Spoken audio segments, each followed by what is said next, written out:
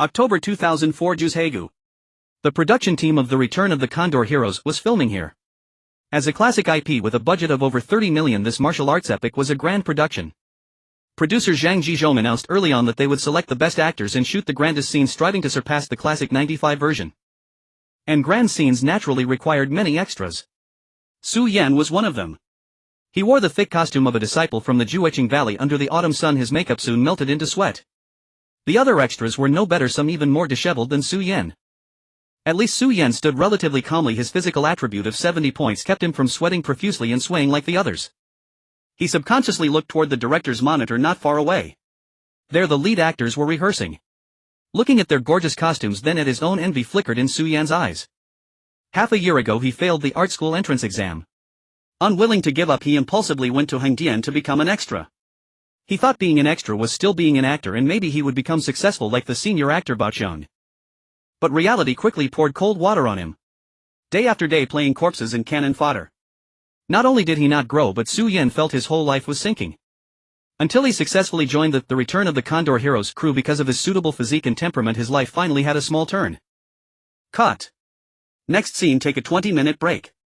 The assistant director shouted and the crowd immediately relaxed. Su Yan, who had been staring at the lead actors area, suddenly brightened. The lead actress Liu Yifei had just finished a shot and was walking toward the rest area. Liu Yifei, female, 17 years old, the most popular young actress of the time. A drama, the story of a noble family, and a drama, the demigods and semidevils, turned her from an ordinary girl into a widely known ordinary girl. At the moment she fanned herself with her hand, obviously also feeling the heat. As the lead actress, her costume was layered and ethereal, beautiful and captivating, but under the impartial autumn sun the price of beauty was a thin layer of sweat on her forehead. Su Yan averted his gaze, trotted to the edge of the set, bought over a dozen bottles of chilled mineral water from a temporary stall. He first handed a few bottles to some colleagues he knew. Then he carried the rest towards the lead actor's rest area, where Huang Xiaoming, Liu Yifei and their assistants were sitting in the Teacher Huang, it's hot, have some water. Su Yan naturally handed a bottle over. Huang Xiaoming was slightly taken aback, then took the water, a friendly smile on his face. Thanks, little brother. You're generous. Su Yan then naturally handed a bottle to Liu Yifei. Teacher Liu, yours. Thank you. Liu Yifei nodded politely, and as her fingers touched the bottle she glanced up at Su Yan, then naturally looked away. You're welcome. He replied simply, then distributed the remaining water to the assistants. Without any pause he returned to the extras group. Quite the sycophant, aren't you? Going around all that trouble, all for the fairy sister. Don't you know your place? A toad wanting to eat swan meat. Su Yan looked at the speaker. He was sharp-faced, very thin like a pole. This guy, maybe he had a crush on him, or simply because he wanted to ingratiate himself but didn't dare. He had messed with Su Yan several times before. Of course Su Yan never let him get away with it, and this time was no different. He grinned and retorted, a toad that doesn't want to eat swan meat is not a good toad. I am a promising young man. If I don't like the fairy sister, would I like you? Fairy sister naturally referred to Liu Yifei. As soon as he said that, the surrounding extras burst into laughter. The thin monkey responsible for the laughs probably didn't find it funny. He shouted angrily at Su Yan, don't be disgusting, then turned and walked away as if staying another second would taint him. Su Yan didn't bother to tease him further. He walked straight to a prop tree, sat down, leaned against the trunk and looked lost in thought. In the lead actor's rest area, Huang Xiaoming had witnessed the whole scene. He clicked his tongue lightly, then shook the mineral water bottle in his hand and said to Liu Yifei, that extra over there is quite interesting. And he knows how to bait the hook before fishing. Yifei, thanks to you we have cold water too. Yifei, who was looking down at the script, looked up confused. What bait? Huang Xiaoming smiled and gestured with his chin towards the extras. Liu Yifei glanced briefly in that direction, then looked away, returning her attention to the script, and replied flatly, oh. Huang Xiaoming chuckled and wisely said no more. Meanwhile Su Yan, who had been praised for knowing how to bait, was completely absorbed in a translucent light screen in his eyes. Gift bottled mineral water to Liu Yifei. Emotional value weak, no reaction system evaluation, slightly forced reward, cash 50 yuan, physical 0. 5. Almost simultaneously a warm current flowed through his body and the fatigue from playing the extra dissipated completely. That was the effect of physical 0. 5. It instantly relieved fatigue and permanently strengthened his body. Su Yan let out a comfortable sigh. He felt that at this rate not only could he become a future star, but even a superhuman was possible. As for cash 50 yuan, Su Yan was sure the money had automatically gone into his wallet. Cash, because it had never lied to him. If it said it would give, it would give. 50 yuan wouldn't make him rich, but it was enough to cover the cost of the effort and still have some left over, earning a few extra chicken legs. The system had appeared on the day he joined the crew when he saw Liu Yifei in her white fairy costume as Xiao Longnu, and his heart pounded wildly. He was almost scared to death. He thought he had some strange terminal illness. He spent the whole night terrified, unable to figure out how a voice and image could be directly inserted into his brain. The next day he tried buying a bag of fruit and giving it to Liu Yifei. Unsurprisingly, he was rejected. But even now Su Yan felt his eyes must have been frighteningly bright at that time. Because the mechanical voice that had appeared in his head the day before sounded again. Gift fruit to Liu Yifei, emotional value none, not accepted, system evaluation, brave attempt, reward cash 20 yuan automatically placed in wallet. When Su Yan opened his wallet with a mix of emotions, 2 brand new 10 yuan notes appeared inside. He was completely stunned. Back in the corner where extras gathered, he ignored the taunts of others, took deep breaths repeatedly and pinched his thigh to confirm it wasn't a hallucination. Over the next few days he gradually figured it out. He had obtained something called a system. As long as he gave to the goddess bound to the system, any effort counted and he would be rewarded. Currently only one bound Liu Yifei. Su Yan decisively started a persistent pursuit mode. Well, it wasn't really persistent pursuit, otherwise he would have been kicked out of the crew long ago. More like today, he made sure not to be annoying while offering water. Su Yan thought clearly, steady and long-lasting, not becoming a harasser. Host Su Yan, charm 65-2, physical 70-10, acting 31-1, lines 21-0, body 23-0, vocal 12-0, note average, adult charm and physical average 50, other professional attributes average 20. Su Yan looked at his attribute panel with satisfaction. In just half a month his physical fitness had increased by 10 points from 60 to 70, and his acting skills had also increased by 1 point. This wasn't giving, it was mining. The joyful mining life, like the new year of childhood, was as short as a nap from which you woke up and found it gone. Lu Xiaoli, the mother of the bound goddess, returned to the set. Called Mother Lu Xiaoli, didn't actually look old. Standing next to Liu Yifei, they could be the same beauty, carved from the same mold, displayed at different ages. As a qualified agent and guardian, this Ms. Liu had probably heard the story of Su Yan. The moment she returned to the set, she immediately entered a state of high alert. Now Su Yan couldn't even deliver water. If he so much as glanced from afar and was caught by her, he would be met with a death glare. Even with a whole list of ideas, Su Yan had to hold back for now. The arm couldn't beat the thigh. If he angered this guardian and got kicked off the crew, the loss would be too great. In the following days Su Yan was as quiet as a cicada in winter, hiding as much as possible. This afternoon scene was the Broken Heart Cliff plot from the novel, a classic segment. Xiao Longnu was to push Yang Wei away here. Director Yu Min had made this scene a top priority. Shortly after filming began, he shouted "not emotional enough" several times. Liu Yifei stood by the cliff in pure white. Cut. Yifei, I want a dead heart, not sadness. Again. Cut. Your eyes are empty, but you need inner struggle inside. Later Liu Yifei herself was visibly anxious, her fingers gripping the sword hilt, white lips pressed into a thin line. Offset Su Yan watched silently. For some reason he thought of the day the Beijing Film Academy exam results were posted, when he squeezed in front of the notice board searching for his name on the red paper, looking several times but not finding anyone with the same surname. That kind of frustration seemed no different from the present situation. Hey, your fairy sister isn't doing well today, is it because you're jinxing her? The thin man monkey had crept up at some point, poked his arm, his voice lower than white noise. The schadenfreude wasn't hidden. Su Yan ignored him. Over there Yu Min kept shouting "cut" many times until the sun was about to set. He waved his hand, let's call it a day. He hesitated, then walked to Liu Yifei. Go back and ponder the script. No pressure. Tomorrow. Well, try to get it. His tone was kind. When not working, Yu Min was very kind. Liu Yifei nodded silently. In the evening, back to the extras' dormitory. The dormitory was more like a workshed housing 12 people, the smell of sweat and feet mixing dizzying. Su Yan pulled out the well-worn copy of the original The Return of the Condor Heroes. He had read it once before joining the crew, and after joining he read it several more times to better understand the plot, marking key passages. Before reading was for the story and chivalry. After joining the crew, reading was for learning. Tonight, reading again, he saw only Xiao Longnu. At this moment of Broken Heart Cliff, what was Xiao Longnu thinking? Su Yan spread open a brand new notebook and began to write under the dim light.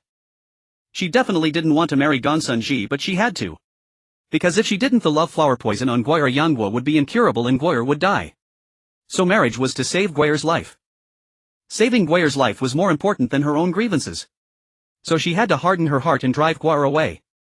How to drive him away? Only by saying harsh words. But as she said those harsh words, her heart must have been bleeding. Su Yan didn't understand advanced acting theory. He purely wrote from the audience's perspective, editing and rewriting. When he wrote until his head ached, wrote until he no longer knew what he was saying, the window was already light. He tilted his head and fell asleep on the table. He didn't sleep long. The sounds of roommates waking up woke him. Su Yan felt much more refreshed. Splashing cold water on his face made him feel even more awake. After a simple tidy-up he hurried to the set. Just past 7 the cold on the set hadn't dissipated. Su Yan rubbed his hands. This Juzhega place was hot during the day but cold like winter in the morning and evening. Mingling among the increasing extras, Su Yan's attention was entirely on the leading actress. She sat on a rest chair nearby holding a script, brows furrowed together. She must still be upset about the failed scene yesterday. Su Yan guessed silently, not daring to approach rashly. Lu Xiaoli was standing nearby, her eyes scanning like a searchlight. When her gaze landed on Su Yan, it paused noticeably. "Don't look at me, I'm not looking at your daughter." Su Yan showed no expression, looked up at a 45-degree angle and instinctively shrank behind a prop box.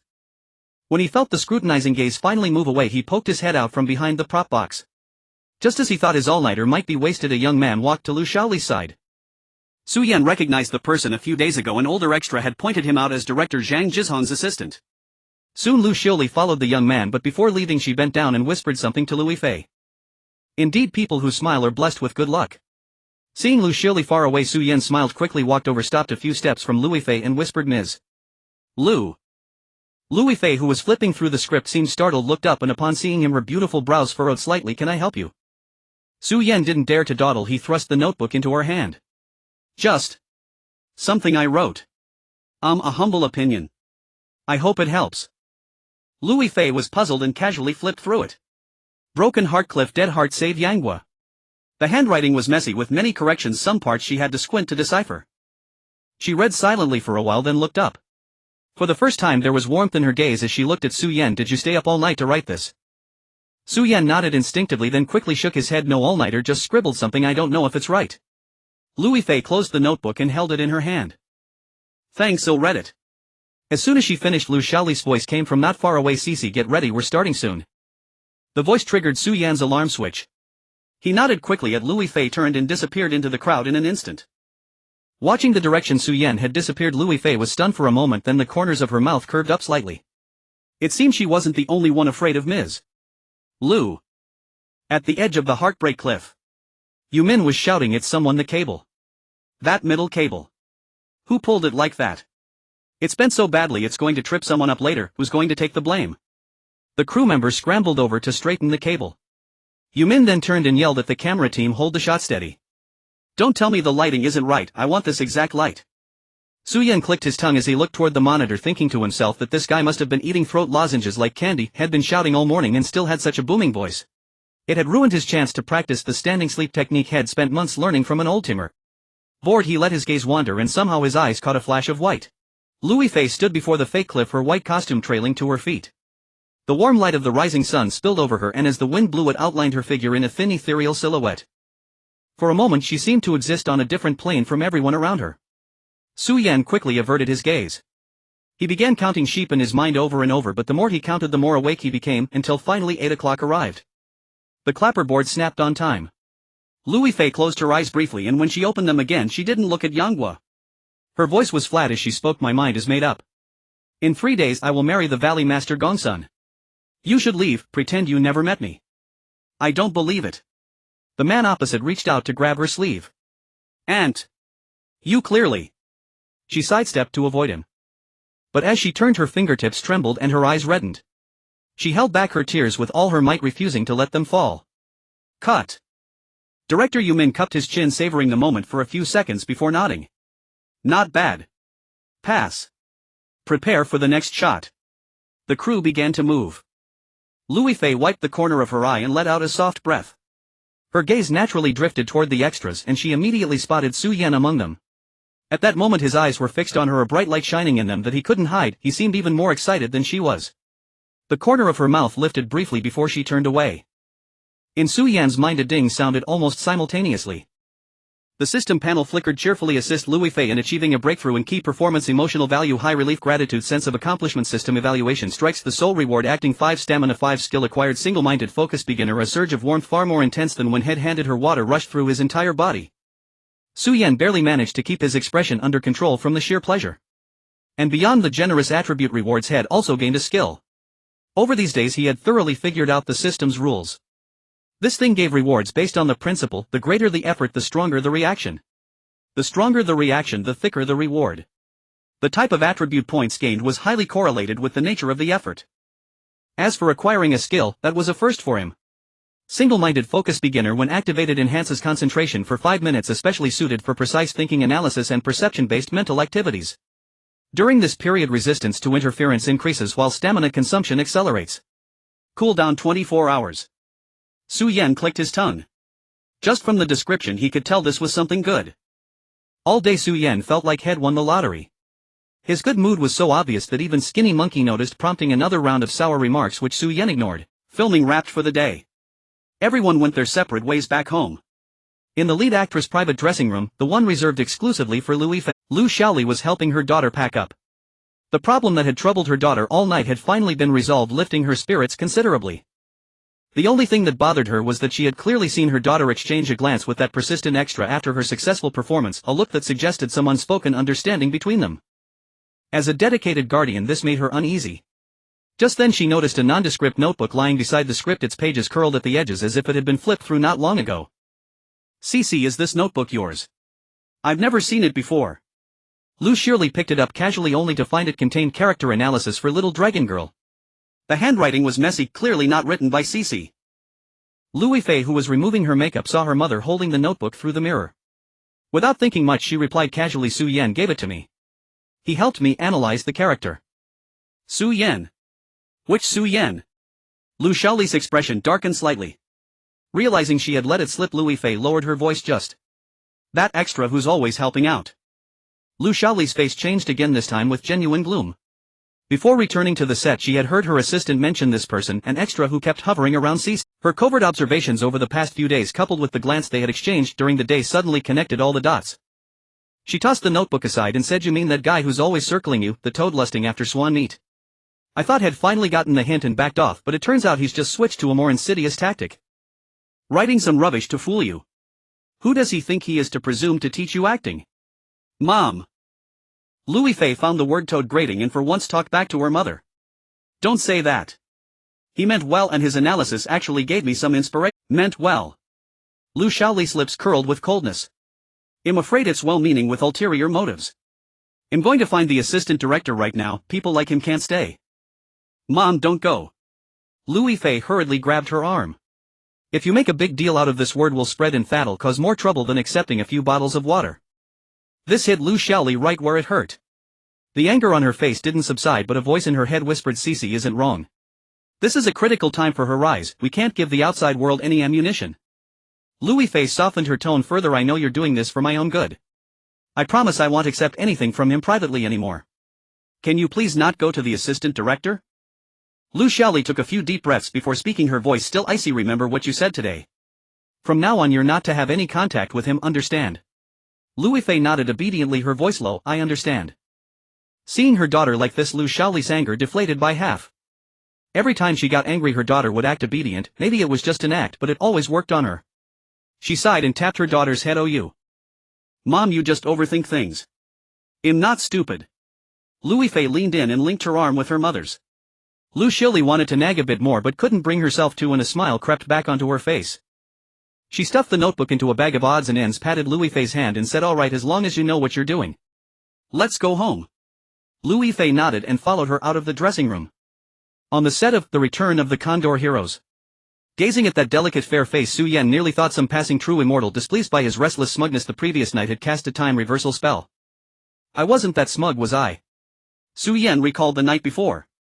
Aside from staying up too late to sleep, he had done nothing at all. Yet he could indeed feel it. The delicate face looked at him as if he were air polite and distant, returning to their former state. It seemed nothing to be surprised about. He hadn't done anything particularly significant. Those small gestures yesterday, handing over a notebook and scribbling a few lines, were at most the work of an enthusiastic extra. She was a child star with countless admirers. Why should she treat him differently? Besides, he had already received his reward, a generous one at that. This round was a massive win. He should be content. Su Yan took it in stride, quickly letting go of those trivial thoughts. The immediate focus and difficulty lay in how to continue his grand contribution endeavor. Ms. Lu Xiaoli was clearly watching him more closely now. If before it was indiscriminate theft prevention, now it was a precise lock-on. He was the thief. In the eyes of this protective mother, he seemed already sentenced to death. He merely spoke a bit louder with the stunt crew, and from afar he saw Liu Xiaoli hand Liu Yifei her earphones. It left him both helpless and amused. Ms. Liu's judgment wasn't entirely off base, it was just that what he truly wanted was the system's reward. Swearing on the lifelong happiness of his entire high school class, he had no ill intentions. Unfortunately, he couldn't explain this to Ms. Liu Xiaoli. What should I do? During a break, extras gathered in small groups to chat and joke. Su Yan leaned against a prop box, channeling the cunning head used as a child to scheme up new paths. Just as he was thinking, a shout rang out, "Need a hand, brother? I'll treat you to a soda tonight." The previously idle extras suddenly busied themselves, some stared at ants, others counted their fingers, and one even staged an instant nap complete with loud snores. The man who called out was instantly covered in black lines. Su Yan chuckled, thinking to himself, no wonder they were all just extras. With acting like that, if they became leads, they'd burn the audience's eyes. Amused as he was, his father had taught him since childhood, more friends mean more paths. With a wide network, many impossible things somehow become reality. He immediately stepped forward, raising his hand to the man. "Brother, I'll go." The man glanced at him, nodded without hesitation, and led him to a few mannequins, then pointed to an open space nearby. "Move these mannequins over there, we'll need them later." "Got it." With a reply, Su Yan lifted a mannequin with one hand, hoisted it onto his shoulder, walked over and set it down. The man looked him over again, this time with a more serious gaze. "Each of these mannequins weighs dozens of pounds. You're skinny but strong. Trained?" "Never trained, just naturally a bit stronger."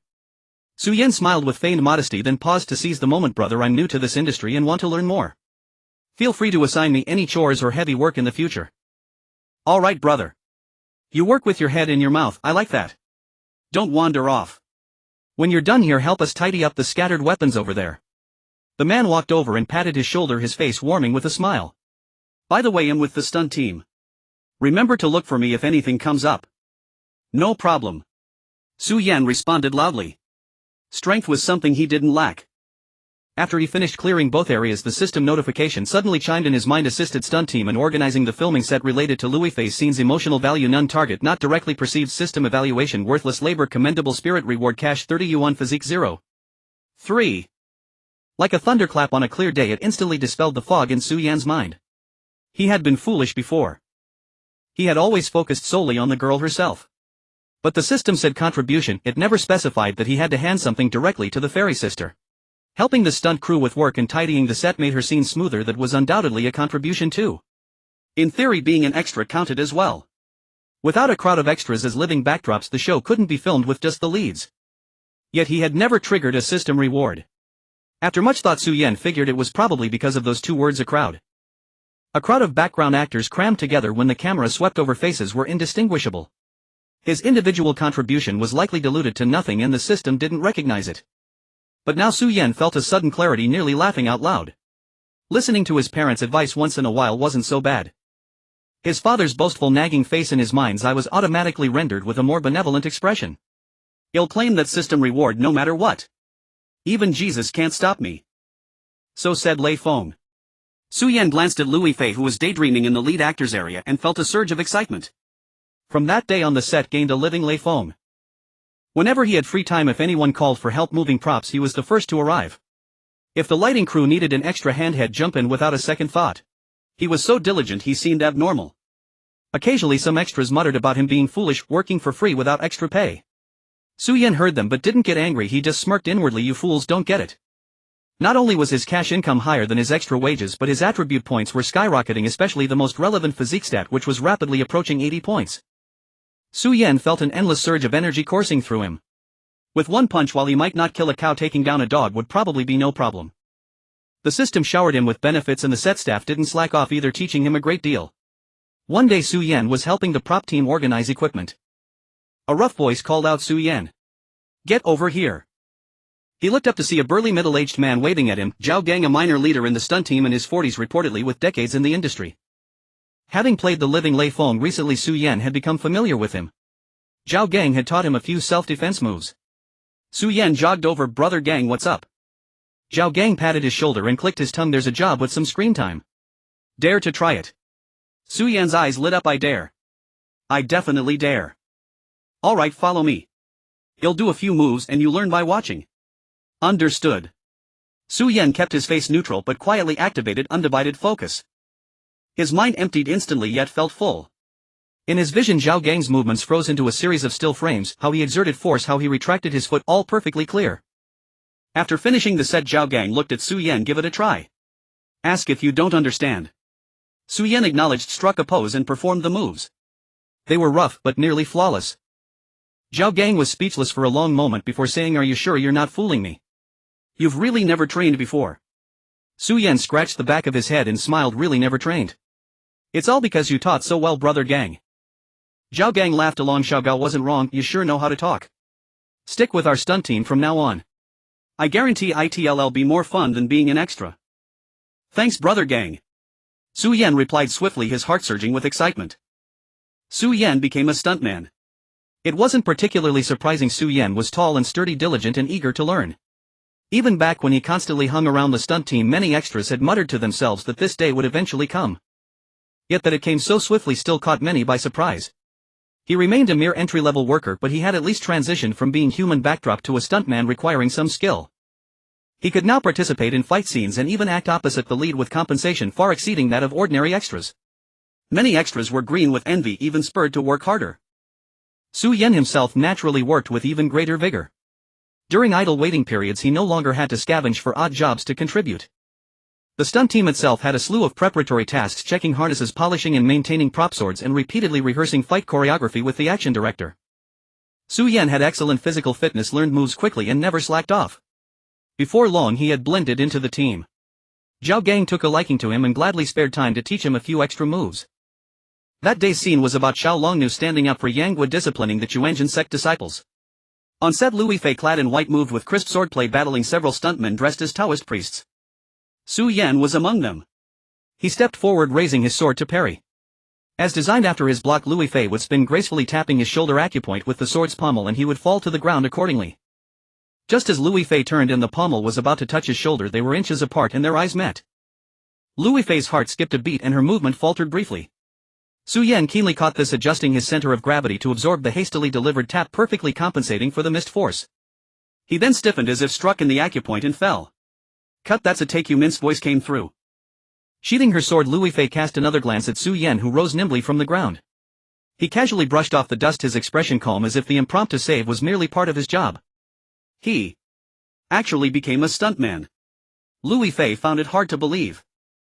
She had assumed that with her mother as a barrier, Su Yan would retreat after hitting a few snags, slowly fading from her world like so many before him. Unexpectedly, he not only persisted but had rooted himself in her circle with an even more active and positive presence.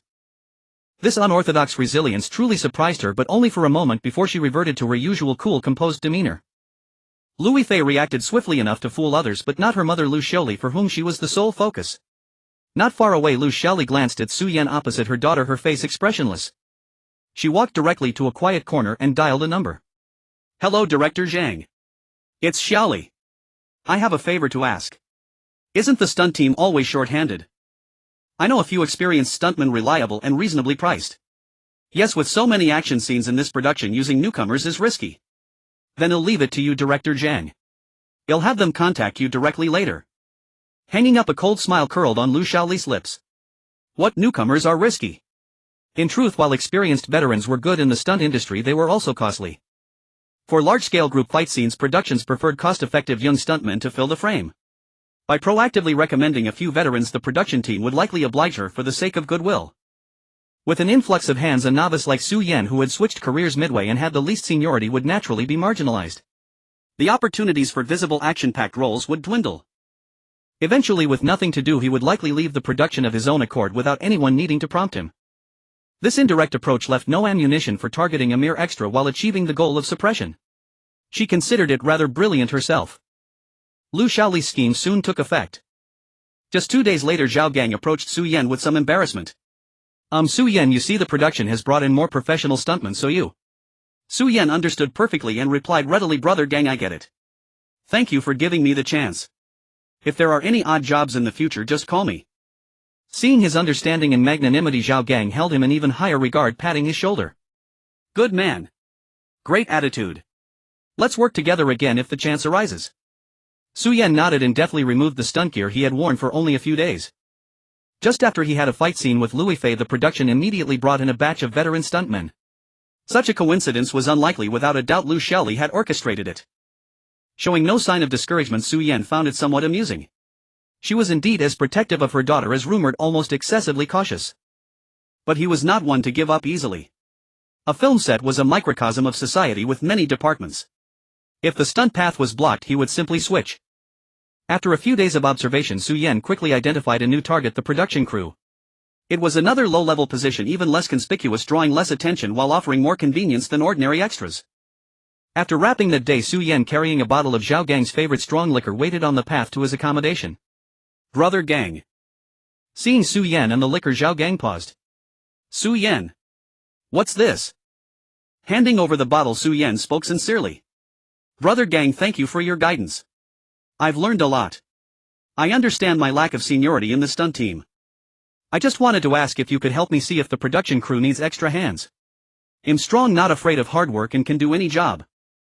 Looking at the expensive bottle and Su Yan's earnest expression, Zhao Gang felt a mix of emotions. He vaguely suspected that Su Yan's marginalization had other reasons, but the man neither complained nor clung on, instead seeking another path. This resilience and character were truly admirable. Taking the liquor, he feigned reproach. "Why all this formality, kid? It's nothing." Yet his eyes held approval as he patted Su Yan's shoulder. "Old Wang from the production crew is a friend. I'll put in a word. Go see him tomorrow morning and mention my name." "Thank you, Brother Gang." Su Yan expressed his gratitude sincerely. The next morning, Su Yan met Old Wang as Zhao Gang had called him and received a fluorescent vest belonging to the production crew. In polite terms, a stagehand is a technical support worker. In plain terms, it's akin to a laborer on a construction site specializing in odd and heavy tasks. The pay wasn't generous either, and most young people would shun such work. Yet Su Yan quickly integrated himself among the seasoned stagehands, lifting and carrying without complaint or evasion, doing whatever was asked with remarkable proficiency. He soon earned the goodwill of his colleagues and supervisors. Seeing that he was only 17, they took extra care of him, assigning him slightly lighter tasks whenever possible. For instance, setting up folding chairs in the rest area, delivering call sheets to the director's team, and even helping the production coordinator distribute boxed meals on several occasions. The advantage of his carefully chosen position also became apparent. A group of people wearing identical vests with faces smudged with dust and grime while working, it was impossible to tell who was who. This was perfect for concealing his identity. For several consecutive days he worked with fiery enthusiasm without a hint of regret, leaving even a few former colleagues, extras of similar age, puzzled and whispering among themselves. Su Yan simply smiled it off each time. They weren't him, how could they know his joy? Especially when it came to scenes involving Liu Yifei, the positive feedback from the system and the tangible improvement in his abilities utterly captivated him. One day during a break after a scene was shot, Liu Yifei descended from the set, sat down in her designated folding chair and drank some water to rest. She had just flipped a page of the script when her peripheral vision caught a vaguely familiar figure. She froze for a moment, then looked up.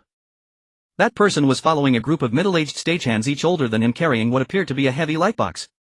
His face was smudged with dirt, but she recognized him at once. It was Su Yan. She glanced again at the vest he wore. Stagehand.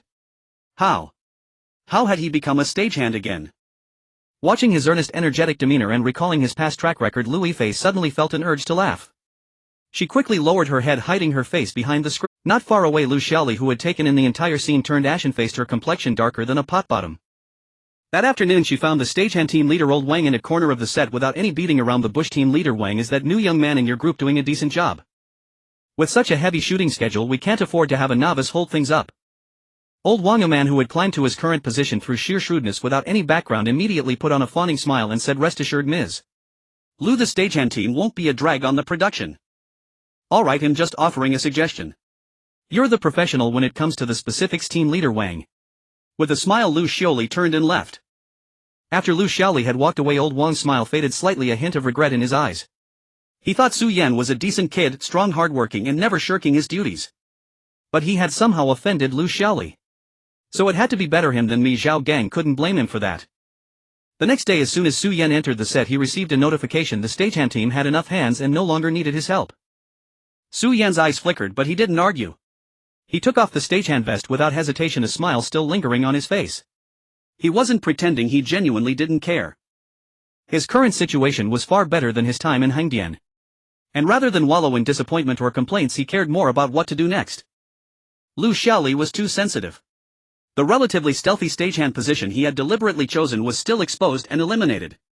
He had no proof, but he felt it was Lu Xiaoli's doing again. Otherwise, why would he have heard a colleague complaining about being short-handed and overwhelmed just yesterday, only to be told today that we have enough hands and don't need your help? So now he had to make a choice. First, continue to forge ahead. The set had many departments. If one place didn't want him, another would. He was confident he could find another position and keep contributing. But this move might thoroughly infuriate Liu Yifei, leading to his expulsion from the crew. If she couldn't tolerate him as a stagehand, could she tolerate him in any other role? Second, retreat to the role of an extra. As a human background prop, his presence was minimal and he had few opportunities to interact with the lead actors. This would be much safer in Liu Yifei's eyes. His previous stint as an extra without incident was proof. But the problem was that as an extra there were too few opportunities to contribute. He couldn't trigger the system while doing his regular job. It only worked when he played the helpful hero. That made things inefficient. Besides, if he frequently played the helpful hero, Liu Yifei would notice and it would likely end badly. The situation was clear. To develop safely, he had to return to being an extra and play the helpful hero infrequently. If he could develop peacefully forever, that would be fine. He was only 17, there was no rush.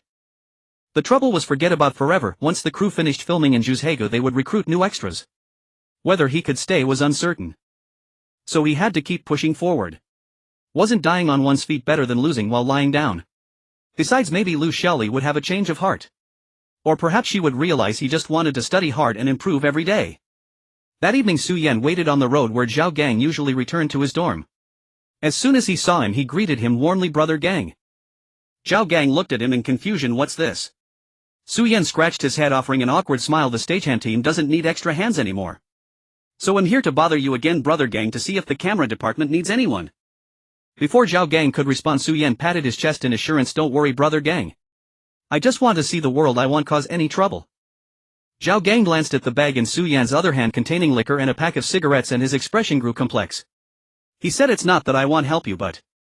well, I won't hide it from you. Old Wang told me you've been specially looked after by Ms. Liu Yifei. He paused and leaned in closer. How did you offend her? She's the lead actress, agent, and mother. Su Yan thought to himself, I knew it. He chuckled bitterly, having guessed earlier that Liu Yifei was behind it. He said, Brother Gang, do you think him qualified to offend her? Zhao Gang was taken aback. Then Zhou Tu knows. Maybe you're after her precious daughter, so she has to be on guard. Damn! Su Yan exclaimed inwardly. He knew Zhao Gang was just joking, having heard of Liu Yifei's protectiveness of her daughter, but he had inadvertently hit the nail on the head. He smiled wryly. What do you think, Brother Gang? No way, is that really the reason?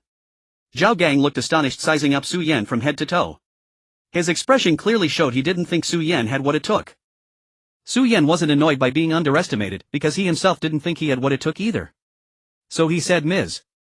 Liu. As a mother protecting her daughter, she's too tense. She really doesn't like me. But think about it, Brother Gang, could Ms. Liu Yifei possibly take a liking to me? Are you dreaming? Zhao Gang rolled his eyes. Exactly, only in a dream. Su Yan chuckled, then continued, I've heard that although Ms. Liu is overly cautious in this regard, she's actually very measured and cares about her reputation. She would never take out her anger on others over a trivial matter, especially not on someone as respected as you, Brother Gang. Otherwise she would have kicked me out of the crew long ago. Why go through all this trouble, right? Seeing Zhao Gang lost in thought, Su Yan continued to pave the way for him. I just want to see the world. If you can help me get a foot in the door, I'll be extremely grateful, whether it works out or not. Zhao Gang gave Su Yan several glances. He had to admit this kid saw things clearly and spoke pleasantly, nothing like a 17-year-old. He's no ordinary fish. Making a good connection can't hurt.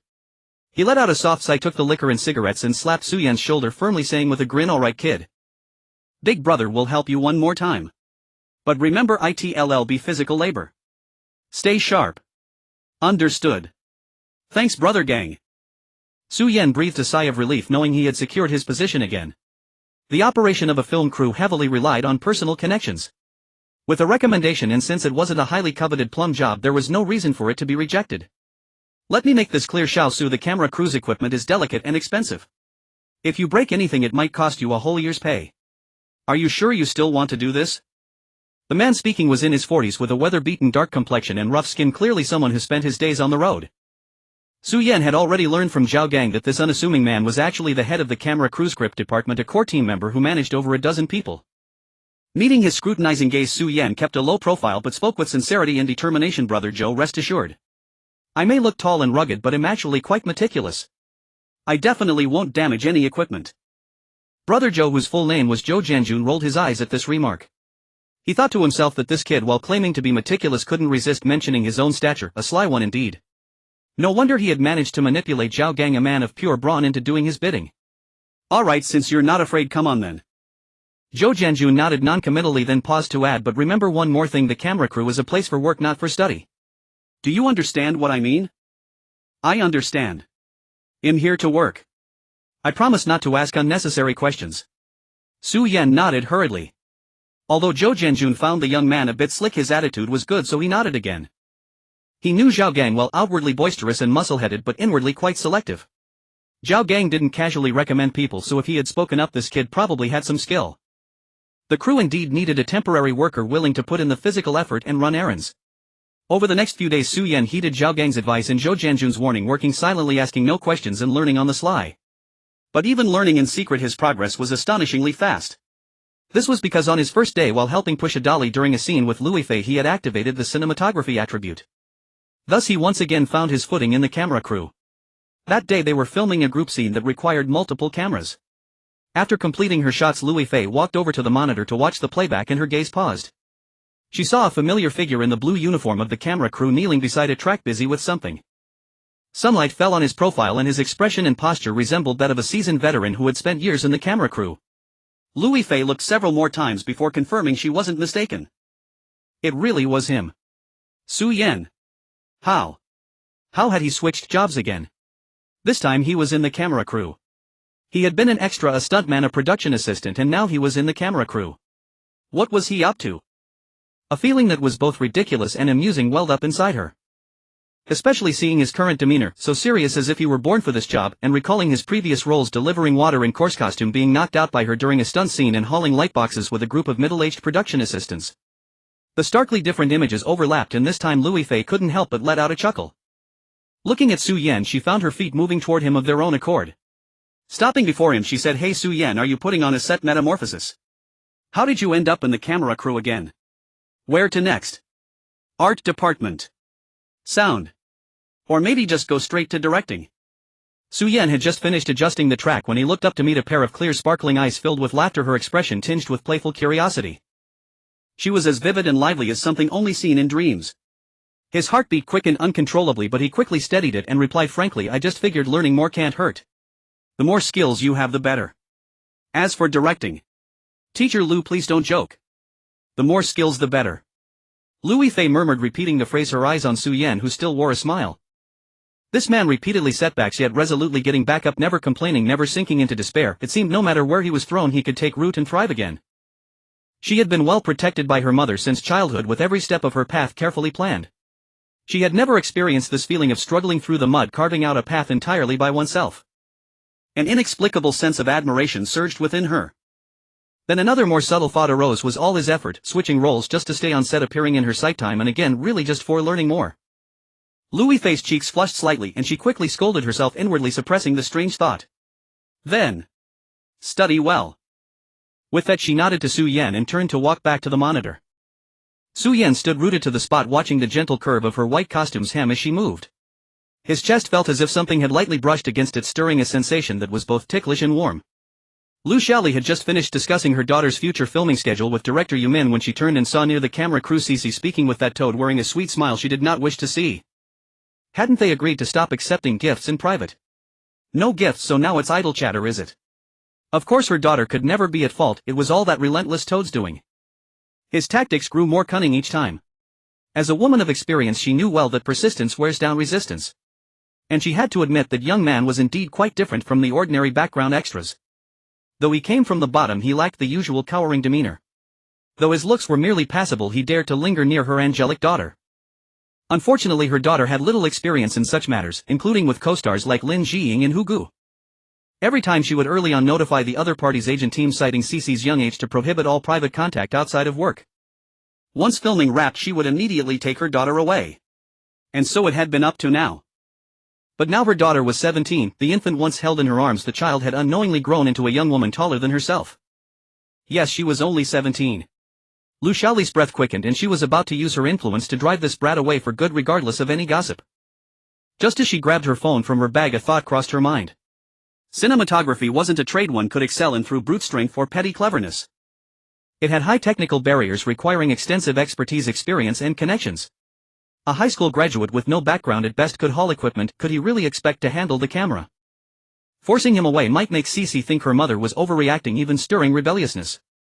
Better to let him stay in the camera crew and learn firsthand the harshness of reality and the unbreachable walls of class. When Cece saw him fumble and embarrass himself, she would naturally realize that such a person was unworthy of even a shred of her curiosity or attention. It would serve as a lesson. She would have to face this sooner or later. Gazing at the pretentious figure in the distance, Liu Yifei narrowed her eyes. She could already see the boy crashing headlong into his own ruin. For several days Su Yan prepared to bid farewell to the camera crew and to the Condor Heroes, even seriously pondering his next move after leaving the set. Should he return to his hometown and pick up his textbooks, or head to Hengdian to stubbornly persist in this trade? A few more days passed and Su Yan felt he might have overthought things. Liu Yifei hadn't bothered him at all. At least Zhou Jianjun hadn't called him in for a talk, nor had the crew asked him to settle accounts. Su Yan wondered what new scheme the daughter-obsessed woman was plotting, or if the previous 2 job transfers were just normal crew operations having nothing to do with Liu Yifei. Su Yan didn't have time to guess. He poured all his energy into learning. Whenever undivided focus cooled down, he would immediately find an opportunity to activate it and covertly study. He learned composition, camera movement, lighting, everything he could. When he encountered something he didn't understand, he would treat Zhou Jianjun to a meal and ask questions, addressing him as Teacher Zhou with more enthusiasm than anyone. When Zhou Jianjun was busy or unwilling to engage, Su Yan would post questions online. The forum experts outnumbered the extras on set, each one talented and eloquent, nearly teaching him Hansen. And most directly there were the cinematography attribute points rewarded by the system. A month slipped by in the blink of an eye. Su Yan's cinematography attribute quietly surpassed the 50 mark. From casual chats with colleagues he guessed his current level was roughly that of an entry-level professional cinematographer. In other words, top tier among amateurs just starting out among professionals. Who would have thought that a month ago he didn't even know how to press the shutter? Now he could almost independently handle the camera, far surpassing the film school graduates and camera assistants on the crew. Such progress would be unbelievable if told. One evening the crew was filming a crucial scene: little dragon girl stepping on a white silk ribbon descending from a rooftop. In the vision of director Yu Min and the creative team, this was to be one of Liu Yifei's most iconic shots in the entire series, a moment that would stun the audience, becoming a legendary scene like Zhang Min's glance in the Heaven Sword in Dragon Saber or Zhu Yin's blink in A Chinese Odyssey. Yu Min had spent days going over how to shoot the scene. But during actual filming. Cut. No. Yu Min slapped the script onto the monitor, his voice thunderous. I want the feeling of a fairy suddenly descending from the moon, breathtaking, dreamlike enough to make people cry. Do you understand? The cameraman adjusted the position several times and tweaked the camera movements, but Yu Min's irritation only grew. The cinematographer and the other cameraman discussed solutions in hushed tones. Liu Yifei, suspended by wires, flew down from the constructed rooftop again and again. Fine beads of sweat formed on her forehead, but her expression remained unchanged, her energy still full. Yu Min huddled with the cameraman for another discussion, but the resulting plan still made him shake his head. The group stared at the monitor at a loss. Su Yan stood not far away, catching every word of Yu Min's complaints. He knew exactly what Yu Min wanted. That feeling, he had rehearsed it thousands of times in his heart since the first time he saw Wang Yuyan on TV, since he crossed the crowd to join the crew, since he silently watched her time and again. It was moonlight, it was a dream, it was the radiance he longed to touch across mountains and seas. A surge of adrenaline overwhelmed his reason. Words escaped his mouth before his mind could stop them. Can I give it a try? The moment the words left his lips, Su Yan knew he had messed up. His mind buzzed and he felt he had lost his senses. The surroundings fell silent, then various unreadable gazes fell upon him. Zhou Jianjun was the first to darken his face. Though his voice wasn't loud, his fury struck Su Yan like an explosion. Su Yan. Are you out of your damn mind? Go back to moving your boxes. He cursed harshly, but anyone could tell he was protecting Su Yan. The strict hierarchy on set was no mere talk.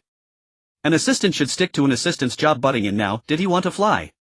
Whispers and snickers began to spread. Hey, does he really think a few days of learning make him a cameraman? This kid's getting a bit full of himself. That's not being full of himself, that's having no brains. Liu Yifei stood outside the crowd, arms crossed, watching with a faint curl of her lips. She had been waiting for this day. Overestimating oneself only to bring humiliation. Just then a voice rang out from the set, let him try. Everyone turned to find the source, then froze. The speaker was none other than Liu Yifei, who had just descended from the wires. I believe him. Liu Yifei repeated herself. Her voice was soft, yet Su Yan heard her clearly. He stared at her, stunned. It had been a long time since they last spoke. Over the past month he had devoted himself entirely to studying photography, interacting with her so rarely that he could only steal distant glances at most. He couldn't understand why Liu Yifei would speak up for him. CC. Liu Shirley strode over, grabbing Liu Yifei's arm with a stern expression. What do you think you're doing? How to shoot and who shoots it is the director and cinematographer's business. Is it your place to speak? Get back to the set immediately and stop causing trouble. In the middle of her scolding, she shot Su Yan a glance far colder than the look she gave her own daughter. Liu Yifei was stunned by the outburst. For as long as she could remember, her mother had treated her like a little princess, spoiled yet strictly guarded. But never had she been scolded like this in front of so many people. Before the sense of grievance could fully settle, a surge of rebellion, far stronger than the hurt, flooded her mind.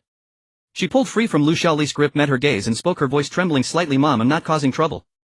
I just think Su Yan has studied for a long time, maybe he can do it. Anyway, trying won't waste much time. With that, she walked straight up to Yumin. Director, you let Su Yan give it a try. If he messes up, the cost of any delays will be on me. Liu Shaoli couldn't believe her ears. Her daughter had openly defied her for an extra shed known less than 2 months. It was sheer madness. CC. As she called out, Liu Shaoli suddenly came to her senses. She couldn't lose her temper here, or tomorrow the set would be buzzing with rumors that Liu Yifei has fallen for a lowly extra and mother and daughter are at odds. Yumin, standing by, watched the mother-daughter standoff with a head full of questions. But they didn't linger long, as the urgent need to resolve the problem quickly overshadowed everything. As Yifei said, what harm was there in trying? Following her gaze, he gave Su Yan a thorough once-over. Su Yan, is it? Go ahead and give it a shot. Su Yan replied with a simple okay. His back was already drenched in sweat and a chill ran through him as the wind blew. It wasn't fear of embarrassing himself that troubled him, only the worry of dragging down the one who had spoken up for him. Yet the moment his hand touched the cold casing of the camera, all those scattered thoughts vanished. The scene Yumin wanted, the moonlight, the white robes, the celestial maiden descending through the air, that fleeting gaze of wonder, the transient flutter of the heart. He understood it all too well. He was that mortal who had once been struck in an instant, traveling from a small county in Hebei province to Hengdian and from Hengdian to Juzhegu, all for a chance to witness this beauty with his own eyes. Now he had seen it. Over this time he had thought many times about how, if given the chance to film it, he could capture that beauty from his heart and preserve it in the frame. With undivided focus he activated it. Ding! The host's current state of mind is highly concentrated, triggering the additional effect of undivided focus, mental overclocking. Duration 5 minutes. Physical stamina consumption greatly increased. The system's chime echoed in his mind, but Su Yan could no longer hear it clearly. The instant the skill took effect, the gazes and voices of everyone around him faded into the distance. He hoisted the camera onto his shoulder, leaning his whole body into it, forming a nearly vertical low angle with Liu Yifei. The moonlight happened to cascade from behind her. So beautiful. The thought flashed through his mind instinctively. He spoke each word clear and deliberate. Track. Slow push forward, coordinate with my hand signals. Focus puller, keep up with Miss Liu's face, I need catchlights in her eyes. Lighting crew, add a bit more fill from the left softbox to simulate moonlight diffusion, no hard light. Moments later. Cut. Yumin's voice trembled slightly. Su Yan snapped out of that strange state, his knees buckling as he nearly collapsed. He felt as if he were a child secretly competing with friends in a swimming race, already exhausted only to be caught and severely punished by his father when he got home that night, his whole body aching, sore and utterly drained. But he had no time to dwell on it. He shoved the camera into old Zhou's arms and hurried over to the monitor, with the others crowding around as well. The playback began. On screen, Liu Yifei leaped down on a white silk ribbon, her movements graceful, her gaze ethereal and cool, with a soft blurred full moon behind her. She was like a celestial maiden from the ninth heaven, defying gravity, descending to the mortal realm on a staircase woven from moonlight. Breathtaking, sacred, yet touched with a fragile dreamlike quality. Silence lasted for 2 or 3 seconds. Then someone gasped. Holy shit! An extra actually shot this. Damn, I can't accept it. It's gorgeous. Yumin slapped his thigh hard, his entire face lighting up. He grabbed Su Yan's arm and shook it vigorously. Great. Absolutely brilliant. You're a goddamn genius. This shot is going to become a classic. Liu Yifei hurried over to the monitor. She was no stranger to the figure on the screen, she had seen countless versions of herself in mirrors, monitors and finished films. But this time was different. Beneath the cold technical precision lay something else, something she couldn't quite name. It was a bit like the image in her mother's eyes, yet somehow different. She looked up. Amid the noisy crowd, Su Yan's face was pale, his forehead covered in sweat, yet he wore an indescribable smile. Just as she looked his way, he happened to look back. Liu Yifei felt an inexplicable warmth and averted her gaze. 1,000 words crowded her lips, but in the end she simply turned her attention back to the monitor. On the periphery of the crowd, Liu Shaoli didn't join them, but she saw it clearly. The figure bathed in moonlight on the screen was beautiful as a dream. It was her daughter, the pride she had painstakingly polished with all her heart. She glanced at Su Yan. The young man was wiping his sweat, grinning like a fool. Then she looked at her daughter, staring blankly at the monitor, lost in thought. That pride and joy in her heart slowly began to sink. The next morning Ju's Haegu was still shrouded in mist. In the producer's office, director Zhang that shot last night was absolutely stunning. That kid named Su Yan is a real talent. And I found out he's only 17. Same age as Yifei. He's going to be remarkable in the future. Yumin spoke with excitement, unable to resist gesturing with his hands as if trying to paint the scene from last night for the person behind the main desk. Zhang Jizhong, the golden producer of the domestic TV drama industry. Having made his name with Romance of the Three Kingdoms and Water Margin, and in recent years producing Jin Yong's blockbusters like The Smiling Proud Wanderer and The Legend of the Condor Heroes, he was highly renowned and the true leader of the crew. He held his teacup, taking a slow, leisurely sip. Hearing Yumin's praise, he didn't voice an opinion, only asking casually, "I heard this young man switched crews several times just to be near our little dragon girl." Yumin smiled with the understanding of someone who had been there, saying, "Young love, you know how it is. Yifei is as beautiful as a painting come to life with an impeccable personality. There are plenty of young men in the crew who admire her. I think Su Yan just stole a few extra glances and helped out a bit. He never did anything excessive. The feelings of youth are quite pure." Zhang Jizhong's eyes flickered. Just as he was about to say more, the office door was knocked. "Come in," he said. Lu Xiaoli pushed open the door and entered. She greeted Zhang Jizhong and Yumin politely, then frowned and stated her purpose directly. "Producer Zhang, director Yu, there's something I must trouble you with. It's about that temp worker Su Yan in the photography crew." She paused, observing their expressions before continuing. "This child is always finding ways to get close to our CC. His frequent advances are affecting her state of mind. As CC's agent, I urge the crew to dismiss this person and give CC a good working environment." Yumin opened his mouth, wanting to say a few words for Su Yan. He truly had high hopes for the young man. But Zhang Jizhong raised a hand to stop him. Looking at Lu Xiaoli, his face still wore that amiable expression. "Xiaoli, I understand your concern. Yifei is at a critical stage, but perhaps things aren't that serious." He leaned forward slightly and explained, "I don't think that kid has any ill intentions. That shot yesterday was beautifully done and helped the crew a lot." Lu Xiaoli sensed Zhang Jizhong's protective stance and was about to press further. Zhang Jizhong changed the subject. "How about this? Since it concerns Yifei, we should ask her how she feels, right?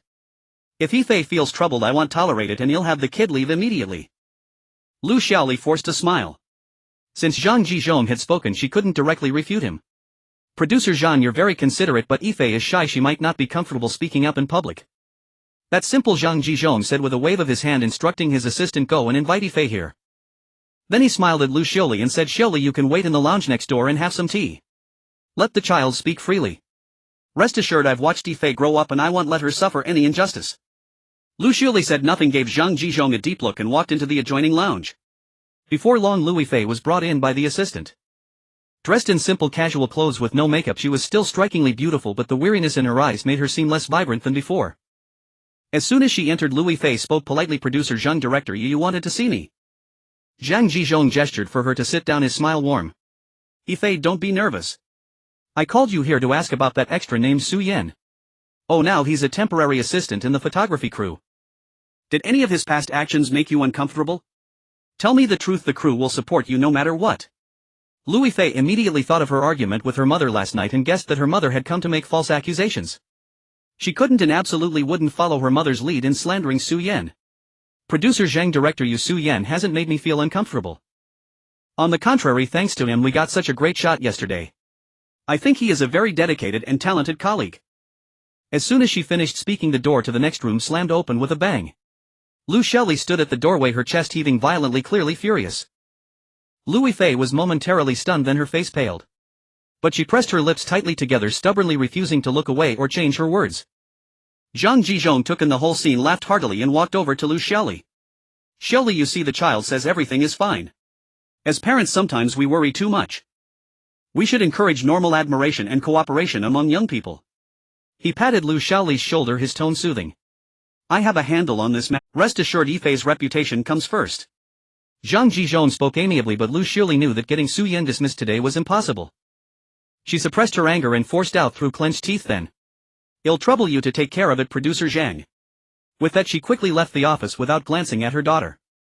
Liu Yifei bit her lower lip gently and bowed to Zhang Jizhong and Yumin. "Producer Zhang, director, you will go prepare as well." "Go ahead, prepare well for the next scenes." Zhang Jizhong's smile remained warm. After Liu Yifei left, Yumin looked at Zhang Jizhong with some concern. Director Zhang, you're thinking. Zhang Jizhong sat back in his chair, picked up his now cold tea, and his eyes gleamed with shrewd calculation. Lao Yu, don't you think devoted extra strives for love wins goddess approval and makes a stunning breakthrough would be a great promotional angle? As for Xiaoli. He paused, a knowing smirk curling at the corner of his mouth. Women tend to be narrow-minded and overly anxious. Rest assured, I have a clear plan. This will do Yifei no harm, it will only increase her popularity and the buzz around her and Xiaoming's pairing. But there's no need to explain the specifics to Xiaoli. Yumin frowned at this. He didn't care much for such promotional tactics and was more focused on the work itself. Yet he also understood that Zhang Jizhong was different from him. Zhang was a businessman, and businessmen naturally think from a commercial perspective. He sighed and said no more. Su Yan was observing the film set. The light colors, composition, and even the rhythm of people's breathing, everything felt different from before. Today everything he saw was tinged with a filter, as if his eyes had been coated with some magical potion. Even the tangled mess of cables on the ground revealed a certain chaotic beauty. This heightened perception was all thanks to last night.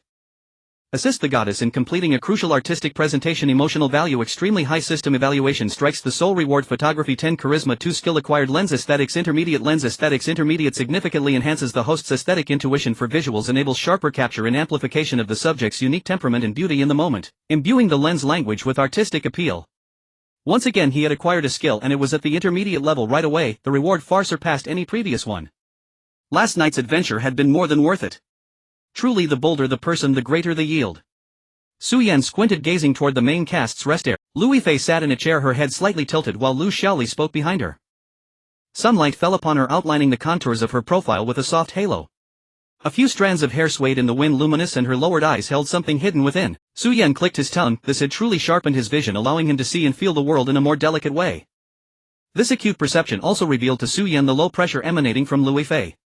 Compared to her excitement last night, it was a complete polar opposite. Was she scolded by Lu Xiaoli afterward for speaking up last night? Su Yan's initially high spirits cooled a few degrees. As if sensing his gaze, Liu Yifei looked up, their eyes locking.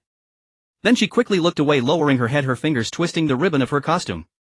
There was no polite nod as usual, nor the radiant glow that had made his heart race last night. Lu Xiaoli, standing nearby, also glanced over, her eyes again raining daggers. Su Yan immediately lowered his head. I can't cause her any more trouble. Suppressing the chaotic thoughts, he forced himself to focus on work. As he organized the equipment cables beside him, several colleagues from the photography team who had grown familiar with him gathered around with grins. You're a dark horse, Su Yan. No wonder the fairy sister spoke up for you. That shot yesterday, I couldn't learn it even in 10 years. Man, you've really made a name for yourself now. Don't forget us brothers when you're on top. Yanga, could you give us some pointers sometime? The title Yanga made Su Yan pause, realizing he had been promoted to brother status. But instead of pride, a stiff smile crept onto his face. These comments inevitably linked him to the fairy sister, making that guardian even more hostile toward him. The look in her eyes spelled out clearly, stay away from my daughter. Su Yan let out a dry chuckle, brushed off his colleagues with a few vague words, and continued sorting the cables.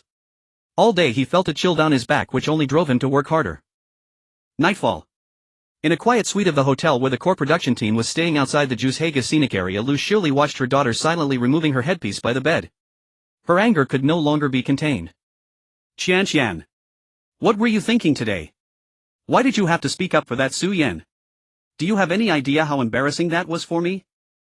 Liu Yifei didn't look up, her voice low, but her words showed no sign of backing down. Mom, Su Yan didn't harass me.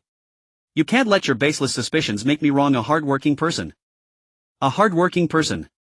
Lu Xiaoli laughed as if she had heard the biggest joke, her voice rising. That's called scheming and ulterior motives. I've been in this circle for years and I've never seen a genius like this.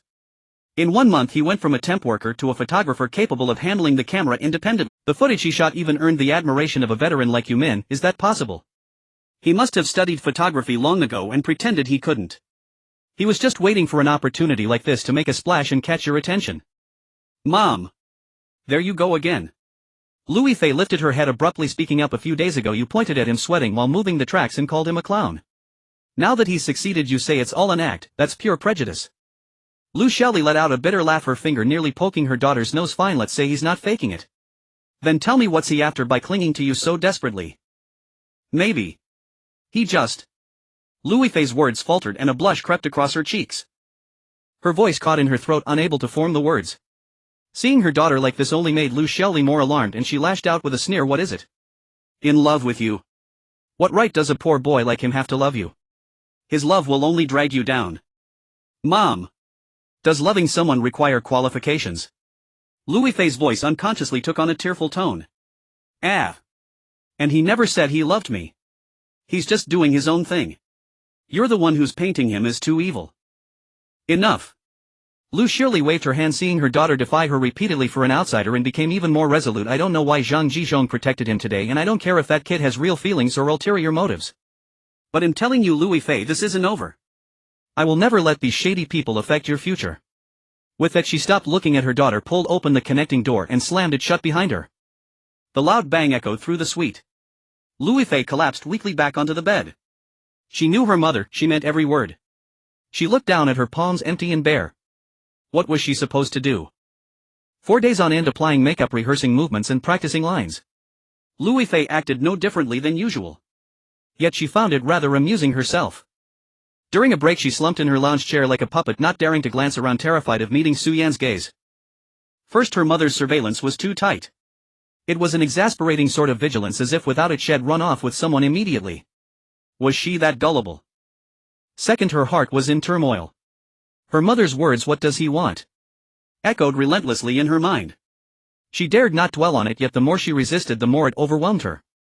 Were Su Yan's constant job changes merely driven by ambition, or did they conceal those unsettling, elusive thoughts that left her flustered and confused? Su Yan himself seemed to sense the strained atmosphere, retreating into the role of a mere photography assistant diligently working. Occasionally he'd lift his head, his gaze sweeping past her without a moment's pause. Liu Yifei breathed a sigh of relief, yet the tension deep within her only tightened.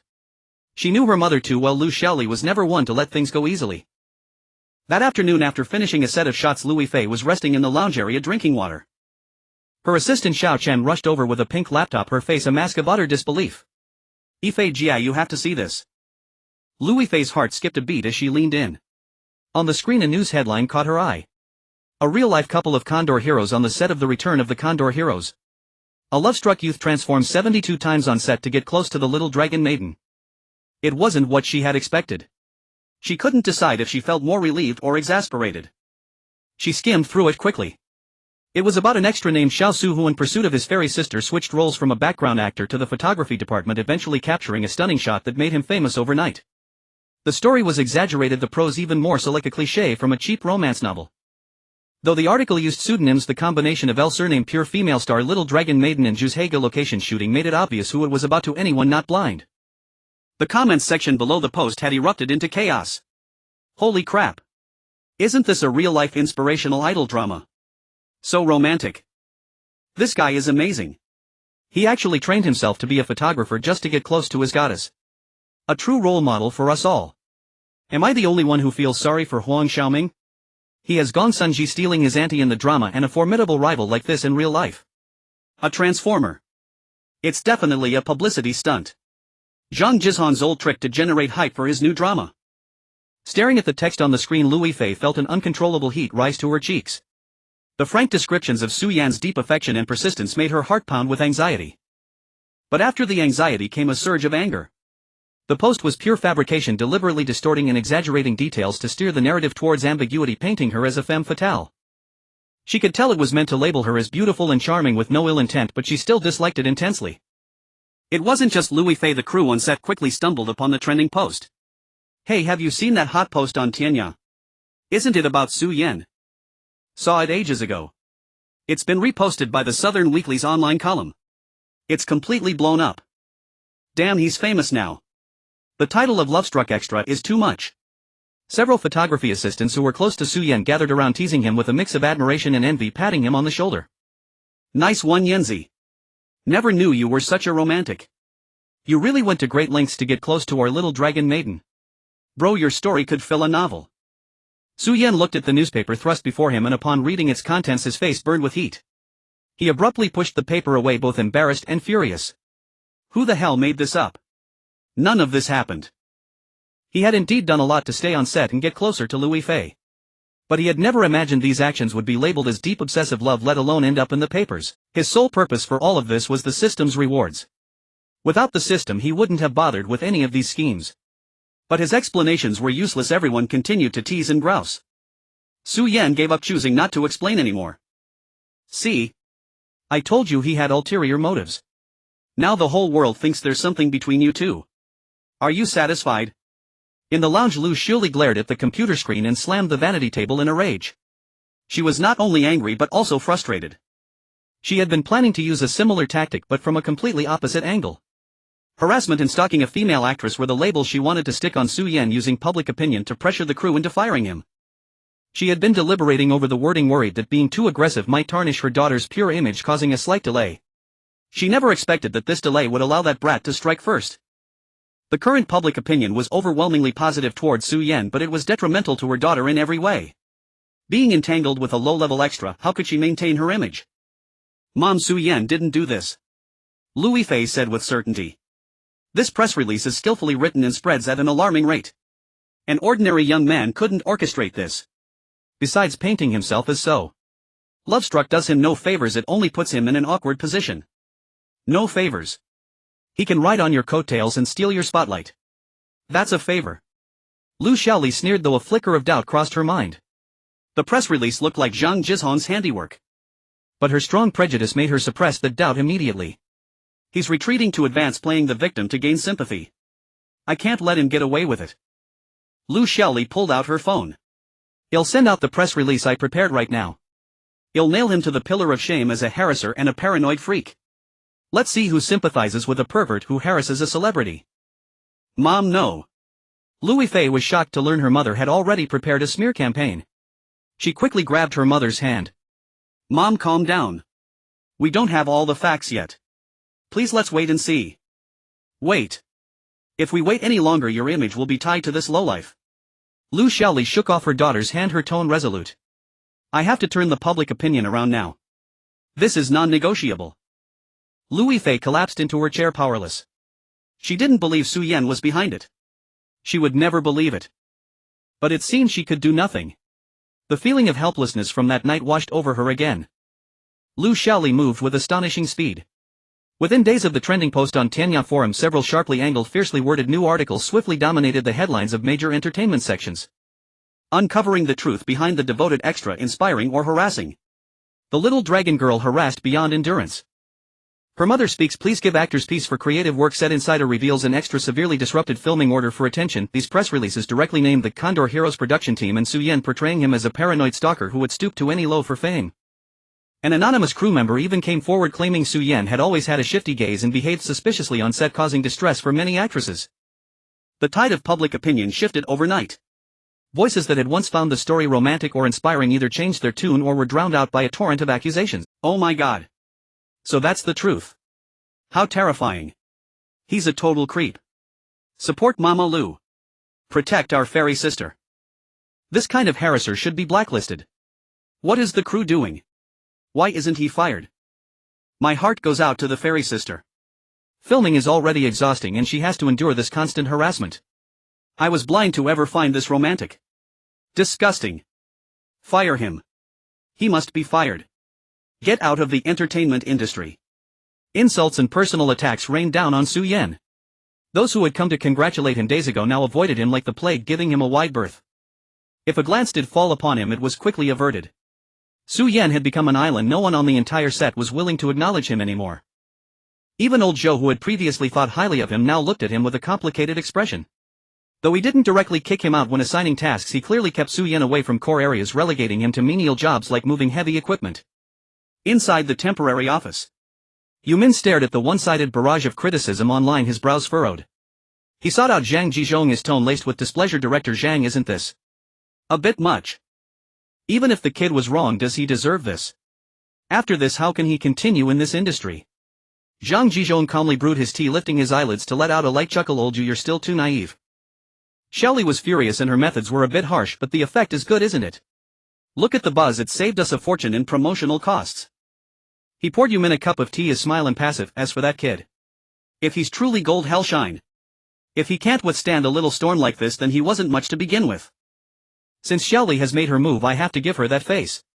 We need not interfere further. Yumin opened his mouth, looked at Zhang Jizhong's self-assured demeanor, and could only let out a heavy sigh. Such was the entertainment industry. In the face of capital and personal connections, no one cared about the future of a minor figure. However, contrary to what the outside world imagined, At this moment Su Yan's heart was surprisingly calm. Harassment. Paranoid. Compared to that nauseating devoted persona, these labels feel much more comfortable. Alone scrolling through the raging online sentiment, Su Yan cracked a grin. He would rather be seen as a stalker with ulterior motives than be roasted on the altar of deep affection. The former implied bad intentions, the latter was both stupid and malicious with a hint of moral blackmail. Look, I worked so hard for you, shouldn't you respond?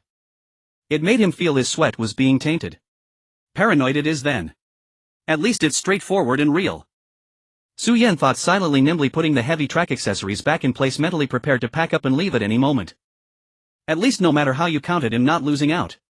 Su Yan called up the system panel, only he could see. Host Su Yan, charisma 69.6, physique 85.25, acting 40.10, lines 24.3, body control 28.5, vocal 12.0, cinematography 62.62, skills single-minded, focus, basic, visual aesthetics intermediate. The person he was now was worlds apart from the one who first joined the set. Even if he was kicked out with this sudden mastery of cinematography and his robust physique, he wouldn't struggle to find new work. Worst case, he could go back to his hometown for re-examination or open a photography studio and live quite comfortably. As for the present, he was of low status and indeed powerless. No one would believe his explanations. He had to endure this slander. But he wasn't about to just walk away. As long as he worked, he earned rewards, and substantial ones at that. Where else could he find such a good gig? As for the strange looks from others, he had never cared. Besides, there was the system. The system would compensate him on their behalf, rewarding him generously. As long as he wasn't fired, he would stay. No one could stop him. Su Yan still arrived at the set punctually every day, and he worked just as nimbly as before. The only change was that he had grown even more silent. He carried heavy equipment in silence, and he walked through the crowd in silence. Even when he occasionally looked up, his gaze never once swept toward Liu Yifei's direction, as if he had isolated himself from the outside world. Liu Yifei observed all of this. This deliberate estrangement weighed more heavily on her heart than his previous approaches had. She wanted several times to find an opportunity to say something to Su Yan, even if it was just a simple "I'm sorry." But her mother, having caught on to this, stuck by her side every day, leaving her no openings. Moreover, the cold indifference written all over Su Yan's face, as clear as a "stranger keep away" sign, rendered all her attempts futile. The crew's filming did not pause for personal emotions, it proceeded methodically. In the blink of an eye, the scene shifted to Pearl Shoal Waterfall for the segment where Little Dragon Maiden pursues Li Macho. The location was chosen after multiple scouting trips by the crew, ensuring it could best reproduce the perilous and secluded descriptions in the original novel. The waterfall cascaded violently from a height. Crashing against the rocks, it splashed up a misty spray, the roar deafening. All departments prepare. Move quickly. Actors in position. Let's aim for a single take. Director Yu Min deliberately used a megaphone today, yet even amplified, his voice was somewhat muffled amidst the waterfall's thunder. Liu Yifei's plain white costume was slightly dampened by the mist, accentuating her ethereal coolness. She stood on the designated rock, her gaze involuntarily drifting toward the figure behind the crowd who was organizing a filter case. It had already been 3 days and producer Zhang had yet to render a verdict, but everyone felt that Su Yan's days with the crew were numbered. Lu Shelley, spotting her daughter's distraction from afar, immediately cupped her hands around her mouth to form a megaphone. "CC. Focus. Mind your footing." Liu Yifei snapped back abruptly, forcing herself to concentrate, and nodded at the director. The Return of the Condor Heroes, Scene 45, Take 1, action. The clapperboard fell and filming commenced. Liu Yifei and Meng Wangmei, who played Li Macho, followed the choreographed blocking, chasing and exchanging blows on the slippery rocks. White robes fluttered, swordlight flashed. Surrounded by the pervasive mist, it looked like an ancient painting come to life. Then, during a move requiring a leap from a high rock to another foothold. The moment Liu Yifei jumped, the moss-covered rock beneath her foot gave a sudden treacherous slip. Ah! A short, sharp cry escaped her. Her body lost balance and she plummeted uncontrollably down toward the rocks below. "Fa! Watch out! Help!" The scene instantly erupted into chaos, a cacophony of shouts, running footsteps, and the waterfall's roar. Huang Xiaoming, not far away, instinctively moved to rush over and save her. But the current was too swift. After Liu Yifei fell into the water, she was swept 4 or 5 meters away in a blink, heading straight for a treacherous area of jagged rocks. At that moment, a figure in blue shot out. It was Su Yan. He had just been tidying the filter case. The instant he saw Liu Yifei fall into the water, only one thought remained in his mind: save her. He was physically strong and a good swimmer, there was no danger to himself. A living, precious life, a beautiful life, could not end like this. Rushing to the pool's edge, he didn't hesitate for a second. He leaped, diving into the swift current that had swept Liu Yifei away. It was November in Juzhegu. The water was bone-chillingly cold. Su Yan's breath caught. But his robust physique, rated at 85, came into play. The moment he hit the water he stabilized himself, his gaze quickly locking onto the white figure bobbing in the rapids ahead. He kicked his legs with force, his arms slicing through the water as he surged toward Liu Yifei. Within a few breaths he had caught up to her, still in the grip of the current. She had clearly swallowed water, her consciousness seemed hazy, her arms flailing chaotically. Her plain white costume soaked through was as heavy as lead, dragging her downward. Su Yan approached from her side and rear, wrapping one arm firmly around her waist while the other struggled to paddle, trying to lift both their heads above the surface. Cough. Cough. Liu Yifei coughed violently, instinctively clutching Su Yan's arm and tugging wildly in all directions. Don't panic, don't fight me, I won't let go of you. Su Yan growled near her ear, his voice dissolving into gurgling bubbles underwater. But whether it was because his arms were strong enough or because Liu Yifei had regained some clarity and realized he was saving her, she actually defied a drowning person's instincts, ceased struggling and entrusted her entire body to him. The danger was far from over. A powerful undercurrent from the side pulled them toward a reef area downstream. A collision would mean injury or death. Su Yan gritted his teeth, veins bulging on his forehead. He poured all his strength into his arms and core, fighting against the current. With every stroke he felt his muscles trembling. The icy pool water continuously drained his body heat, his limbs began to stiffen. Just as they were about to be swept into the jagged rocks, Su Yan spotted a relatively flat boulder and with a mighty heave pushed Liu Yifei up onto it. At that moment a sharp pain exploded in his back. He guessed he had struck a stone at the edge, but he couldn't afford to worry about it then. Using the force of that collision he first pushed Liu Yifei onto the boulder, then swimming with all his might clambered up himself. Quick! Rope! Pass a bamboo pole! Doctor! Where's the doctor? By the pool, amidst the chaotic shouts, rescuers finally arrived, extending several ropes and long bamboo poles. Ignoring the searing pain in his back, Su Yan pushed the now semi-conscious Liu Yifei toward the rescuers.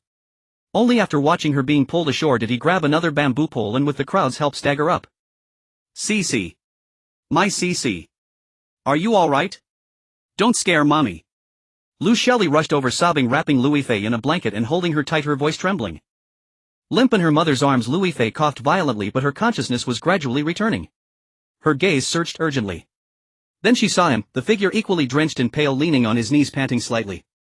His blue work clothes clung tightly to him, outlining his upright silhouette. Water droplets rolled from his black hair. The moment she looked over, Su Yan happened to raise his head. The terror of surviving a brush with death, the gratitude of being rescued, and all the complex emotions of the past surged up within her at once. Tears flowed uncontrollably, mingling with the pool water on her face, sliding down silently. Su Yan was startled for a moment, then he turned to her, pulling the corners of his mouth into a tired yet still clean smile. It seemed to say it's okay. At that moment all the surrounding noise, even Lu Shaoli's scrutinizing gaze, vanished. In the world there were only the two of them, drenched by the cold pool and their gazes meeting in silent communion. A series of system prompts flashed through his mind. That was the sound of a bountiful harvest, and Su Yan beamed with joy. A clear yet slightly melancholic melody flowed through his mind, accompanied by several lines of lyrics. If you are the fireworks on the sea, I am the foam of the waves. In a certain moment your light illuminated me. If you are the distant galaxy dazzling enough to bring tears, I can follow behind you like a shadow chasing the light in a dream. These lyrics and melody made his heart ache. At first he merely intended to take a look, nothing more. Unexpectedly gaining a system, he did many things he had never considered before. The core motivation was undoubtedly for self-improvement, yet as he approached Liu Yifei the genuine joy and anticipation were feelings he could not deny. He felt as if he were the foam of the waves, the shadow chasing the light in a dream. Soon medical staff arrived to take Liu Yifei and him for an examination. He had some bruises and abrasions on his back which were simply bandaged. Liu Yifei, frightened, had also swallowed a significant amount of water and needed to rest and be observed. Due to the incident, the filming that day could only be interrupted. The negative public opinion about Su Yan seemed to have flipped overnight. Although some scattered sarcasm could still be seen in several major gossip forums and posts, the malicious exposé threads were either deleted or their heat suppressed. With yesterday's news of him saving someone, positive voices began to emerge online. It was evident that someone was guiding the public opinion from behind. The next day Su Yan's treatment on set was drastically different. Brother Yan, good morning. Su Yan, is your body alright? Thanks to you yesterday. Shall Su come over and sit down for a moment? As soon as Su Yan arrived at the filming site, his colleagues enthusiastically gathered to greet him. Old Wang from the crew even personally brought him a cup of hot tea. Even Lu Shaoli's gaze towards him became much more complex. Although still scrutinizing, at least the obvious hostility was gone. The gratitude for saving a life was too heavy. Even if Lu Shaoli looked down on him, in her heart she had to acknowledge this kindness. It was impossible for her to continue suppressing him for the time being. Otherwise, if word got out, she would be labeled as a white-eyed wolf or biting the hand that fed her. The spittle of public opinion could drown her. Everything seemed to be moving in a positive direction.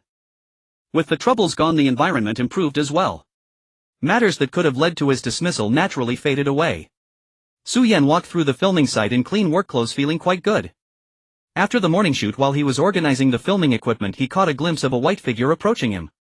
It was Liu Yifei. She was not accompanied by Liu Xiuli or an assistant, but was alone, walking toward him with hesitant steps, stopping a few paces away. Yesterday. Her voice was soft, her gaze fixed near his shoulder, not meeting his eyes. Thank you, really, I will remember this forever.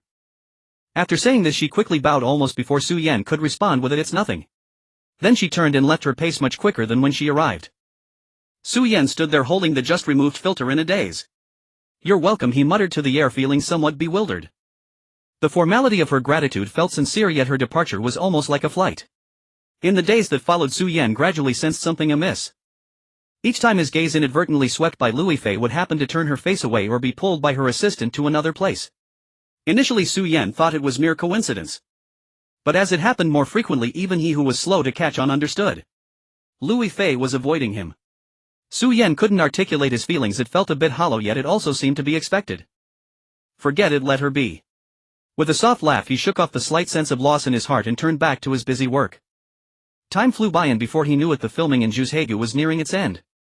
Regarding Su Yan's future, Zhang Jizhong made a decision with a single statement: this kid has some potential. Isn't the photography team short on people? Let him continue to tag along. Su Yan was eager to learn more, so he certainly wouldn't refuse. The film crew, like a large tribe, migrated from the mountains and waters of Juzhegu to the majestic peaks of Yendang Mountain, finally settling in the ancient architecture of Xiangshan film and television. Inside and outside the camera, the grandeur of the landscape and the warmth of human life alternated in performance. Su Yan followed the photography team, busy to the point of almost flying. He greedily absorbed every piece of knowledge about the crew, especially regarding photography. The initial obsession, ignited by chasing light, gradually settled in the daily professional work, transforming into a genuine interest in the film and television industry. However, due to the presence of the system, Su Yan would still devote extra effort to scenes involving Liu Yifei. This de facto favoritism became evidence of his unwavering affection in the eyes of others. It's been over 3 months following from Juzhegu to Xiangshan. This kid is truly infatuated. Isn't that right? As long as it's teacher Liu's scenes, you can see his enthusiasm. He moves equipment faster than anyone else. Ah, what a pity. Ever since the last rescue, the fairy sister has been keeping her distance from him. You can't blame the fairy sister, the gap in their identities is just too great. Su Yan felt as if his ears were about to develop calluses. Even Huang Xiaoming, who had a good reputation in the crew but rarely opened up, sincerely came to advise him. Su Yan only smiled each time, not offering any explanations. He couldn't tell others about the existence of the system. Moreover, he himself couldn't distinguish whether this care still held the warmth of that initial excitement. On February 8, 2005, the eve of the Chinese New Year, the film crew was still shooting during the day. They wrapped up early in the afternoon, leaving a few hours for everyone to enjoy a reunion dinner and make phone calls. The dormitory area was filled with dialects from all over the country, far more lively than usual. It wasn't until 8 or 9 in the evening, when the Spring Festival Gala began, that the crowd of people making calls gradually dispersed. Seeing fewer people outside, Su Yan finally left the dormitory building. He wandered alone to a quiet corner of the film set and dialed his family's phone number. As soon as the call connected, his voice rose with deliberate bravado. Hey mom. Happy New Year. Xiao Yan. Oh. How are you doing over there? Have you had your reunion dinner yet? His mother's voice burst through the receiver, urgent and warm. I'm doing great, he chuckled. The crew's reunion dinner was pretty good, they even added chicken legs today. His father's voice cut in even louder. Have you been staying out of trouble? Filming with big stars, don't be clumsy and offend anyone. How could I? Your son is now an official camera assistant, and the director even praised me for being sharp. When I become a big star one day, I'll bring you both to the city to enjoy the good life. Su Yan spun a web of tall tales into the phone as if they were true. You and your boasting. Just come back and retake your exams, that's the real deal. His father saw through him and scolded with a laugh. Go back. Why? My career is just taking off. Before he could finish, Su Yan caught a glimpse of Liu Yifei standing not far away, her arrival unknown to him. She was wrapped in a long white down jacket, her face framed by a ring of fur on the hood, and she was watching him with an unreadable expression. Su Yan immediately fell silent, a trace of embarrassment creeping onto his face. Those nonsense words about boundless prospects and big star had surely been overheard. Dad, Mom, something's come up, I've got to go. Happy New Year. He quickly hung up, nodded toward Liu Yifei and turned to leave. On this New Year's Eve, being alone with her was hardly a pleasant prospect for him. Liu Yifei called out softly, stopping him. He paused, turning back in surprise. Liu Yifei took a couple of steps forward, snowflake settling on the hood and shoulders of her down jacket. Under the dim glow of the street lamp, her eyes seemed slightly dazed. Taking a gentle breath, she asked softly, "If you're free, want to take a walk together?" Liu furrowed his brow. Since the incident at the cold pool, the two had barely had any personal interaction. She avoided him and he intentionally kept his distance. This sudden invitation took him by surprise, even stirring an instinctive resistance. He didn't want to fall back into that cycle of having his emotions stirred by a single look or word from her only to be quickly cast aside. Liu remained silent, not answering immediately. Liu Yifei's eyes dimmed, but she didn't leave, stubbornly standing her ground.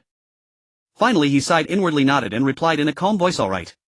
At this hour most of the film set was shrouded in darkness. Only a few scattered street lamps cast faint halos of yellow light in the cold wind. Fine snowflakes drifted silently down, laying a thin blanket on the ground. Liu and Liu Yifei walked side by side on the empty cobblestone path, their footsteps on the snow crisp in the stillness. They were half a person's distance apart, yet it felt as vast as a chasm. A suffocating silence stretched between them. Liu kept his hands in his jacket pockets, unconsciously rubbing the cold shell of his phone. He felt utterly uncomfortable, as if being slowly roasted over a low flame.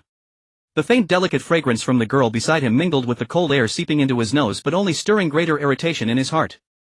Several times he wanted to speak and break the awkwardness, to say something even meaningless, trivia like, "Have you had your reunion dinner?" But catching a glimpse of her slightly chilly profile from the corner of his eye, he swallowed every word. Just as he was about to find an excuse to end this inexplicable walk, Liu Yifei stopped beside him, turned her head to look at him and spoke in a voice so soft it seemed afraid to disturb the night's tranquility. Liu. But her words had barely begun. From behind a rockery ahead came the lecherous chuckles of two male voices. "Tomorrow's scene is a once-in-a-lifetime opportunity. Haha, no kidding.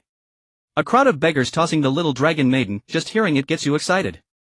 When there's a crowd, it'll be chaotic. Well, blend in and heck up a feel, soak up some immortal aura, could notice. Right. That fairy sister's skin, her aura. Just thinking about it, anyway, there's safety in numbers. She can't possibly pick us out one by one, can she? Deal then. You take the left, you'll take the right." Liu's steps halted abruptly, blood rushing to his head as his fists clenched. He looked at Liu Yifei beside him. Her face had turned deathly pale, her lips trembling slightly. Those clear eyes were filled with disbelief, shock and indignation, and she moved to charge forward. "Don't go!" Liu grabbed her wrist, lowering his voice. Liu Yifei turned to him, a look of confusion on her face. Liu's mind raced as he spoke quickly. "What can you do by going now? They haven't actually done anything yet. At best you'd get them kicked off the set. But if this blows up and the news spreads, Liu Yifei sexually harassed by extras during filming, some unscrupulous media might even drop the word attempted, it would only damage your reputation." Liu Yifei didn't respond, but her eyes quickly reddened. Seeing her like this, Liu's anger inexplicably burned hotter, but he knew he had to stay calm. He released her hand and said in a low voice, "Leave it to me. Don't show yourself. Trust me, I can handle it." Perhaps it was his usual reliability that convinced her. Liu Yifei bit her lower lip and nodded gently. Liu breathed a sigh of relief, uncertain whether it was because she had calmed down or because this awkward walk could finally end. Liu escorted Liu Yifei back to the dormitory area, watched her safely into the stairwell, then turned around and strode purposefully toward Director Yu Min's room. Change the scene. Staring at Liu, who had sought him out late at night, and noting his grave expression, Yu Min was somewhat taken aback. "For tomorrow's scene where the beggars toss little dragon maiden among themselves, Director Yu, I believe there's room for optimization in both artistic presentation and character portrayal." Liu cut straight to the point. The original tossing and catching method not only fails to showcase little dragon maiden's ethereal lightness but also risks undermining the aesthetic of her cool, detached persona. He grabbed a pen and paper and, with the aid of his photography attribute now at 95 points and the lens aesthetics intermediate skill, quickly sketched out a brand new storyboard. "Director, you consider this? We could have little dragon maiden gracefully descend from a height with the beggar sect disciples raising their arms or bamboo poles. But instead of being caught and thrown, she lightly steps on their raised arms or poles like a dragonfly skimming the water's surface. We could use a slow-motion close-up to capture the moment her immaculate soul almost touches the arm below, complemented by her flowing white robes and aloof expression. This would convey the crowd's reverent admiration, wanting to touch yet fearing to defile, while highlighting the character's otherworldly grace as if treading on waves with lotus-scented steps." Liu spoke with calm clarity, each storyboard point directly addressing the core of visual beauty and character portrayal. Yu Min stared at the sketch, his initial surprise gradually turning into admiration. "Kid, you've got it. This change preserves the celebratory feel of the crowd surrounding her without diminishing little dragon maiden's ethereal quality. Liu, your progress is truly astounding." His gaze at Su Yan was filled with appreciation and a hint of regret. After a moment's hesitation, Yumin gestured for Su Yan to sit down and said, "Su Yan, your hard work and your feelings for Yifei, I've seen it all these past few months." Su Yan's body stiffened, slightly unsure how to respond. Yumin sighed and continued, "But some gaps can't be bridged in a short time by hard work and talent alone. To be honest, you're a photography assistant now. Even with your talent, even if you become a cinematographer or director of photography, the ceiling in this field is right there. To rely on that identity to achieve your goal. Difficult, too difficult. Unless you transition to directing, but that's not something you can just decide to do. Look at director Zhang Yimou, a Beijing Film Academy graduate, a top-tier cinematographer who reached the pinnacle of his field, winning countless awards. Yet when he wanted to become a director, it was still incredibly hard. He needed opportunities, mentors, and time to build his credentials. Fixing his gaze on the thoughtful Su Yan, Yumin made an unexpected proposal. Now there's a potentially faster path: become an actor. An actor. Su Yan was stunned. Yes. Yumin nodded. Acting is tough too, with fierce competition, but at least miracles are possible. A striking face, a standout role, you could shoot to fame overnight. The Condor shooting is almost over. I have a friend named Liu Yunlong who's shooting a spy drama called The Plot. It has a unique style divided into 3 units with deep historical context and character development, an excellent place to hone your craft. I recommended you to Yunlong and he's agreed to let you audition. There's a decent supporting role in the Catching the Wind unit. The lines are few, but for a newcomer like you it's a great stepping stone. It'll also help you settle down and truly understand what real performance means. Tapping his fingers lightly on the table, Yumin outlined a clear path. My idea is for you to join the plot crew first and really nail this role. The production cycle won't be long, and after filming wraps you'll have time to reflect. You can use that time to systematically study acting and review your gains and losses on the plot set. Pausing, he laid out a more ambitious, tempting plan. By year's end, Tangren Media has a major production, The Young Warriors of the Yang Clan.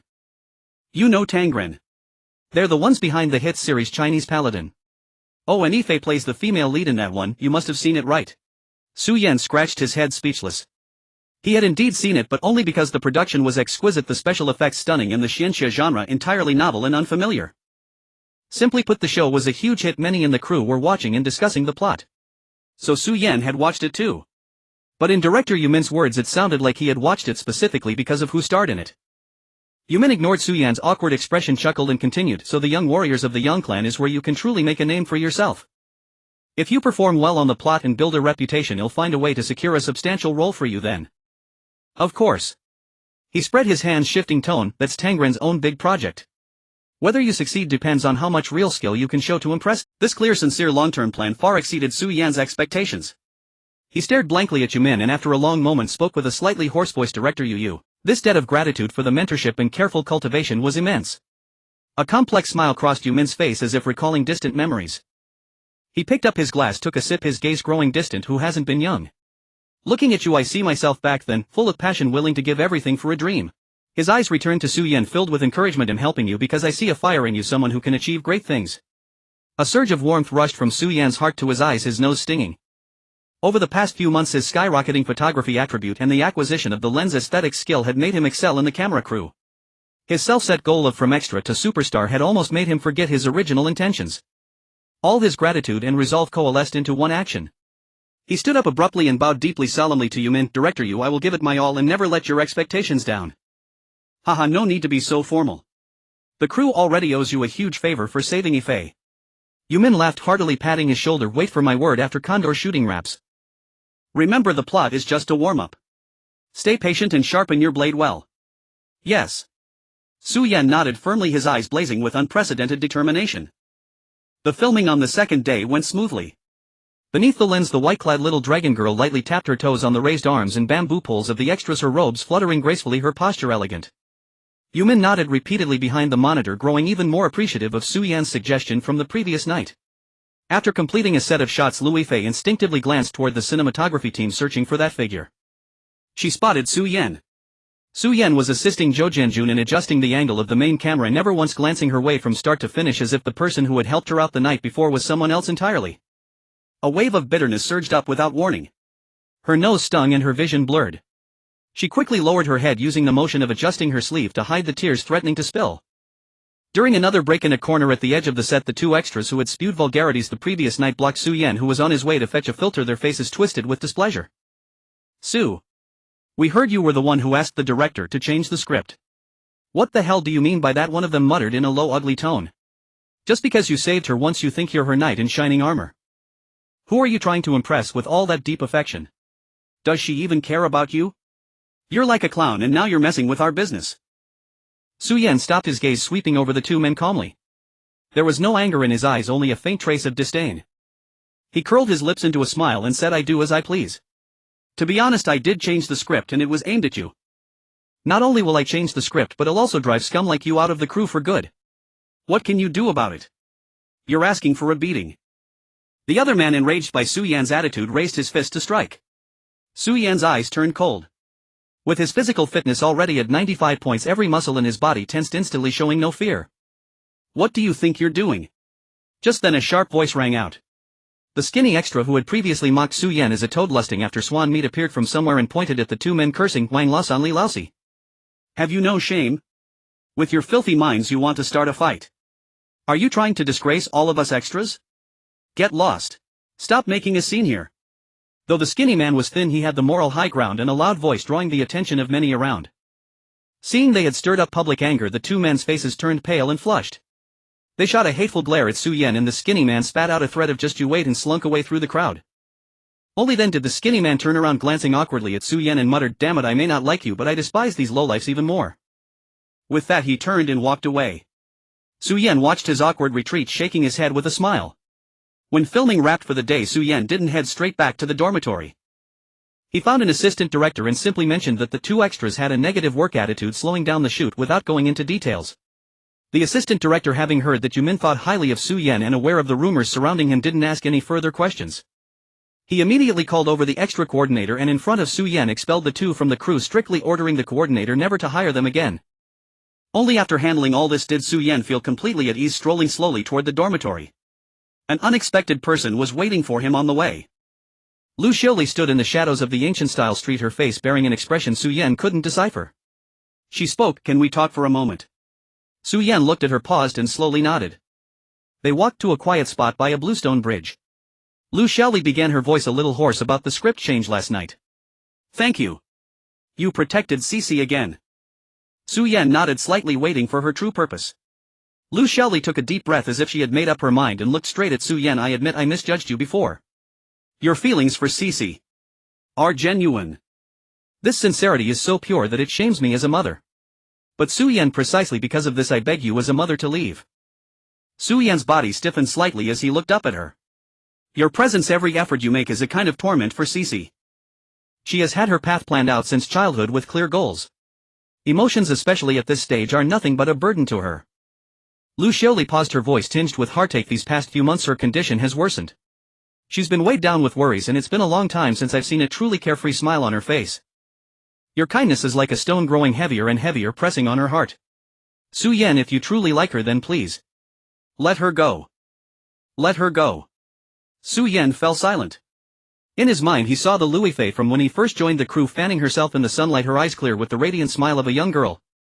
And now the one who grew quieter on set with a perpetual worry in her eyes. Indeed, it had been a long time since she had laughed with true joy. He should have realized this sooner. But the progress he felt every day had intoxicated him, and he had subconsciously overlooked it. Now that it had been pointed out, he immediately felt the urge to withdraw. Seeing his hesitation, Lu Xiaoli continued, I have a spot for a male third lead in a well-invested TV drama as compensation. No need. Su Yan raised his hand to cut her off, his face calm. Auntie Lu, I understand your meaning. I'll leave. Lu Xiaoli was clearly taken aback by how readily Su Yan agreed without even asking for any compensation. She stood frozen for a moment, her eyes filled with even more complex emotions, which finally condensed into a single phrase, Thank you. Thank you, Su Yan. Su Yan shook his head, said nothing more, and turned to walk into the deepening night. A man of decisive action, once he decided to leave, he didn't linger. The next day he invited Zhao Gang, Zhou Jianjun, Yumin and a few other colleagues who had shown him kindness at work for a simple meal, thanking them for their guidance. During the meal, though they expressed some regret, they also wished him well in his new direction. Yumin thought it was a good idea to get familiar with a new crew early. After the meal, Su Yan packed his simple belongings and quietly left Xiangshan Film and Television City just as he had arrived. His journey of chasing the light had for now wrapped up ahead of schedule. Su Yan left without making much of a splash on the busy film set. For someone like him, a minor character, it was perfectly normal to come and go like a gust of wind. On the third day they were about to shoot a large scene with multiple camera angles. The photography team needed to move a heavy piece of equipment to a higher spot to create the best overhead perspective. Zhou Jianjun habitually shouted Su Yan. "Come help with." His words suddenly halted as he turned to stare at the empty spot that had once belonged to Su Yan, only then realizing that the kid had left the crew a few days ago. Zhou Jianjun smacked his lips in disappointment and shook his head, calling over another assistant. "Xiao Chen, you come. That kid Su Yan was adamant about not staying longer. We'll have to rely on you from now on." Xiao Chen wore a look of distress. Zhou Jianjun continued to chatter on, and while Xiao Chen might not have been fully listening, Liu Yifei heard every word clearly. "So he has left." Liu Yifei's fingers tightened around her thermos. She truly hadn't bumped into him these past few days. The photography team, the lighting crew. Anywhere her gaze could sweep, she saw no sign of him. She wondered if he had caught a cold or returned home to visit family, especially with the new year approaching. She pursed her lips and glanced again in the direction of the photography team, lowering her head. In the following shoot it was evident that Liu Yifei was not in the right state of mind. She flubbed her lines, stumbled in her movements, even a simple turn in gaze resulted in multiple NGs. Cut. Qian. Did you lose your soul or something? Your eyes should be looking up, not shrinking in. Director Yu Min's voice was laced with impatience. Sorry, Director, Liu Yifei quietly apologized, pressing her palm hard. It was futile. Her gaze uncontrollably drifted towards the photography team. He had left without a word just as suddenly as he had appeared in her life. A profound sense of grievance mixed with bitterness flooded her being. She recalled the moment by the cold pool when he leaped in without hesitation, remembered the tired yet fiercely bright eyes he had when he handed her the notebook, and the light in his eyes when he captured that moonlit shot for her. Why couldn't he even say goodbye? This thought spiraled in her mind, becoming increasingly inescapable. Finally, after nearly stepping off the constructed steps due to distraction, Yu Min could no longer hold back and directly called for a break. "Everyone take a half-hour break. Yifei, come here for a moment." Liu Yifei in a daze walked down from the set. She didn't hear a word of Director Yu Min's question, heading straight towards her mother's restroom. Her steps quickened, eventually breaking into a jog. Bang! She pushed open the door to the restroom. With the filming of The Legend of the Condor Heroes nearing its end, Lu Xiuli was organizing the upcoming schedule. Startled by the noise, she looked up to see her daughter's pale face and red-rimmed eyes. "Qian Yu. Was it you?" Liu Yifei's voice trembled, distinctly cutting her off, her eyes filled with tears. "Did you drive him away?" Su Yan. The last two words were almost a shout. A buildup of grievances and emotions that had been bottled up for months erupted in that moment. Lu Xiuli looked at her daughter's unprecedented display of emotion, her brows furrowing tightly. She quickly closed the restroom door, lowering her voice. "Keep your voice down. I did not drive him away. He left on his own." "I don't believe you." Liu Yifei's tears flowed freely. "How could he leave on his own? He worked so hard to stay. It must be you. You forced him." "I've done what you said. I've been avoiding him, distancing myself from him. I didn't even dare to look at him. What more do you want me to do? People may have distanced themselves, but what about feelings?" She took a step forward, angrily stating, "Whose name do you call out in your dreams at night? Do you think I haven't heard?" Liu Yifei's face flushed red like a cat whose tail had been stepped on. She sharply denied it. "You're talking nonsense." "I didn't." Seeing her daughter's thoughts laid bare, Lu Xiuli no longer held back. "You know the truth in your heart. In any case, you both need to cool things down. This was a mistake. You know that. A mistake." Liu Yifei staggered back a step, her tears falling even more fiercely. In a daze, her memory was pulled back to that night by the cold pool when she had been frightened and developed a low fever. Her mother sat by her bedside, looking at her with a tenderness devoid of any impurities, much like when she was very small. In that atmosphere, the mother and daughter rarely had a heart-to-heart talk. Removing all guards and the mask of an agent, Lu Xiuli gently stroked Liu Yifei's hair, her voice so tender it could almost drip water. "Qian, tell Mom the truth. Do you like that Su Yan?" In that moment her cheeks burned with heat. The denial was on the tip of her tongue, yet she couldn't bring herself to say it. Lu Xiuli understood everything. She sighed, her breath heavy with a resigned "just as I thought. Mom knows he saved you, treats you well, is talented and good-looking. Such a boy is easily capable of stirring a girl's heart." Her tone remained gentle, but as she turned the topic it took a sharp turn. "But Qian, you are not from the same world. This is a mistake." She watched as her eyes darkened, methodically laying out the reasoning. "You are a shining star with fans, public opinion and capital behind you. So many eyes are watching you. Every step you take cannot go wrong. Even if you don't think for yourself, what about Su Yan?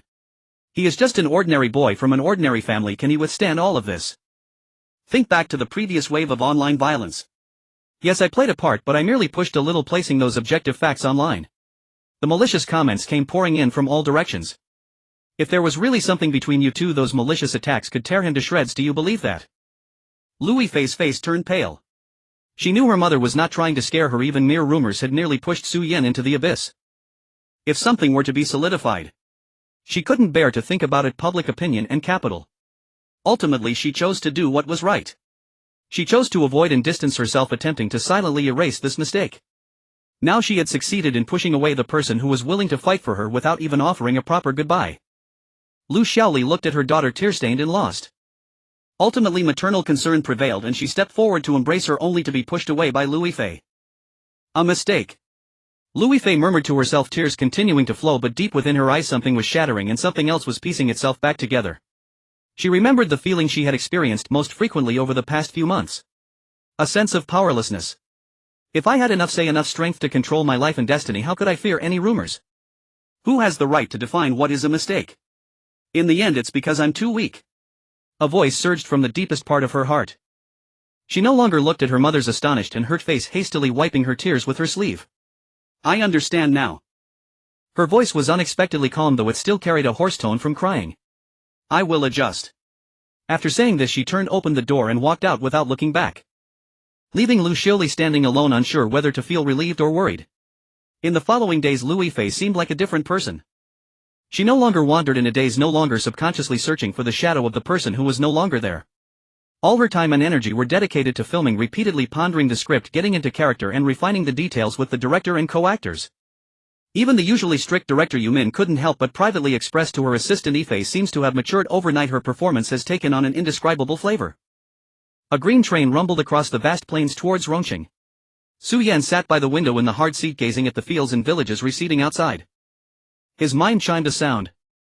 A dignified departure, aiding the goddess Liu Yifei in her crucial transformation and growth. Emotional value extremely high. Rebirth after shattering the current situation. System evaluation, a thorough and refreshing growth. Special reward, complete script information for when I rush to you. Note 1, this script has level reputation and a level viewing potential. Note 2, whether the potential can be realized depends on the actual production process. Is leaving rewarded? After a long while, Su Yan gently exhaled and looked at his attribute panel. Host Su Yan, charm 7916, moderately handsome, physical fitness 9535 at the level of an extreme athlete, temporary limit, acting skill 4919, lines 3110, physique 4320, vocal music 153, photography 9595, master of light and shadow, proficient in various photography equipment, concepts and compositions, temporary limit, skills, focused mind, intermediate aesthetic sense of the lens, intermediate crisis anticipation, intermediate cash earnings 13000 yuan, special items. Song chasing light script. When I rush to you, looking at this splendid attribute panel and reward, Su Yan was filled with ambition. With this level, shouting, laughing at the sky as I walk out, we are certainly not common people would not be an exaggeration. Extra stuntman, crew, photography assistant.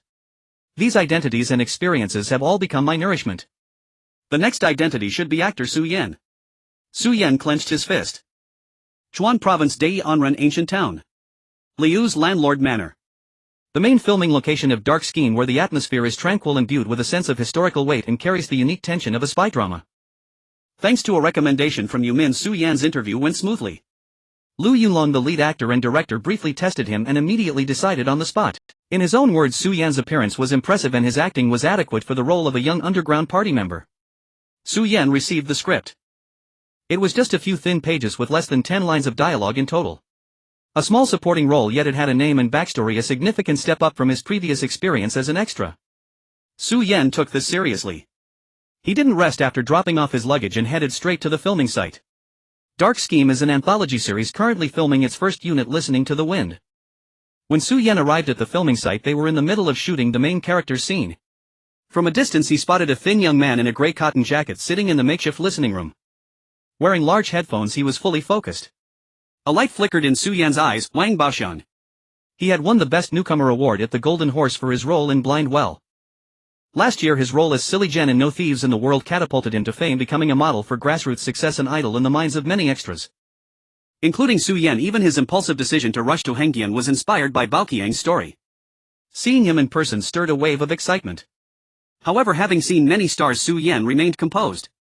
He stood on the periphery quietly watching Bao Qiang's performance. Bao Qiang's character A Bing is a blind genius.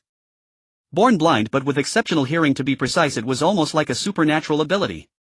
Just by listening to the heartbeat, he could tell if a female dog was pregnant. As for how Bao Qiang portrayed him, one word sums it up: real, particularly real. His eyes devoid of focus stared ahead as the scene progressed to capturing radio wave intelligence, his ears twitching slightly. The unique body language of a blind person, A Bing's gift and innocence were brought to life. On the way here, Su Yan had heard the assistant director mention it. Originally, Baoqiang's ears did not move. To portray this character well, he practiced for a whole month and specifically spent 3 months experiencing life in a school for the blind, all to replicate the demeanor of a blind person as closely as possible. After finishing a scene, the director called out with satisfaction, "Great Baoqiang, your part for today is done." Wang Baoqiang immediately detached himself from the character. With a signature honest smile, he bowed repeatedly to the staff, saying, "Thank you, director, thank you everyone." As he turned, he happened to lock eyes with Su Yan, who was standing not far away. Wang Baoqiang sized him up and walked over, asking in a strong Jilin accent, "Are you the new actor? Which role are you playing?" Su Yan didn't expect Wang Baoqiang to initiate a conversation. He was momentarily stunned and replied, "Hello, teacher Baoqiang. I'm Su Yan, playing the role of Yang in the Catching the Wind segment." Just call me Baoqiang." Wang Baoqiang waved his hand casually. "I can sense a familiar vibe from you. Have you done extra work before?" "Yes, I spent some time in Hengdian and then joined the Divine Eagle crew." Su Yan nodded. Wang Baoqiang became noticeably more enthusiastic and started chatting with Su Yan. As they talked, Wang Baoqiang suddenly slapped his thigh and exclaimed, "Oh, I remember now. You're the one who changed 7 or 8 jobs in the crew to chase after the fairy sister and ended up as a photography assistant saving someone." "Su Yan. Is that you?"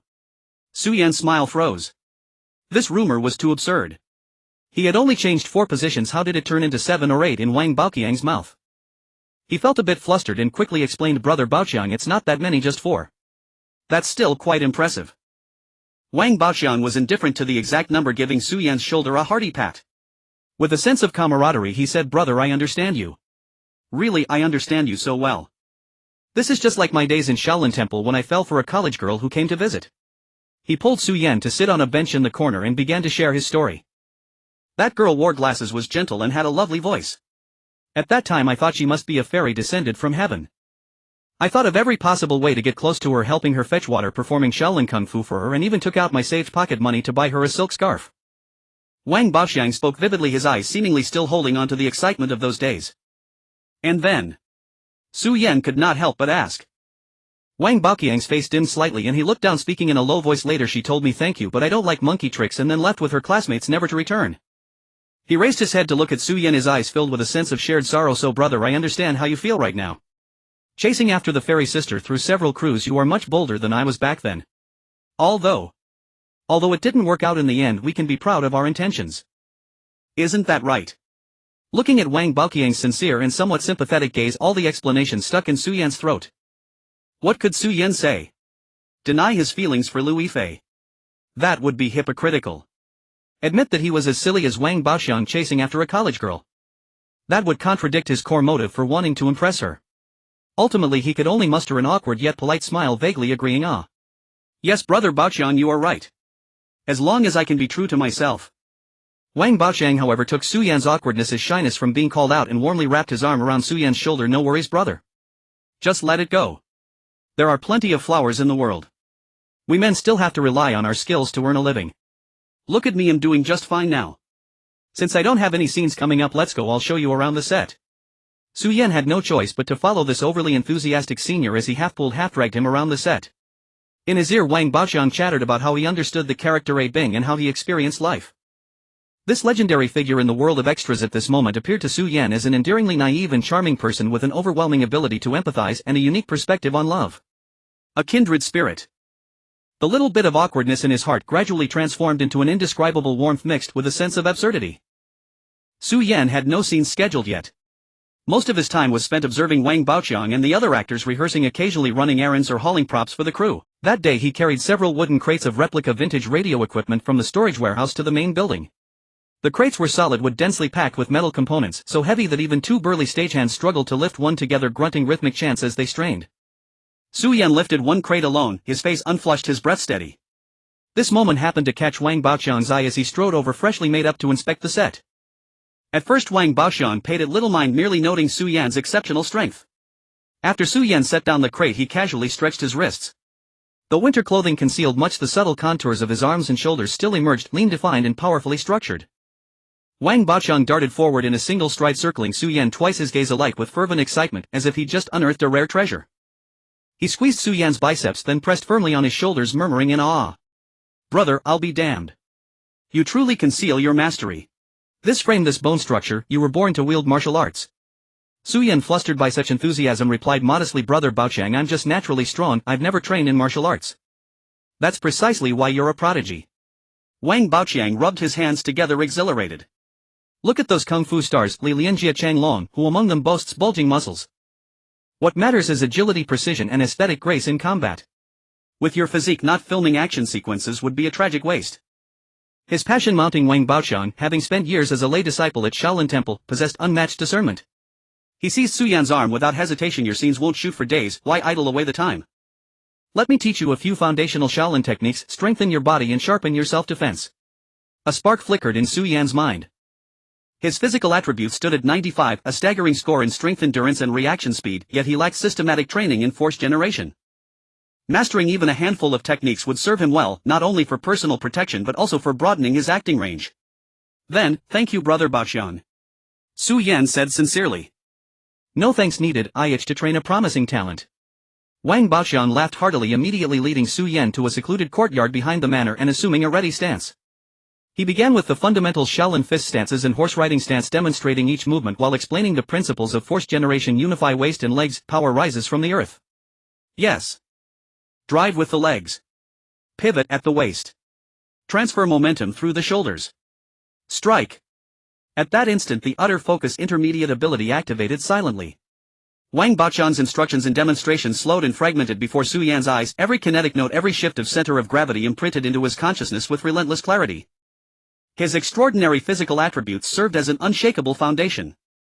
Su Yan mimicked Wang Baoqiang's movements, initially awkward, but after minor adjustments his horse stance became immovable and his punches erupted with seamless torque from waist to hips, generating a crisp sharp crack as his fist cleaved the air. Good heavens! Your learning speed, it's downright terrifying. Wang Baoqiang gaped. He'd instructed countless students, even seasoned ones required relentless repetition to internalize proper force application. Yet Su Yan grasped concepts, instantly replicated forms with startling fidelity and delivered strikes brimming with raw power, an unprecedented phenomenon in Wang Baoqiang's experience. Again. Try the Black Tiger Snatches heart technique, mind the coordination between footwork and fist. Refusing to yield, Wang Baoqiang taught several fluid-connected sequences. Su Yan watched each sequence only a few times, pondered briefly, and executed passively. Though his execution lacked the finesse of Wang Baoqiang's mastery, the sheer ferocity and visceral power embedded in every motion left even Wang Baoqiang inwardly stunned. One taught with infectious zeal, the other learned at astonishing velocity. Their sparring filled the courtyard with whistling wind and rhythmic impact. Just then Director Liu Yunlong and several key crew members strolling after lunch passed by. Drawn by the commotion, they paused to watch. Wang Baoqiang moved with lithe precision, his technique polished, his foundation unmistakably deep. Opposite him Su Yan's forms appeared somewhat crude, but each motion radiated palpable power and his evasive maneuvers carried an indescribable aura of commanding presence. Ha! This young man, impressive, muttered an assistant director, barely containing his astonishment. Liu Yunlong stood with arms crossed, utterly absorbed, his eyes gleaming with quiet admiration. He was directing a spy thriller originally devoid of action scenes, but Su Yan's physique and explosive power were simply too compelling to ignore. Yumin truly recommended a diamond in the rough. Liu Yunlong murmured to the production manager beside him, we should expand the action elements for Xiao Maju in the Catching the Wind arc. On the training ground, Wang Baoqiang leapt back, concluding his sequence. Observing Su Yan, breathing evenly, sweat only faintly glistening on his brow, he raised a thumb high. Brother, you're incredible. I've trained for decades, and never met anyone like you. Had you started earlier, I'd be obsolete by now. Su Yan felt a profound sense of ease ripple through his limbs, his heart swelled with quiet joy. He smiled and offered a respectful fist salute, all thanks to Brother Baoqiang's guidance. Wang Baoqiang chuckled warmly, slinging an arm around Su Yan's shoulders. Come on. Let me treat you to soda. We'll train daily, I want to see how far you'll go. Fueled by utter focus and human limit physicality, Su Yan's martial progress defied belief. Within just over 10 days he had mastered Wang Baoqiang's foundational Shaolin techniques in several complete forms, grasping 70 to 80% of their force generation principles. The most tangible change appeared on his attribute panel. His physique score surged from 43 upon joining the crew to 61. Baoqiang's final scene came quickly. Su Yan had already been filming Listen to the Wind for a while before joining the cast. On the night of Baoqiang's rap, he dragged Su Yan to a small tavern in the ancient town for a drink. Wang Baoqiang wasn't much of a drinker, but he handled his liquor well. When drunk, besides proclaiming with Chinibyu fervor that he would surely become a big star in the future and repeatedly asking Su Yan if he believed it, he didn't do anything else too outrageous. The next morning at the train station, Looking at Su Yan, who had come to see him off, Wang Baoqiang's expression was a bit awkward, clearly remembering how he had acted the night before when drunk. Su Yan found it amusing. He stepped forward and patted Baoqiang on the shoulder, saying casually, "Hey, it's no big deal." Who hasn't gotten drunk and boasted? Baoqiang, you handled your liquor pretty well. Wang Baoqiang scratched the back of his head and let out a couple of dry chuckles. Unexpectedly Su Yan changed the subject, but Baoqiang, don't keep asking me. I believe you, I really do. With your acting skills and your look, you're definitely going to be an international superstar, the kind who can punch Hollywood and kick Bollywood. Get out of here. Wang Baoqiang laughed and cursed, and the awkwardness vanished. He gave Su Yan a hard punch on the chest. "I found you out, kid. You look honest and loyal, but you're full of mischief. Making fun of your big bro again. Just wait until your big bro really becomes an international star. The first thing he'll do is find you to play opposite me so you can see what real acting is. Then he'll be waiting." When that day comes, Baoqiang, don't think he'll hold you back, Su Yan said with a warm smile. Baoqiang was truly a great senior and a good bro. A voice over the loudspeaker urged passengers to board. Wang Baoqiang put away his joking expression and looked at Su Yan seriously. "Brother him off. It's not easy for us extras to make a name for ourselves. Work hard, I believe in you. Let's work together again if there's a chance in the next project. Baoqiang, have a safe journey."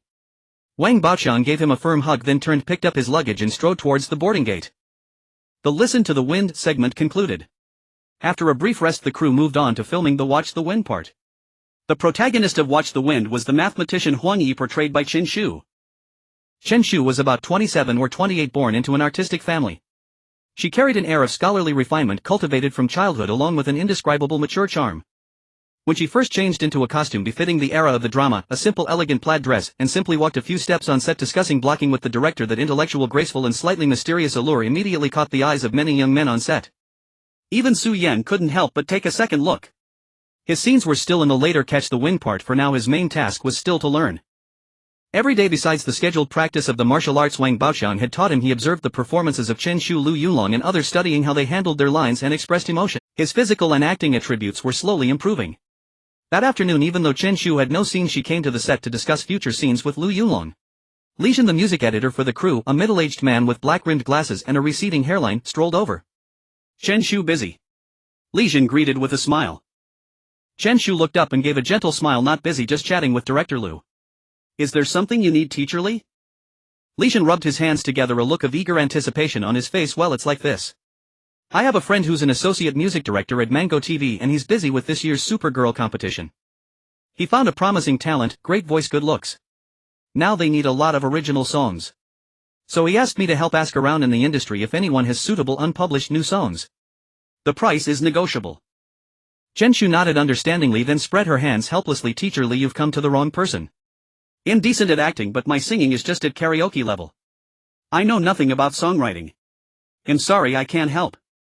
Liu hadn't really expected much anyway and laughed heartily. "No problem, no problem. I was just asking." He turned his gaze to director Liu Yulong, who was sitting nearby, and joked half seriously, "Director Liu, how about you? You're a man of talent, can act, can direct. Maybe you can even write a couple of songs. Give us a hand." Liu Yulong, who was looking at the storyboard, looked up with a mix of amusement and exasperation. "Old Li, don't joke around. I can't even read a staff. Write a song. I'd be better off writing a self-criticism. Go on, don't bother me while I'm working." Liu, having been turned down twice, wasn't upset. He shook his head in self-deprecation. "Well, looks like I'm not cut out to be a middleman." Su Yan, who had been standing nearby listening to their conversation, had a gleam in his eyes. An opportunity had arrived, the one who chases the light. After obtaining this song, he had immediately registered the copyright for the lyrics and music. And after leaving the Divine Eagle crew, he had found a cheap music studio and recorded a simple demo. He had originally planned to bring it out when he had a chance to meet music producers or record companies. He never expected the opportunity to come so soon. Supergirl was the hottest talent show at the time. Since its launch last year, its popularity had been steadily rising. By this year, even the auditions were generating massive attention. It was definitely worth looking forward to. Suppressing the excitement within, Su Yan stepped forward to greet them. "Teacher Li, director Liu's sister Shu." Chen Shu had a vague impression of Su Yan. Mainly because when she joined the crew, Wang Baoqiang had not yet finished his scenes, and his booming voice would daily tease with phrases like brother and fairy sister. She knew this was a newcomer who had some rumors of a romance with the rising popular flower Liu Yifei. However, the two had almost no interaction. Liu, on the other hand, had no idea who Su Yan was. Su Yan addressed Li Jin directly, stating his purpose. Hello Teacher Li. I overheard you looking for a song earlier. I have one here. A piece I wrote myself with a demo recorded. I wonder if you could spare a moment to listen and offer some advice. As soon as he said this, Li Jin, Liu Yunlong and Chen Shu were all stunned. A newcomer who looked under 20, primarily an actor, claiming to have written the song. It sounded utterly bizarre. Liu Yunlong remained silent. Chen Shu blinked with curiosity. Li Jin's first reaction was disbelief, and he even found it somewhat amusing. Seeing the earnest look in Su Yan's eyes, which didn't seem like a joke, he politely took the MP3 player from Su Yan's hand. Alright, I'll give it a listen. But honestly, songwriting isn't that simple. It's fine to dabble, but don't take it too seriously. As he spoke, he put on the earphones and pressed play.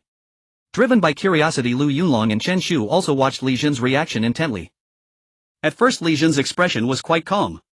But when Su Yan's raw, thin and off-key voice reached his ears through the earphones, his brows instantly furrowed and the corner of his mouth twitched uncontrollably. He thought to himself that the vocal performance was nothing short of disastrous. He barely restrained himself from hitting the stop button immediately. Seeing Li Jin's expression, Liu Yunlong and Chen Shu had a good idea of the situation. They exchanged glances, each seeing helplessness and a hint of an I-knew-it smile in the other's eye. As the song slowly unfolded, Li Jin's tightly knit brows relaxed slightly. He found it somewhat surprising. The singing was still atrocious, but the melody's structure was very clear, carrying a faint melancholy and stubbornness that was quite catchy. Then the chorus arrived. I can follow behind you like a shadow chasing light in a dream. I can wait at this crossroads whether you pass by or not. As these lyrics combined with the melody, Li Jin's eyes shot wide open. He stopped paying attention to the poor singing and focused entirely on the melody, chords and lyrics.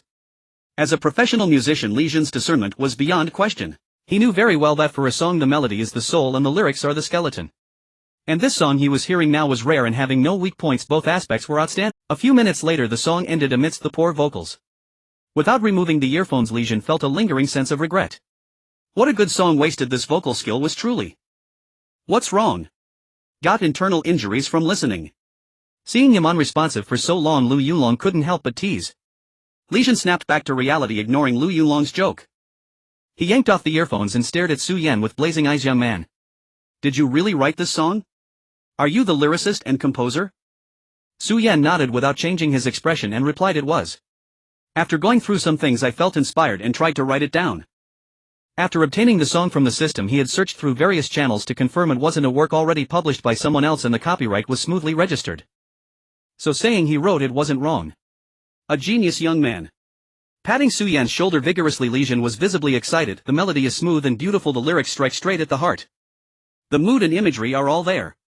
Liu Yunlong and Chen Shu beside him were completely dumbfounded. They looked at each other, both seeing bewilderment in the other's eyes. They had clearly seen Li Jin's frowning and disdainful expression just a moment ago. How had it turned into this in an instant? Old Li, are you running a fever? Liu Yunlong asked. I've never been more clear-headed. Shaking his head with a laugh, Li Jin cleared his throat. Director Liu, Teacher Chen Shu, this demo does sound terrible. But the song itself is definitely a good one. He turned to Su Yan. Xiao Su, look, I'll call my friend right now and let him hear it himself. I believe his judgment won't differ much from mine. With that, Li Jin took out his phone and dialed a number. After briefly explaining the situation, he simply placed the earphones near the phone's microphone and pressed play. A moment later, after hanging up, he said with a hint of smugness, my friend is very interested. He's willing to pay 20,000 for a buyout. Xiao Su, what do you think? 20,000 was indeed not a small sum, more than all his previous savings combined. But Su Yan clearly remembered the system's prompt about the phenomenal OST potential. A buyout meant cutting off all potential future earnings at once. Teacher Li, thank you and your friend for the high regard. Su Yan organized his words and spoke, but I hope to retain the copyright of the lyrics and composition and adopt a royalty-sharing cooperation model. Li Jin looked at him as if he had heard a fairy tale, his gaze filled with oddity. You might not know the rules of this industry. Newcomers selling songs almost always do buyouts with prices mostly between 5 to 10,000. Offering 20,000 is already out of respect for my face and because the song is indeed good. Royalty sharing isn't something negotiated with newcomers. I'm very sorry, Teacher Li. But I have confidence in this song. I believe it deserves a better cooperation model. Su Yan was completely unyielding. He just wanted to make a name for himself. Quickly licensing it for a few years wouldn't matter, but there was no way he would sell it outright. Unexpectedly, Su Yan was so stubborn. Li Jin's expression turned unpleasant. Seeing the atmosphere grow tense, Chen Shu, who had been quietly listening all along, suddenly spoke. Teacher Li, as a professional you consider industry conventions and operational convenience, and that's not wrong. But Su Yan cherishes his creation and wants to retain more possibilities, which also seems reasonable. When a suitable voice meets a good song, they elevate each other. Wouldn't it be a pity to miss out because of this non-conventionality? Could you perhaps communicate with your friend again? Maybe we can make some concessions on the buyout fee in exchange for the royalty rights. Chen Shu had a good reputation and a wide network in the industry. Her words were flawlessly diplomatic, making it hard for Li Zhen to refuse her outright. Ultimately, the desire not to miss a good song prevailed, and he reluctantly picked up his phone again. "Hey old Zhang, it's me. The young man here has his own ideas. He wants to keep the copyright and go for royalties. I know it's not standard, but I think this song really has potential. Can you see if?" Yeah, treat it as supporting a newcomer." After some back and forth bargaining, Li Zhen hung up and stared at Su Yan with a complex expression. "You're pretty lucky, kid. They really liked the song and agreed to royalties, but the share can only be 5% of the song's net income." 5%. Su Yan's heart settled. He knew that some established lyricists like Fang Wenchan could only get a 10% royalty share. But that person was almost Jay Chou's go-to lyricist, and even just as a lyricist he wasn't comparable to a newcomer. The most important thing was that the copyright was secured and he could reclaim it in the future. "Thank you, Teacher Li. I agree to this plan." Su Yan breathed a sigh of relief and turned to Chen Shu. "And thank you, Sister Shu." Chen Shu smiled and nodded, saying nothing. Putting his phone back in his pocket, Li Zhen glared at Su Yan half-heartedly but with a hint of laughter deep in his eyes. "All right, the follow-up contract and such, my friend will contact you directly. You're really someone who won't take a loss. But this way there's no buyout fee. Hope you won't regret it later." "I shouldn't regret it."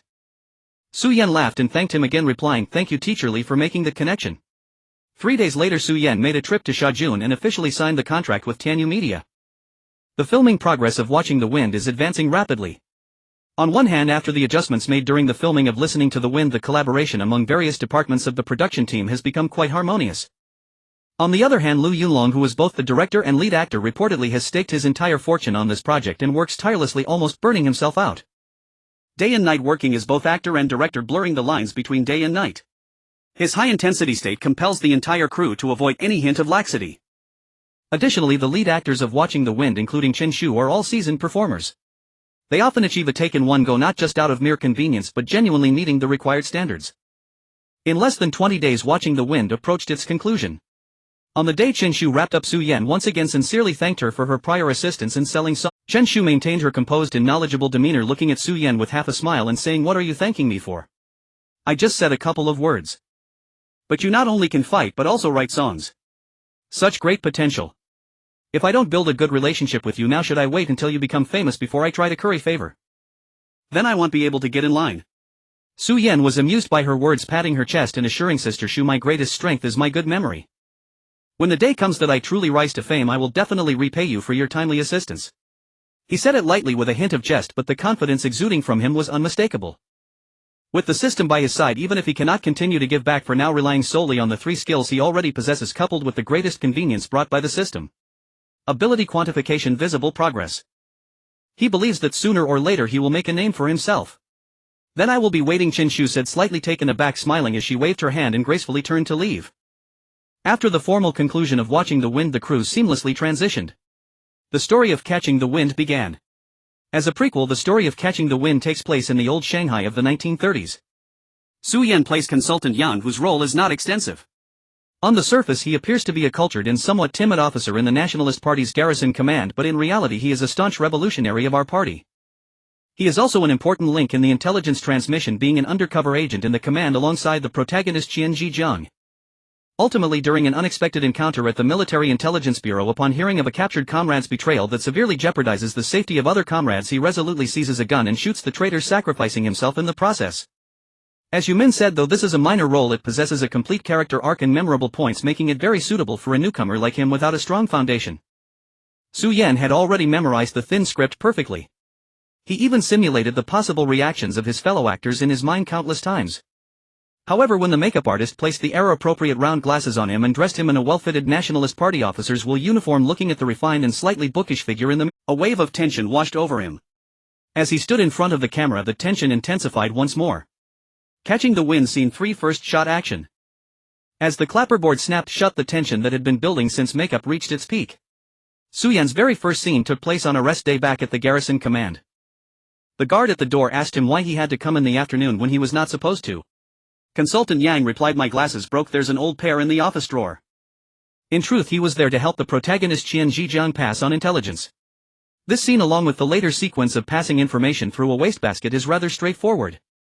The emotional reactions of the characters are relatively simple with no significant acting difficulties.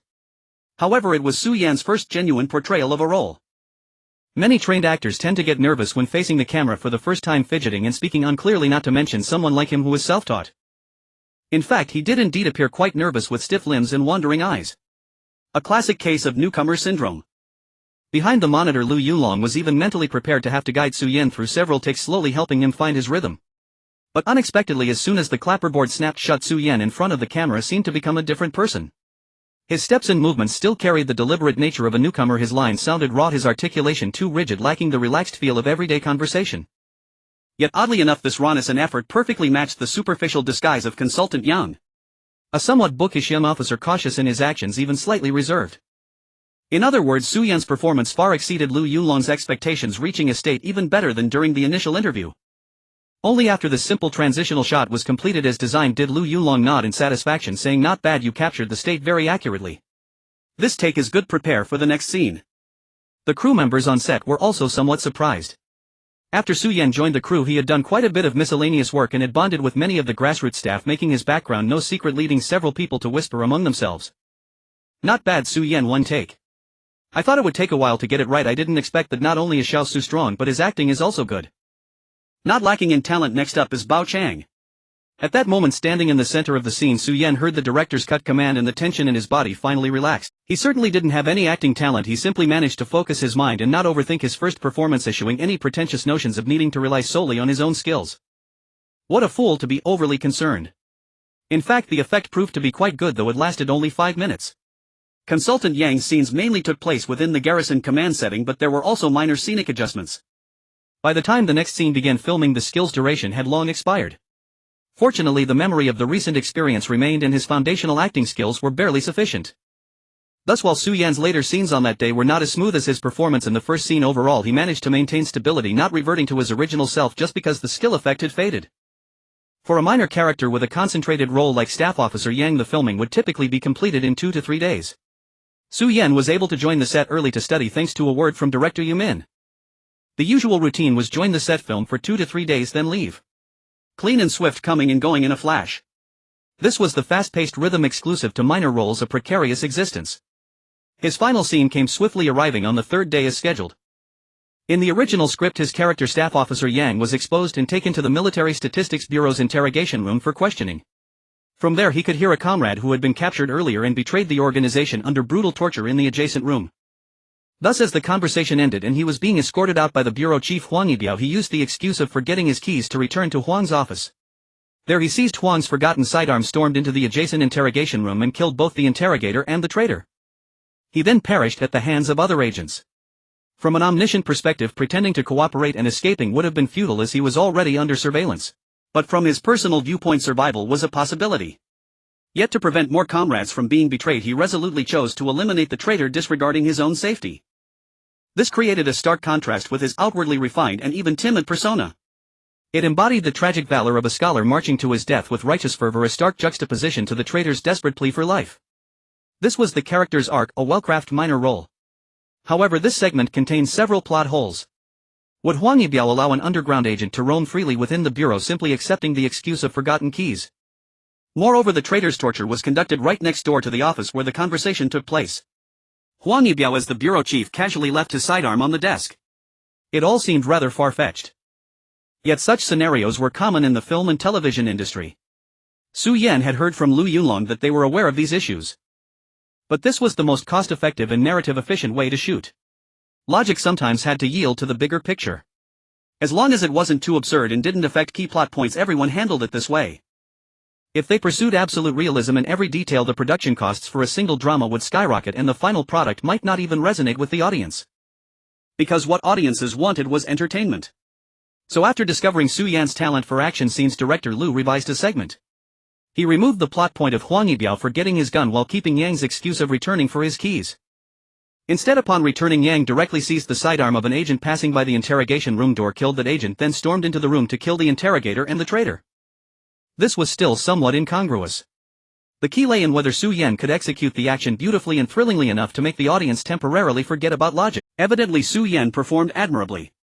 Under the lens, Su Yan's staff officer Yang returned to the interrogation room door and encountered an agent.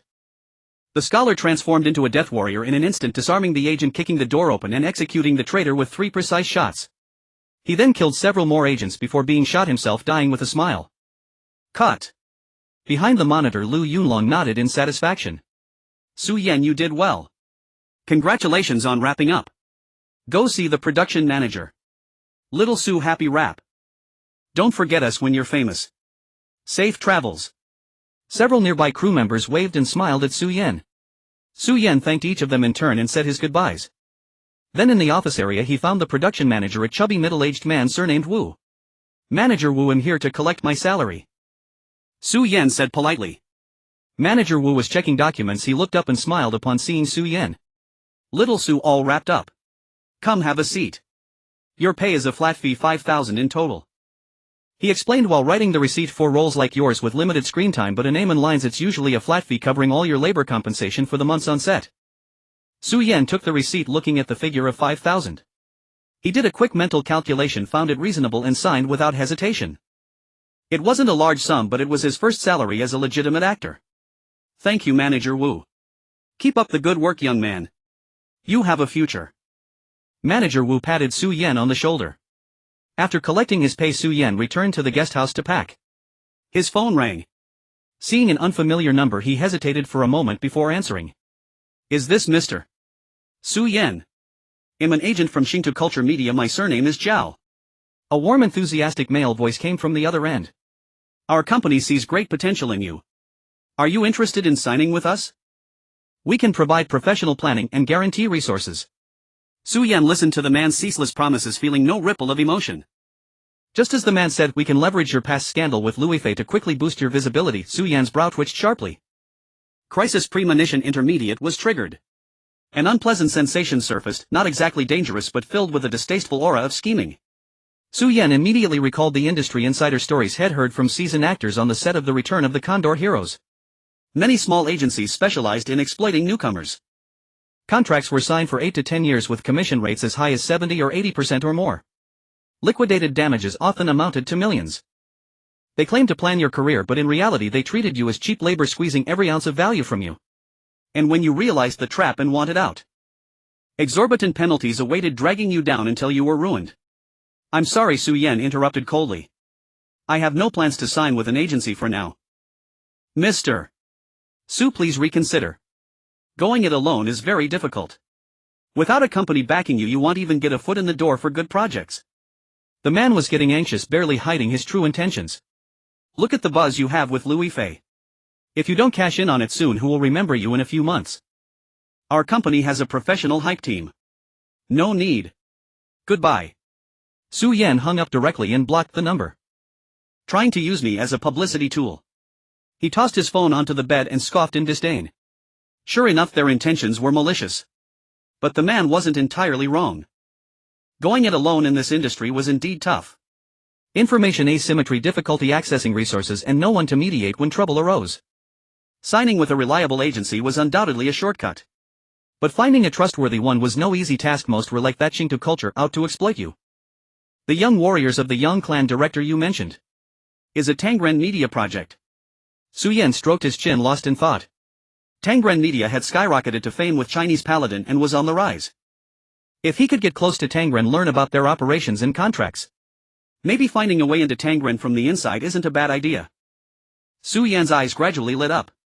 Su Yan had always been a decisive, even impulsive person. That very night he bought a train ticket to Shanghai. Arriving in the Magic City, Su Yan found an inexpensive inn to check in, then dove into a nearby internet cafe. He planned to collect some publicly available information online before applying for a job. A few days later he had gathered quite a bit of information. The Tangren company was located in a creative park in Putuo district, with its main business divided into 3 areas: film production, artist management, and record distribution. The production department was the most formidable. Famous for its success with Shenzhen, it was set to begin filming Tianwai Feishan, and by the end of the year there was a major production project titled Young Family Generals. The management department was just starting out, having signed only a few artists. Besides the popular Hu Gu from Shenzhen, there was the ancient beauty Sun Li and a few newcomers like Yuan Hong and Jiang Yixing who were just beginning their careers. The record department was even weaker, primarily providing soundtracks for its own productions. After staring at the recruitment information on the screen for a long time, Su Yan started to formulate a plan. The position of assistant manager required a diploma or higher with experience in the entertainment industry preferred. This role would involve handling contracts and had relatively low requirements. Aside from the educational requirement, he could manage to meet the other qualifications. On the fourth day early in the morning, he printed out his resume and dressed smartly, heading straight for the creative park. The front desk of Tangren was manned by a rather attractive young woman who was focused on her phone. As he approached and gently called out to her, she looked up from her phone and asked, "Can I help you?" Su Yan explained his purpose and the woman did not hesitate to hand him a form to fill out while waiting to be called. Following her instructions, he completed the form and sat down in the waiting area where 5 or 6 other people were also waiting. When his name was called, he took a deep breath and pushed the door open. At the main desk sat a beautiful woman around 27 or 28 who he assumed was the main interviewer. "Hello, I'm here for the interview," he said respectfully, handing her the completed form. The woman remained silent, quietly flipping through the form. As she continued, a playful expression appeared on her face and she lifted her gaze to scrutinize Su Yan, speaking in a low, slightly lazy voice. "Su Yan, that name sounds familiar. Are you the one who caused quite a stir last year, the one who transformed on set to pursue Liu Yifei?" Su Yan's expression uncontrollably fell once again. Here it came. The previous mishap with the scheming management company and now the interviewer at Tangren. It seemed like everyone knew about his brief moment of glory. With a polite smile, Su Yan glanced at her nameplate and said, "Hello Manager Shin, that's me. However, the rumors are exaggerated, I just wanted to learn more." Manager Shin adjusted her glasses, her smile carrying a deep meaning. "It's good to want to learn more, but looking at your resume, it seems you've jumped around quite a bit, haven't you? And the gaps are quite large. How can you prove that you can be dedicated to one job?" Another interviewer beside her also looked over with a scrutinizing gaze. Su Yan remained calm, putting on a sincere expression. "Manager Shin, I just turned 18 this year. Isn't this age the time to explore and learn as much as possible? Moreover, because of that experience, I understand how things operate on set and know how to coordinate with artists. This should be useful for an assistant manager, right?" Manager Shin exchanged a glance with the other interviewer and nodded. She then asked a few standard questions, including whether he could handle high-intensity work. Su Yan answered the questions fairly well. Afterward, Manager Shin said they would provide feedback within 3 days. Thanking her, Su Yan turned and left the room. There were still others waiting for their interviews in the hallway, and they all glanced at him as if he were some sort of spectacle. The voices in the room were not quiet, so it was likely they heard everything. Maintaining a calm demeanor as he walked past, Su Yan felt a bit uncomfortable inside. Liu Yifei was truly on fire. So much so that even a small role like his was recognized everywhere he went due to his association with her. "Forget it, thinking about these useless things won't help," he shook his head and walked out of the park. 2 days later, he received a call informing him that he had successfully been hired. After hanging up, he let out a long sigh of relief. On Monday at 9 in the morning, he appeared on time at the Tangren Management Department. Manager Shin, now to be called Sister Shin, guided him around. The management department was on the 3rd floor, occupying half a floor. In the cubicles, a dozen people were busy with their own tasks. "This is your workstation." Sister Shin pointed to a spot near the corner. "For now, just follow me. Feel free to ask if you have any questions." Su Yan nodded and placed his backpack down. The neighboring workstation was occupied by a guy who looked only a few years older than him. He leaned over to greet, "Hey, new here. I'm Zhang Wei, just call me Wei." "Su Yan." Su Yan shook hands with him. "Su Yan. Are you the one?" "Yes, that's me." Su Yan replied quickly, smiling helplessly, "The one from the Xindiao production team." "Wow, a celebrity." Zhang Wei laughed, whispering, "Bro, you're impressive, you even dared to pursue the fairy sister. But speaking of which, why are you here?" "Not acting anymore. Just learning the behind-the-scenes stuff for now," Su Yan replied vaguely. Zhang Wei didn't press further, turning to pull out a stack of documents from his drawer and handing them to him. "These are the templates for newcomer contracts. Sister Shin asked you to familiarize yourself with them." Su Yan settled into a routine just like an ordinary office worker, working from 9 to 7, occasionally putting in extra hours. Half a year passed in the blink of an eye. From intern to full-time employee, then to a core member of the department, Su Yan quietly dedicated himself to his job, seeming to genuinely intend to develop a long-term career in this field. Shin Xingxi grew increasingly trusting of him. Not only did she assign him the task of sorting contracts, but she also occasionally let him handle announcements directly with the artist. That afternoon, while helping Shin Xingxi organize the artist settlement list for Tian Yifei, the office door was suddenly pushed open. An employee from the production department rushed in, exclaiming, "Is Manager Shin here? The casting for Young Family Generals starts next week and we can submit our artists' information from our side." Upon hearing the name Young family general, Su Yan's eyes flickered with excitement. It was finally here. The afternoon of the second day. While organizing a pile of new contract templates, Su Yan's phone vibrated on the desk. The caller ID displayed Yu Min. He walked to the window in the corridor and answered, "Hello, Director Yu." "Su Yan, where are you hiding?" Laughter came from the receiver. "The casting for the Young family generals officially begins next week. I'm planning to send your information over. Any prospects?" "Thank you for thinking of me, Director Yu," Su Yan chuckled. "I've been doing well. I've been working at Tangren Company for nearly half a year now." "What? Can you say that again?" After a few seconds of silence, a confused voice came from the other end. "Where are you?" "At Tangren Film in the Artist Management Department. I'm working as an assistant and I've almost been promoted for half a year now." Su Yan briefly explained his employment. Yu Min fell silent again, and after a long pause he finally said, "You're impressive." Then he burst into laughter. "You little rascal. You really have connections. Alright, this works. Now you're practically one of their own, so there's more hope for you. I won't say much more. I'll directly send your information and my recommendation to the casting team." "Thank you, Director Yu." Su Yan sincerely expressed his gratitude. "It's because you have faith in me." "Prepare while I believe in you," Yu Min said with satisfaction. "The Young family generals has an investment of over 40 million. The casting for such a large production typically takes some time." It wasn't until half a month later that Su Yan received the audition notice. The audition was held in the large conference room on the second floor of Tangren Company, which was temporarily converted into an audition room. On the day of the audition, Su Yan finished his urgent work before heading to the second floor. There were already a few people waiting at the door. He also saw a familiar figure.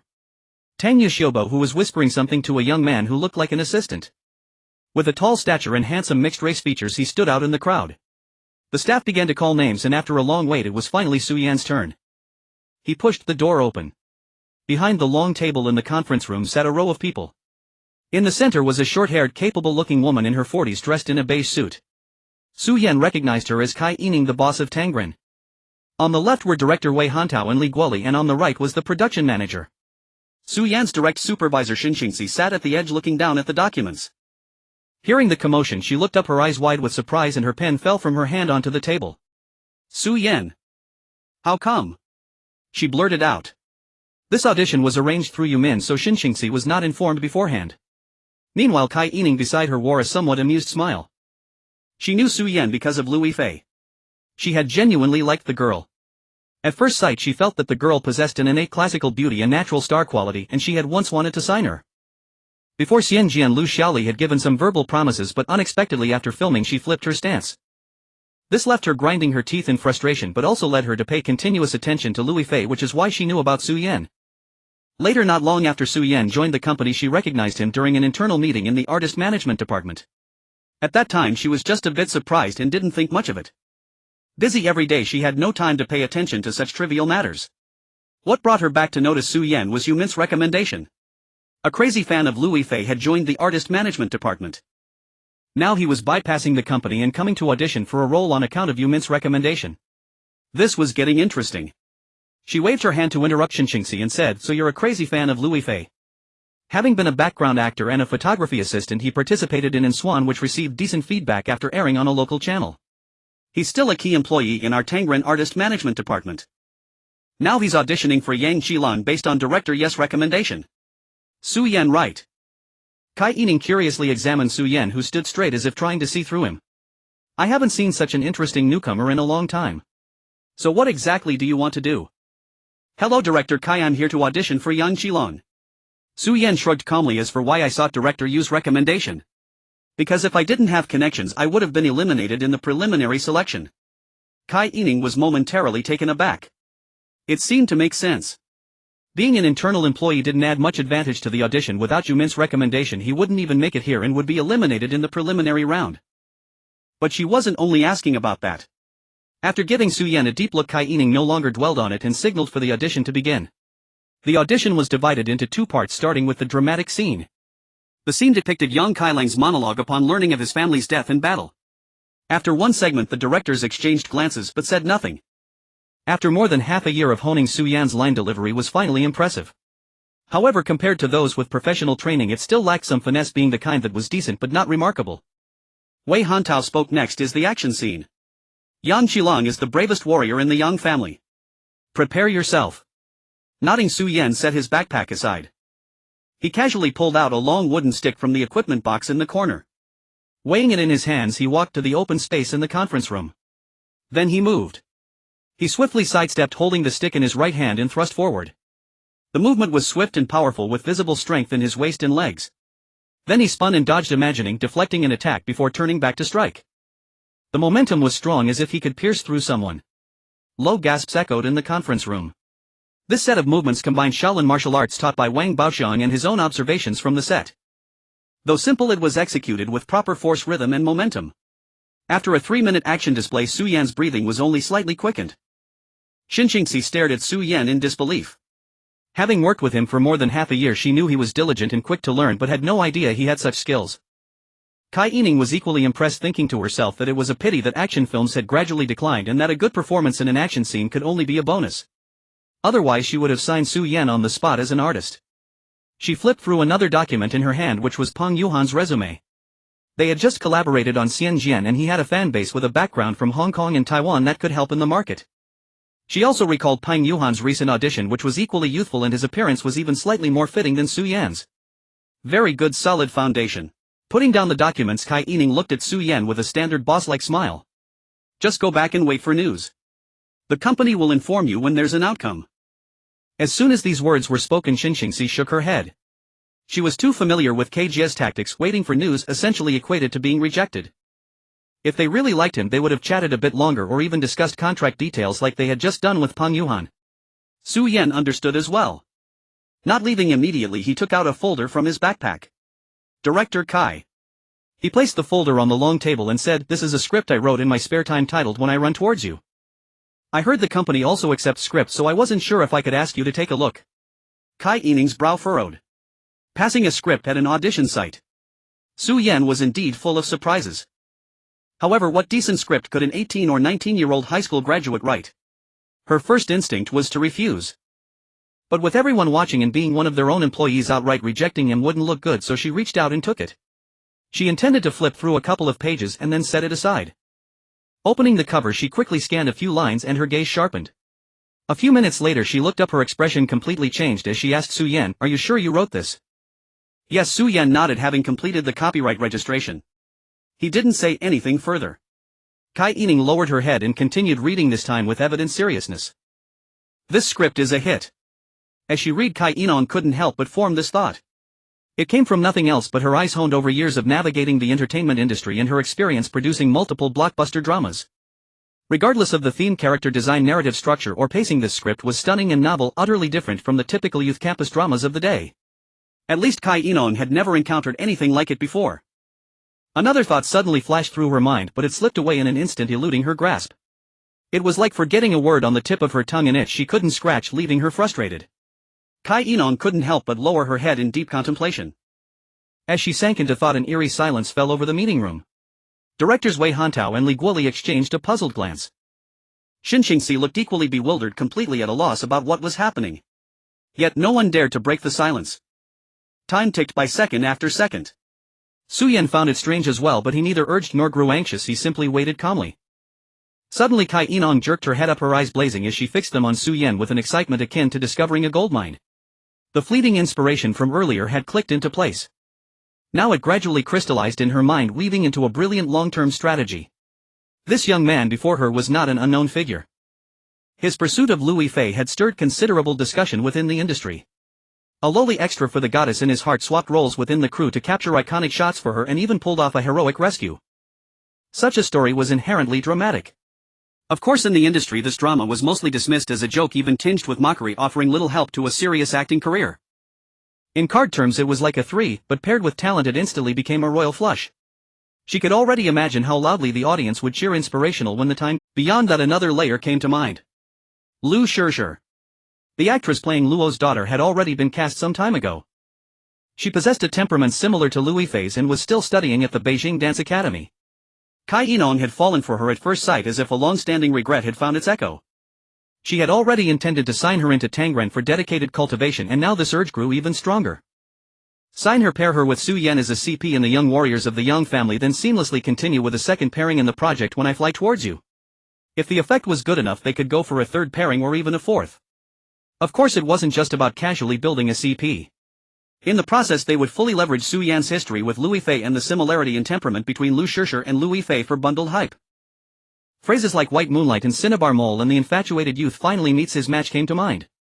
Just thinking about it, Kai Enong felt it could catapult both Liu Shishir and Su Yan to stardom in one go. The entire plan also carried very little risk. Kai Enong spoke, her eyes burning into Su Yan. I don't think Yang Qilong suits you, but I can offer you another role, Yang Xilang. Beside her, director Li Guoli was startled and cautiously interjected, President Kai, Yang Xilang has already been cast with He Rundong in Su Yan's age. Isn't he too young to play Yang Xilang? Kai Enong waved her hand decisively. Age is a minor issue, makeup and acting can compensate. As for He Rundong, he'll handle the communication. She then turned to Su Yan. Su Yan, do you dare to take it? Su Yan was somewhat surprised. Meeting Kai Enong's scrutinizing yet expectant gaze, he didn't make a direct promise but asked calmly, the prerequisite is, I have to sign a management contract, right? Kai Enong laughed without hiding her intent. Giving you a major role naturally requires a management contract. Tangren isn't running a charity. As long as you sign, aside from Yang Xilang, the company can immediately greenlight your script after completing the Young Warriors of the Young family. You'll play the male lead. All of this can be written into the contract, black and white. So is that sincere enough? Wei Hantao and Li Guoli exchanged a glance, surprise flickering in their eyes. President Kai was going all out to promote him. A supporting role like Yang Xilang was handed over without hesitation, along with a package deal for the male lead in an original script. Such treatment was nearly on par with Hu Gu among Tangren's newly signed artists. But Hu Gu was the campus heartthrob at Shanghai Theatre Academy, having already shot commercials before signing, his potential clearly evident. As for Su Yan, he felt a surge of excitement. A 40 million yuan production for a supporting role plus the male lead in When I Fly Towards You. This was a script rewarded by the system. He had already reviewed it countless times in his mind. No one understood this script and this role better than he did. If he performed well, he would undoubtedly achieve tremendous growth. But the agency contract crisis premonition remained silent. This indicated that Kai Enong at least had no malicious intent to deceive him. Tangren was indeed a legitimate company with a decent reputation in the industry.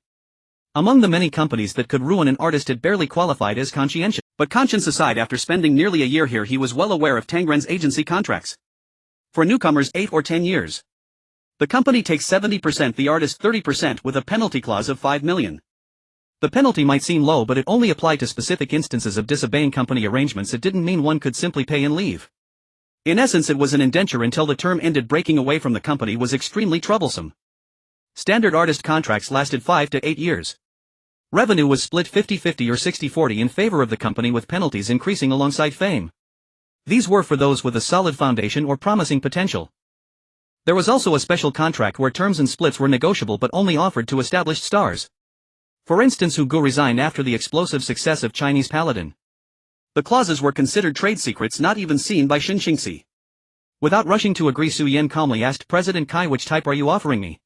She gestured to her assistant, who pulled up a file. The printer in the corner of the meeting room was spitting out several pages. Taking them, Kai Enong slid them over to Su Yan. Take a look. The paper still held the warmth of ink. He lowered his head to examine it. Term 8 years. Revenue split, company 60, artist 40. Penalty 5 million. Within Tangren, this was considered preferential treatment. It was better than a pure newcomer's contract approaching the benefits of a seasoned artist. The revenue split didn't bother him. What he lacked were opportunities, not money. But 8 years was far too long. What stood out more were the clauses on artist conduct. All public statements and social activities by the artist require company approval. Without company permission, the artist shall not privately engage in any commercial collaborations. The artist's personal life is subject to company supervision to avoid negative impacts on public image.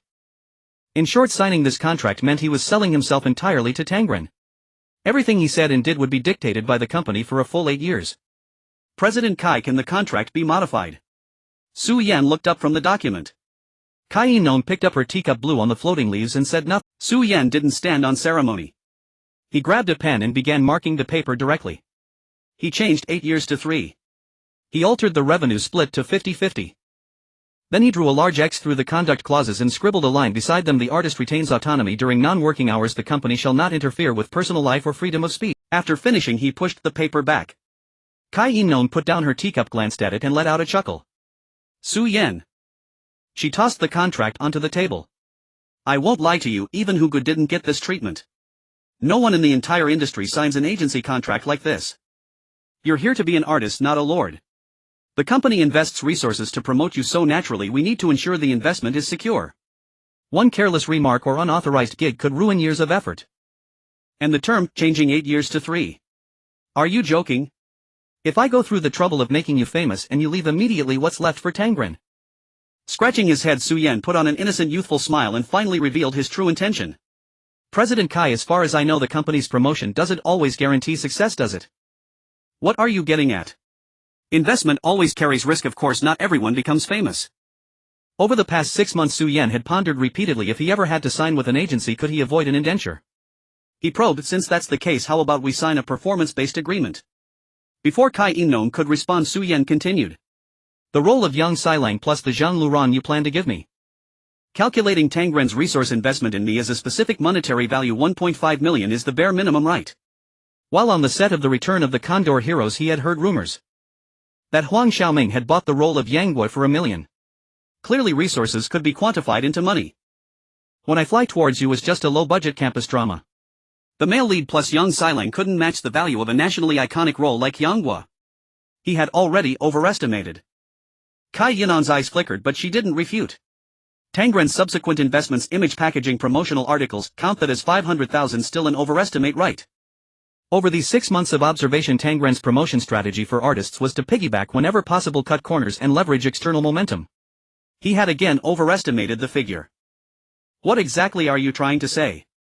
Kai In-nong tapped the table impatiently. Simple. Su Yan laid out his conclusion.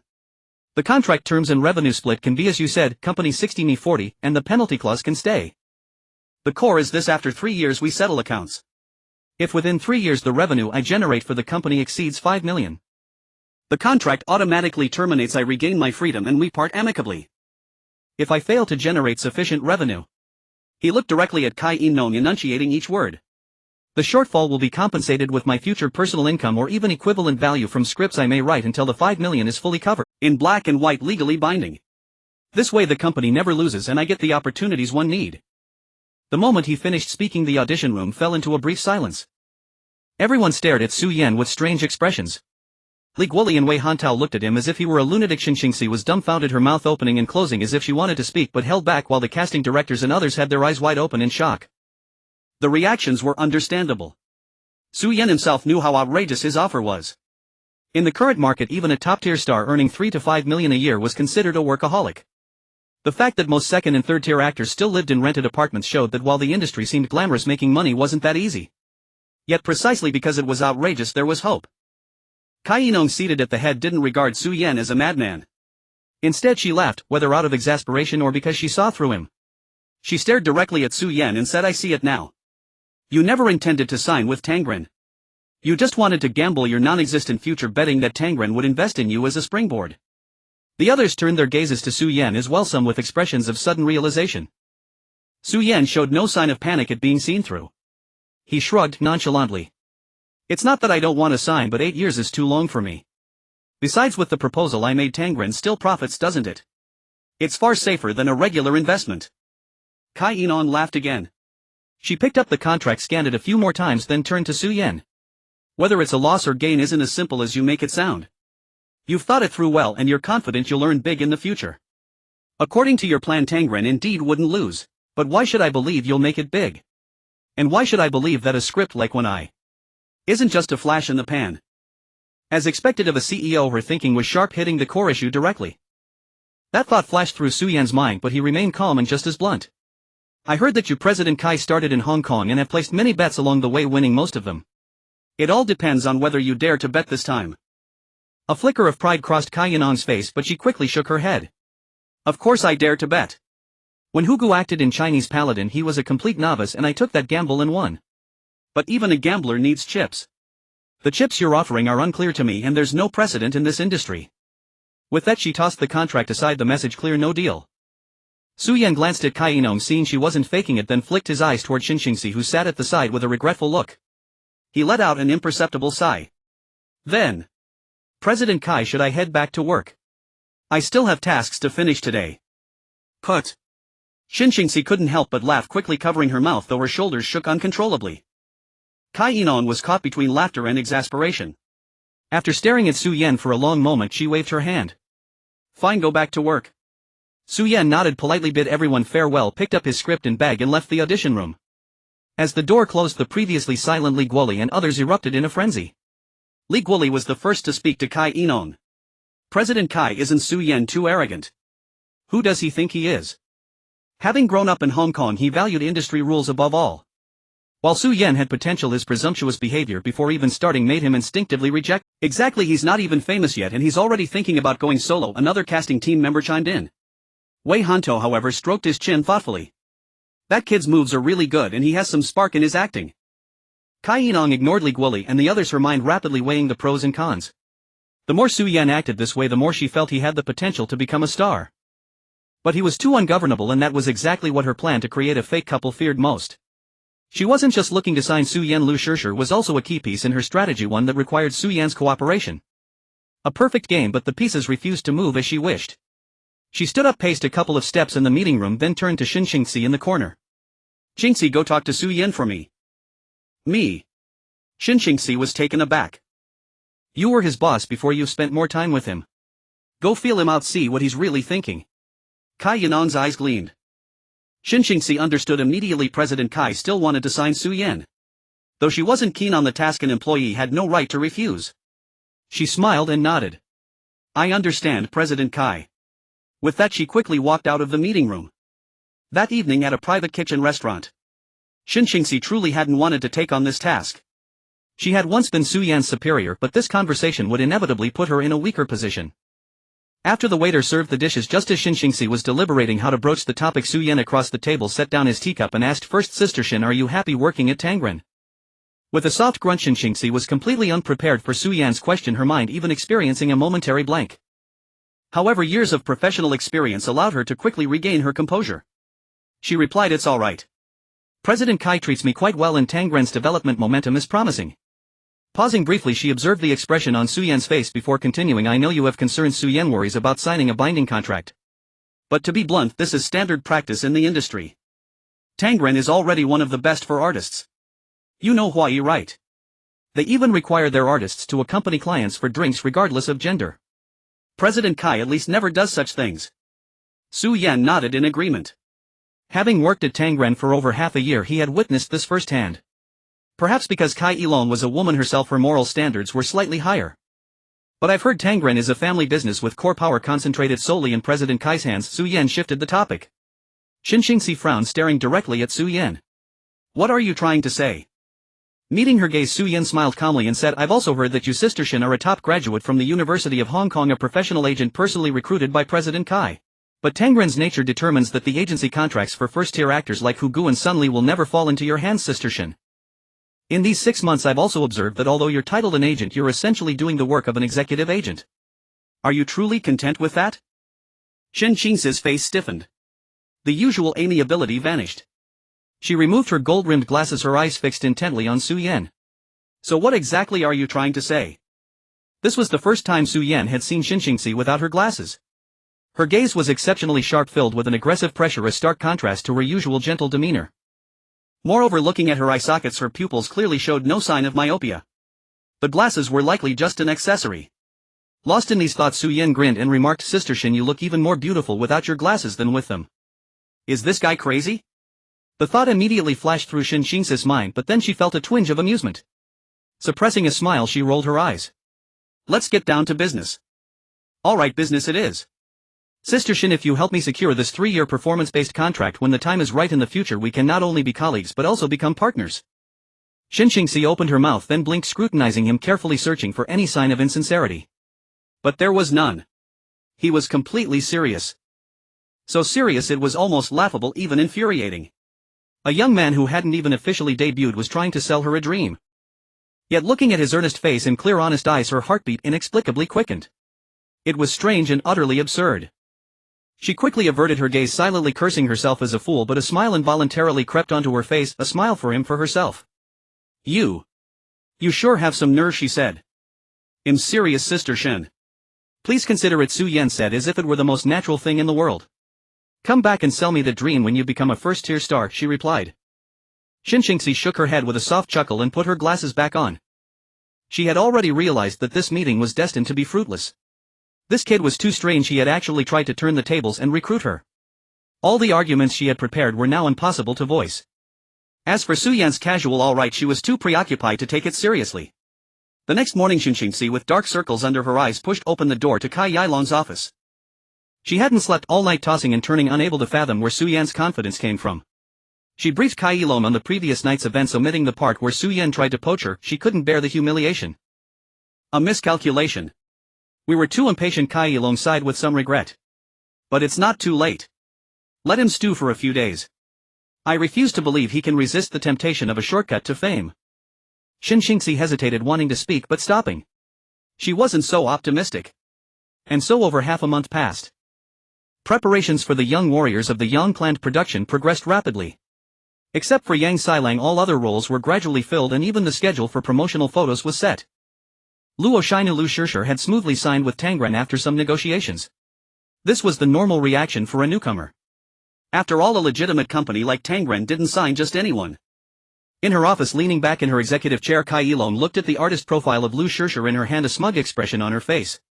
But when her gaze fell on the schedule the production director had sent that morning, she couldn't help but purse her lips.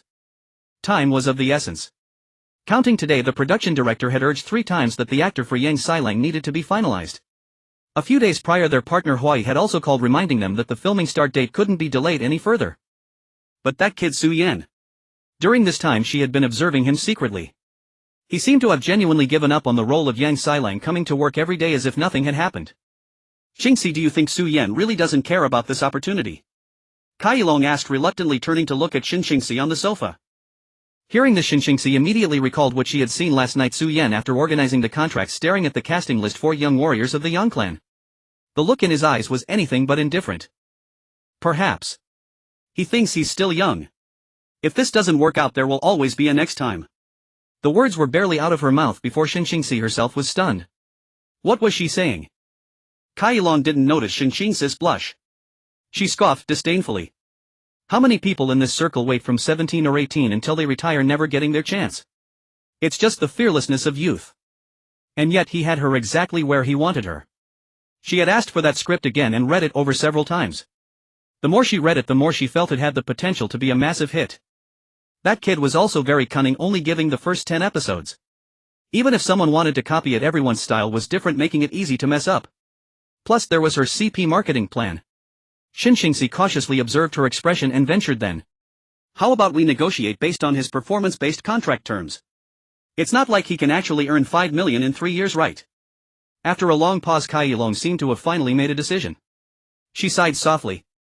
We'll have to go with this for now. But the terms need to be detailed to minimize the company's risk. Go call him up here.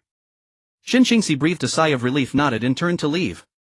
After nearly 3 more days of back-and-forth negotiations, both parties finally finalized the contract, a 6-year signing.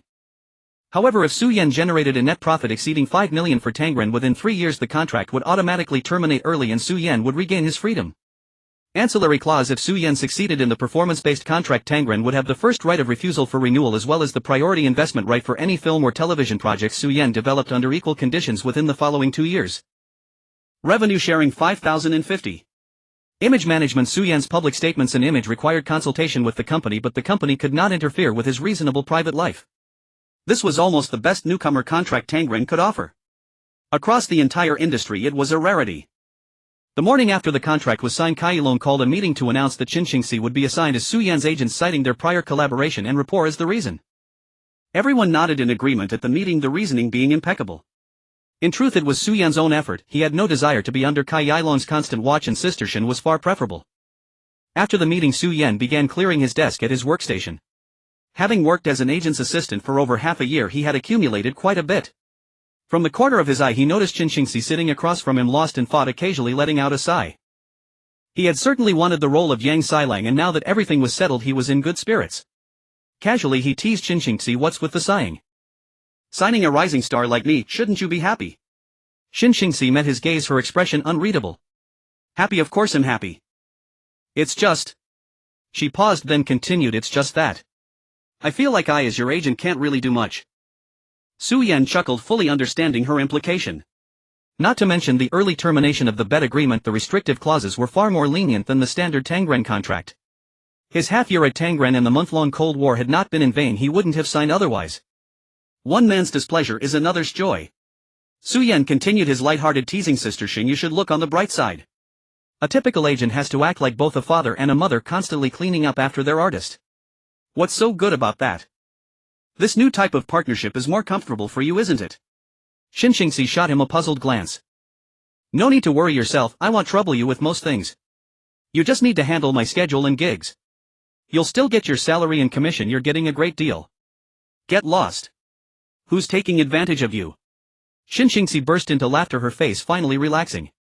By the time Su Yan finished packing, she was full of energy, even more spirited than usual. Perhaps she was convinced by Su Yan, or maybe she was simply caught up in the novelty of it all. Su Yan could understand. As her nominal agent, she was essentially doing the work of an executive agent. He knew little of her past in Hong Kong, but at Tangren she had never had a formal signed artist under her, he was the first. His nearly month-long standoff with Kai Yilong had caused him to fall behind on much of the preliminary work for the young warriors of the Yang clan, particularly regarding the role of young Xilang. Now he needed to catch up. After packing, he headed straight with Xin Xingxi to their longtime photography studio for a reshoot of his promotional photos. Su Yan's expertise in photography saved a lot of time. The shoot, originally scheduled to last until evening, was finished before lunch. Xin Xingxi looked at him with a complicated expression but said nothing. After lunch she accompanied him to the martial arts training base on the outskirts of the city. For a large production like The Young Warriors of the Yang Clan, which involved extensive battle scenes and martial arts sequences, intensive martial arts training before filming was standard procedure. As the car pulled into the base, the training ground was buzzing with activity. Training had started a few days ago and Su Yan was once again behind. The two got out of the car chatting and laughing as they entered the training ground. Xin Xingxi walked ahead. Dressed in a beige trench coat, she stood out against the drab backdrop of the training facility. Behind her, Su Yan wore a light gray hoodie with dark jeans and carried a black backpack. Sister Xin's here. A young man stretching his legs called out. It was Yuan Hong. Spotting Su Yan, he bounded over, threw an arm around his neck and grinned excitedly. No way. It's really you. Looks like you finally reached an agreement with Boss Kai, colleague turned fellow disciple. Yuan Hong was one of the veterans who had signed with Tangren alongside Hu Gu. But since he hadn't yet made it big, he had few gigs and spent most of his time at the company. When Su Yan was an assistant, he had coordinated a few jobs for him and they had become friends, often eating together at the company cafeteria and gossiping about the industry. Easy there, you're choking me. Su Yan laughed, patting his back. So spill it. What happened? Yuan Hong looked him up and down, his eyes sparkling with curiosity. Did you cave, or did Boss Kai cave? You're something else, man. You're the first person to push her this far. News that Kai Yilong had delayed the casting and even the filming schedule of The Young Warriors of the Yang Clan just to sign Su Yan had spread throughout Tangren. Yuan Hong knew about it too. Su Yan laughed it off. Just rumors. Boss Kai and I just had some friendly negotiations. Yeah, right. Yuan Hong rolled his eyes but didn't press further. His loud voice and warm demeanor, however, had drawn the attention of others. Hu Gu walked over wiping sweat and gave Su Yan a thorough look. Hello, you must be Su Yan. Finally meeting you in person, Hu Gu. Hello, senior brother Hu Gu. Su Yan nodded politely. Hu Gu was nothing like Yuan Hong. His role as Xiaoyao had shot him to stardom, leaving him swamped with gigs. In his half-year at Tangren, Su Yan had never managed to see him in person until now. Chen Long, who played Yang Wulong, and Pang Yuyan, who played Yang Qilong, also gathered around. Pang Yuyan knew Su Yan, having auditioned for the role of Yang Qilong alongside him. He laughed heartily and gave Su Yan a firm pat on the shoulder. We meet again. Swapping Yang Qilong for Yang Xilang, nice one, bro. Chen Long, more reserved, simply nodded with a smile in greeting. Other actors and staff members stood nearby watching and whispering among themselves. Su Yan caught snippets of their conversation, all sharing Yuan Hong's curiosity about the casting of Yang Xilang.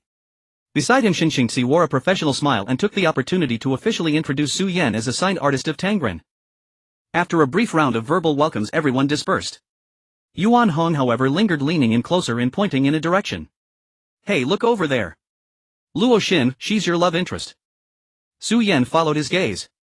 A girl in a light gray training outfit was practicing footwork alone in front of a mirror. Seeming to sense the attention, she paused, turned her head and looked back. A clean, lovely face came into view. Her skin was so fair it seemed almost translucent in the light. Individually her features weren't exceptionally exquisite, but together they formed an indescribably pleasing whole. Xin Xingxi noticed her too and introduced her with a smile. Liu Yifei, a student at Beijing Dance Academy. Boss Kai signed her not long ago. She paused as if recalling something, then added, "You'll have many scenes together. You can get acquainted in advance." As she spoke, the girl walked over. Approaching them, she politely greeted Xinxingxi. Then her gaze shifted to Su Yan, curiosity in her eyes. "Hello, Liu Yifei." "Hello, Su Yan." Su Yan nodded in return. Suddenly a mechanical prompt that had been silent for nearly a year rang in his mind. New goddess detected, matching criteria. Liu Yifei auto-binding in progress. Binding successful. Currently bound goddesses Liu Yifei. Liu Yifei. Any devotion to a goddess will yield return. Su Yan was jolted, barely managing to control his expression. A new goddess. Auto-binding. He could bind two at once. Su Yan's first reaction was of course excitement, sheer excitement. The betting contract he had signed with Tangren was purely a gamble.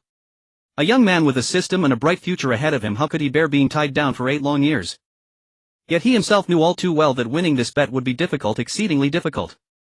His only initial reliance was on the quantification of his own abilities, hoping to max out various skills as quickly as possible. Perhaps then he could overcome all obstacles with raw power and stumble upon some opportunity for wealth. Now things were different. With the addition of a bonded goddess, whether it was boosting attributes or earning rebates, everything had become far more convenient and much faster. What might have taken 2 years to max out all key attributes could now be accomplished in just 1. When he looked at Liu Yifei again, the heat in his gaze had intensified by several magnitudes. At that moment Liu Yifei's heart was also in turmoil. The very day Su Yan signed with Tangren, she received a video call from General Manager Kai Yilong herself. On the call, General Manager Kai painted her a path to stardom. She emphasized the plan to create a CP, binding her with Su Yan, then dragging Liu Yifei into the conversation and using Su Yan's script as a springboard to catapult both her and Su Yan to fame. Her first reaction was of course joy, even a dizzying excitement. Entering this circle, who doesn't want to be famous? Saying you don't is no different from working and not wanting a salary. General Manager Kai's plan sounded clear and logical, backed by the resources of the entire Tangren company, making its feasibility high. Yet once that wave of excitement passed, a faint inexplicable resistance arose from the depths of her heart. General Manager Kai's notion of a little Liu Yifei pricked her like a tiny fine thorn. After all, who wants to be someone else's shadow, even if that someone is the dazzling fairy sister? This complex emotion was hard to articulate. But now, seeing Su Yan in person, he seemed different from the rumors. Not the lovesick, gloomy and paranoid figure she had imagined. Instead, he was tall with clear eyes and a bright smile that showed white teeth. He was a bit like those senior students on the college basketball court, sweating it out, carrying the scent of sunshine. "What are you two spacing out for?" Yuan Han's big hand suddenly waved between Su Yan and Liu Yifei, an exaggerated mischievous grin on his face.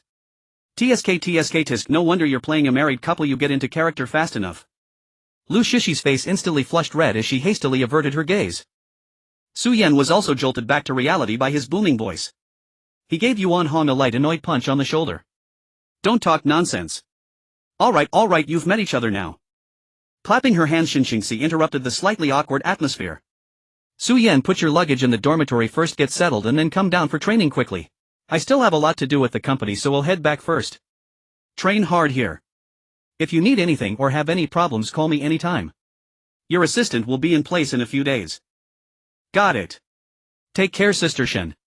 An agent isn't a nanny, they can't be around all the time." Liu Shaoli's case was a special one. After seeing Xinxingxi off, Su Yan followed Yuan Han to the temporary dormitory. He quickly stowed his luggage, changed into clothes suitable for exercise, and immediately ran back to the training ground. The martial arts director Chen Weidao had worked on many major productions and was a notable figure in the industry. Seeing him return, he didn't waste words, simply pointing to the center of the arena. "The others have been practicing basic skills for days. You have a lot to catch up on, but you can't fall behind in progress. Let me first see what you're made of. Do a horse stance, a standard 4-level horse. Hold it as long as you can."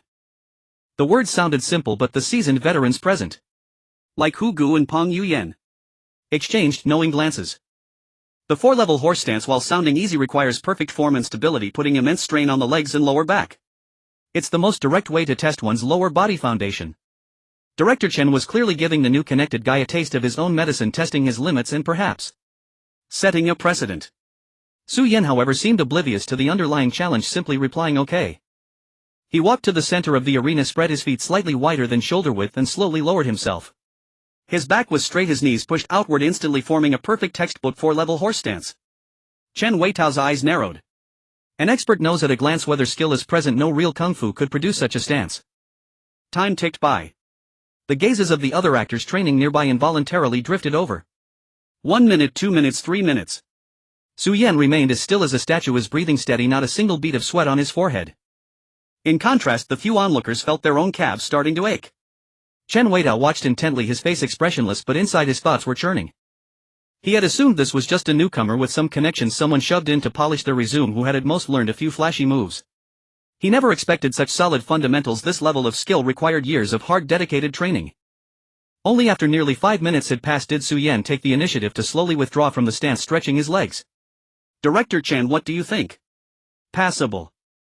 Chen Weidao gave him a long hard look, and the layer of indifference on his face finally cracked slightly. He nodded, letting out a non-committal grunt. Not bad, worthy of the chosen young Xilang. Your martial arts foundation is qualified. Without explaining what he meant by chosen, he turned and walked away. Su Yan scratched his head, puzzled, and looked towards Yuan Hong. Yuan Hong gave a strange smile and spoke. Looks like you rushing to join the cast. Haven't seen the first press release General Manager Kai sent you, have you? Su Yan looked bewildered. What press release? Before Yuan Hong could utter a sound, Chen Weidao's shout, already distant, crashed over them. The welcome ceremony is over. Get back to serious training, no chatting. Winking at Su Yan, Yuan Hong mouthed the words, talk later. He swiftly turned around and grabbed the prop broadsword again, swinging it at the air with vigorous shouts, putting on an air of earnestness to avoid a scolding. The others also withdrew their curiosity and returned to their practice areas. Seeing this, Su Yan quickly snapped back to focus. A young stuntman in a black tight-fitting training suit approached swiftly and nodded at him. Teacher Su, Director Chen asked me to first familiarize you with the training schedule for the next few days. Since you have a foundation, well, start with choreographed routines, mainly to get you accustomed to the weapons and partner coordination. Alright, thank you for your trouble, Su Yan replied politely. For the next several hours he was completely immersed in training. The basic spear techniques of young Xilang's early phase taught by the stuntman weren't overly complex. But the demands on force, angle and rhythm were meticulously precise. Su Yan as usual activated his cheat. With undivided attention engaged, every demonstration detail of the stuntman was etched into his mind like a slow-motion film. Learning felt like watching a video at double speed. Often after a single demonstration by the stuntman he could replicate it convincingly. With one or two more practices his movements became clean, crisp and powerful, drawing frequent sidelong glances from other actors training nearby. Even Chen Weidao, who had been directing with a stern face from a distance, raised his eyebrow almost imperceptibly as his gaze swept over. Training wasn't just individual routines. After the basics, the stuntman brought over a young man playing a Liu soldier for simple offensive and defensive drills with Su Yan. Teacher Su, after the block, follow through with a leg sweep and he'll cooperate by falling. Yes, just like that. Stop the spear tip, gently control the distance. It needs to look good on camera, but more importantly, be safe. Sweat soon soaked through his training uniform. Yet Su Yan grew more energized with each passing moment. As the sky darkened, Director Chen's dismissal order came. The group scattered like startled birds. Hugo picked up his towel and water bottle, exchanged a few words with acquaintances and hurried towards the dormitory, likely eager to wash off the sticky sweat. Pang Yuyan meanwhile pulled Chen Long aside, gesturing through a recent move while discussing whether to sneak out for a late-night snack at a small eatery outside the base. Old Su. Come on, let's celebrate your joining the crew. My treat tonight, Yuan Hong boomed as he walked up to Su Yan. Sure, Su Yan agreed with a smile, always happy for a free meal. Yuan Hong was quite generous. He treated him to the cafeteria where the most expensive single dish cost over 15 yuan. After eating, Yuan Hong took him on a tour of the base, pointing out where the laundry room was and which wall was low enough to climb over. Can you tell me now? What press release? Su Yan took a big gulp from the mineral water head just bought at the small shop. Hat, I was waiting for you to ask. It's hard to explain here. Let's go to my room. I'll show you something. Entering Yuan Hong's room, a silver-gray laptop sat on the desk. Yuan Hong pulled over a chair for Su Yan, then deftly slid his finger across the touchpad, opening a link from the browser's bookmarks. Here, take a look. It's been circulating on several major forums and entertainment sections for the past few days. Some print media entertainment pages followed up today too. Su Yan leaned closer to the screen. On the 14-inch LCD, the webpage headline read, "The chosen young Xilang finally revealed." Tangren waited a month just for his nod. The article was written with dramatic twists and vivid detail. It began by noting that the young warriors of the Yang clan was highly anticipated, with other roles cast early on. Only the role of young Xilang remained uncast, sparking widespread speculation. Then the narrative shifted to reveal the reason.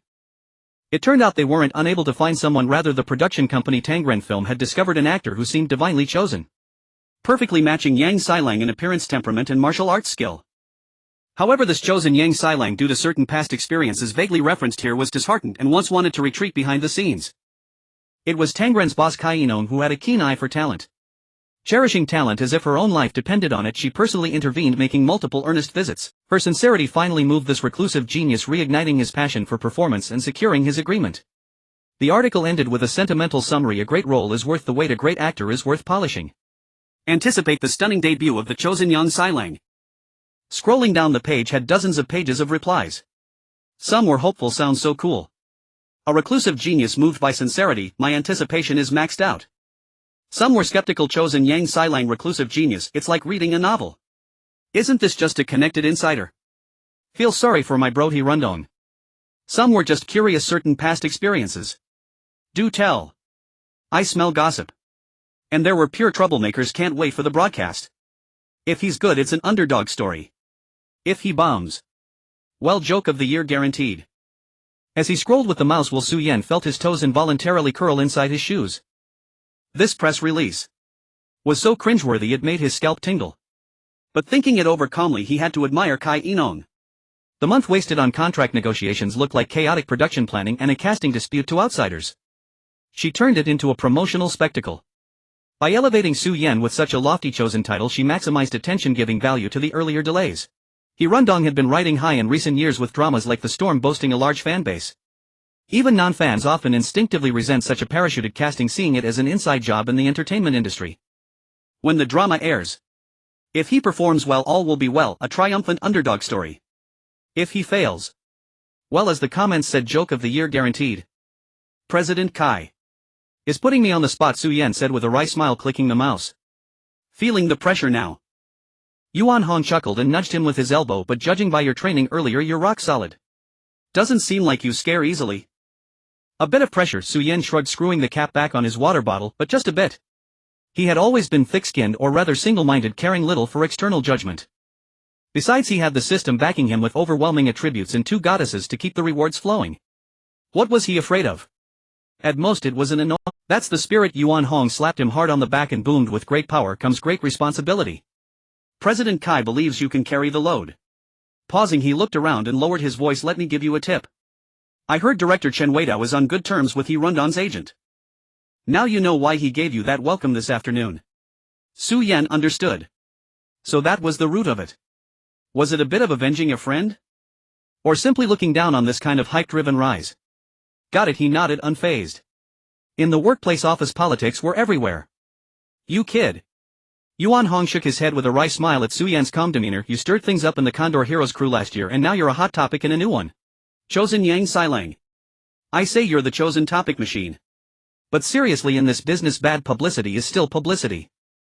That's why President Kai dared to release that article. It's a win-win either way. The rest is up to you, whether you can handle this overwhelming attention. The corner of Su-yen's mouth twitched slightly, but he didn't respond. Chosen topic machine.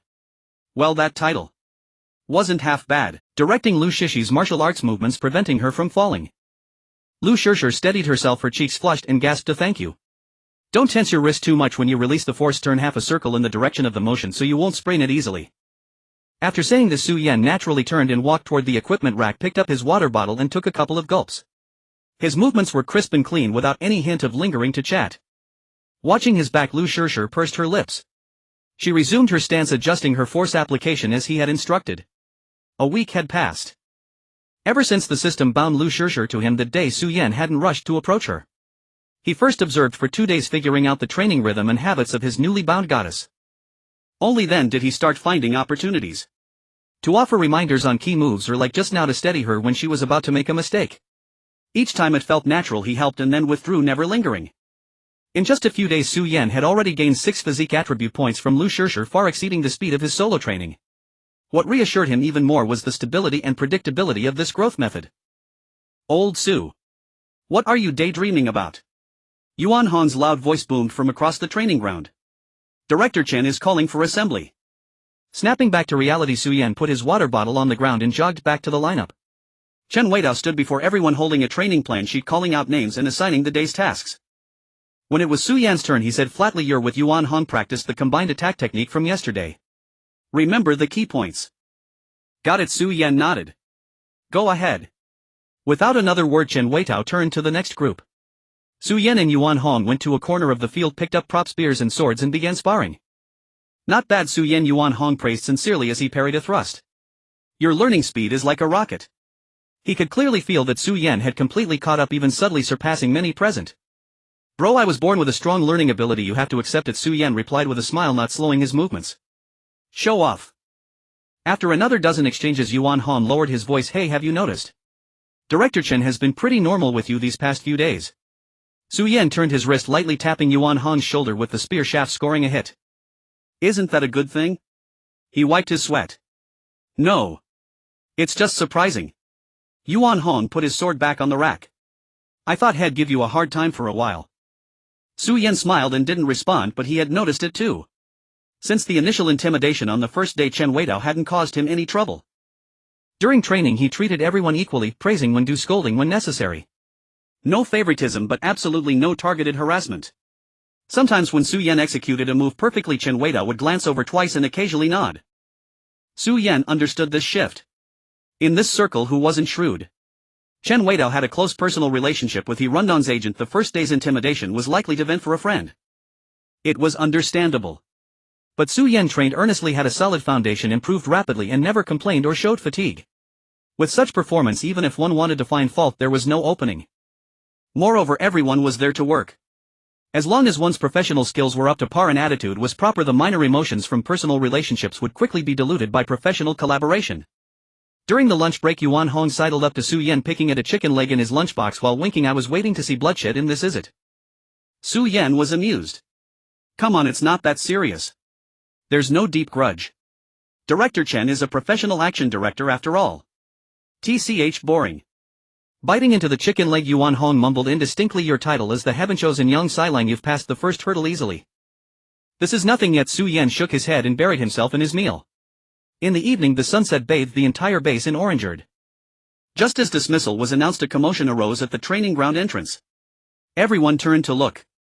Kai Inua and Xinxingxi walked in one after another, followed by several staff members carrying large bags.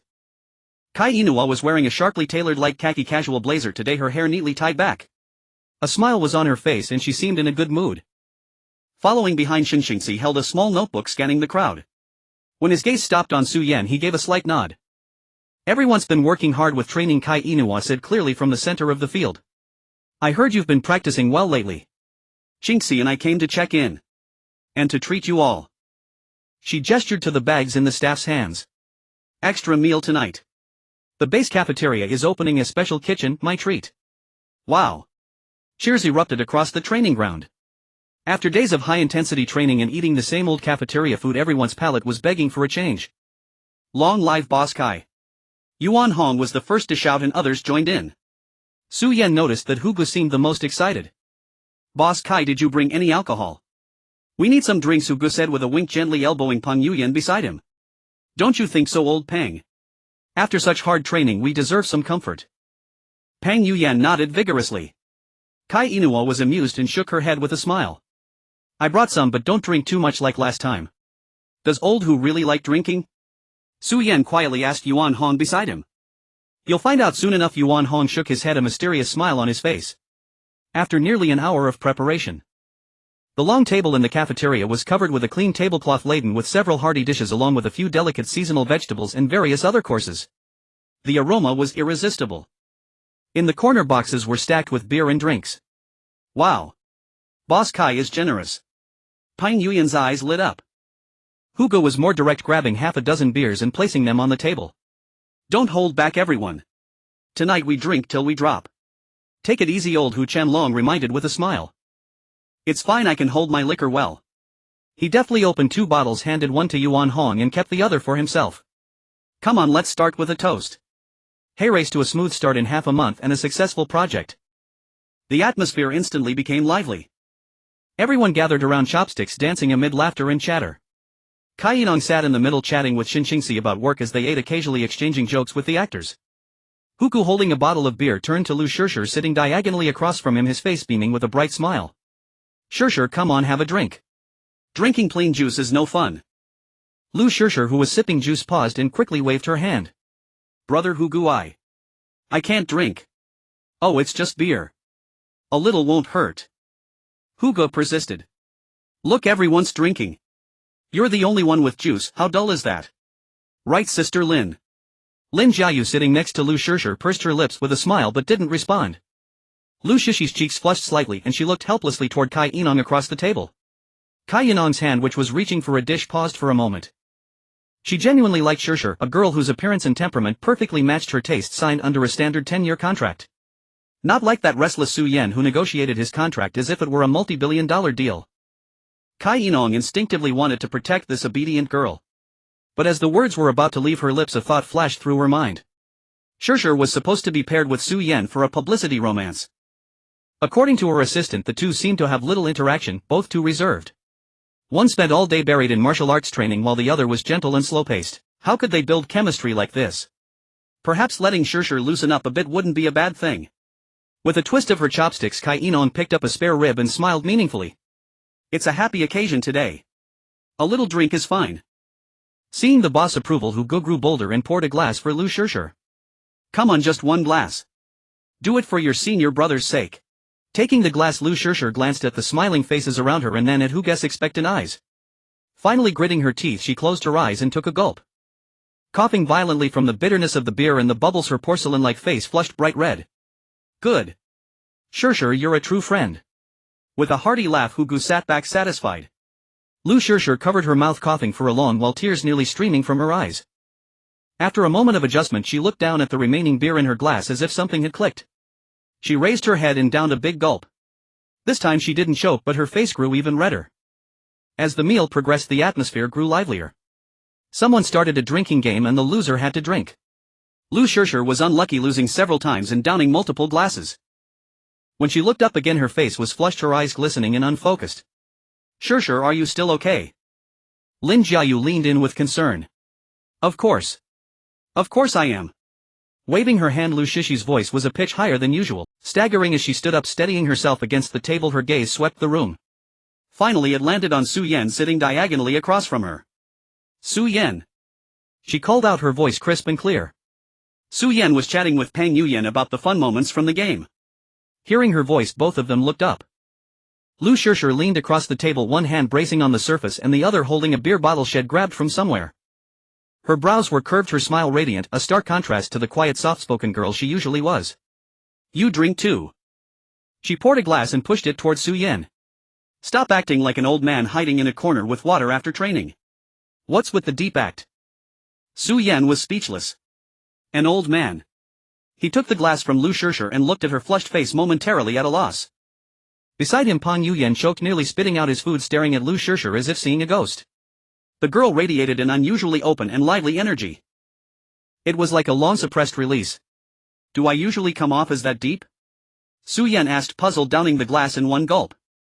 Absolutely. Lu Shishir nodded emphatically, taking a swig from her own bottle. You're always so serious, training nonstop, just like that old stick in the mud coach Chen. She leaned closer, her eyes sparkling as she stared at Su Yan. But that script of yours, it's really good. Su Yan was taken aback. When I run to you, I read it and cried several times.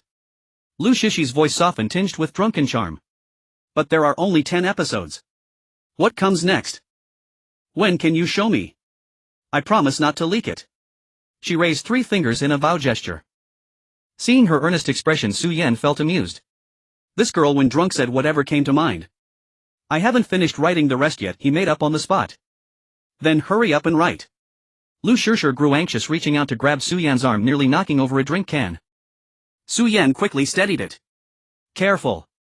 But Lu Shishir didn't notice, continuing with eager anticipation. I want to know what happens to Zhang Lurong and Su Zaizai. Do they get into the same college? Will they break up? Beside them, Pang Yuyan was utterly frozen. He looked from Lu Shishir to Su Yan, his mouth hanging open wide enough to hold an egg. Is this really Lu Shishir, he muttered to himself?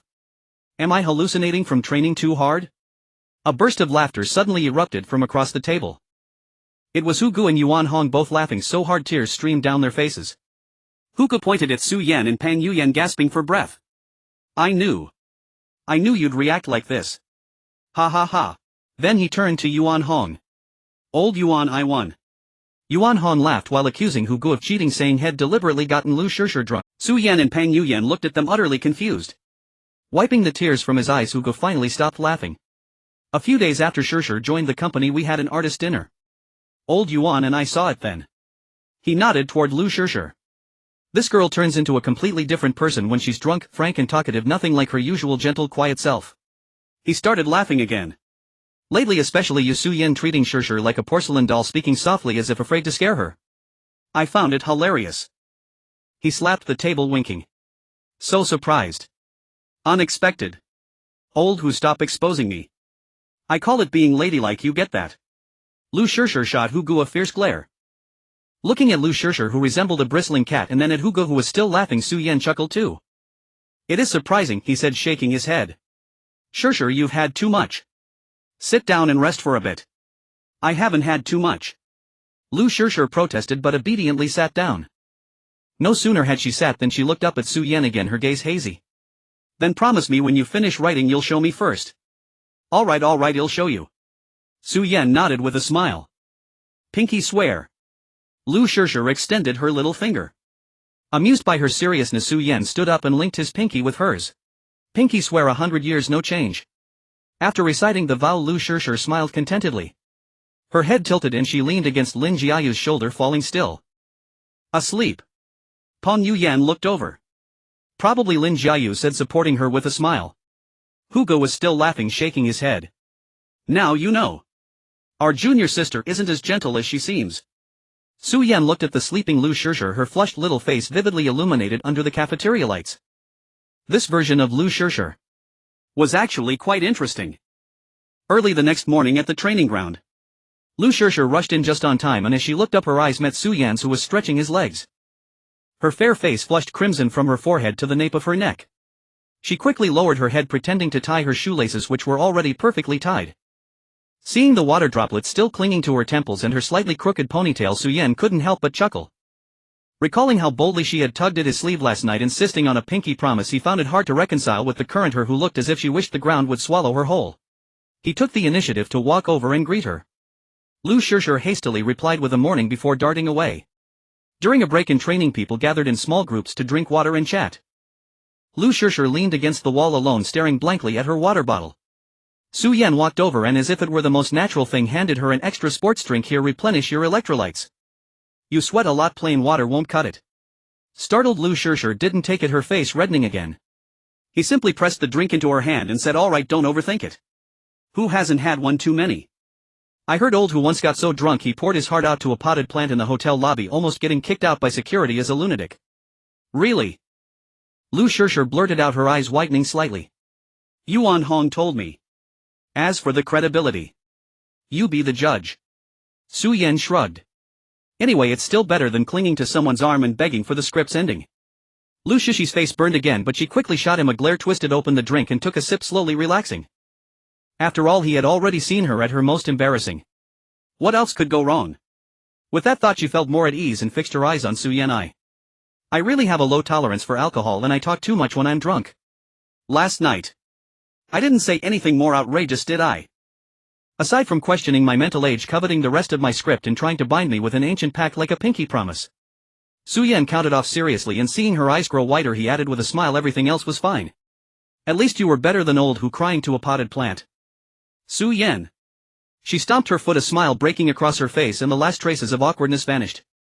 In the following days, their interactions became noticeably more harmonious. Having been dragged around by his father, a small-time contractor, to banquets and construction sites since childhood, Su Yen had long mastered the art of saying the right thing to the right person. He had initially thought Lu Shishir was a delicate flower that needed careful handling, so he always spoke gently and measured his words. Now that he knew she was anything but that on the inside, he loosened up. They both had an outgoing side to their personalities. Su Yen was openly optimistic and energetic, while Lu Shishir was a bit slow to warm up. Once that awkward barrier was broken, getting along became remarkably easy. During training, Su Yen no longer spoke softly. He corrected Lu Shishi's movements more directly. Your wrist is too loose. Bad form. Do it again. Lu Shishir didn't get angry. She puffed out her cheeks and reset her stance. When she got it right, she would glance at him with a hint of pride. During breaks, Lu Shishir would voluntarily come over to discuss how to make a certain move look better, or complain about the cafeteria serving chicken stew with potatoes for 3 days straight.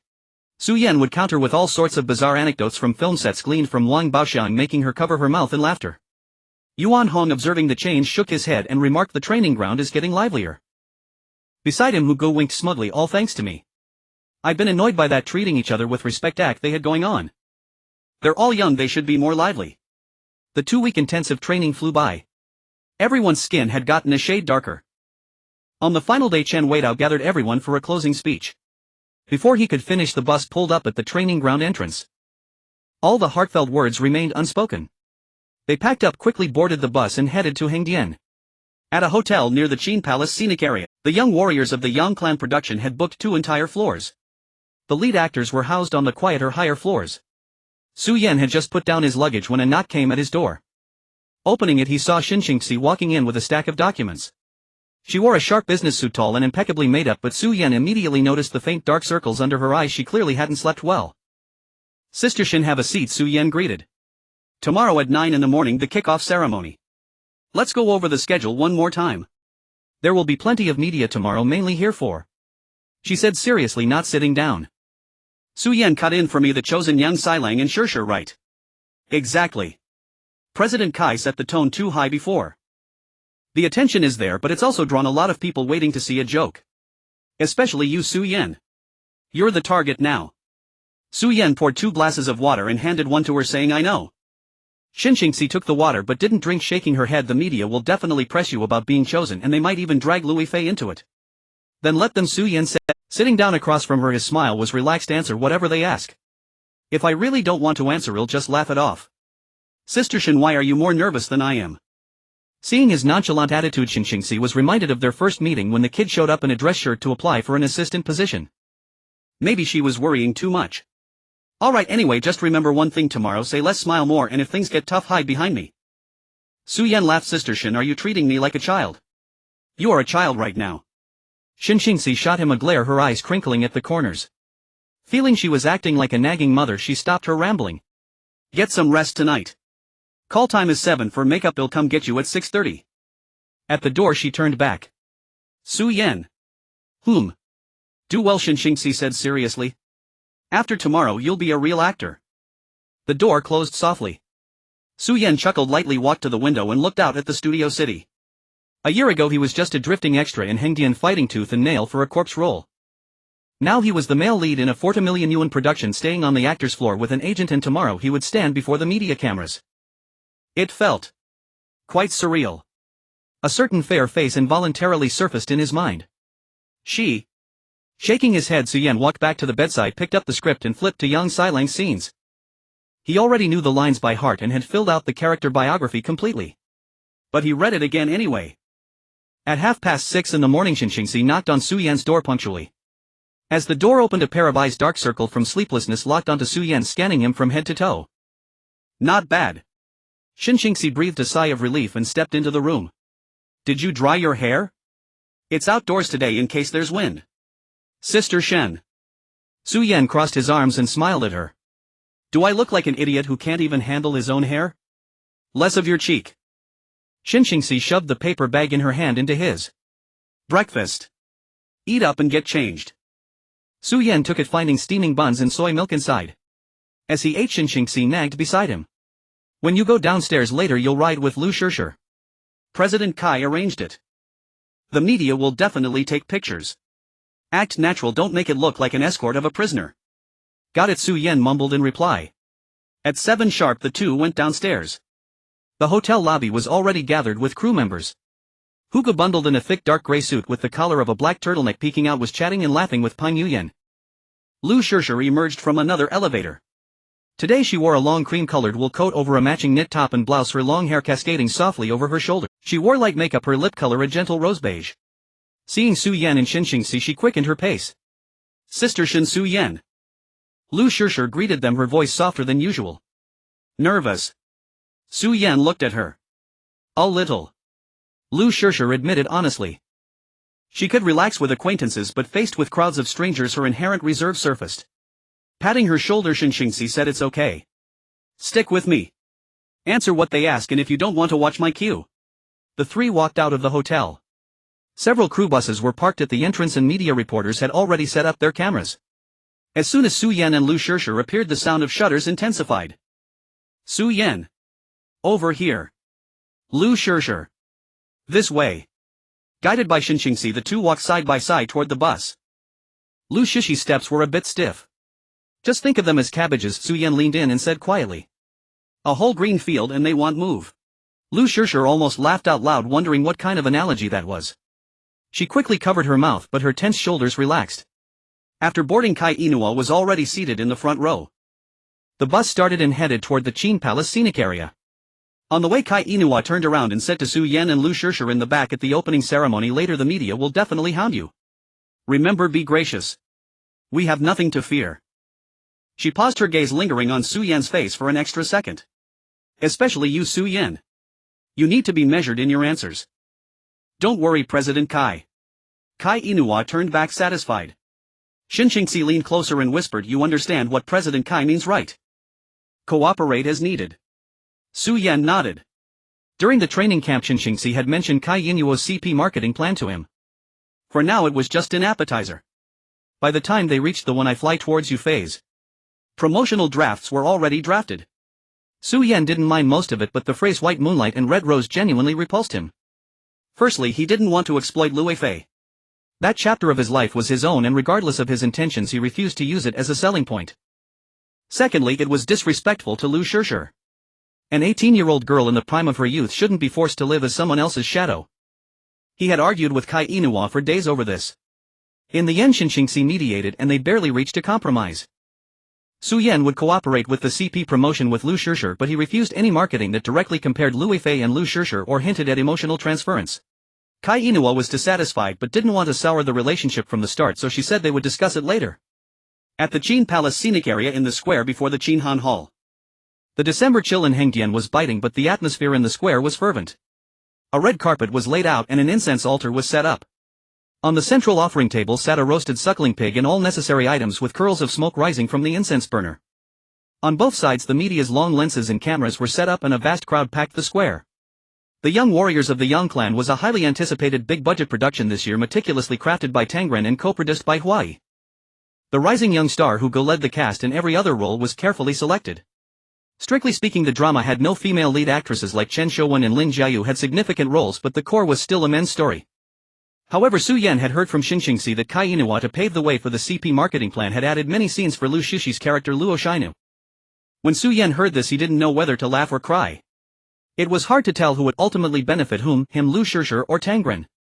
Lost in his thoughts, Su Yan found the opening ceremony proceedings flying by. Worshipping the gods, unveiling the red cloth, cutting the suckling pig. Kai Inua stood at the center wearing a poised smile, occasionally exchanging a few words with director Li Guoli beside her, exuding an air of calm authority. During the cake-cutting segment, staff wheeled out a 3-tiered cake. Holding a long knife, Kai Inua invited the main cast to come forward. The sound of shutters never ceased throughout the process. Once the cake was cut, the media interview session officially began. Reporters swarmed in. Initially the questions followed the protocol, first asking the director, then the producer, and then the male lead Hugu. Li Guoli spoke eloquently about the drama's patriotic spirit and exquisite production.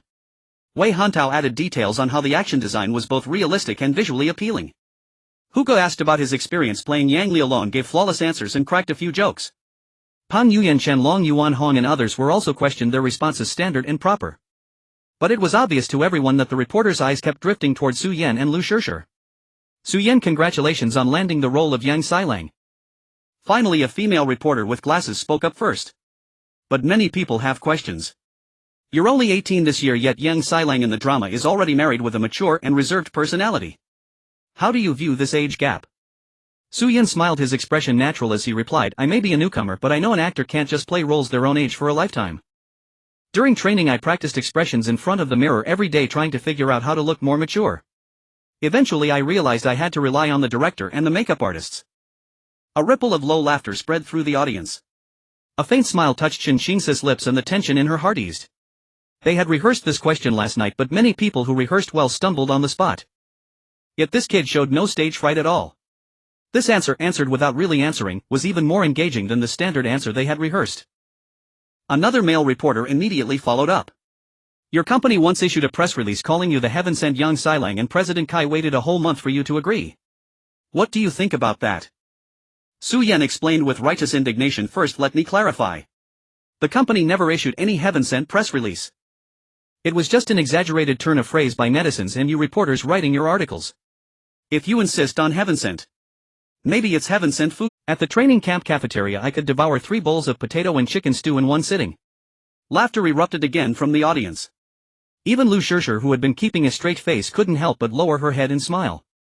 Su Yan was well aware that those sensational news pieces were press releases hired by Tangren. But as long as they weren't officially released, they were just netizen buzz or media speculation. A lean male reporter, apparently dissatisfied with Su Yan's evasiveness, wore a smirk as he asked the role of Yang Xilang was originally set for He Rundong. What do you have to say about that? Su Yan's smile remained, but his expression turned more earnest. He Rundong is a senior I deeply admire and respect. During the summer 3 years ago, The Storm Riders was a show I watched every day glued to the TV. I really enjoyed He Rundong's performance in it, emotionally restrained yet layered. He spoke only of the actor, avoiding the topic of taking over the role. Once again he sidestepped the issue. The reporter persisted. In the previous press release, netizen rumors mentioned that you once stepped behind the scenes due to certain past experiences, and it was President Kai who personally persuaded you to take the role. Does this certain past experiences refer to your past with Liu Yifei? The moment this question was asked, the atmosphere in the room suddenly tensed. Even Hu Guest's smile faded. Many reporters, however, brightened, pushing their microphones forward. Clearly this was a question they were eager to ask. It was also the brilliance of Kai Yinua's press release, using ambiguous half-truth narratives to forcibly link Su Yan with Liu Yifei. Hu Ge had become a household name with his role as Li Xiaoya, with offers pouring in. But Liu Yifei not only had Zhao Linger but also by Xiuzhu Wang Yuyan in the highly anticipated upcoming role of Little Dragon Girl. She was genuinely popular. Among the rising young actresses in mainland China, she was the undisputed only candidate most likely to catch up with the 4 Dan and 2 Ice actresses. No wonder Kai Yinua went to such lengths to ride her coattails. After a few seconds of silence, Su Yan smiled. That's quite a question you've asked. If I say no, you might think I'm hiding something. If I say yes. Pausing, he fixed his gaze on the reporter, drawing out his words. Do I really look like the male lead from a tear-jerking melodramatic soap opera? Today he wore a well-tailored dark gray checkered suit over a simple white shirt, no tie, with the top button undone. Over it he had on a sharply structured black wool coat now left open. His short hair was neatly swept back and his face bore a candid, clean smile. He exuded the irrepressible vitality unique to his age. He looked nothing like a bitter love-stricken melodrama lead. Put. Someone let out a laugh first, followed by a wave of subdued chuckles. Liu Yifei watched Su Yan's effortless composure in front of the cameras and smiled as well. The tension from being in the spotlight inexplicably dissipated. Kai Yinua nodded inwardly. This kid with this level of PR skill, who would believe he was just an 18-year-old newcomer? The reporter was left speechless and awkwardly lowered his microphone. Seeing that they couldn't dig up juicier answers and the atmosphere had already shifted, other reporters turned to other topics. After a few questions, the conversation naturally shifted to Liu Yifei, who stood slightly behind Su Yan. Liu Yifei, as a newcomer in your first big production, how do you feel? Are you nervous working with so many seniors? Taking a deep breath, Liu Yifei stepped forward half a step, a warm and poised smile on her face. I'm incredibly excited and am especially grateful to President Kai for the opportunity. The seniors on set have been very kind to me. How are you getting along with Su Yan? We heard you'll be playing husband and wife in the drama. Liu Yifei glanced at Su Yan. He was listening attentively, looking very serious. Her heart steadied and her words flowed smoothly. We get along well. He helped me a lot during training, saving me from many falls. The reporters asked a few more questions about the role and training, and Liu Yifei answered them all. Though not as effortlessly as Su Yan, she was composed and made no mistakes. During the media photo session, Kai Yinua called all the main cast to the stage for a group photo. This time she seemingly casually adjusted the positions, making Su Yan and Liu Yifei stand together. They stood side by side, he sharp and handsome in his suit, she gentle and elegant. They actually looked like a perfect match. The sound of shutters intensified once more, and this time many lenses deliberately focused on this pair. Watching the entire scene from below the stage, Xinxingxi let out a soft sigh of relief. Immediately after the opening ceremony, the production crew plunged straight into principal photography. The Qinhuang Palace scenic site had been transformed into a northern Song dynasty frontier fortress, towering ramparts crowned with banners snapping in the wind. Each day stretched from dawn at 6 o'clock to late night at 10, a grueling, relentless pace no less intense than wartime mobilization. Over the course of more than a month, the young actors gradually shed their inhibitions. Hu Ji's favorite post-rap activity was dragging Peng Yuyan, Yuan Hong and Su Yan into fierce games of dodiju. Their wager. Breakfast the next morning, whoever lost would treat the entire crew to soy milk. Liu Yifei finally revealed her true self. That image of gentle elegance, that aura of scholarly serenity, it only ever surfaced when she met strangers. Once truly at ease, however, she blossomed into a vivacious, cheerful presence quick to laugh. Colleagues soon dubbed her Liu Ha Ha Ha. Her signature laugh, playful, slightly mischievous, would erupt unexpectedly from any corner of the set, startling everyone within earshot. What astonished the entire crew most were the martial sequences between Su Yan and Liu Yifei. Su Yan needed no introduction. His physique and combat prowess delivered raw, precise and fiercely dynamic performances. Chen Weitao, initially reserved and skeptical, surrendered entirely to admiration after half a month. Privately he confided to the director, this young man, if he debuted during the golden age of kung fu cinema, he'd have become a bona fide superstar. Liu Yifei too earned widespread respect. A graduate of the Beijing Dance Academy, she possessed exceptional flexibility and extraordinary balance. The Liu Yifei's fight scenes were few, each one she performed with dazzling artistry. In one pivotal sequence, Liu Yifei leaps from the city wall on wires, white robes billowing, sword flashing like winter snow, to rescue Yang Xilang amid chaotic battle. She lands, spins fluidly, and executes a sweeping horizontal strike with flawless grace. Sweat glistened across Liu Yifei's forehead, yet her expression betrayed unmistakable pride. "Impressive, Yifei, you've been holding back all along," Su Yan remarked, handing her a bottle of water. "Indeed," Liu Yifei replied, tilting her head back to gulp down a long draught before declaring with unapologetic confidence, "At the Beijing Dance Academy I ranked among the top 3 in fundamental skills assessment." "Oh. Top 3. Su Yan teased. "Who claimed first and second?" Liu Yifei shot him an exasperated glare. "None of your business." Their martial artistry earned them a shared moniker across the crew, the twin sovereigns of combat. Yet for every triumph in action, their dramatic scenes proved equally arduous. Today's scene depicted Yang Xilang gravely wounded, lying in bed, while Liu Yifei kept vigil beside him. Their eyes met, silent, charged with volumes of unspoken emotion. The script instructed their gaze must convey love, tenderness, sorrowful reluctance, and beneath it all the fated intimacy forged by chaos and war. Liu Yifei was no absolute novice. Her debut led a series titled Moonlight and Lotus Breeze. Though the drama never soared in popularity, her acting experience was genuine. As for Su Yan, over the past month of rehearsing alongside Liu Yifei, his acting proficiency had surged to 75 points, an astonishing, almost supernatural rate of growth. Logically, this scene should have been effortless. The complication: they had grown far too familiar. And so, take 87, take 3, action. The camera focused on the sickbed. Su Yan reclined against the headboard, pale-faced and motionless. Liu Yifei sat beside him holding a bowl of medicine. They locked eyes. 3 seconds passed. Then Liu Yifei's lips twitched uncontrollably. 2 seconds later she burst into laughter, nearly spilling the decoction from the bowl. Cut. Director Wei Hantao raised his head from behind the monitor, expressionless. "Liu Yifei, what exactly are you laughing at?" "I'm sorry, director." Liu Yifei hurried to apologize. I just remembered a joke Su Yan told me yesterday." The entire crew exchanged bewildered glances. Su Yan pressed a hand to his forehead. "Let's reset." Wei Hantao waved dismissively. Take 4. This time Su Yan broke first. Watching Liu Yifei strain to summon a look of tender concern, he suddenly saw only a puff-cheeked hamster, and couldn't suppress a snort of laughter. Cut. Su Yan. Take 5. Both held their expressions rigid, but their eyes darted away, refusing to meet each other's gaze. Cut. Eyes. Your gazes must connect. Take 6. Liu Yifei reached out to feel Su Yan's forehead. The moment her fingertips brushed his skin, he instinctively flinched. She'd recently pranked him by pressing ice against his neck. Cut. Take 7, 8, 9. They managed to stifle their laughter, only for their eyes to drift again, aimless and unfocused. Where once there should have bloomed devotion and anguish, now reigned only acute embarrassment and existential disorientation. Help. This is unbearable. And who am I? Where am I? Emotion. I need authentic emotion.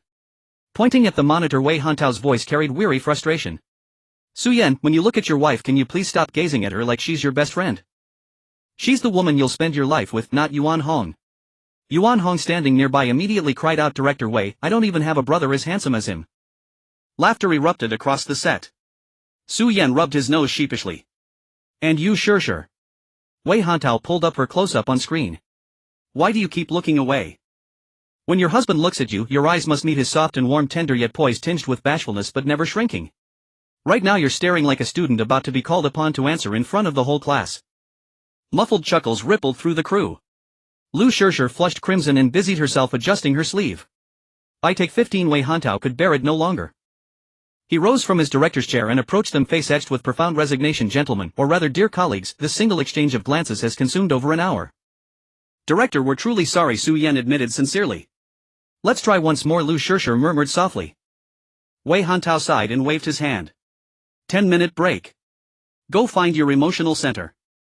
If this still fails. He paused, then fixed them both with a quietly ominous stare. I'll instruct the screenwriter to rewrite this scene. Yang Xilang remains unconscious and Luo Shinu delivers a soliloquy. Su Yan. Liu Shishir. They slunk away to a quiet corner of the set. Liu Shishir collapsed onto a prop crate, shoulders slumped. What do we do, Su Yan? Every time I look at you I crack up, I can't get into character. Su Yan stood beside her equally frustrated. Same here. It's all your fault, telling me those terrible jokes. Liu Shishir glared. I haven't even complained about you stealing my chicken legs. Su Yan retorted. They stared at each other for 3 seconds, then burst into simultaneous laughter. After a moment Liu Shishir's eyes gleamed with sudden inspiration. Leaning in she whispered, hey, I've got an idea. What is it? With a sly wink Liu Shishir began, try imagining me as someone else. Su Yan instantly grasped her meaning and his expression darkened visibly. Liu Shishir, are you asking for trouble? I'm serious. Liu Shishir shrank slightly, then squared her shoulders defiantly. You clearly feel something deep for her, profound resonant emotion. So channel that feeling toward me first. Let it ground you, then let me step into the role with you. Watching her wear that air of self-assured logic, Su Yan couldn't help but chuckle in exasperation. Rubbing his face he grumbled, fine, you asked for it. Fixing his gaze on Liu Shishir he strained to superimpose upon her delicate serene features the memory of another figure, pale ethereal clad in snow-white robes. 3 seconds later he burst out laughing again, uncontrollably. Her face was too vivid, too alive, eyebrows lifted playfully, eyes sparkling, lips curved with the quiet triumph of mischief. This was no aloof celestial fairy sister, she was a clever little fox brimming with sly delight. Su Yan. Be serious. Liu Shishir stamped her foot indignantly and swatted his arm. I'm making enormous sacrifices and you laugh on cue. Her blows landed lightly, barely more than a tickle. Ducking and laughing harder, Su Yan gasped, it's not that, I simply can't bridge the gap. You two aren't remotely alike, Teacher Liu. Chasing him for a few more playful swats, Liu Shishir herself dissolved into giggles. That brief spontaneous commotion dissolved all lingering awkwardness. Minutes later they stepped back before the camera. Take 16 action. The slate clapped shut. Su Yan leaning against the headboard looked at Liu Shishir, not with forced intensity but with a lazy lingering warmth still tinged with the afterglow of their earlier banter. Liu Shishir lifted the medicine bowl and met his gaze. Their eyes locked, and somehow she recalled his teasing Teacher Liu and a faint knowing smile softened her lips. Behind the monitor Wei Hantao opened his mouth to call cut, then froze. On screen their gazes held steady. That light amusement gradually settled, deepening into something warmer, quieter, profoundly natural. Su Yan's gaze rested calmly upon her face, worn with injury yet anchored by silent unspoken devotion. Liu Shishir did not look away. Lowering her lashes she stirred the broth gently with her spoon. Steam curled around her features, lending her expression a hushed, tender anxiety. Perfect. That one's in the can. Wei Hantao's relieved voice rang out. A low murmur of celebration swept the set, at last it was done. Su Yan and Liu Shishir exchanged a glance, both exhaling deeply, reading in each other's eyes the shared heartfelt relief. Finally, freedom. Progress, observed Chunji, arms folded, a teasing glint in his eye. Granted it's still miles short of love so fierce it defies death, but at least now they resemble an actual married couple. Liu Shishir's cheeks flushed. At that very instant a system notification chimed softly in Su Yan's mind, his reward duly delivered. Time swiftly advanced amidst laughter and joy. On January 28, 2006, the eve of the Lunar New Year, the crew was unexpectedly dismissed at 5 in the afternoon. Director Li Guoli specially instructed the canteen to prepare several hearty dishes, inviting all remaining crew members to share an early New Year's Eve dinner. During the meal many auspicious words were exchanged and each person received a small red envelope as a gesture of the new year.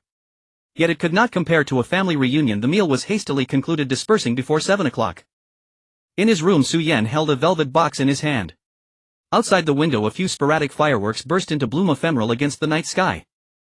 His mind flashed back to this time last year, Xiangshan Film and Television City, dim yellow lights, fine grains of snow and a figure in a white down jacket with a ring of fluff on the hood. A year has passed. He murmured, shaking his head to cast aside those stray thoughts. There was a more pressing matter at hand, giving Liu Shishir a gift. The idea of giving something valuable to earn a higher rebate had occurred to him back in the Divine Eagle production. But back then Liu Shili stood in the way and his status was not equal to Liu Yifei's. Giving a gift rashly would seem too strange and she likely would not accept it. Now it was different. Liu Yifei was familiar with him and her personality was cheerful. Presenting a gift would not make him seem odd. Moreover, the occasion of New Year's Eve was perfect. He opened the velvet box, revealing a silver necklace. The pendant was a ginkgo leaf the size of a fingernail with delicate clear textures. The edges were set with a circle of tiny diamonds embedded using the pave technique, sparkling and reflecting the light in scattered glimmers. It cost 2,999 yuan. Not cheap yet not exorbitant. He had deliberately chosen this price range, neither wasting the opportunity to give a gift nor making it too precious for the recipient to accept. It should work. Closing the box and slipping it into his pocket, Su Yan pushed open the door and stepped out. The corridor was silent. Liu Yifei's room was at the other end. Reaching her door, Su Yan raised his hand and knocked. Slipper-clad footsteps sounded from within and the door cracked open. Liu Yifei poked out half her body, dressed in light pink loungewear, a face mask still on, revealing only her eyes. Seeing Su Yan, she paused, then pulled off the mask. Why are you here? I'm giving you something. He pulled the velvet box from his pocket and handed it over, saying, a New Year's gift. Liu Yifei let out an took the box and opened it. The silver ginkgo leaf lay quietly on the black velvet, reflecting the light from the hallway ceiling. Mask still in hand, her expression dazed as she looked up at Su Yan. This. Why are you giving me a gift? It's New Year's, Su Yan replied matter-of-factly. Besides, we're the only young ones in the crew. What's wrong with exchanging gifts? I've prepared something for old Hu and the others too. Is that so? Looking at the clearly carefully chosen valuable gift box in her hand, Liu Yifei was skeptical of Su Yan's words, but she didn't feel averse to it.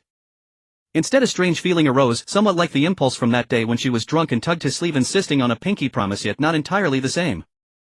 Thank you, she said softly, her cheeks warming as she gripped the box in her palm. It's quite pretty. Glad you like it. Seeing the genuine delight on her face, Su Yan felt happy too.